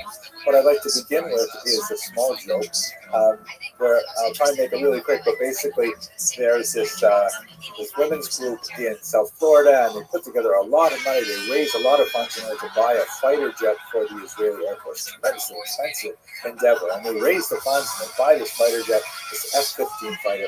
And they have a big ceremony at Fort Lauderdale Airport where they're all sitting on bleachers, and the pilot is there from the IDF, and he's about to get into the cockpit for the very first time on his maiden voyage, and he salutes everyone on the bleachers. He gets up into the cockpit, pulls down the cowling, fires up the engines, and goes racing down the runway.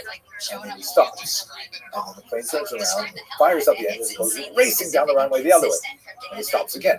Does this a few times until finally he comes and he taxis up to the bleachers again. He pops open the cowling, he walks down onto the tarmac, goes up to the president of the Hadassah group there, and says, "Ladies, I'm afraid the plane will not take off. We have to remove at least some of the plaques." For those of you who attend synagogue regularly, you know what I'm talking about, because synagogues have a tremendous amount of their vertical real estate devoted to plaques of various kinds. So-and-so donated the money for this, so-and-so dedicated the money for this, and things like that. And that's really a very old tradition in Judaism. If you look at this example here, this is the so-called Theodotos inscription, which is about 2,000 years old, the very oldest inscription, dedicatory plaque really discovered in a synagogue. It was found in Jerusalem. The text reads in Greek, which is significant: Theodotos, son of Venitos, priest and head of the synagogue. Right? He's a Kohen, and he is the archi-synagogus, meaning he's like the president of the shul. Kohen, and at the same time president of the shul. Son of a head of the synagogue, and grandson of a head of the synagogue. He's got tremendous yichus going back 2 generations of shul.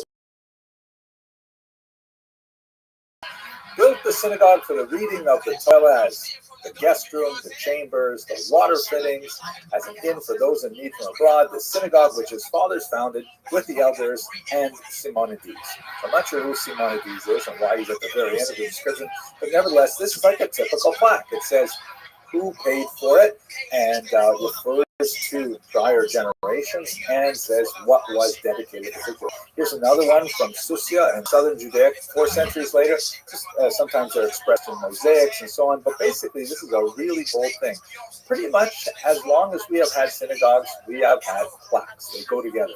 It's also interesting to note that in many of these dedicatory inscriptions, women participate as well. There's one specifically interesting one that was discovered in Smyrna that refers to a woman named Rufina, who not only dedicated all kinds of funds for the synagogue, but she herself was also identified as the archi-synagogus, the president of the shul. So this is something that goes back a long way, and it has obviously some practical elements, because when people donate money to the synagogue and they get this plaque, it's a way of keeping the synagogue moving, because the synagogue is a human organization. You have to keep the lights on, you have to pay the taxes, you have to pay the staff. So donating to the synagogue makes sure that the place exists in a concrete fashion. But it's not, one of the things that's amazing about these plaques is that it's something that allows for a very democratic participation, meaning not only those who dedicate like the foundations or the major halls, but people can dedicate amounts for very small, even ephemeral things like prayer cards for Kiddush Shuvana, or even more ephemeral things like when my wife suggested that we should make a donation for the daily coffee expenses by the coffee stand. But I think one of the most moving elements of the evolution of the plaque in Jewish tradition is the Yahrzeit board, in which you can, and this is very affordable, every family can do this. You buy a small little plaque that lists the name of a beloved one who is deceased. It goes up on this board, and then on the anniversary of their death, a really nice innovation. I don't think they did this before electrification, but they would just screw in a little light bulb a little bit deeper so that it makes the electric connection. and it lights up. So specifically, as it were, calls attention to the name of the person who died on that particular day. This is a Rothschild Day death anniversary song. Unfortunately, the Holocaust necessitates a different kind of memorial that represents the collective 6 million losses that Jewish people suffered. It's a very moving thing. And what I think is so meaningful about it, and I have one there as well from my own beloved father who passed away a few years ago, it helps bring a memory of my father into a public place, because it's a wonderful thing to donate to create, let's say, a sculpture or an art installation that is located somewhere, let's say outdoors, or maybe in a museum during an exhibition and things like that. But it's so beautiful to have a concrete reminder of the existence of a loved one in a place where people gather, in a place where you can come together. I often, at the end of Dublin, just walk over to the plaque, the small plaque that my family and I dedicated in the name of my beloved father, just to think about him, or remember him, and to know that in some symbolic way, he's there with me, davening too. And it means a lot to me. I hope you found this useful, and I would really love to see you at the dinner. I hope you'll be able to participate. Thanks very much for watching. When I came to the United States, there were shoes. There was no sense of feeling or self-disconnection. However, in the young Israel of Lawrence Cedarhurst, I found a place in the midst of homes of the Gila and Mishima. I would like to congratulate our honorees, Ilan and Dr. Hiller Abramson and Gila and Rothschild. You have contributed to the creation of a new home for me and my family.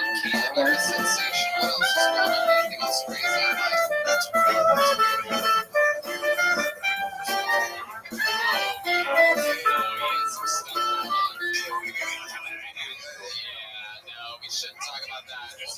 We'll talk about it eventually. One day we'll talk about it, but not right now.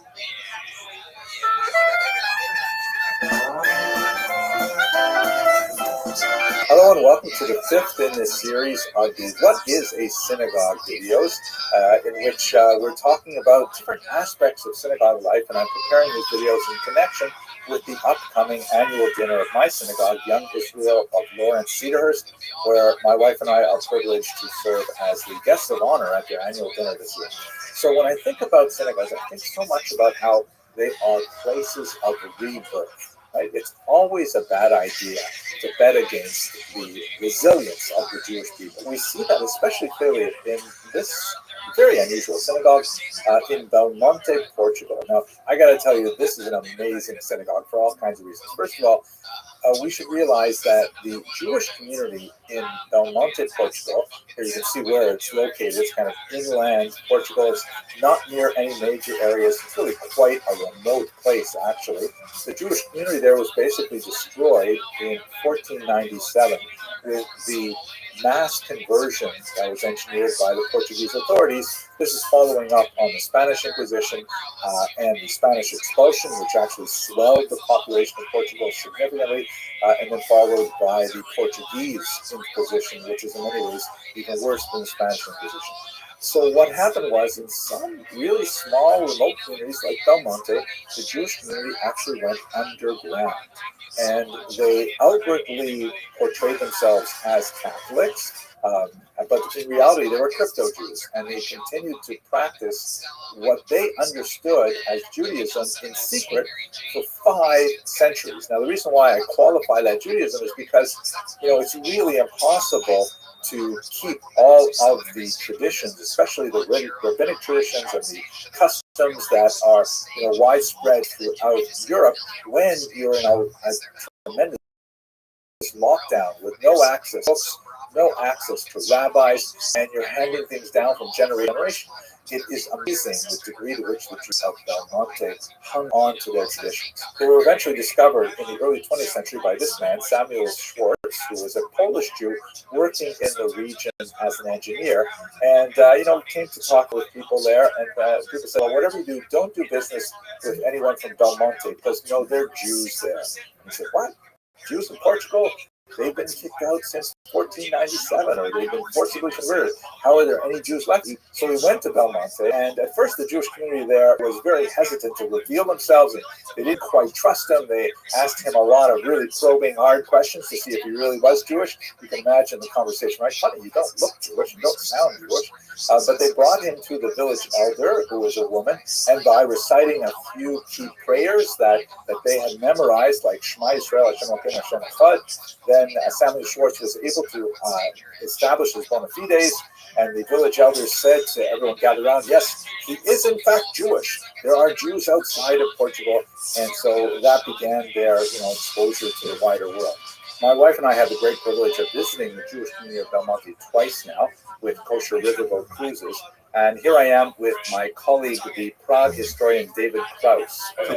Behind us stands the Beit Eliyahu Synagogue of Belmonte, which was inaugurated in 1993, if I'm not mistaken.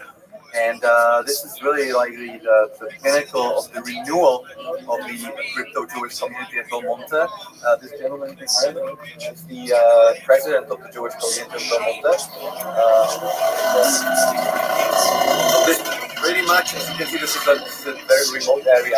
And this is the center of the rebirth of modern Jewish identity. If it wasn't for the 500 years of struggle of the crypto Jews here who kept it alive, and I think this, personally, for me, this is the most fascinating experience. Obviously, this synagogue is a late 20th century addition to the community, but it has a lot of features that are very specifically and subtly designed to allude to the unusual history of the community.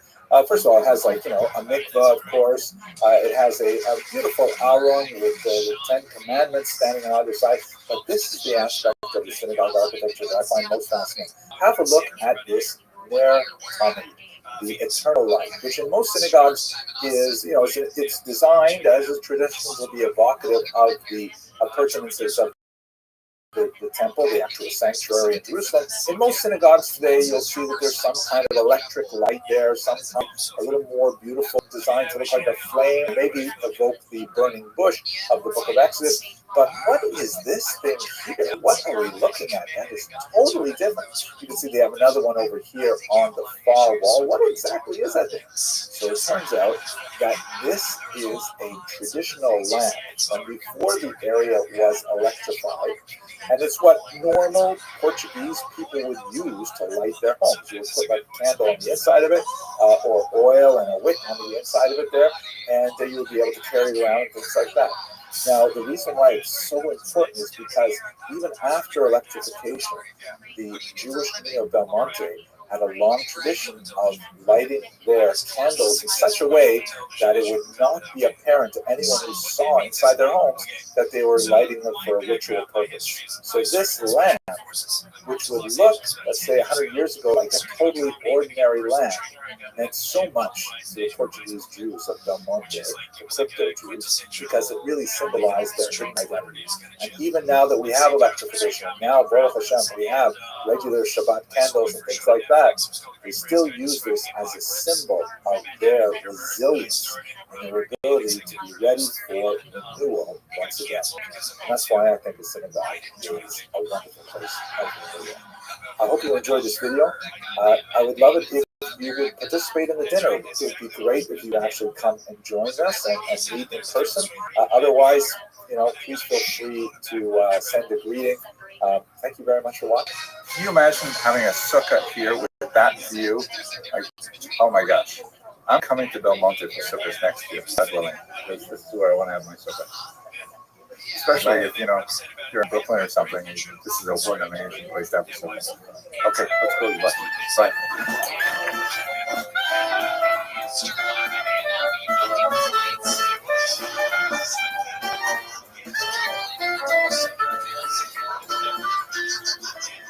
Son of a bitch. Is it all come from a real place? Do you get hard? You're a hard and horny guy? Well, growing up especially, yeah. Well, what about nowadays? What's going on nowadays? Really? Hello and welcome to the 6th video in this series in which I ask the question, what is a synagogue? And these videos are prepared to promote the upcoming annual dinner at my synagogue, the Young Israel of Lawrence Seahurst, where my wife and I are very privileged to serve as the guests of honor.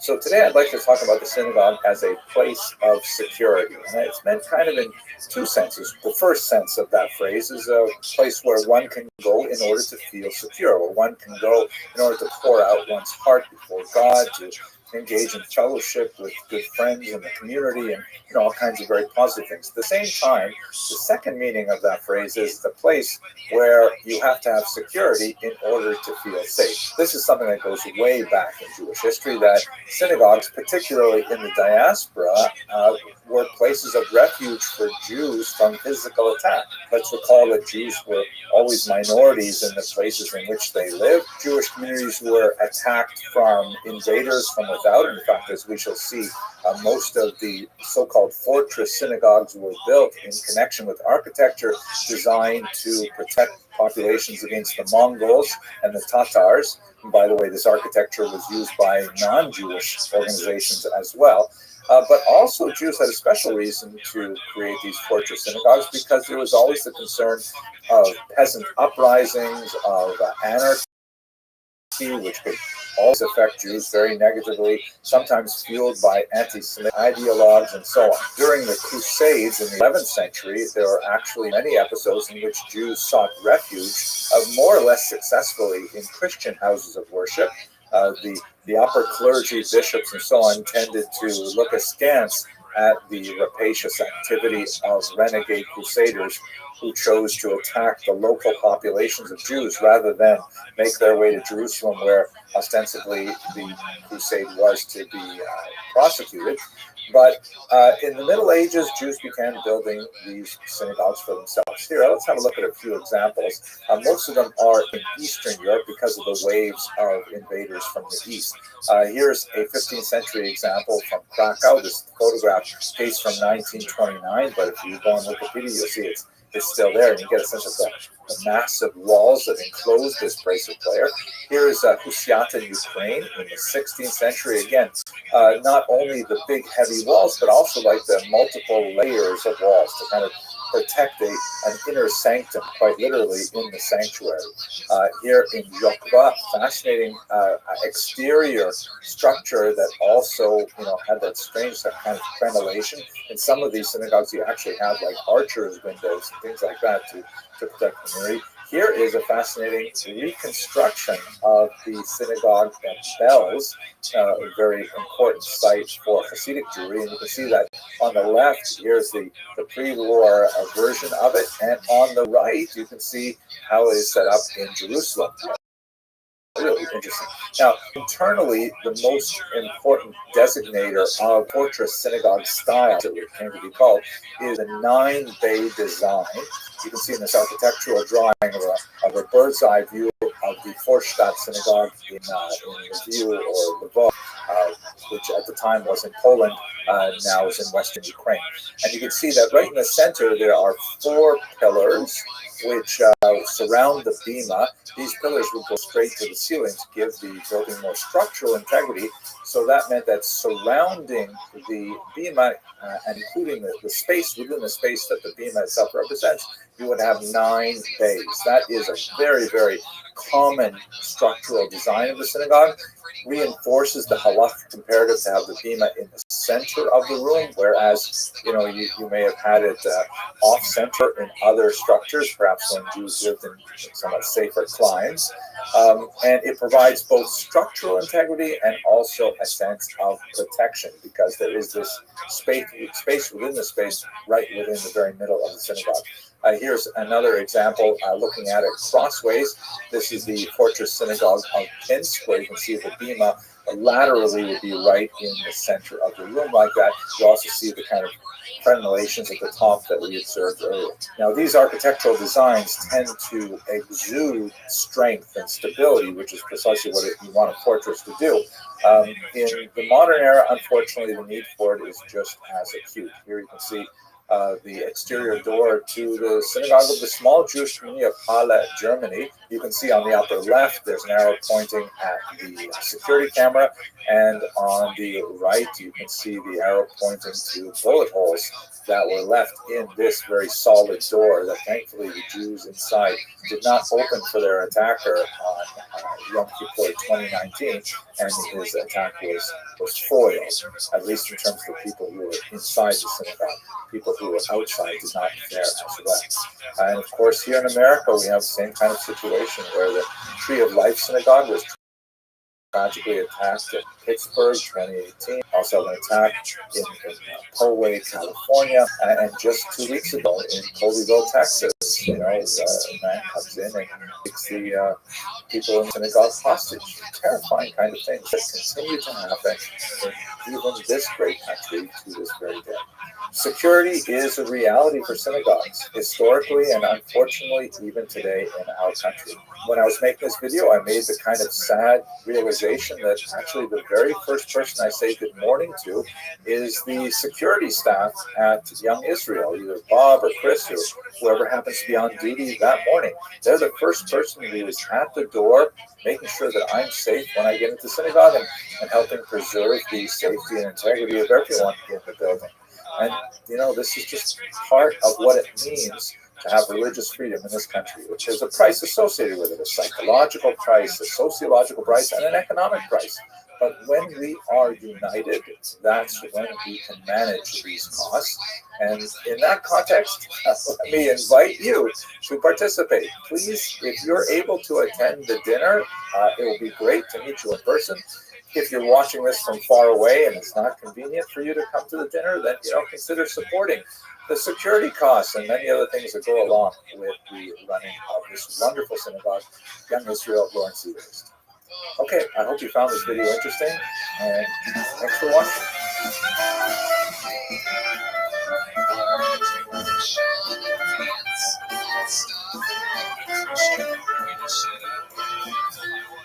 That was a really good question. Stealing and unbelievable. Yeah, personal training was fun too. But you got a lot of celebrities. Say that again? That was personal training. I love a lot of celebrities. Hello, fellow students of Jewish history, and welcome to the 7th and final video in this series looking at the question, what is a synagogue? This series is prepared in conjunction with my synagogue, the Young Israel Lawrence East, and their annual dinner, which is upcoming. Today, I'd like to look at the aspects of a synagogue which makes it an essential place for community.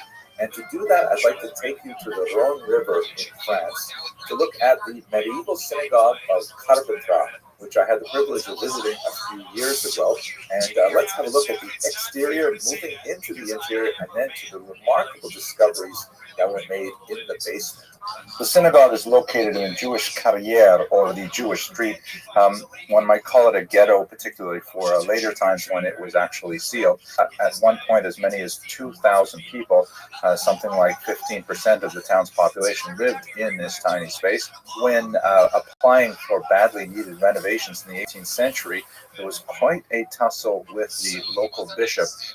The bishop insisted that there be 2 windows, horizontal windows, added to the left and the right of the 2 vertical windows, such that when Jews actually entered the synagogue, they would be walking directly under the shape of a cross.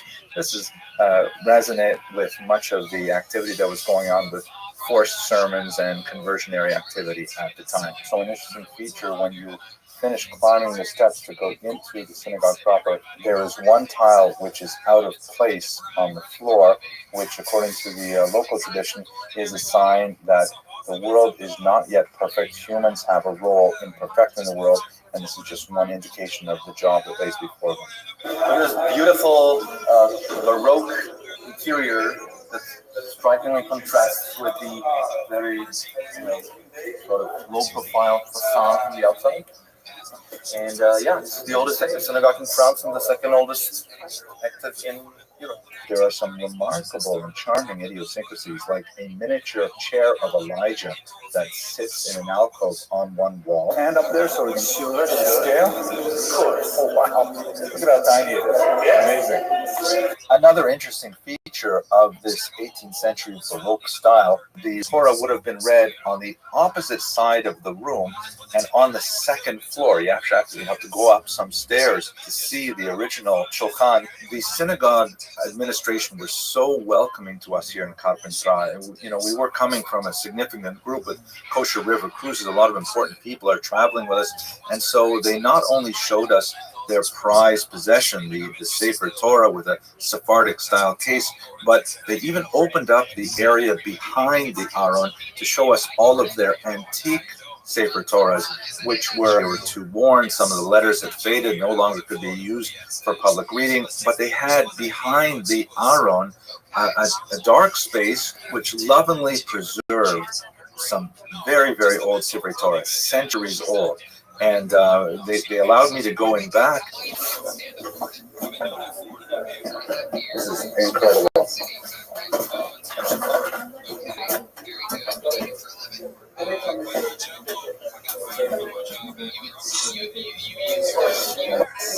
Okay, Solomon, say something to the camera.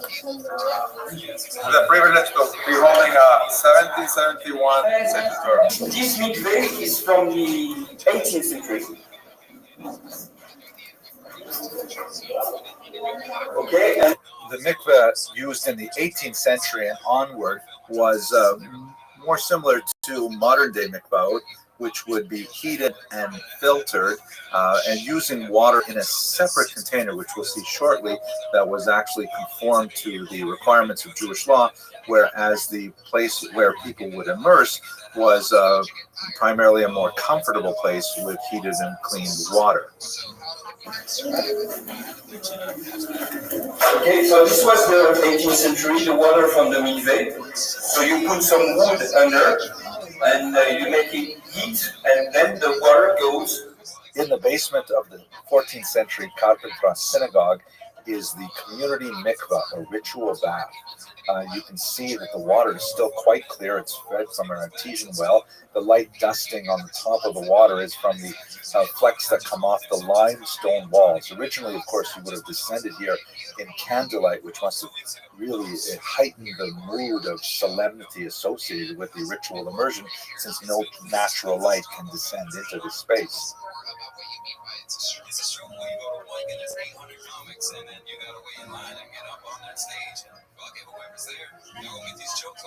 The Jews of Carpentras, of course, do not use the 14th century mikveh or even the 18th century mikveh. They'll use a modern mikveh. But the synagogue also features communal ovens used for baking the Passover matzah.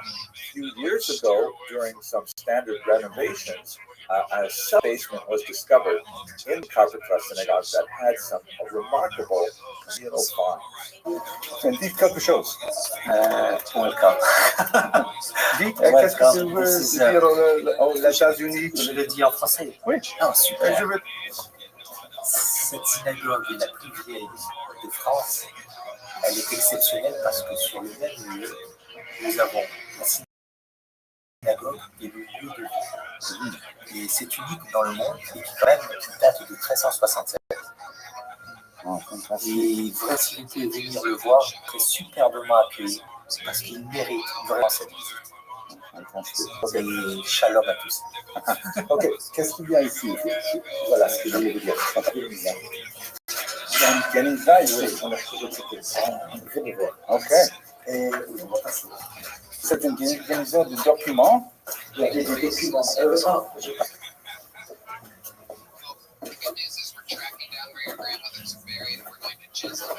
Incroyable. Vraiment incroyable. Vous n'avez pas vu ça ce matin? Non, c'est la première fois. Je suis ravi. Alors ça, c'est ça? Ça c'est des... Normalement, il y a des couloirs qui rejoignent les habitations. Les couloirs ici, hein, tous les maisons. Les couloirs partout où on rejoignait les habitations, les immeubles à côté. Et ici, On pense que c'est la guéguisa de la synagogue parce qu'on a retrouvé, c'est fini maintenant, on a retrouvé beaucoup de livres. Les vieux, comment on appelle ça, des tissés, des manuscrits de, comment on appelle ça, de Gutenberg, c'est 1589, 1590. Wow, 1540, 50 ans après Gutenberg. What I find especially fascinating and meaningful about the discoveries in the sub-basement of the Carpenter Synagogue is that they literally had corridors physically connecting the homes of the Jewish quarter with the synagogue. That the Jews wanted, perhaps for security reasons, a direct and immediate and secure access to the synagogue from their homes, which indicates just how important it is that we are connected to our synagogues today. That's especially true in an era when, we are increasingly fractionated as a people and spread across a wide variety of geographic locations. It's true that we have this remarkable ability to come with the internet, something precedented since the Gutenberg era, but we cannot rely on this virtual connection to replace the actual connection of being physically together with other people in synagogue. So I hope that this short series has been meaningful for you. If you are able to make it physically to the dinner, then I would love to meet you in person. And if our geographic distances are too wide to make that possible, perhaps you'll consider supporting either our synagogue, which I would certainly love, or your own synagogue, so that we can increase the participation of Jews in this wonderful institution. Thank you very much for sticking with me through this series, and I hope you have a fantastic day.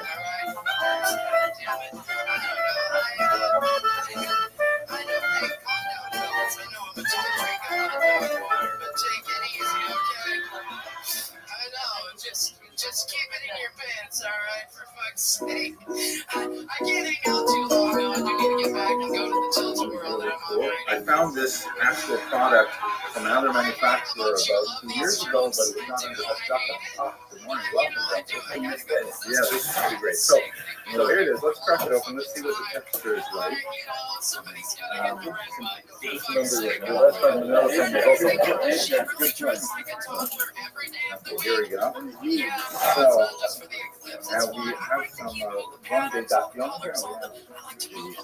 The other question is if it's good in the jar, it's like in this jar. This is that's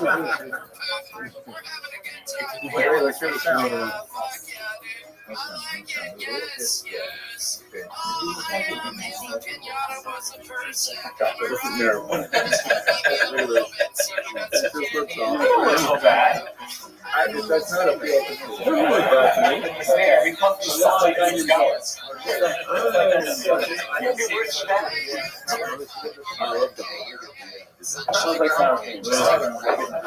Are you the doctor standing by?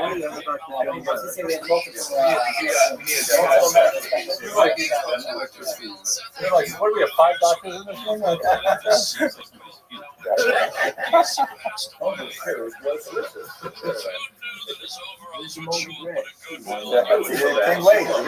Moldy bread. Too early. Also, I'm not entirely. What's the worst thing I just know? I'm not entirely sure that the recipe for kutak described in the Gemara is always the same recipe. There could be several different versions. In Shocking, they have a hummus dip recipe. It's like, oh, the rabbi is here.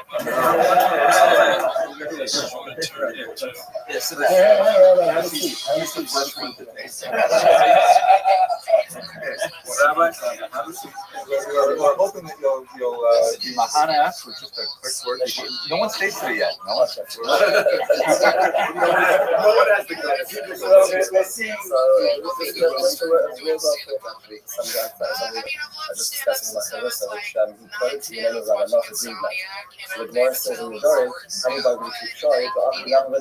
at these crazy Babylonians, nice done.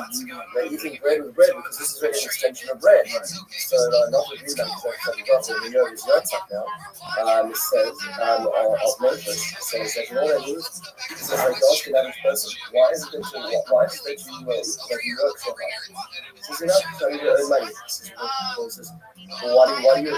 He says, I says, why do you live so it's like you go on vacation? Why do you go on vacation?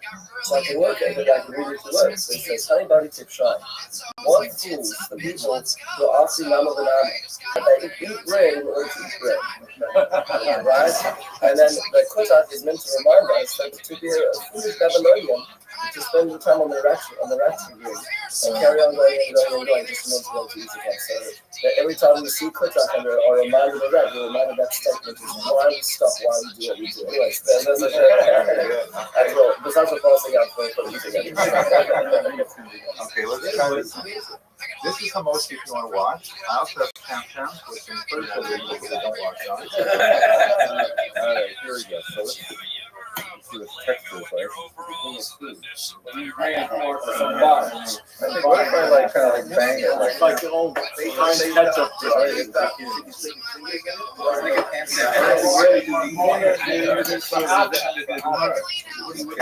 It's gotta come out sometime. It's actually moving. It is moving. I think there's a version of this.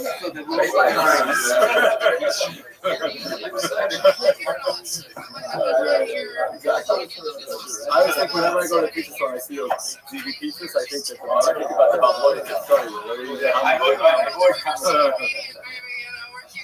Okay. I think that's enough. I think it's going to be enough. I think it's fine.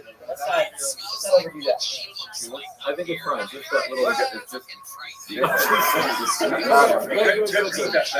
Okay. All right.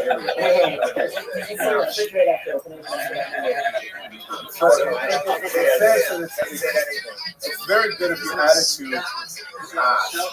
Okay. I would like to take this opportunity to. Well, I'm going to make a Mitzvah on this, but I would like to give this opportunity to the market here. Goldman. And wait, we got to make sure we really get not tear shasa.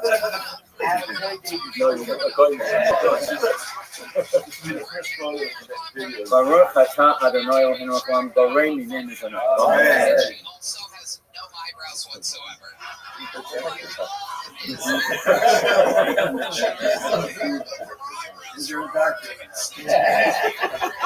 It tastes like an inferior form of sour cream. Okay. You see, this is Russian tone. Okay. The rabbi's got to go next. Okay, here we go.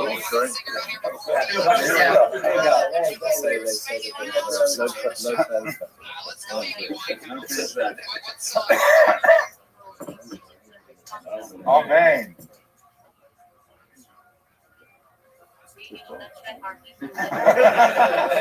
Speechless.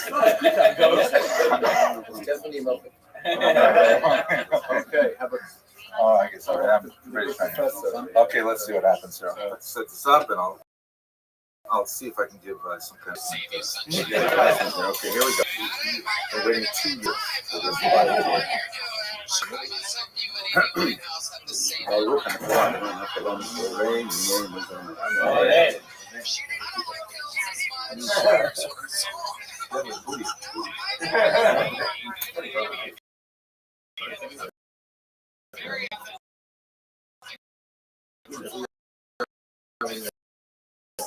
You know, I like it.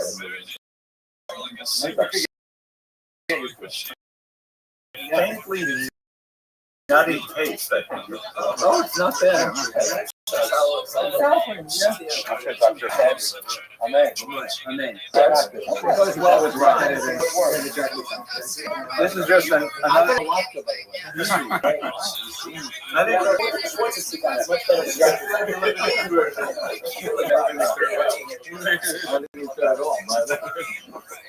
It does take you. Really not too bad.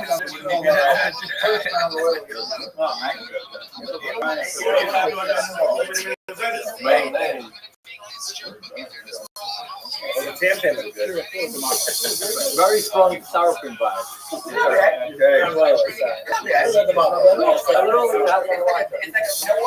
This would go really well. You know, I can see why people would use like a when you were putting this on. You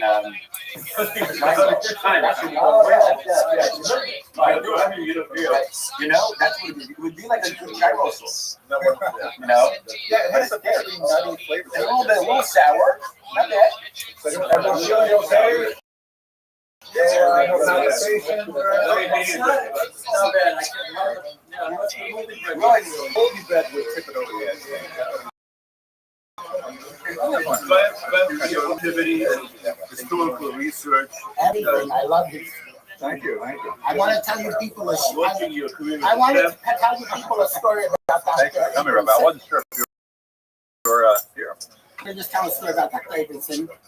I'm very short, tied up to Hebron, and last year Pesach, I go to Hebron with my family, and I go to visit the Horowitz family, which is the first people to move into Hebron, who we're very close with, and that's where I stay every year on Chaya Sarah. And I walk into the apartment, and who's on the screen? But Rebbitzin Horowitz is watching Dr. Abramson. I said, "You know who that is?" He said, "No, I don't know, but he's great." I said, "Yeah." So, anyways, I wanted to know that all over the world, Dr. Abramson has our impact. All right, because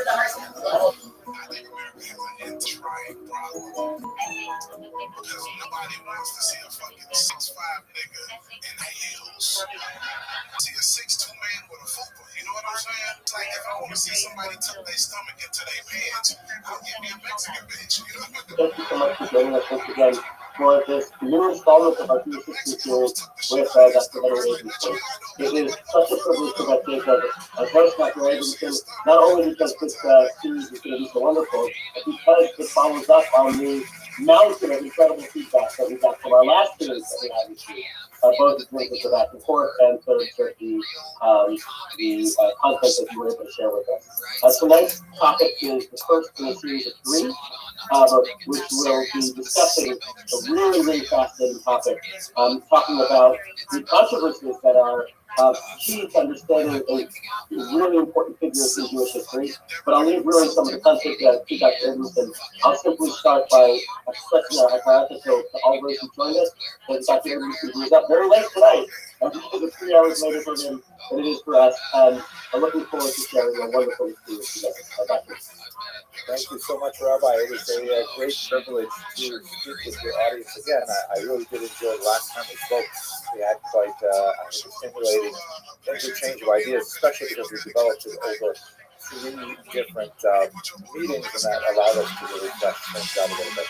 And this is a topic that I find especially fascinating and quite relevant to our own times, especially when we deal with these political catchphrases like cancel culture and the notion that people could express opinions that somehow would invalidate them, yet they may have tremendous potential to offer for society as a whole. And this is in fact what we see with the 3 great figures that I hope we will have the opportunity to explore over tonight and next week and then in January. They're very pivotal, transformative figures, and when we look backwards in history at their legacy, it's impossible to imagine that there would have been any controversy regarding these towering geniuses. But in reality, if they showed up in our schools today, we probably would not give them an aliyah, and we might even give them an escort to the door, if you can believe it or not.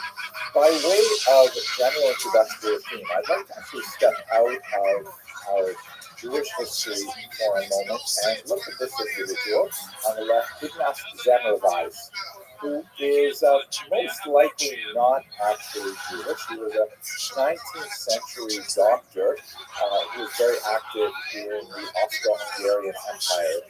Vienna and in Buda in particular. There is some question about his background. Most scholars seem to think he was ethnically German, living in Hungarian territories, but it's not at all impossible that he was a descendant of converts to Christianity, which was very common in the 19th century among educated Jewish classes. Here he is with his bride in 1857 when he was in his 30s. Now, he's an unusual figure because he worked as a medical doctor, as I mentioned, in obstetrics in particular. And he was especially charitably minded. He worked in some of the new clinics that had been established specifically for poor women who were having street births, meaning they would just, find any place to give birth without any medical attention, typically unwed. And there was a fear of infanticide, and so the state set up several of these free clinics for women. And the rumor went around, and it was actually a well-founded rumor, that one of the clinics had a startlingly high mortality rate from puerperal fever, which is essentially a kind of a sepsis that can affect women when they have difficulties in childbirth. The other clinic, which operated on different days, had a much lower level of puerperal fever. And ironically, the level of puerperal fever in the second clinic was just about the same mortality rate for women as those who gave birth without any medical attention. So this really troubled Semmelweis, and he looked at all kinds of reasons. Why is it that Clinic 1, which operates on a certain number of days a week, is having these atrocious mortality rates, and Clinic 2 is having less of them and more like the normal mortality rate associated with childbirth in the 19th century? It troubled him deeply. He looked at all kinds of variables, trying to figure out what was going on. The only difference between the two clinics is that the one with the high female mortality, maternal mortality, was actually a medical teaching facility that had medical doctors working there, or doctors in training. And the second clinic had only midwives, no medical doctors. And so he deduced that what was probably happening is that the medical doctors were coming into contact with cadaverous particles. Now, this was before the theory of germ theory was developed, and people didn't have a good sense of what infection was and things like that. But he thought that perhaps, correctly, although in a kind of a simplistic way, he thought that the fact that the medical doctors were working on autopsies in one room and then walking over and delivering babies shortly thereafter, that somehow contributed to infant maternal mortality. This was not happening at all at the second clinic. They didn't deal with cadavers at all. And so what he did was he tried to find a way to remove any of these assumed cadaverous particles from the skin by instituting a chlorine hand wash. And the reason why he went with chlorine and lye is primarily because it removed the smell from the hands of the surgeons better than any. And when he instituted this chlorine hand wash, amazingly, the maternal mortality dropped dramatically. And it seemed like this is what did it all. It was just wash your hands. That's the whole thing. You can believe it. The doctors were not washing their hands between autopsies and deliveries, which is just incredible. But he discovered it. He said, hey, you just have to make sure you disinfect your hands. Of course, we didn't have the idea of what exactly disinfection means, but nevertheless, that is precisely what happened. Now, remarkably, Semmelweis's discovery was ignored by the medical establishment in Austria and Hungary. They discounted entirely his theory of cadaveral tissues, and they felt that he was overreacting to these things, and they essentially did not implement any of his common sense procedures in other medical facilities. He did everything he could. He traveled around trying to convince people of the importance of this chlorine hand wash, and he published quite strident attacks on the institutions that refuse to institute these very basic procedures. In this particular publication, dated 1862, he referred to doctors who refused to wash their hands as irresponsible murderers and ignoramuses. This is the kind of thing that certainly did not endear him to the medical establishment. He grew mentally unstable as a result of his ongoing failure to convince the medical establishment there was value and that he was actually saving lives by his brainwash. And although now he is considered, a tremendous hero in medicine, what happened in his lifetime is that his increasingly erratic behavior led some of his friends to actually commit him to an insane asylum where he was put in a straitjacket and he was held in seclusion in a dark room, and he was rather mercilessly beaten. And in fact, 2 weeks after he was committed to this insane asylum, he actually died of blood poisoning. It's believed that it probably had to do with his beating because one of his hands was horribly injured and he probably suffered some blood poisoning as a result of that. He died 2 weeks later. Hardly anyone came to his funeral, and he was immediately replaced, of course, at the paternity clinic. And as soon as his replacement took over, of course, mortality rates jumped to 6 times the rate that they were when he was there and having all of the doctors wash their hands with chlorine. So he was an incredibly ignored figure in his lifetime, even though now he's considered a great national hero. In fact, part of the reason why there's some debate over his ethnicity because several different nationalities all want to claim this is actually an Austrian coin claiming him as one of their own. There was a gold 50-euro coin published in 2008. But I think Semmelweis is such an interesting and fascinating case study that leads us into the discussion of the people that we'll be looking at, because these are people who, for the most part, were men of tremendous vision. Men who really, although Semmelweis did not exactly understand the procedures that led to the lower female mortality, but he nevertheless could make the connection between hand washing and greater health. And despite their phenomenal vision, they were excoriated in their own time. They were hated, actually. They were pursued, and they suffered tremendously as a result of this very unfair criticism, which would prove to be ignored by history over time, but they did not necessarily enjoy that in their own lifetime. And so what we're going to look at is 3 different individuals in 3 very different time periods. And I'm hoping that we may even see some relevance to our own times. On the left, you see the statue of Moses Maimonides in Cordoba, Spain. Actually, it's kind of interesting that, like Semmelweis, he's claimed by Spain, even though he was kicked out of Spain with his family when he was just in his adolescent years. And you see the front page of the Mesilat Yesharim, a remarkable, amazing 18th century book by Rabbi Moshe Chaim Luzzatto.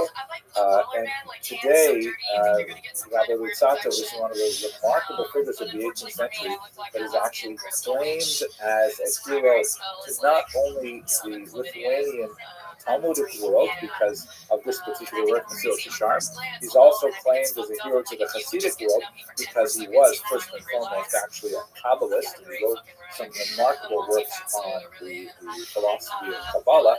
And he's also claimed, ironically, by the non-religious Haskalah movement because he also wrote plays, much like 18th century Italian romances. He was the first Hebrew novelist, and he wrote a lot of modern plays using the kind of vocabulary and syntax and style of Italian poetry. So, but nevertheless, despite this tremendous, flame and his widespread acceptance today. In his own time, he was actually forced to recant his views 3 separate times. He was run out of his native Padua, Italy. He was run out of his native Padua, Italy. He was actually put under house arrest in Frankfurt, Germany, and then, only after much travail was he ultimately allowed to go to Amsterdam after all of his writings were confiscated and then lost, believe it or not. So this is the story of the Ramchal, as we will explore God willing next week. And then finally, and I have to say, I'm especially excited to speak about this individual because the last time I spoke about him was back in 2013, and it was very well received and well publicized, the talk, but it was based on very limited sources. And since then, so many more biographies have appeared of the incomparable Rabbi Menachem Mendel Schneerson, the great leader of the Lubavitch movement, who is possibly the world's most recognized Jew, with the widespread popularity of Chabad in the remotest corners of the world. The Lubavitcher Rebbe is remarkably well known, and that face is, I associated with Judaism for people who have very, very limited association with Judaism as a whole. He was actually quite a brilliant individual.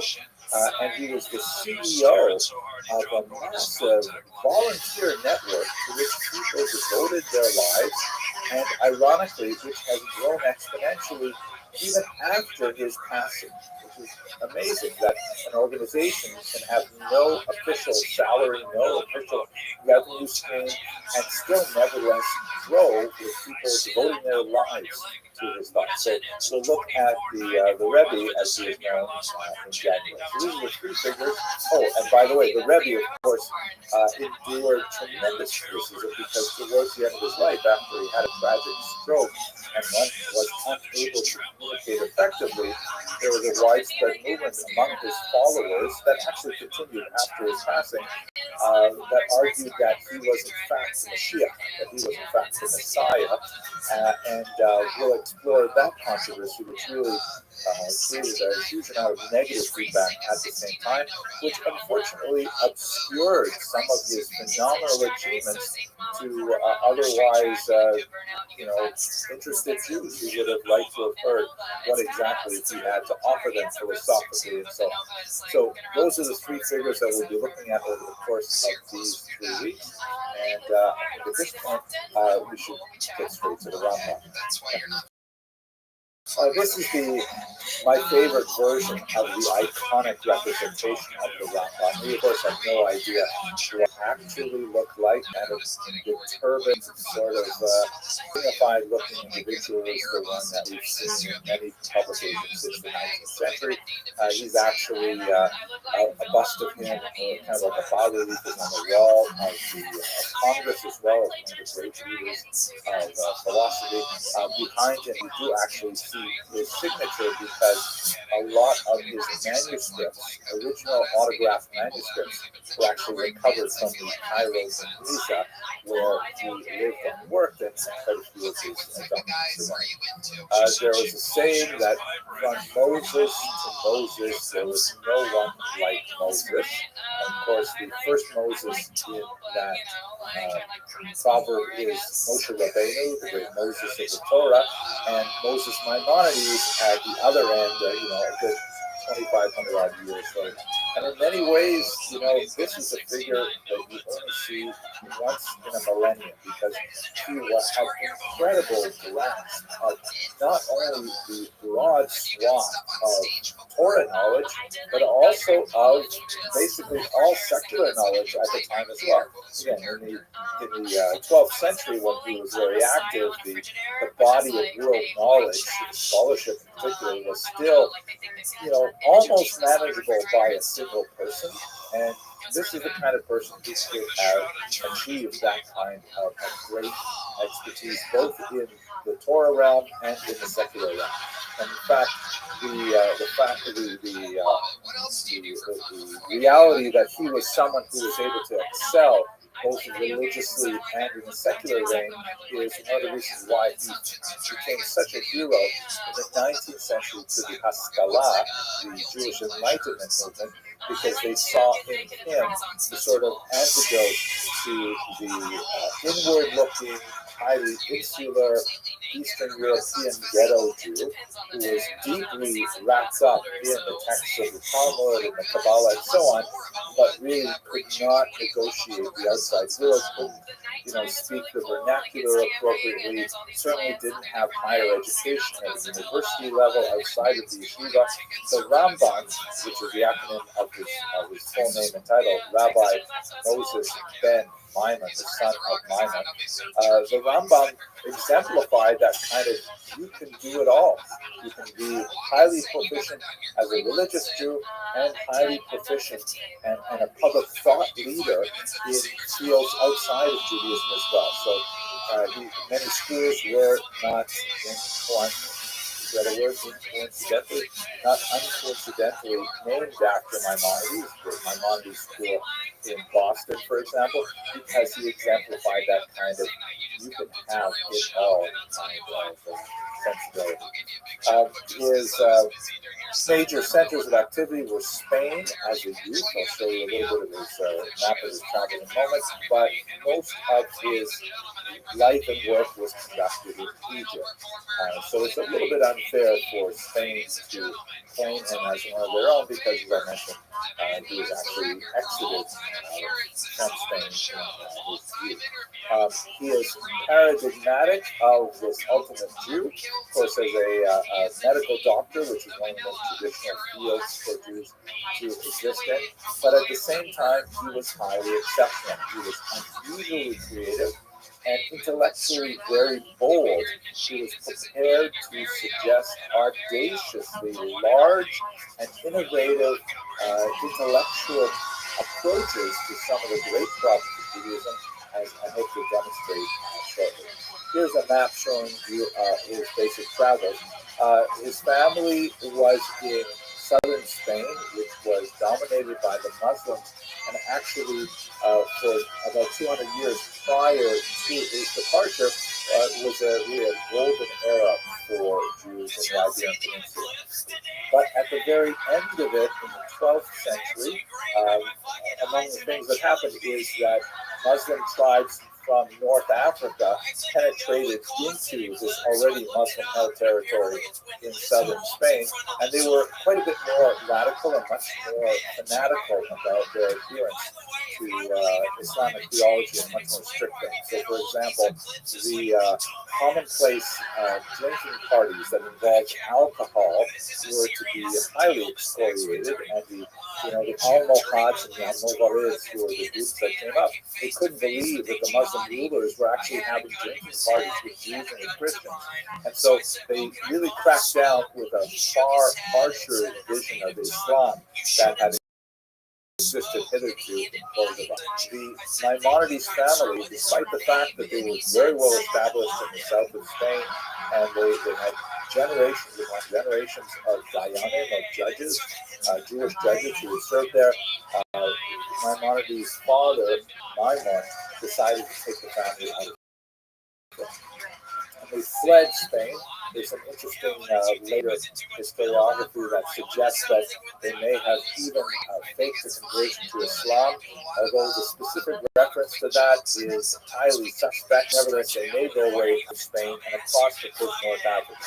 Maimonides at the time was about 12 or 13 years old, and Tunisia in particular, that's where he embarked on his medical education. Tunisia actually was a remarkably advanced center of learning at the time, and they spent some significant years there where he was able to really develop his knowledge of the sciences. He was already a child prodigy and had completed a remarkable commentary on the Mishnah even as a teenager, but his greater works would still be in the future. Then from Tunisia, they made their way to Egypt, and specifically to Fustat, which was a suburb of Cairo, and that's where the Jewish community primarily lived. Maimonides continued his studies there and left it up to his older brother David to provide for the family. By this point, his father had passed away. And unfortunately, David was lost in a shipwreck that also took the Maimonides' fortune with him. And so all of a sudden, Moses had to stand up and become the prime breadwinner for his mother and surviving siblings. And so he did what any good Jewish boy would do. He hung up a shingle as a medical doctor. In those times, medical doctors were involved much more in kind of diagnosis and the dispensing of natural remedies, of herbs and things like that, rather than surgery. Surgery was considered a much lower profession. It was actually associated with barbers, and that's essentially what he did. He rose to significant fame, however, he had a tremendous reputation, and he ultimately ended up being appointed to be the family physician of the Viceroy of Egypt, where he primarily treated the harem, that is the wives of the Sultan, and their children, which was a very high-level position.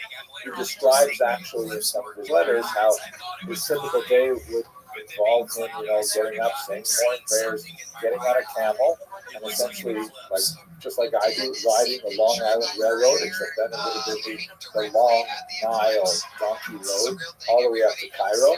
He would spend the day in Cairo treating all of the harem and the children and so on, and then he would come back late at night. He only ate one meal a day, and after his meal was over, then he was besieged by people in Fustat who all came to him for legal halakhic advice and direction and so on. And he would stay up till very, very late at night. And somehow, amidst all of this, he managed to write some tremendous works of Jewish stuff. And so at this point, let's turn to his Jewish thought. And that's where we'll see that he got into a lot of trouble. So, specifically, what did he write? So I already mentioned that as a child, he wrote a remarkable commentary on the Mishnah. It is significant that it is typically printed with standard Mishnah today. That if you want to study the Mishnah, you look at the commentary of the Rav, Rabbi Bartanura, and you look at the commentary of Maimonides, and he was, perhaps 12 or 13 when he wrote the first draft of this remarkable book that still demonstrates phenomenal addition, the awareness of everything in the Talmud that is brought to bear on the commentary of the Mishnah. So this in itself is a remarkable achievement, but he was just getting started at that point. He was also, as I mentioned earlier, incredibly proficient as a medical expert and published widely. He wrote treatises, still available today, in Arabic. His Mishnah commentary was written in Hebrew. The medical writings are in Arabic. Of course, he was fluent in both languages. And he wrote about anxiety and depression. He wrote about traditional medicines. He wrote, like many of his predecessors, kind of like guides to, field guides to collecting herbs and things like that. And, he was really well regarded as a scientist, completely separately from his religious work. He wrote a tremendous amount of correspondence because he was the widely recognized, particularly in North Africa and in Yemen, as being the leading figure of the Jews. He eventually was appointed to be the Nagid, the leader of Egyptian Jewry, a position that was actually handed down for several generations after him as the primary leader of Egyptian Jewry, very important community.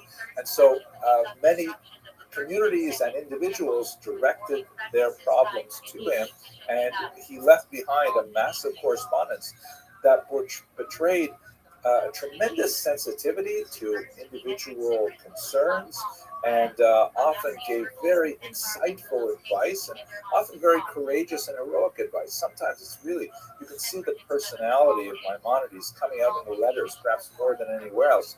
For example, there's a famous letter that he received from a convert to Judaism, who was having a hard time because the rabbi in his town was telling him there were certain blessings he wasn't allowed to say because the blessings say the God of my fathers, Abraham, Isaac, and Jacob, and his fathers biologically were not Abraham, Isaac, and Jacob.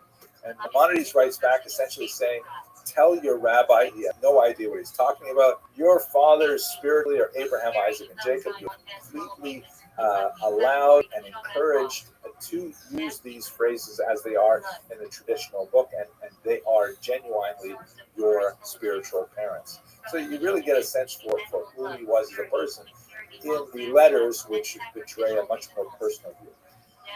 His magnum opus, however, the greatest works of his career include a philosophical classic called the Moreh Nevuchim, or the Guide for the Perplexed.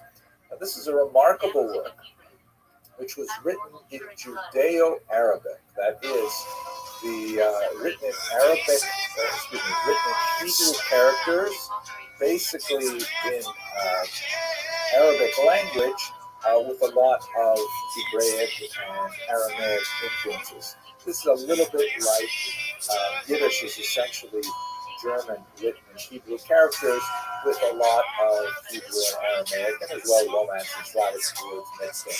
So it's kind of like a specialized, highly directed sort of work. And the text of it indicates that he wrote it for one student in particular, although it's quite likely that he understood that by writing this work, it would, of course, be much wider correspondence and much wider circulation. And as the title implies, it was basically a very sophisticated philosophical discussion that defended Judaism from the attacks that contemporary Islamic philosophy bore upon the ancient faith. Essentially, it was an apology for Judaism that was not something they necessarily, wanted to put in the Barnes and Noble of the time for everybody, or I should put on the Amazon front page for everybody, because it was a highly sophisticated philosophical book, and it seems to have been directed primarily at a particular class of Egyptian Jew, or Jew in the Arabic-speaking world. Let us not forget, by the way, that the time that Maimonides was functioning, the Arabic Jewish world is in many ways far more advanced than the Jewish world in Christian Europe. It's true that you do have Rashi, and you begin to see the Tosafot beginning to emerge, but there's no question that there's a number and scope and creativity of Spanish and North African Jews far beyond what they're producing in Christian Europe. So he's writing to like the kind of intellectual elite of the Egyptian Jewish community, saying, don't be overwhelmed by Aristotelian philosophy as it's expressed by the Arabs. Judaism has far more to offer you. And because he was incidentally very well versed in Greek philosophy, and in particular that of Aristotle, he would argue that Judaism and Aristotle are far closer than Islam and Aristotle. Aristotle, of course, seen as the greatest philosophers of his day. And so the idea of a accordance between Jewish thought and Aristotelian thought was considered a very valuable desiderata. So this was a book essentially, if you can imagine in contemporary terms, it's kind of like a book for film students who finish day school and then they head off to secular college, and they're kind of overwhelmed by the philosophies that they encounter there, and they say, oh my gosh, I lived in such a small kind of like insular world in my little modern Orthodox shtetl, and Maimonides came to write the letter saying, yeah, don't worry, we've still got it all over these other ideologies. Let me explain it to you, as it were. That's essentially what the Guide for the Perplexed is all about. Second, and an incredibly important work that he was involved in is this massive thing called the Mishnah Torah. And both of these works together were perhaps what got him into trouble more than anything else. And I'll explain why that is in just a second. The Mishnah Torah, unlike the Guide for the Perplexed, which was written in Judeo-Arabic with a ton of philosophical terminology and lots of references to Aristotle and lots of references to other Greek philosophers and so on, which, by the way, went on to have a huge influence on Christian thinkers like St. Thomas Aquinas and others. Maimonides was regarded as one of the great formative foundations of the scholastic movement. The Mishnah Torah was written in a very simple Hebrew. It's basically middle school level. Like if you have a bright 7th grader, they'll be able to translate the Mishnah Torah without too much difficulty. And as the title implies, it was a repetition of the Torah. What does that mean? We should understand that Jewish halakha in particular, Jewish law, or the guidelines for Jewish practice, are so complex and they are nowhere organized in a central place. That is, if you want to know the laws of the Sabbath, for example, so you'll find a few tiny scattered reference in the Torah itself, in one tractate, the Mishnah, that is amplified upon in the Talmud, but it is the nature of the Mishnah, and especially the Talmud, to make tangents almost as important as the core material. So what that means is, if you have 150 odd pages of Tractate Shabbat, you can be sure that at least 40 or 50 pages are not talking about Shabbat at all. And so, where are those other 40 or 50 pages? They're scattered in other tractates. You'll find stuff in Tractate Eruvin, a huge part of Tractate Shabbat is important. You'll find it scattered in Sanhedrin, you'll find it scattered in Purim. So the only way you can really know the laws of Shabbat, which are vitally important once every 7 days, is you literally have to know the entire Talmud. And that's a massive document, incredibly huge. So what Maimonides did is he said, listen, this is really complicated, so I'm going to make it simple for everybody. I'm going to start from the very beginning, and I'm going to discuss the entire Torah. All of the halachot from the Torah, the Mishnah, the Talmud, everything, and I'm going to put it in an organized fashion, basically Greek style, with a chapter that's devoted entirely, or a book that's devoted entirely to Shabbat, and all of the Shabbat laws will be right there, and they'll be organized by chapters and organized by a number of headers, which is a very Arabic style of writing, and all you need to understand Judaism and to practice it, he said, is the Torah itself, the first 5 books of Moses, and my master compendium, the Mishnah Torah, the repetition of the Torah. And it was brilliant. It was absolutely phenomenal. It was so easy to read in a very lucid, clear Hebrew, although it's often deceptive in its simplicity. It's fascinating that you can spend very, very high-level discussions looking at the Mishnah Torah and trying to figure out why he phrased it this way and not another way, and you discover incredible depths of wisdom in it. I know I spent, when I went to yeshiva, and I was in one of the higher level classes, and my Fabrice and I, we would work on the Talmud all 5 days a week, and then on Fridays, we were assigned the section from Mishnah Torah that dealt with the Talmud. But after dealing with the arcane and convoluted arguments of the Talmud, we thought the Mishnah Torah was so clear and easy. We know this. Are we really going to spend 3 hours talking about this?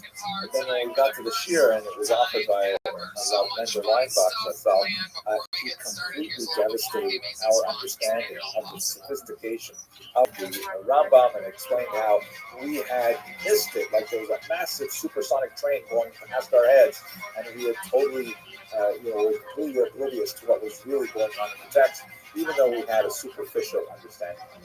So the Mishnah Torah, incredible achievement that looks at the entirety of Jewish halakha and encapsulates it in a very organized fashion. And moreover, this was one of the very first codes of Jewish law that tried to put everything within that organized fashion, and it was later imitated by the Torah and by the Shulchan Aruch and modern codes like the Mishnah Berurah.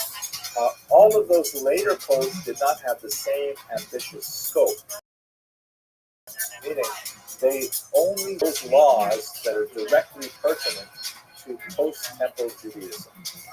All of the sacrificial laws, the laws of Tuma and Tahara that deal with the temple, they said, we'll wait for Mashiach to think about those things. But the Rambam said, no, I'm going to write everything, every single lesson. The other books did not deal with, what are times going to be like when Mashiach comes? He says, okay, I'm going to talk about the halacha of Mashiach. What does Mashiach look like? Who is he? And how will we know he's Mashiach? And so on. That's in this very bold and expansive work. He also did with amazing things like how to sleep, right? How to have opinions. What opinions are correct and what opinions are not correct. Brilliant things that later codes thought was just too large for them, and they dealt with much more mundane matters. I'll just focus on one particular section of the Mishnah Torah that I'm especially close to because I wrote a book on it, and I actually wrote it several times. This is a book that I'm very close to.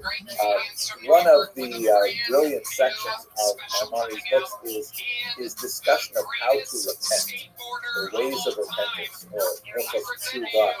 And so I got into this habit of about 12 or 13 years ago that I would always review this particular section of the book of tshuva in the month before Rosh Hashanah when it's traditionally studied, and then I ended up translating it to English as part of my personal learning. I shared it with some people and they liked it, and that kind of grew, so I ended up self-publishing it because I was experimenting with that unusual way of getting ideas out, and ever since then I have reviewed my own commentary every year and republished it, just like we work on ourselves every year and we try to improve ourselves. I go back to this particular book, which is now in its 9th edition, and I have so much look at that ratings up there. I got a full one. So I'm very close to this book. I feel very want to listen. Now, I've given you like this tremendous biography of him, and things like that.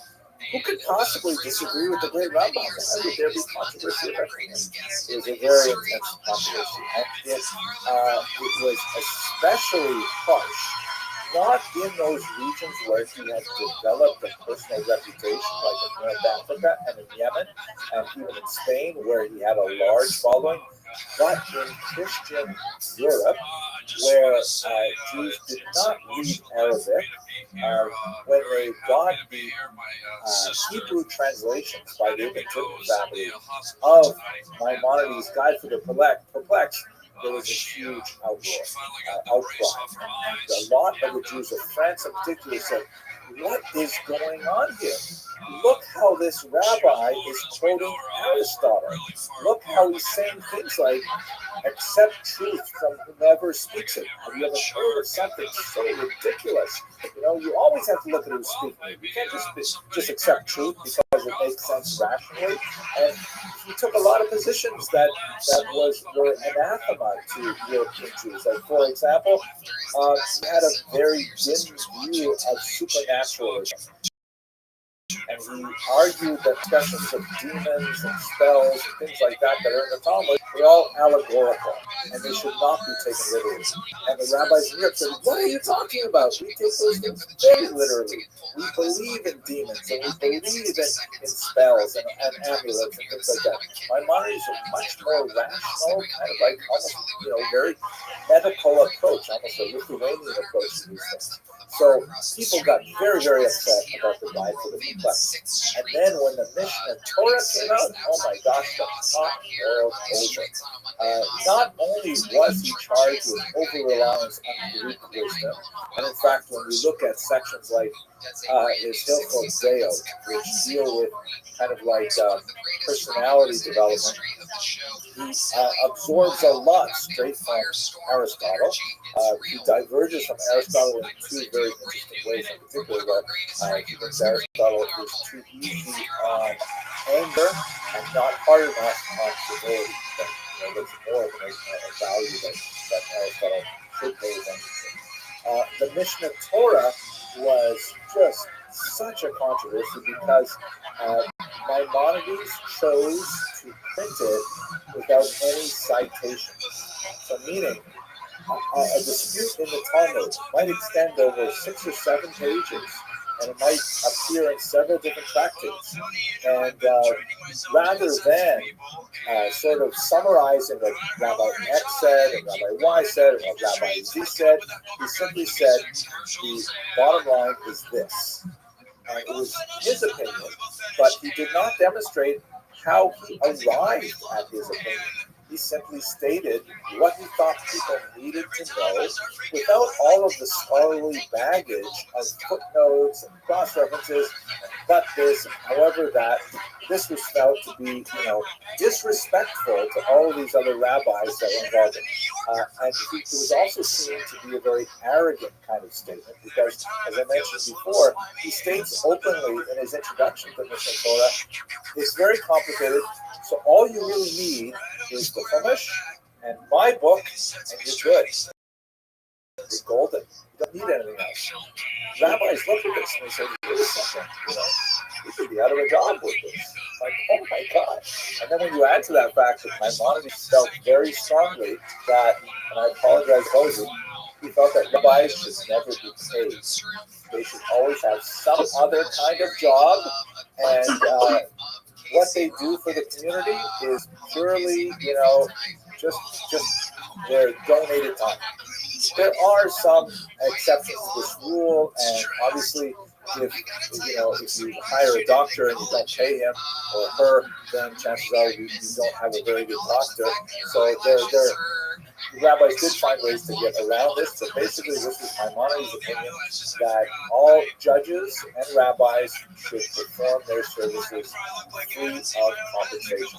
So there were economic reasons why there were attacks on him as well. In Paris, things came to about. He endured some of this during his lifetime, but he was largely relegated to the other side of the Mediterranean. Where he never visited. He did, some of the rumors that were carried back to Fustat that he was not well accepted and so on, but he passed away in 1204 before the controversy really came to a boiling point. The worst moment in the controversy was when the Jews of France, specifically Paris, were so upset by Maimonides' work that they approached the Dominican friars, and they explained to them that they believed that there was this Jew who was gaining popularity, who was writing heretical works. The Dominicans were very happy to assist the Jews in removing heresy from their ranks. And so they collected up all the copies of Maimonides that they could find, and they sent them to the flames in 1232 on the very spot that, ironically, 10 years later, the French court would actually burn all of the Talmuds that they would get their hands on, 24 wagon loads of them, which are still observed as a fast day among Parisian Jews to this very day. So, it's, once you start on the path of burning books, it's very hard to shut that down. The controversy erupted, and it had 3 specific peaks with different generations of people who were opposing Maimonides. Ultimately, there was a solution late in the 13th century that was largely brokered by the great thinker Rothschild, who said, okay, listen, there's lots of value in Maimonides. We know the charges about Greek wisdom and so on. We know the charges of arrogance and so on, but we kind of set that aside because he was trying to write something that would be usable by everyone. And so he effected a compromise that was finally put an end to the dispute, that one could study the philosophical works of Maimonides, like the Guide to the Perplexed, but only after age 25. In other words, younger intellectual students could not approach this potentially heretical work until they had really mastered a large segment of the traditional text, and only then could they return to Maimonides. It's also worthwhile to note that although he is considered a towering figure in Halacha, and he is generally considered one of the three major figures that are consulted by Rabbi Yosef Karo, when he formulates the law in the Shulchan Aruch, it is quite often that Maimonides is in the minority. His opinions are often overruled by the two other major medieval authorities that formulate our Halakha, and Maimonides is studied even though his Halakha is theoretical as opposed to that which is necessarily accepted. But his philosophical work and his generosity of spirit to far-flung communities, his secular knowledge, these are all things that made him phenomenally important and a figure that strides proudly over the centuries of Jewish history. Okay, I talked a blue streak there for about 40 minutes, 45 minutes. I want to thank you for your attention and your endurance, and I'm going to stop sharing the screen, and I think we can take some questions. So 100 Colombian baddies in 100 minutes. This is so absolutely incredible. And you've seen Casey Rocket before. You see him again. What do you think about all this? I think he gets prettier every time. It's incredible. It seems like some of the mascara you. It is so wonderful to see everyone, and thank you so much for joining us. It's our second installment of the wonderful lecture series, and second installment of our second lecture series. Dr. Henry Abrams, the first one that we got on our own phenomenal feedback, and thank you so much for starting us off with the fascinating work at the broader picture that gives really exciting the Rambam. And we're moving on to our next topic tonight. I want to just remind everyone that we appreciate that we collected this time, and we're lucky to have a third presentation, but it's not going to be on a Monday. So we're going to be taking a little bit of a break for the end of year vacation that are coming up for many people, and so the next installment will be on the 6th of January at the same time that they're saying. With that, I will pass to the class, and of course, for listening and learning from my doctor. Thank you very much, Rabbi. It was very kind of you. I really enjoyed our opportunity to speak last week. And I have to say, I'm super excited about tonight's talk because I find that the Ramchal, our subject matter, is completely fascinating.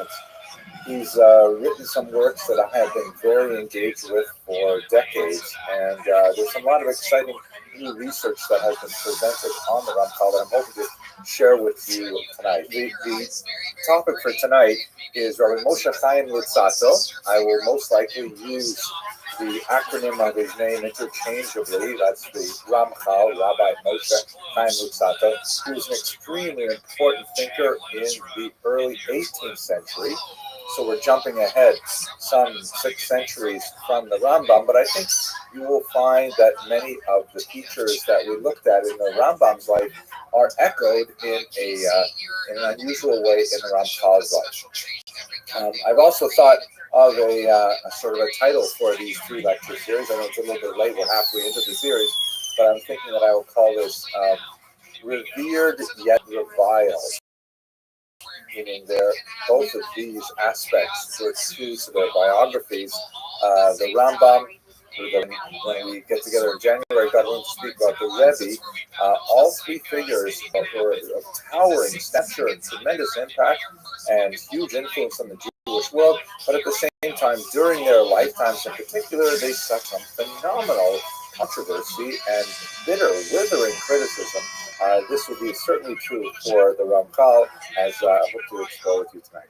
So let me begin first by introducing you to a book that, if you are familiar with the Ramchal, you are most likely familiar with this particular work, the Mesilat Yesharim, which is translated as the Path of the Just. Sometimes confused with another book, Orchot Tzadikim, which has a very similar title, The Ways of the Just, but this is quite distinct from that work which is written a few centuries earlier. It's a rather remarkable piece of literature. It is essentially a kind of it's one of the classic works of the Musar canon, meaning the collection of works which are kind of the go-to sources for the study and development of ethical culture among the Jews. And the model is based on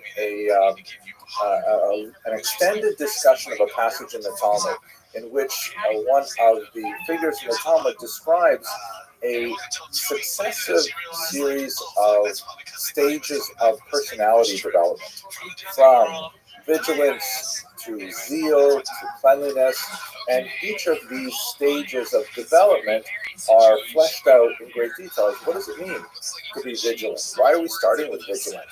And then what does zeal have to do with vigilance and things like that?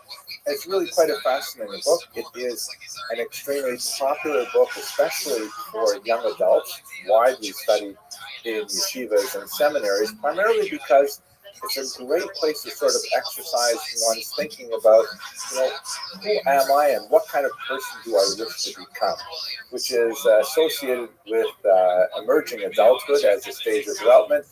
Some of us are kind of stuck on it for a very long time. The Vilna Gaon, for example, is famous for having studied Mesilas Yesharim 101 times. I myself, I personally would like to match that goal. I'm up to my 28th time through Mesilas Yesharim. I really find this a tremendously fascinating, endlessly inspirational book. But what's, I think, especially about this book is that in the 1990s, a new version of Mesilas Yesharim was discovered in the former Soviet archives.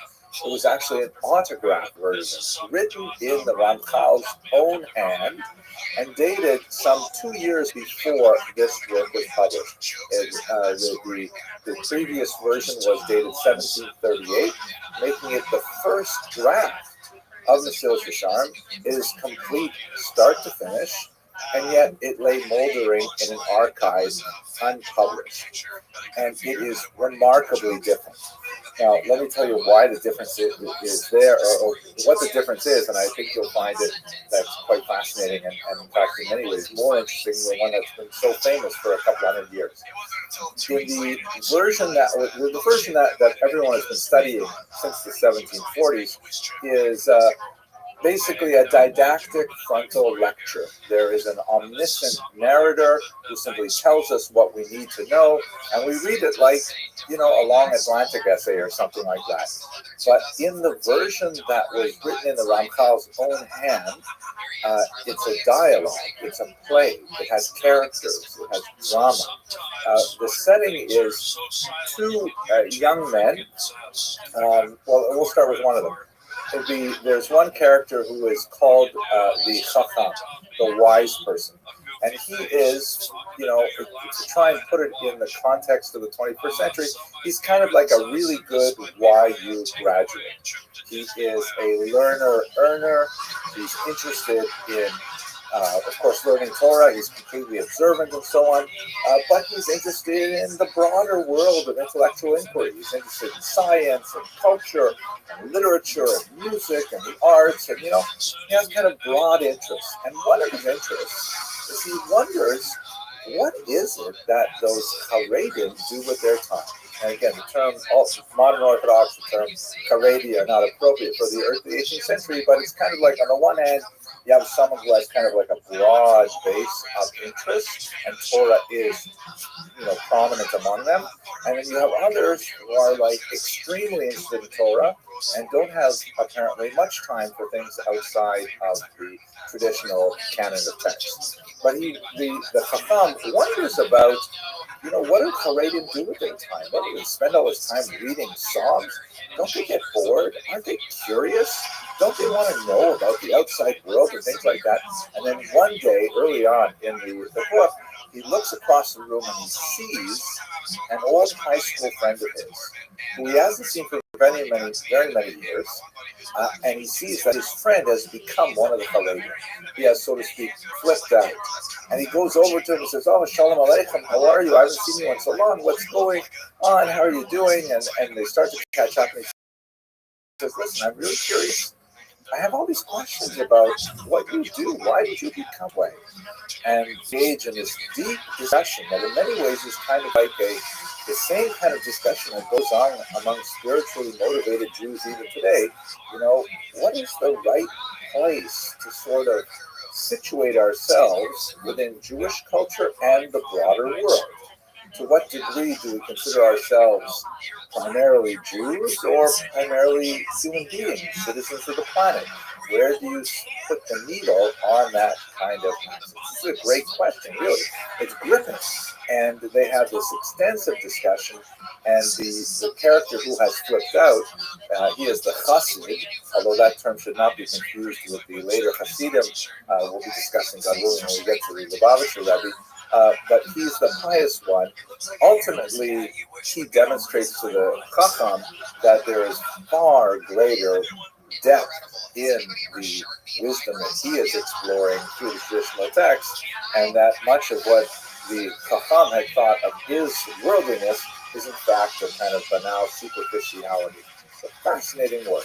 Here is a modern printing of the Mesilat Yesharim, and as you can see in the Hebrew subtitles here, it has actually two versions. The version Aleph is called Seder V'Kuach, which is the order of the debate or the order of the dialogue. That's the dramatic version I described to you.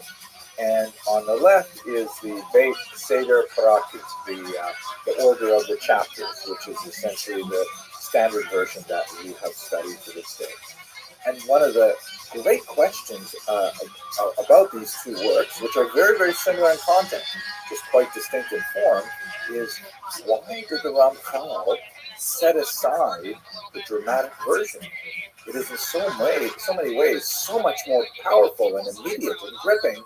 Why would he not publish that and instead publish the Seder Parakis? So I hope by the end of tonight's lecture, I hope to illustrate why, according to one of the most prominent young biographers of the Ramchal, Dr. David Sklar, who wrote his dissertation on this and is working on a forthcoming monograph, why he thinks that he set aside hesitatingly and perhaps even grudgingly the first version and rewrote it as a standard text.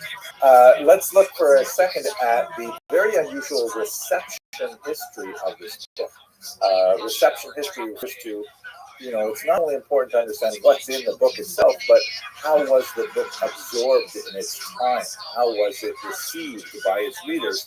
It says a lot about the historical period that we're engaged in. It also has an especially interesting sounding German name, Rezeptionsgeschichte, which I like saying because it makes me feel learned. But let's look at this unusual reception of history of this work. First of all, from the Maskirim, that is those early 18th century proponents of greater engagement of Jews with broader society. Most prominent of them, of course, is the father of the Haskalah, shown here in the red jacket, Moses Mendelssohn. And he thought Mesilat Yesharim was a brilliant work. Of course, he was born, he was about 10 years old when it was first written, so he read it after the Ramchal had died. Unfortunately, a very early death due to a plague. But Rabbi Moses Mendelssohn, who was, after all, a rabbi, strictly observant, although many of his followers abandoned Judaism, but he thought that the Mesilat Yesharim was a phenomenal work of great power, and he admired the Ramchal deeply. Joseph Klausner, following in that tradition, the first chair of the Department of Literature at the Hebrew University of Jerusalem, felt that the Ramchal's work represented the first modern Hebrew writer, because the Ramchal not only wrote in a very dramatic kind of,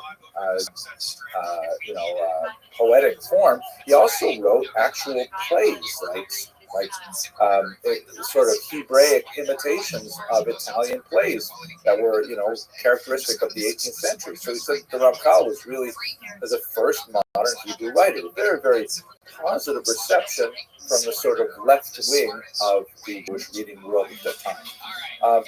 And moving towards the right wing, the Hasidim thought he was fantastic because first and foremost, the Ramchal was a Kabbalist, and most of his important writings, especially the writings that he himself cherished, were deeply suffused with the wisdom of Kabbalah.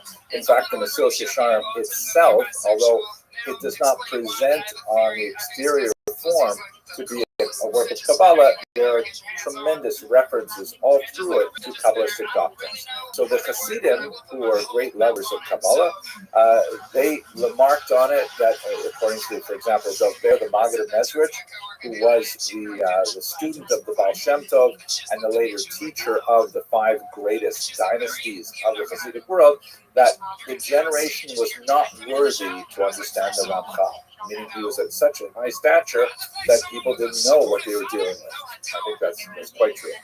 And so in terms of the 18th century triangle of Jewish ideologies, particularly in East Central Europe, you have the Haskalah, represented by Mendelssohn. They love the Ramchal. You have the Hasidim. They love the Ramchal. And then finally, you have the Misnagdim, the so-called traditionalists who took the term opponents because they opposed the Hasidic movement. And the king of them was, without doubt, the Vilna Gaon, shown here, Elijah of Vilna, who himself wrote a couple of fascinating things. He said that if the Ramchal were alive in his time, he would have walked all the way from Vilnius to Padua, Italy, in order to study with him. And furthermore, he said that there are no words out of place at all in the Mesilat Yesharim until the 11th chapter. I actually have a theory as to which words the Vilna Gaon thought were out of place in the 11th chapter. And God willing, maybe when we get to the question and answer period, if you ask me, I'll tell you what my theory is about what words he pointed out as being out of place. So again, amazing. The Ramchal achieved a level of acceptance among all stripes of Jewish intellectual movements of the 18th century. I can't recall too many figures before or since who have received this universal level of acceptance, albeit some 60 years after his passing. During his lifetime, we have a totally different story, as we will explore now. So let's get into his biography a little bit, understand who he was, what his background was, what he was all about, and then I'd like to get to the controversies that dogged him during his lifetime. He was known as the genius of Padua. Padua is a smallish city on the Po River in northern Italy, not too far from Venice.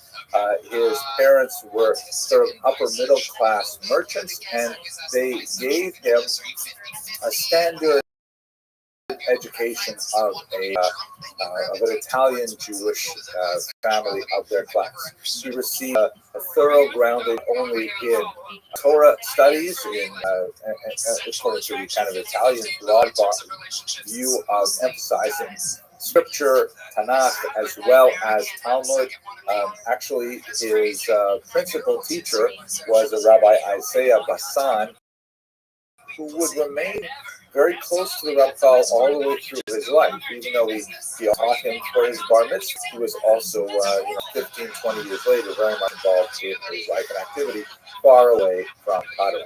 He also received a fairly significant secular education as well, with a thorough grounding in European languages, including Latin and Greek, primarily because, as we shall see, Padua was a university town, and one of the few universities that admitted Jews to its medical faculty.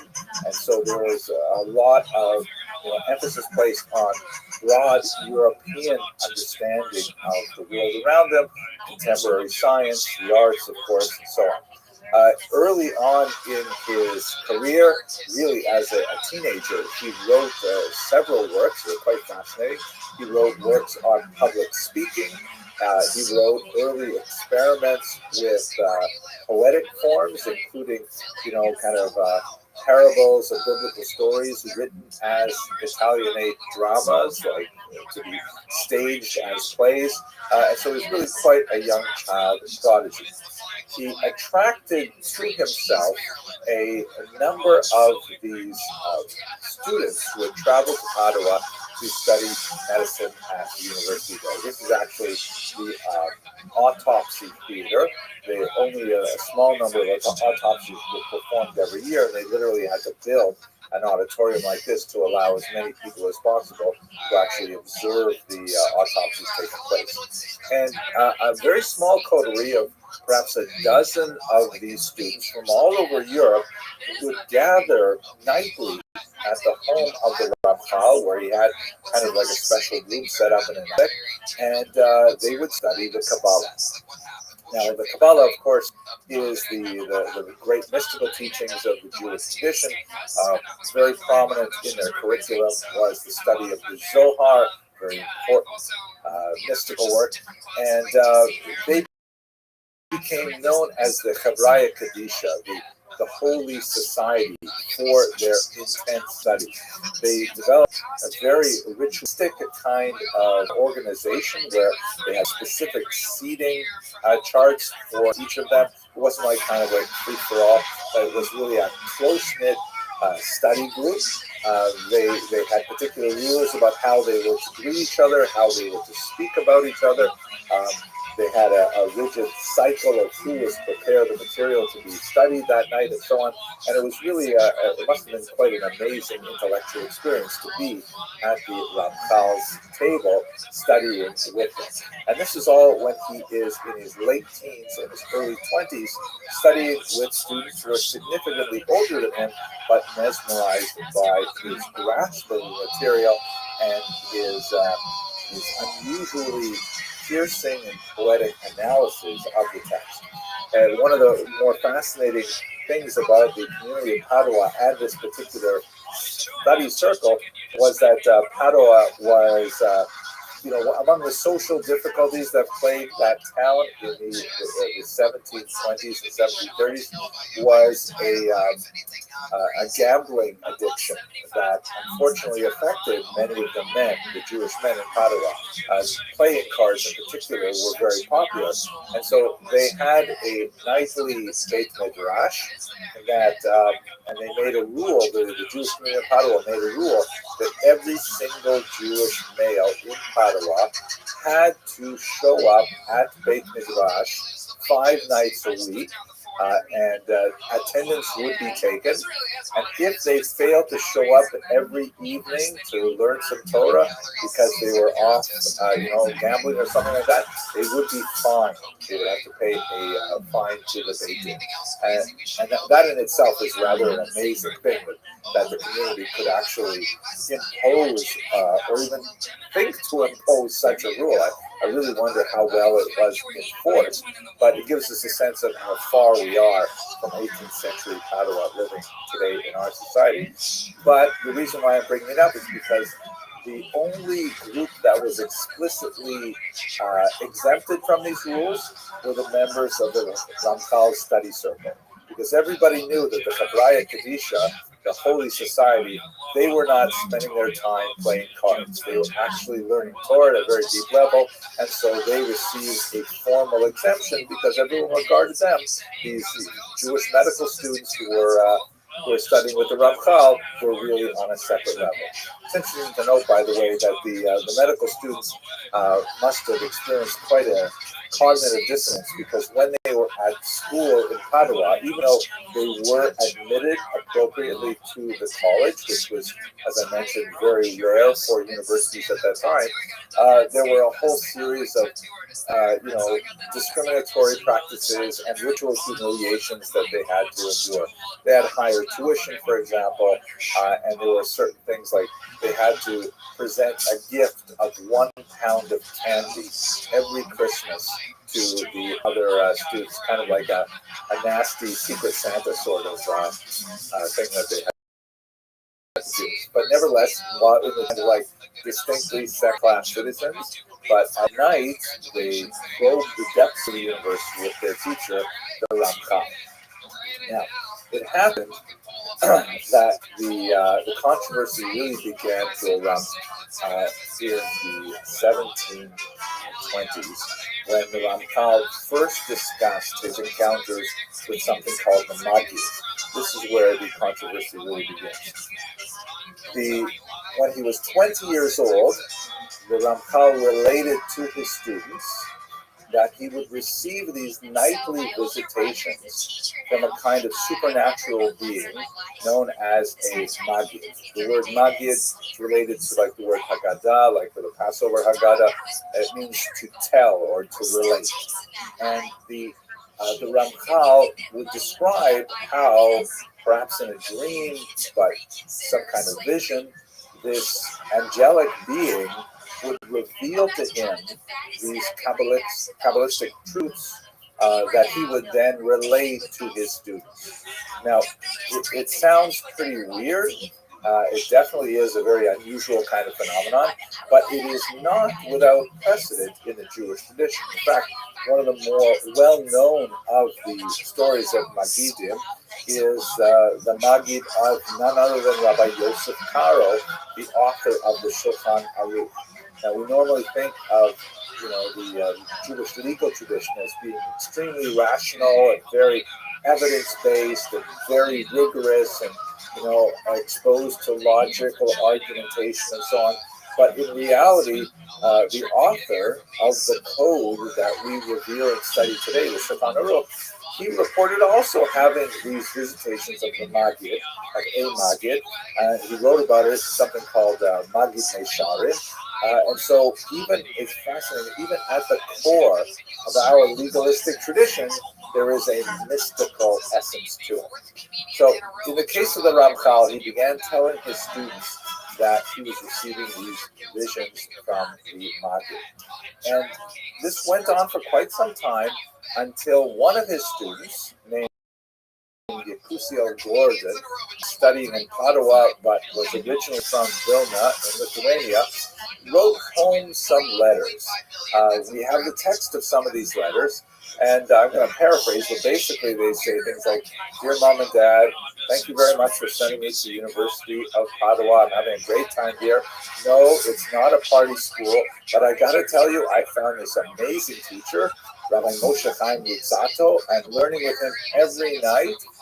And guess what, Mom and Dad?" He actually didn't write to his parents, and kind of making it a little bit more amusing. He says, "The Ramchal is receiving these nightly visitations from the Magid." Isn't that fantastic? I found the best rabbi. I mean, and don't forget, this is before Chabad, so there's no Chabad houses. But, to imagine finding a Ramchal, incredible. And now this is really what got the Ramchal into trouble. As part of the unfolding of the story, incidentally, his teacher, Isaiah Pazan, wrote to him, because we have, amazingly, the correspondence of the Ramchal, a lot of his letters to his teachers and others, and letters back to him. And Isaiah Pazan says to him, "Why did you tell everyone about the Magid? In particular, why did you tell a Litvak? Don't you know that the Lithuanian and the Polish Jews, they don't know how to keep a secret? They're going to go home, they're going to blab to everyone." And that's exactly what happened, right? Now, the reason why this is significant is because this letter made its rounds in Lithuania, and it came to the attention of one Rabbi Moshe Chagiz. Rabbi Moshe Chagiz was actually a professional heresy hunter who followed in the footsteps of his father, who was also a great heresy hunter. And the heresy of the day was named Shabbatai Tzvi. So let's just take a quick moment to refresh ourselves on this sad story that occurred about 75 years prior to the events I'm describing. Shabbatai Tzvi was this infamous failed Messiah, but he was quite famous among Christians as well, because the whole idea of a Jew proclaiming to be the Messiah and gathering literally thousands of Jewish followers from all over Europe, all over the Eastern Mediterranean, many of whom sold all of their property, their homes, at a fraction of their value in order to follow him, on the assumption that he would initiate the Messianic era. They would all return to Jerusalem. It was like big news for Christians. It was fascinating. They followed it very particular rendition. You can see that in the background, there's some sort of chicken scratches on a plaque. That's the artist's imagination of what Hebrew letters must look like. What ended up happening with Shabtai Tzvi, he was originally, he was a very well-regarded young man. He was actually the subject of many marriage proposals, although he did not accept too many in his youth. Later on, when he was older, he would actually get married 3 times, and one of those times was actually to an actual Torah scroll, meaning the Torah scroll itself. He got married to it. Very kind of like irrational and unusual behavior.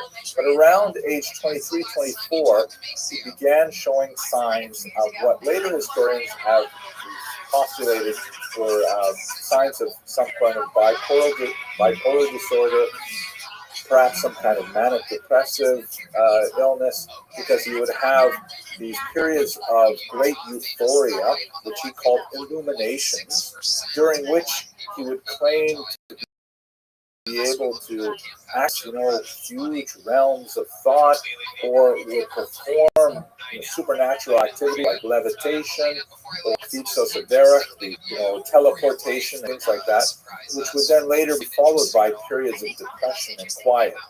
And this was just kind of like an unusual idiosyncrasy of this otherwise well-regarded young man, until he hooked up with an individual named Nathan of Gaza, who was unfortunately a very significant enabler of the worst aspects of Shabtai Tzvi's worst inclinations, and this kind of blew the whole Messianic movement up to a point where many Jews were caught up in it. You can see here as actually a prayer book that was composed in the Sabbatean movement, which, by the way, persisted for a good century and a half after the movement formally ended, as I will describe in a minute. Here's an example of a Christian art showing Shabtai Tzvi giving blessings to several people wherever he goes. He was fond of, handing out global honors, like naming friends the Sultan of Africa or the King of Europe and things like that, all promising the eventual Messianic redemption, doing away with fast days, renaming them holidays, all kinds of fascinating, unusual, and definitely very antinomian behaviors. Here's one of my favorite images that actually shows Nathan of the Gaza, his familiar deputy, who was leading thousands of Jews off to Constantinople, where they were to demand the return of Jerusalem to Shabtai Tzvi, who would then bring about the Messianic era. What actually happened in the 1660s is Shabtai Tzvi presented himself to the court of Constantinople. The Sultan didn't deign to meet with him personally, but sent an envoy who made a counteroffer. The envoy said to him, "Listen, Mr. Tzvi, or do you mind if I call you Shabsi? We're not going to give you Jerusalem as you request. Instead, however, we will allow you to remain alive if you accept Islam as your faith." And to the great disappointment of Shabtai Tzvi's followers, he did. He became a Muslim. His wife at the time, Sarah, also became a Muslim, and the movement collapsed as Jews returned penniless to their homes throughout Europe and had to start all over again. A small number, some 300 families, decided that if Shabtai Tzvi, who was the Messiah, would convert to Islam, that must mean that all of us Jews must also convert to Islam as part of the unfolding of the end of days.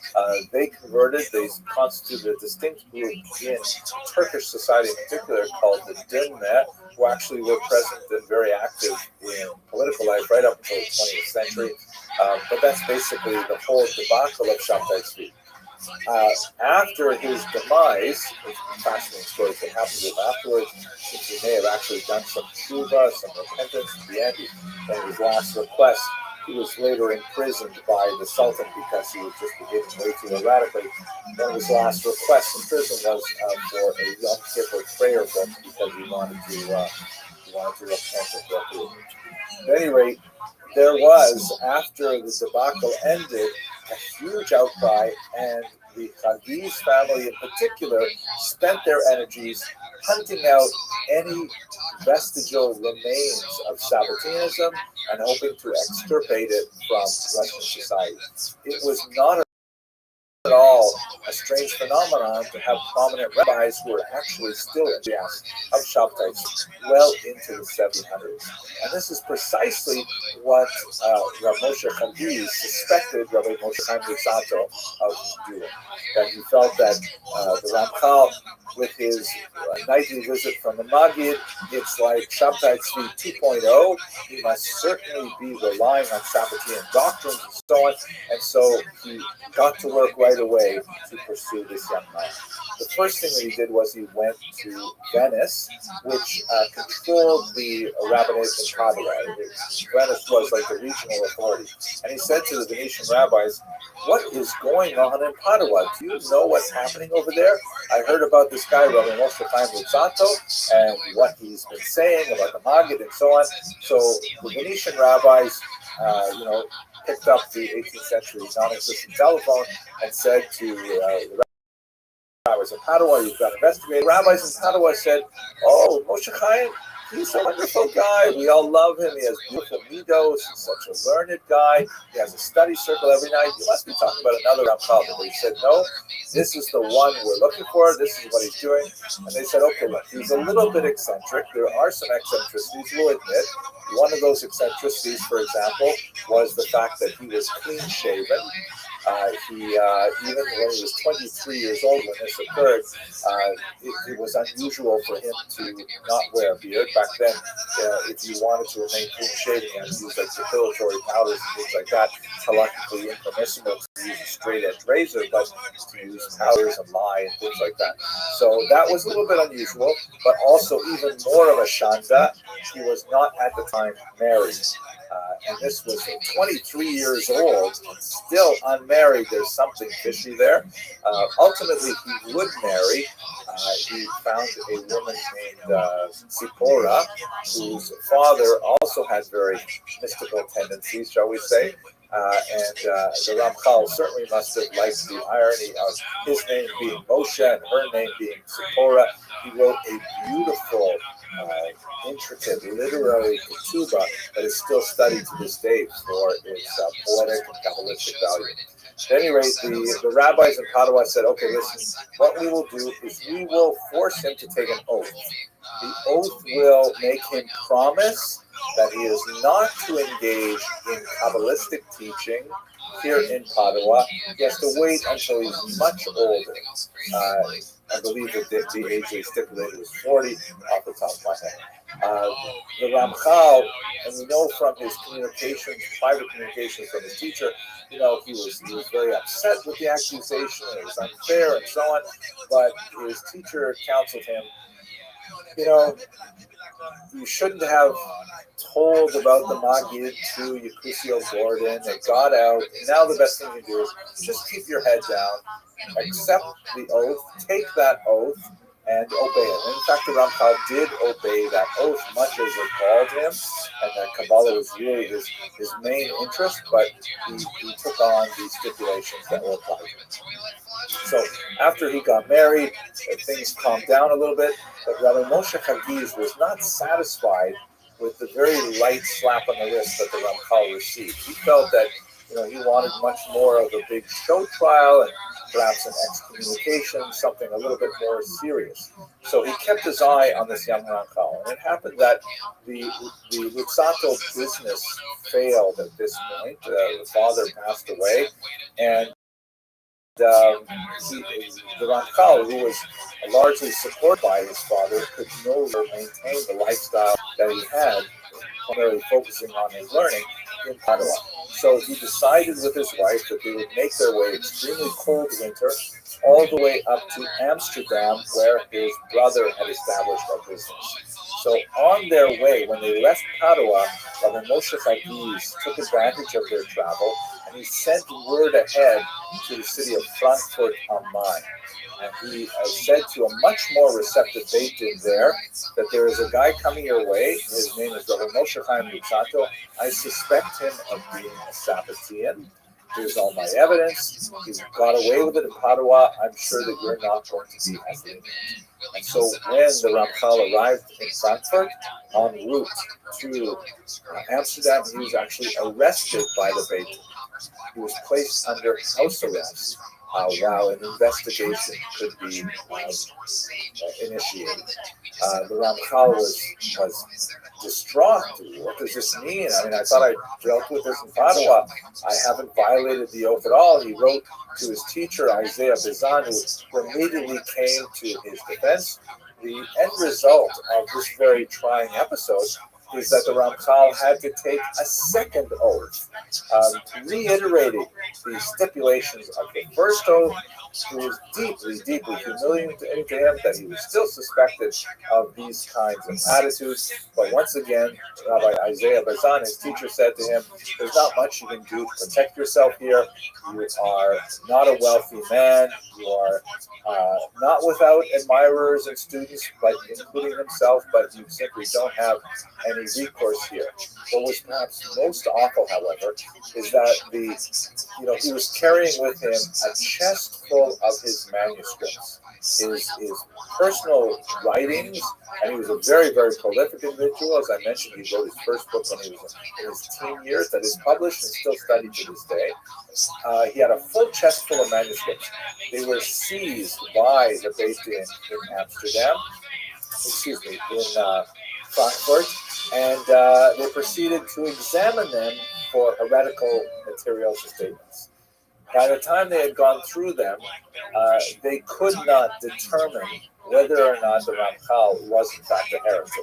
Read between the lines, they could not understand the writings. They were full of Kabbalistic references, and they simply could not find any of the incriminating evidence that they had hoped to find there. However, they had different choices before them. On one choice was they could simply return the manuscripts to the Ramchal, saying we couldn't find anything wrong, and therefore, you're off scot-free. They were loath to do that, though, because it would reveal their ignorance about the contents of the documents, and they were concerned that perhaps they were heretical. On the other hand, if they could confirm they were heretical, then they could set them to the flames. It is an unfortunate precedent, but Jews have been known from time to time to burn their holy works, or the holy works of their opponents. We saw this with the Rambam, and in the 18th century it was not uncommon as well. Mendelssohn's works, for example, including his translation of the Torah itself, was set to the flames. So the third option that they utilized was they would bury the manuscripts, neither destroying them as if they're heretical, nor returning to the Ramchal, but they would bury them, and then the location of the burial was promptly lost. So to this day, somewhere under the streets of Frankfurt is a huge chest full of the Ramchal's own writings. Perhaps one day they will see the light of day. In this context, we have Rabbi Isaiah Bazan's very heroic defense of his students, which is, we have much of the text of it because he engaged in correspondence with the Beit Din while he was on the way there, and he presented himself and argued very forcefully in defense of the students, saying, what have you found that he has done wrong? This is quite literally a witch hunt. It's an unfair accusation. You've traumatized this young man and his family for no reason, and so on. And ultimately, after taking that second oath, the Ramchal was free to go. He found his final refuge, not his final refuge, but a major refuge in Amsterdam. As I believe we discussed long ago in this first series when we spoke about Jews of modernity, we looked at the Portuguese and Jews of Amsterdam, and you recall that they're a very unusual community because they were made up of the descendants of Jews who were forcibly converted to Christianity, beginning with the Portuguese Inquisition, or prior to the Inquisition, in 1497. And then for the next few centuries, as they slowly made their way out of Portugal, they were able to reclaim their Jewish identity many, many generations later in some occasions. And it's worthy to note that the origins of the American Jewish community lay in the Portuguese Inquisition, because it is those Jews who were living in Portuguese Brazil in the 1650s who, for a very brief period of time, when the Dutch took over a region of Brazil, those Portuguese Jews living as Christians at the time decided to come out of the closet and proclaim their Jewish identity, only to discover a couple of years later that the Dutch gave that region back to Portugal as part of a treaty, and they found themselves once again under the clutches of the Inquisition. So they all boarded boats and separated, and 23 refugees made their way up to New Amsterdam, which is of course the island of Manhattan, and they formed the first settlement of Jews as a community in what would be the United States. At any rate, the Portuguese Jews of Amsterdam, they had a much wider tolerance for this kind of ideological dissent. They recognized in the Rothschild in many ways one of their own, and they gave him a fairly respectable position in the Talmud Torah, in their school there. Not a very heavy teaching load. He was more of a respected, learned person, but he lacked the same study circle of students who were really on par with him. Portuguese Jews were also cognizant of the huge tumult that occurred when Julio da Costa was forcibly excommunicated there, and later, of course, the issue of Spinoza, which was also something that happened in Amsterdam. So they treated Rothschild with kid gloves, and they gave him a respectful position. And it is at this time that he began to write the works of his great maturity, including the Mesilat Yesharim, but also Das Bruno's Derech Hashem, some phenomenal classics that are widely studied to this day. However, this was spiritually insufficient for the Rothschild. He felt that he longed to move to the land of Israel to make Aliyah, and he was approaching his 40th birthday. He wanted to begin to teach Kabbalah publicly, which would have represented, the end of the restrictions of the oath that he first took in Padua and then had to repeat again in Frankfurt. And so he made plans with his wife to sell all of their belongings in Amsterdam and then make his way to Israel. He landed at Akko. He wrote a few pieces of correspondence back to his beloved students, and then shortly after arriving, he died of a plague, and he was buried in Israel. His legacy, however, is quite fascinating, and in many ways he occupies the same kind of position that we discussed last week when we were talking about the Rabbi, who was another figure who was revealed and yet reviled in his lifetime. And I believe we'll see the same pattern when we speak in a couple of weeks about the Rabbi, who also had a phenomenal impact on the Jewish world in the 20th century and into our own century as well. But during his lifetime, he faced tremendous challenges and often very bitter, withering criticism. So with that, I'll bring this to a close, and perhaps I will just mention, because I recall that I kind of gave you a teaser at the beginning, you might be wondering, the opening question, right? Like, why did he publish the second version of Mesilas Yesharim and not the first? And what are those strange words in the 11th chapter? So, according to the research of David Sklar, who's done this beautiful dissertation on the Rothschild, and in particular looked at archival sources in Amsterdam and elsewhere, really fleshes out his life in a very, very thorough way. He argues that his sponsors in Amsterdam, the wealthy families who supported him while he was there, felt that the original version of Mesilas Yesharim had too many recognizable figures in it. Meaning, if you read this carefully and you knew the Ramchal's history, you would see kind of caricatures of individuals that he wished to criticize. And they felt that it was somewhat incendiary. They did not want to have anything blow up again in Amsterdam like they had seen be dealt with in Padua and in Frankfurt. And so they counseled him not to publish it, or perhaps they said they were not willing to publish it at all. It was not a neutral work of Jewish literature.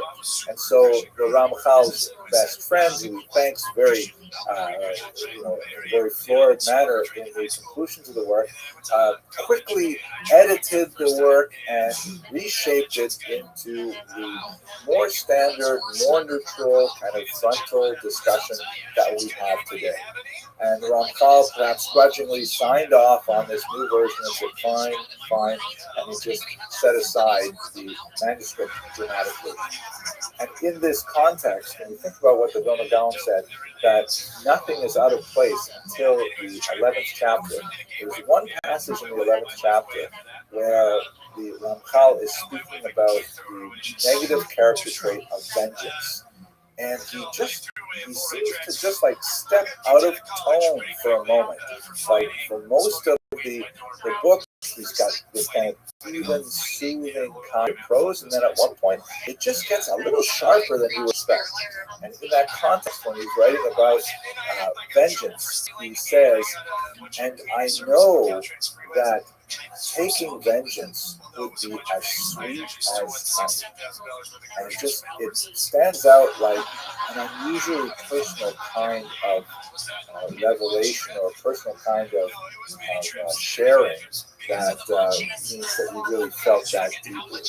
And that's my theory as to Vilna Gaon's words out of place in the 11th chapter, that perhaps he was reflecting on his own experience and the way he was hounded across Europe, literally, and it would have been as sweet as honey in vengeance. But nevertheless, it was incompatible with the personality type that Torah demands, and would have been inconsistent with the values of Mesilas Yesharim. With that, I want to thank you once again for your endurance. I really appreciated the opportunity to speak with all of you, and I think we have some time for some questions.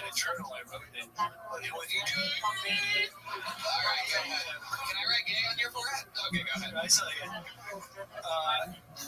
It's crazy because lots of things can stop you, not just fear, like freeway meth, which is what stopped me.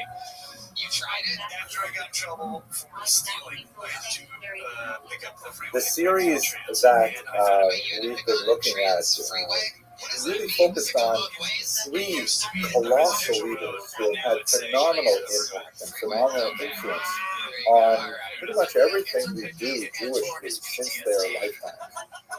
We're all united in the fact that they were revered long after their deaths, but reviled at least at certain points during their lives. And the strange kind of connection of the often bitter controversy that surrounded these individuals, these really gigantic thinkers, and the way in which they've occupied so much of our intellectual space nowadays, and we see how much we do owe to their innovations, was something that really intrigued me. The first class, of course, we looked at Maimonides, and his books were so controversial that they were actually burned by other Jews in the 13th century. Then we looked at the Ramchal, who was mercilessly pursued throughout Europe, and finally wrote his Mesilas Yesharim, a tremendous work that's been accepted universally as one of the classics of Jewish theology, and Musar. He wrote that only after enduring tremendous criticism. And today we're going to look at the Lubavitcher Rabbi, who also had a similarly outsized impact on the way Jews do things today.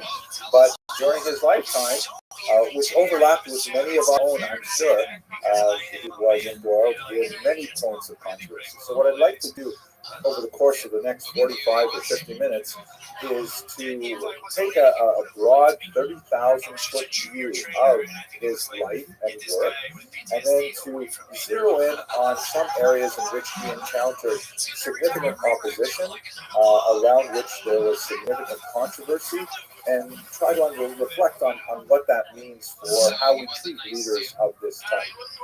And that will bring us to a conclusion of this tripartite series. I should preface this by saying that I originally gave a lecture with the same title, incidentally, back in 2013, and put it on YouTube, and it was actually for one of my more popular lectures. It had a significant number of people who were really curious to know who was this great, virtually ubiquitous figure in Jewish life. I had made a few really basic, simple errors that I'm prone to make when I try to cover a lot of detail in the space of 60 minutes. And I ended up deciding that, there's just so much noise about the small details that it would probably be better if I took it down. So I actually have made it private for the past few years or so, but I really wanted to come back to that. I was also disappointed in myself in that when I first gave that lecture, and I was thinking about a much smaller audience, really just a very focused audience in the synagogue where I governed, and I put it on YouTube thinking there'll be a similar kind of audience. I really started with the controversies before I really talked about the incredible achievements. And I think a lot of viewers, as time went on and the controversies began to become less and less significant, they began to see me in a light that I didn't think was a very fair kind of criticism. So I figured, let's just take this offline.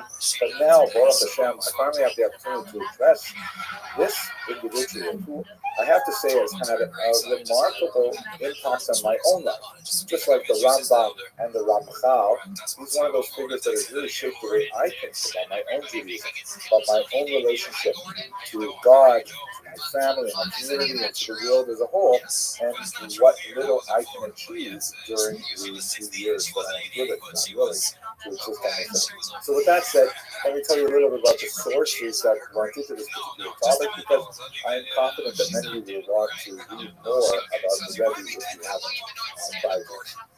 Part of the reason for my difficult first foray into this topic was because the first real biography that appeared after the passing of the Rebbe in 1994 was this book, a very scholarly book published by, I believe it was Princeton University Press, by Samuel Howman, who's a scholar that I have a tremendous amount of respect for, and Nachum Friedman, whose work I was not as familiar with. And this book, although it was incredibly useful and very detailed and eye-opening, it tends to take a more of an academic critical approach that I value, but as I read more of the literature that comes from students of the Rebbes or followers of the Rebbes, I think that some of that academic criticism was not entirely appropriately placed in some regard. Maybe we'll have an opportunity to discuss that in the question and answer series. There is, on the other hand, speaking about the student memoirs, there is this wonderful book by Rabbi Steinsaltz, which was definitely written as an homage to the Rebbe. It is written with his classic scholarship, but nevertheless he's written as someone who is distinctly a follower of the Rebbe and wants to encapsulate and embody his own values in his own life. This volume is far more popular, and you see it all over the place. It's Joseph Telushkin, a very talented writer, who I believe lives out where you are, and I've long relied on his wonderful surveys like Jewish literacy and Jewish humor and so on, and his book on the Rebbe is really quite amazing. I think it's actually one of the most well-balanced books in that, unlike the more scholarly book entitled The Rebbe, which tended to be a little bit more salacious in nature, and unlike the more hagiographic treatments that come from the Chabad sources, he struck a balance, and I think he's one of the best places to go if you want to learn a little bit more about the controversial aspects of it, but at the same time, he really presents a well-balanced picture of the Rebbe. But by far, my favorite biography is this one, by my colleague Chaim Miller, who's also a New Yorker. This Turning Judaism Outward is written, I think, with the greatest possible use of sources by a Chabad insider. He's published quite a few Chabad-specific works and really knows the inside culture. The culture of Chabad is really quite intense and with its own language and its own, customs that really, I'm still learning things about it. Like, for example, one of my children actually married into Chabad, and we were making invitations, and I learned that the custom is you always put, I think it's 5 o'clock as the time of the wedding, and it means nothing. But that's when the Rebbe was married, 5 p.m. So you would not know these things unless you were inside Chabad. So this is, I think, my favorite source. I actually reread it because I wanted to be prepared for science. So with that kind of like personal and biblical background, let's look at the Rebbe's life itself. Why don't we start with his formative years? Here's a beautiful picture of him at 2 years of age. He was born in 1902 in Nikolaev, Russia, and at a very young age he moved to Yekaterinburg, which is a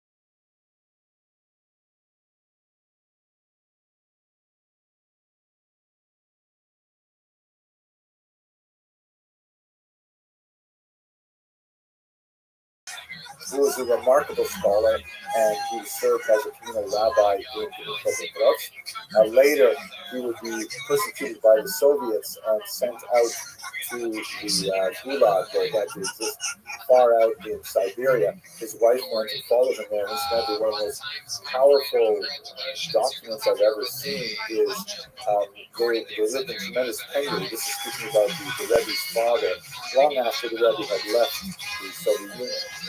The Rebbe's father, Rabbi Levi Yitzchak Schneerson, had very little paper and very little writing instruments, but what he did was using ink that was made from wild herbs that his wife would collect in the Siberian countryside and then grind down into making an ink-like substance.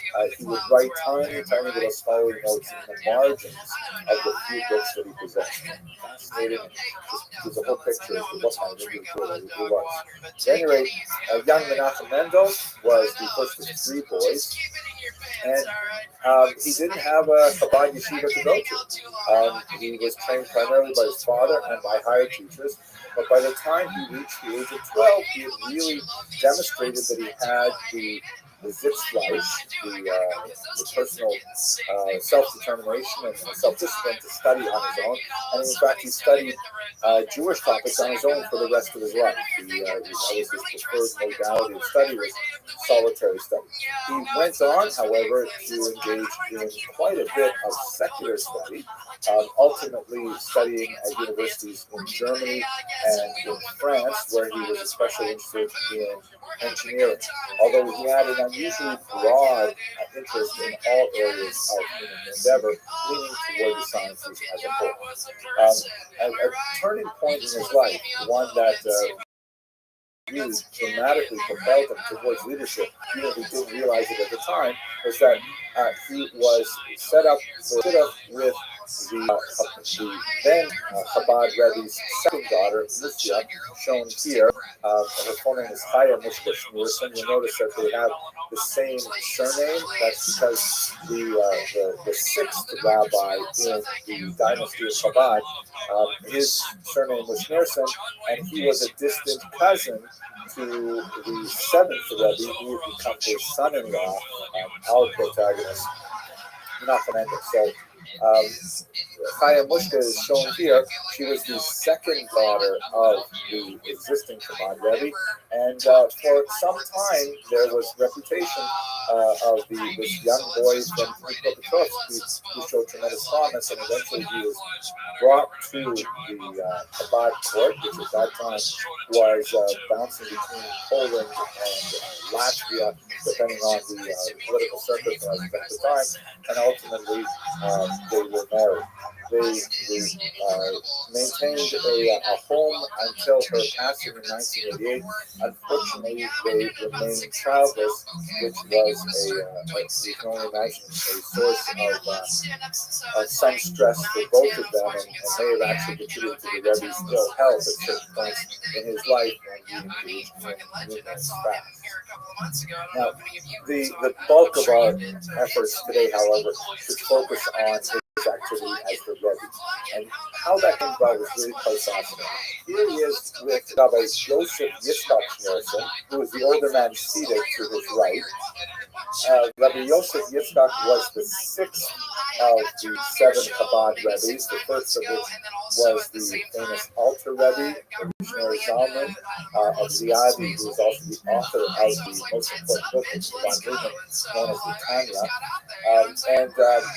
Rabbi Yosef Yitzchak, who is known by the acronym Rayatz, so Rabbi Yosef Yitzchak, is also known as the clear Rebbe to my generation, the earlier Rebbe, the previous Rebbe. In other words, when you want to speak about the Rebbe, if you're talking to a Chabadnik, they'll want to know, well, which Rebbe are you talking about? Because obviously the Rebbe is our current Rebbe. But because of the interregnum between the sixth Rebbe and the seventh Rebbe, with older Hasidim, thinking of the sixth Rebbe as the Rebbe and the new Rebbe as the new Rebbe, so he became known as the Friedricher Rebbe, the earlier Rebbe, and that's how it's typically referred to today. When you say the Rebbe to a Chabadnik, that means the Rebbe Menachem Mendel Schneerson. If you refer to the Friedricher Rebbe, that means his father-in-law, Rabbi Yosef Yitzchak. One of the most, this is also a heroic character that deserves a tremendous amount of attention as well on the biographic level. He was especially noticed for maintaining a tremendous network of Chabad operatives behind the Iron Curtain in the Soviet Union.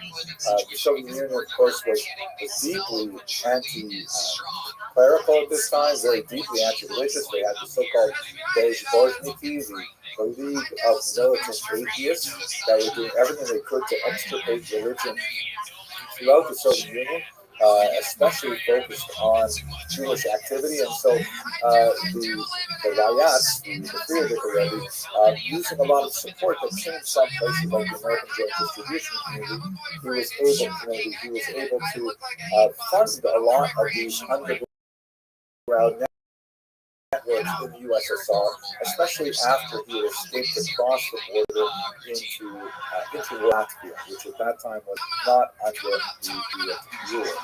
But this was an extremely difficult endeavor involving electricity and a lot of risk. And ultimately, as the environment in Eastern Europe grew more and more intolerant, with the rise of fascism and anti-Semitic movements, they eventually had to flee Europe altogether. And the Friedricher Rebbe, followed shortly thereafter by the Rebbe, made their way to the United States. Immediately prior to leaving, the Friedricher Rebbe was actually in Latvia, then Germany, and then he escaped to America. The young Schneerson couple were at this time living in Paris, where the Rebbe was engaged in studies of engineering.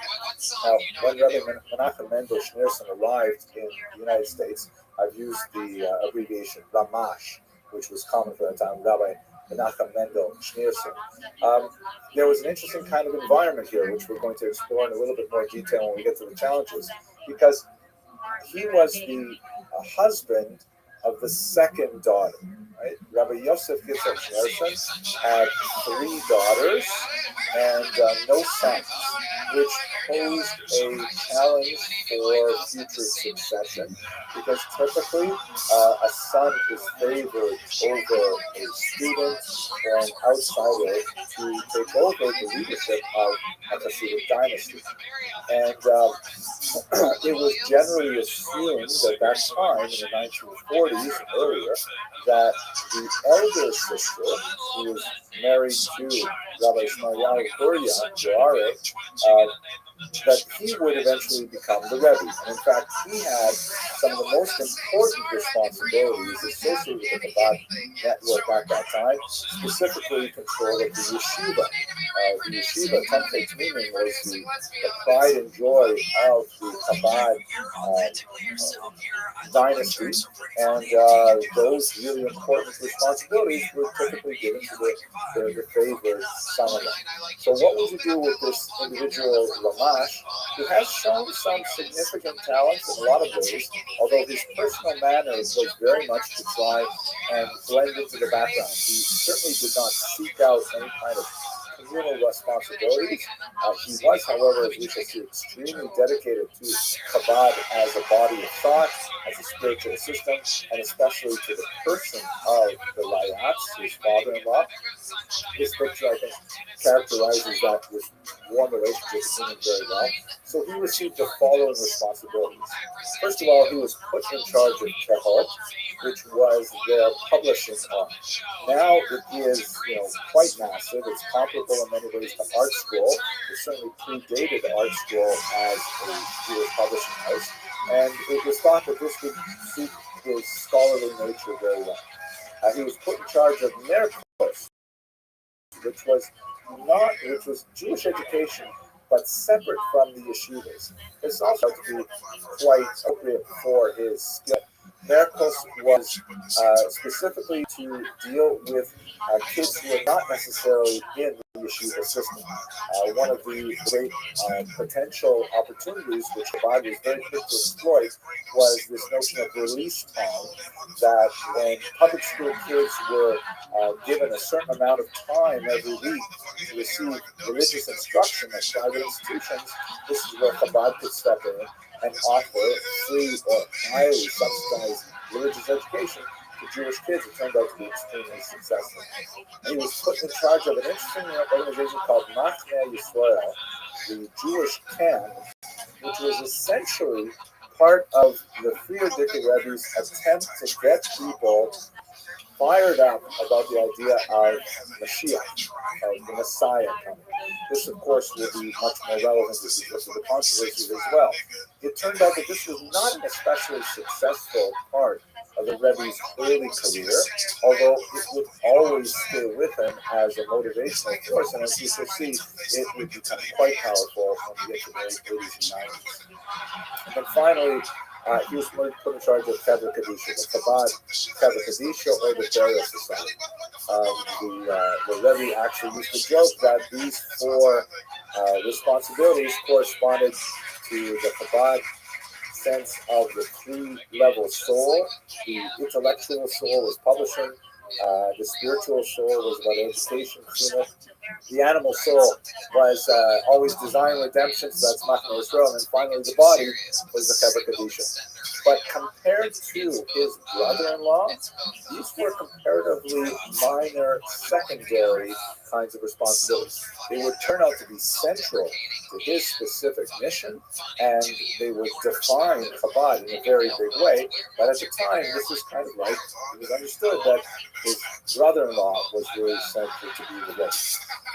When he ended up becoming the Rebbe, however, in 1951, the Frierdiker Rebbe would pass away in 1950, and after a year of uncertainty, the Chabad movement coalesced around Rabbi Menachem Mendel as the leader. He proclaimed his mission statement, and it was something that is quite interesting in that he never deviated from it the entire career. At 50-odd years of activity, really focused on this one simple idea, based on a passage in the mystical literature, that the love of God, the love of Torah, and the love of one's fellow Jew are all one and the same thing. He proclaimed it at his initial, coronation as Rebbe, and it was something that he adhered to, and everything he did was focused around the statement. It's a fascinating thing because, when you think about how, all of us, of course, in this call are moderates, but there are fanatics, right? To the right, fanatics to the left, and things like that. And what this statement says to me, among other things, is that, for some people, they're really focused on, let's say, the love of Torah, but they tend to ignore the love of fellow Jews and sometimes even the love of God. And there are those Jews who are so absorbed with God that they don't have anything for Torah and maybe not paying attention to Jews. But in reality, the Rebbe was trying to say that each one of these things is essentially the same kind of drive as the other two. And the goal is to try to recognize the value of each of these things and to appreciate people where they're coming from and to accept them on that level and then to develop the other two levels. And I think that's very characteristic. But let's go on to the actual achievements of the Rebbe, and then we'll get to the meat of it with the challenges and complications. So the Rebbe had an unusually powerful sense of marketing skills. He was very much engaged in graphic design. He personally was involved in creating the logos and even the letterhead of many of the movements that he was associated with.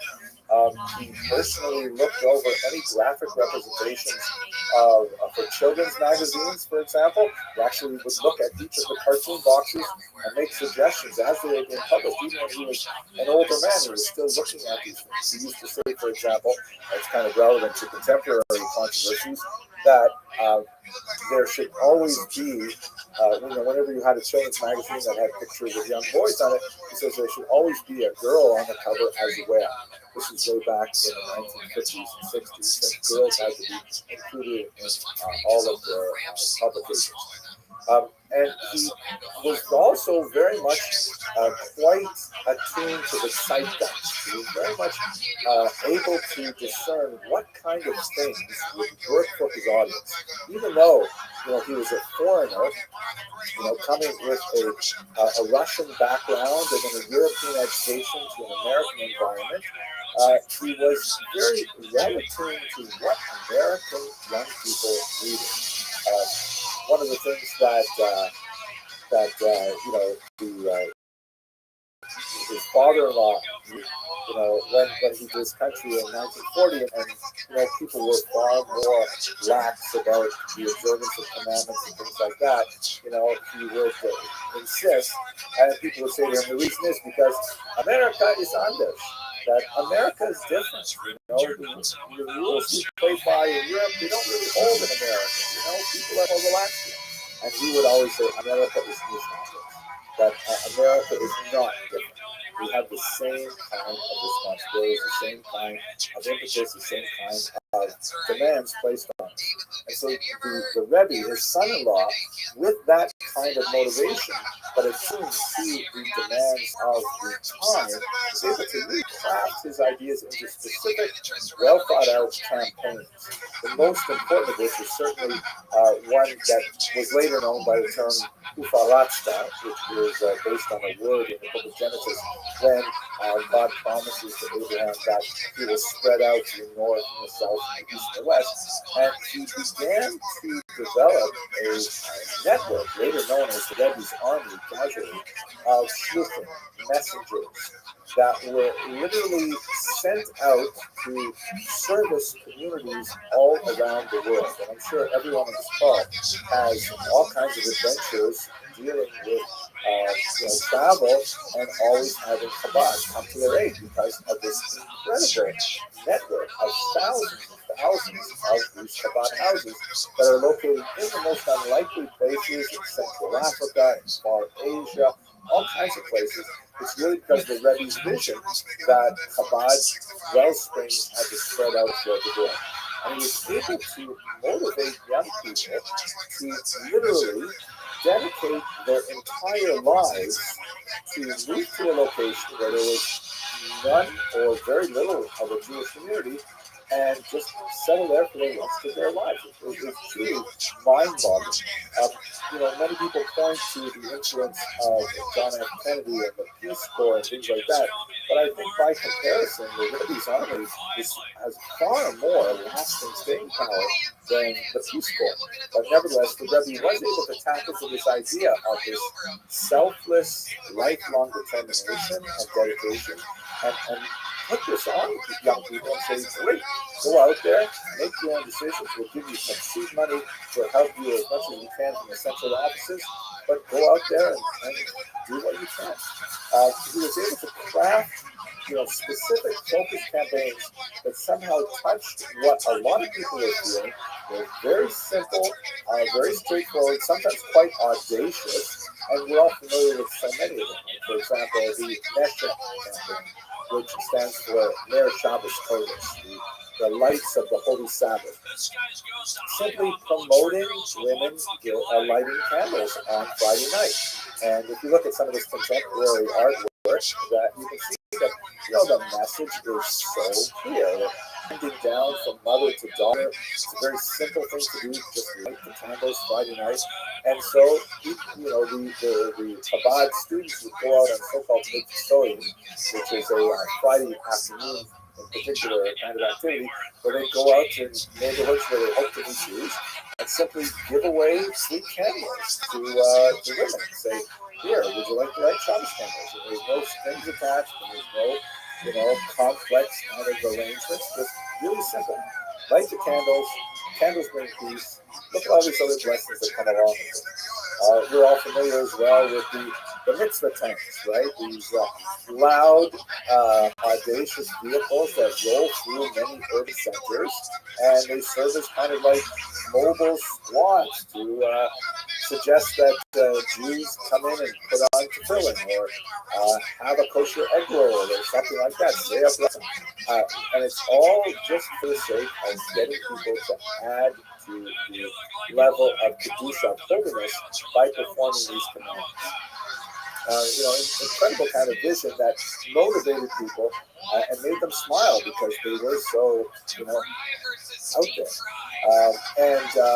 One of my favorites is the giving dollars. So one of the 10 campaigns in particular, there are actually many more than 10, but there are 10 that are specifically identified by the Rebbe in campaigns. One was tzedakah, giving charity, right? So how do you convince people to give charity? Well, you give them money and tell them that they should give charity. And make it easy for them by giving money to them in order to give charity. And so on Sundays, the Rebbe would essentially hold court, and hundreds of people would come by, and he would hand each of them $1 and have a brief conversation with them. And the Chabad was always very attuned to technology and the use of radio and the use of video later on. So we have tremendous archives available of these interactions. Very often with famous people, Nobel Prize laureates and heads of state and so on, but far more commonly, just regular people from the street, Jews and non-Jews, anyone could come up and could have a minute to just speak with the Rebbe and to collect $1 from him.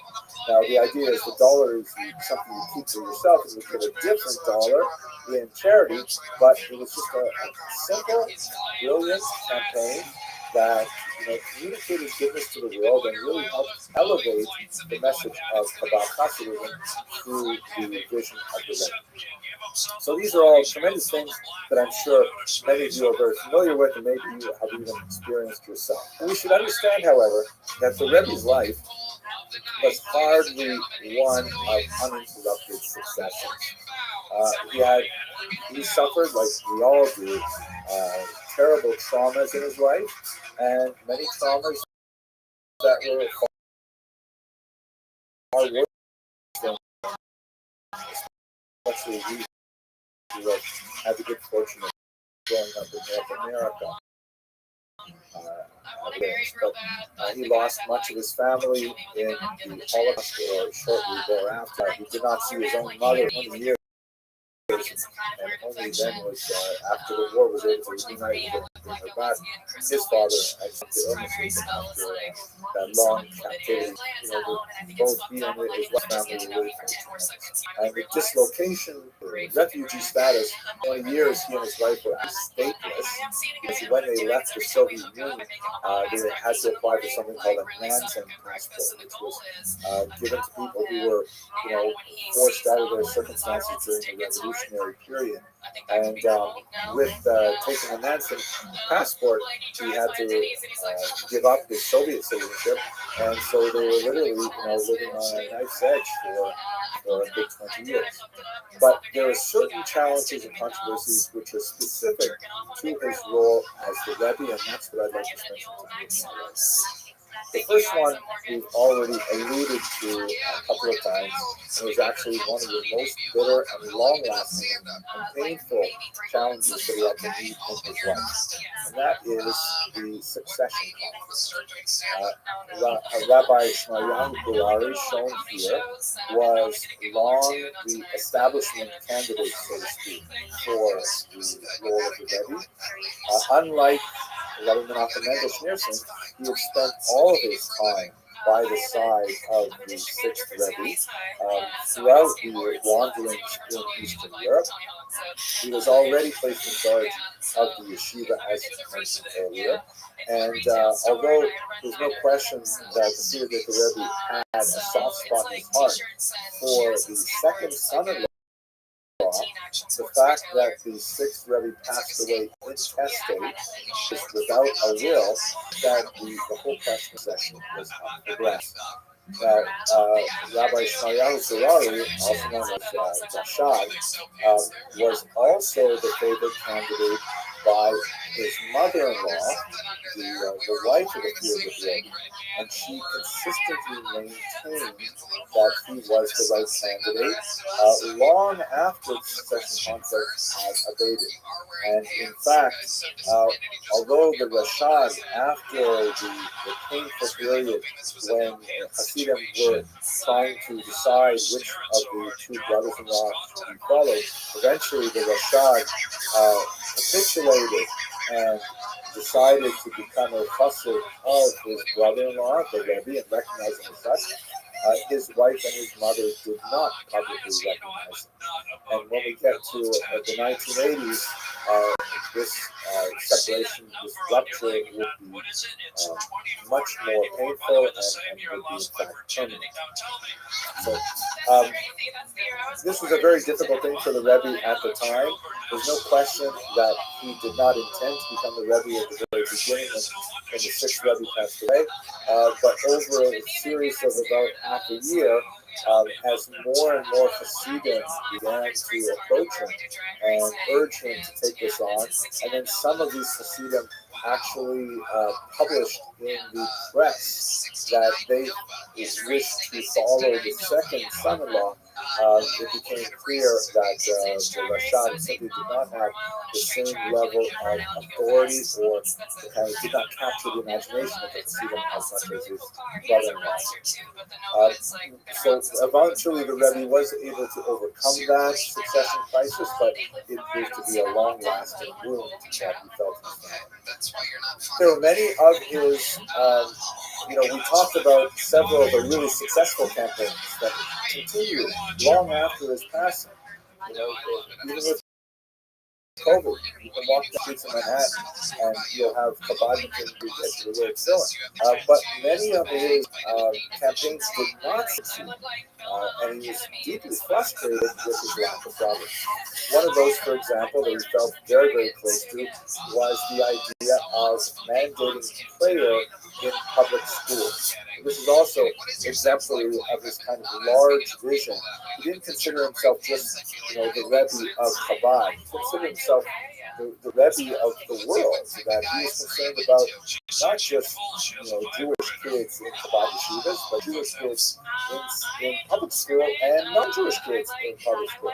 One of his other campaigns was really trying to emphasize the 7 Noahide laws and to popularize them among non-Jews.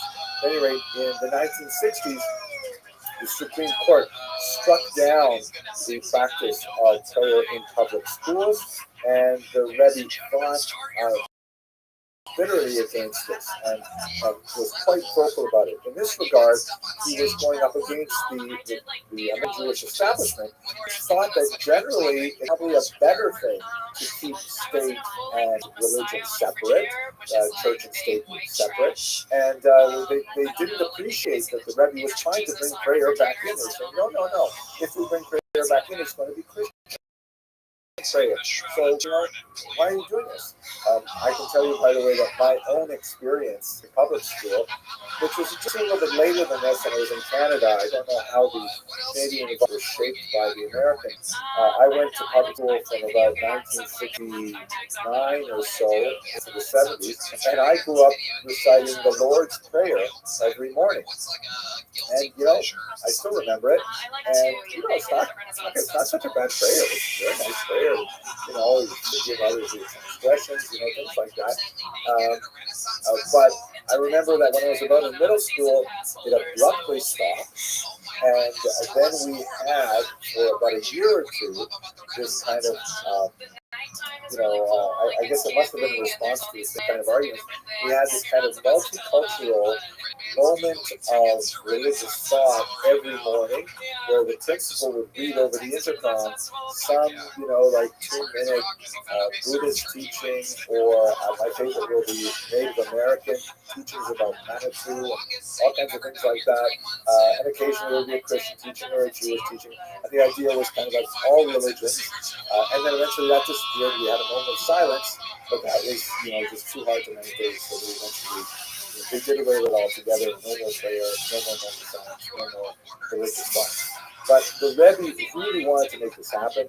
He argued strenuously for a moment of silence as well, and he was not able to succeed. So he was deeply frustrated with it, and he was often the only person in the room screaming for this, but he simply could not achieve it.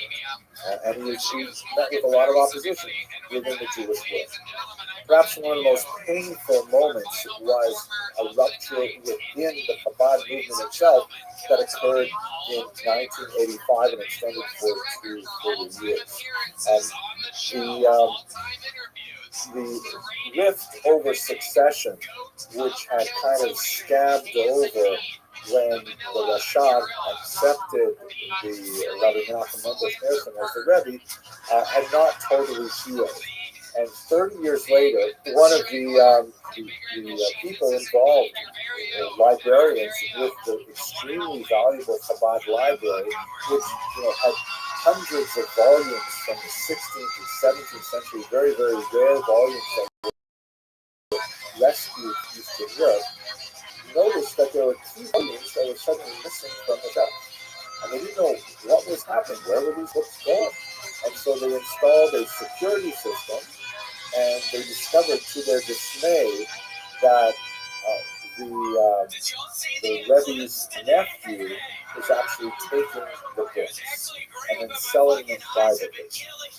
Now, that certainly, didn't sound very nice, and he was taking them at night surreptitiously and so on. But when they challenged him, saying, "What are you doing with the books?" He insisted that, in fact, he was only taking books that already belonged to him, because he, as the Rothschild's son, was the grandson of the Friedrich Rebbe, and the library belonged to his grandfather. And so, therefore, he was really the inheritor of these books. And although, Chabad was free to use them in their library and sell them, if he chose to take some of them and sell them on the private market, that would be fine. Obviously, the Rebbe disagreed and said, no, these are library books. These are books for the entire community. Because the Friedrich Rebbe left without leaving a will, there was no way to really clearly understand what was his intention with regards to his multi-million-dollar collection of books. There was quite a fractious dispute over this, and ultimately the Rebbe decided, again very controversial for the time, to take this to secular court. he chose not to bring it to a Beit Din, that is, keep it inside the Jewish world with a Jewish court. And there are a lot of interesting theories as to why he decided not to do that. Perhaps it would have placed too much pressure on a Beit Din to have to, judge something so weighty as a Rebbe's claim to a library and so on. But ultimately, they went to New York State courts, and in very dramatic testimonial, what really swung the decision in favor of the Rebbe was when his wife was questioned. They took a deposition regarding what she thought was the true ownership of the books. And the real question was, were they the personal property of her father, the father-in-law of the Rebbe, or were they the property of the Chabad Hasidim as a whole? And when questioned, Chaim Niskish said that the library and her father belonged to all the Hasidim. So in other words, with that very clever answer, the judge was satisfied, and in fact he ruled that the books belonged to the Chabad Association. It was a public library owned by a private library owned by this institution rather than a single person. The books had to be returned. This particular date, the 5th of Teves, when this decision was decided, was declared a Chabad holiday, and it's called Zidan Natzak, which literally means in Aramaic, our side won. But it showed a tremendous rift in the family that showed that the antagonism over how the succession would be played out was not yet solved. It was made even worse when a deranged Chabad supporter, reacting to a very fiery speech that the Rebbe gave regarding the disposition of the book, broke into the home of Nechama Dina Schneerson, that was the widow of the 6 Rebbe's, and beat the 86-year-old woman senseless, sending her to the hospital. And this was literally the end of the relationship between the two sides of the Schneerson family. They never spoke again, separated, they were buried separately, and it was a very sad internal family conflict that went along with the challenges of leadership. But perhaps the controversy that spread most widely after the Rebbe's death were the swirling controversies regarding his view of messianism. When the Frierdiker Rebbe died, the Rebbe would spend literally hours at his grave, shown here in 1950, shortly after his passing, reciting psalms and reciting special prayers and so on. And he was definitely very, very close to his father-in-law, and for years afterwards, the Rebbe basically, once he moved to 770 Eastern Parkway, he only left it either to stay within the Crown Heights community for a few special weddings when he was younger, or to go to the grave of his father-in-law in Queens, and only on, I think, 3 occasions he went up to the Catskills to visit some summer camps that he had found. Otherwise, he spent his entire life entirely within, a radius of about 12 miles, and basically living in June 770 doing all of his work there. So when the Rebbe in the 1990s went for one of these long, solitary, meditative states at his father-in-law's grave, even his uncharacteristically long stay there was a concern for some of the lieutenants. They went in to see what was going on. At this time, as you shall see in a moment, the grave was enclosed, and they saw that he had had a stroke. They managed to revive him, and he recovered to some extent, but for the last few years of his life, he was unable to communicate to the same degree at all that he had prior to his stroke. And it was during the last few years of his life, when he was in this kind of nebulous condition, that many of his followers insisted that he, in fact, was not just a Rebbe, but he was actually the Messiah, Mashiach, come to redeem the entire Jewish world. And an entire scholarly industry began to develop, developing proofs that in fact this is the coming of the Mashiach. Look at how many things he has done. He really was someone who strode across the global stage. He had transformed lives all over the world, and he meets all of these characteristics. A lot of research was done into Maimonides and his views on how to identify the Messiah and so on. And this movement grew. And during those last few years of his life, with whatever emotions he was able to communicate, many interpreted even the smallest hand gesture as a level of assent to that particular view. Or if some people would be singing songs specifically praising him as a Mashiach, and they did not feel that he was, denying them, that was in fact an assent. So there's a lot of speculation about exactly what was his mindset at the time. And amazingly, this continued even after his passing and burial in 1994, when for a long time a significant number of Chabad Lubavitchers continued to believe that not only was he the Mashiach, but he was actually going to rise from the dead to assume that role. Now, I'm not getting into the theology of this, but it sounded to many like Christianity, not Judaism, and there was a huge amount of furor over the argument of the Rebbe as the Messiah. Now, the degree we can lay this at the feet of the Rebbe himself is I think, beyond the scope of our discussion, although there are some fascinating thoughts on this in the work of Telushkin in particular. But what really was the controversy that went on afterwards, very similar in many ways to the controversy about the Rambam, is that a very important scholar at Michigan University, Rabbi Dr. David Berger, a noted historian, wrote a book that had the subtitle The Rebbe, the Messiah, and the Scandal of Orthodox Indifference, in which Dr. Berger argued, rather inflammatory kind of thesis, that, hey, wait a second, if you have all these Lubavitcher Shluchim all over the world who are doing amazing things for the community, but they regard their Rebbe as a deceased Messiah going to rise again from the dead, and he would say that that was clearly heretical in Judaism. And that would mean that these people who are slaughtering meat for kosher consumption and running Jewish schools and running Jewish synagogues are actually invalidated in all of those tasks. Their meat is no longer kosher, their schools are no longer kosher, they can't even count in a minyan.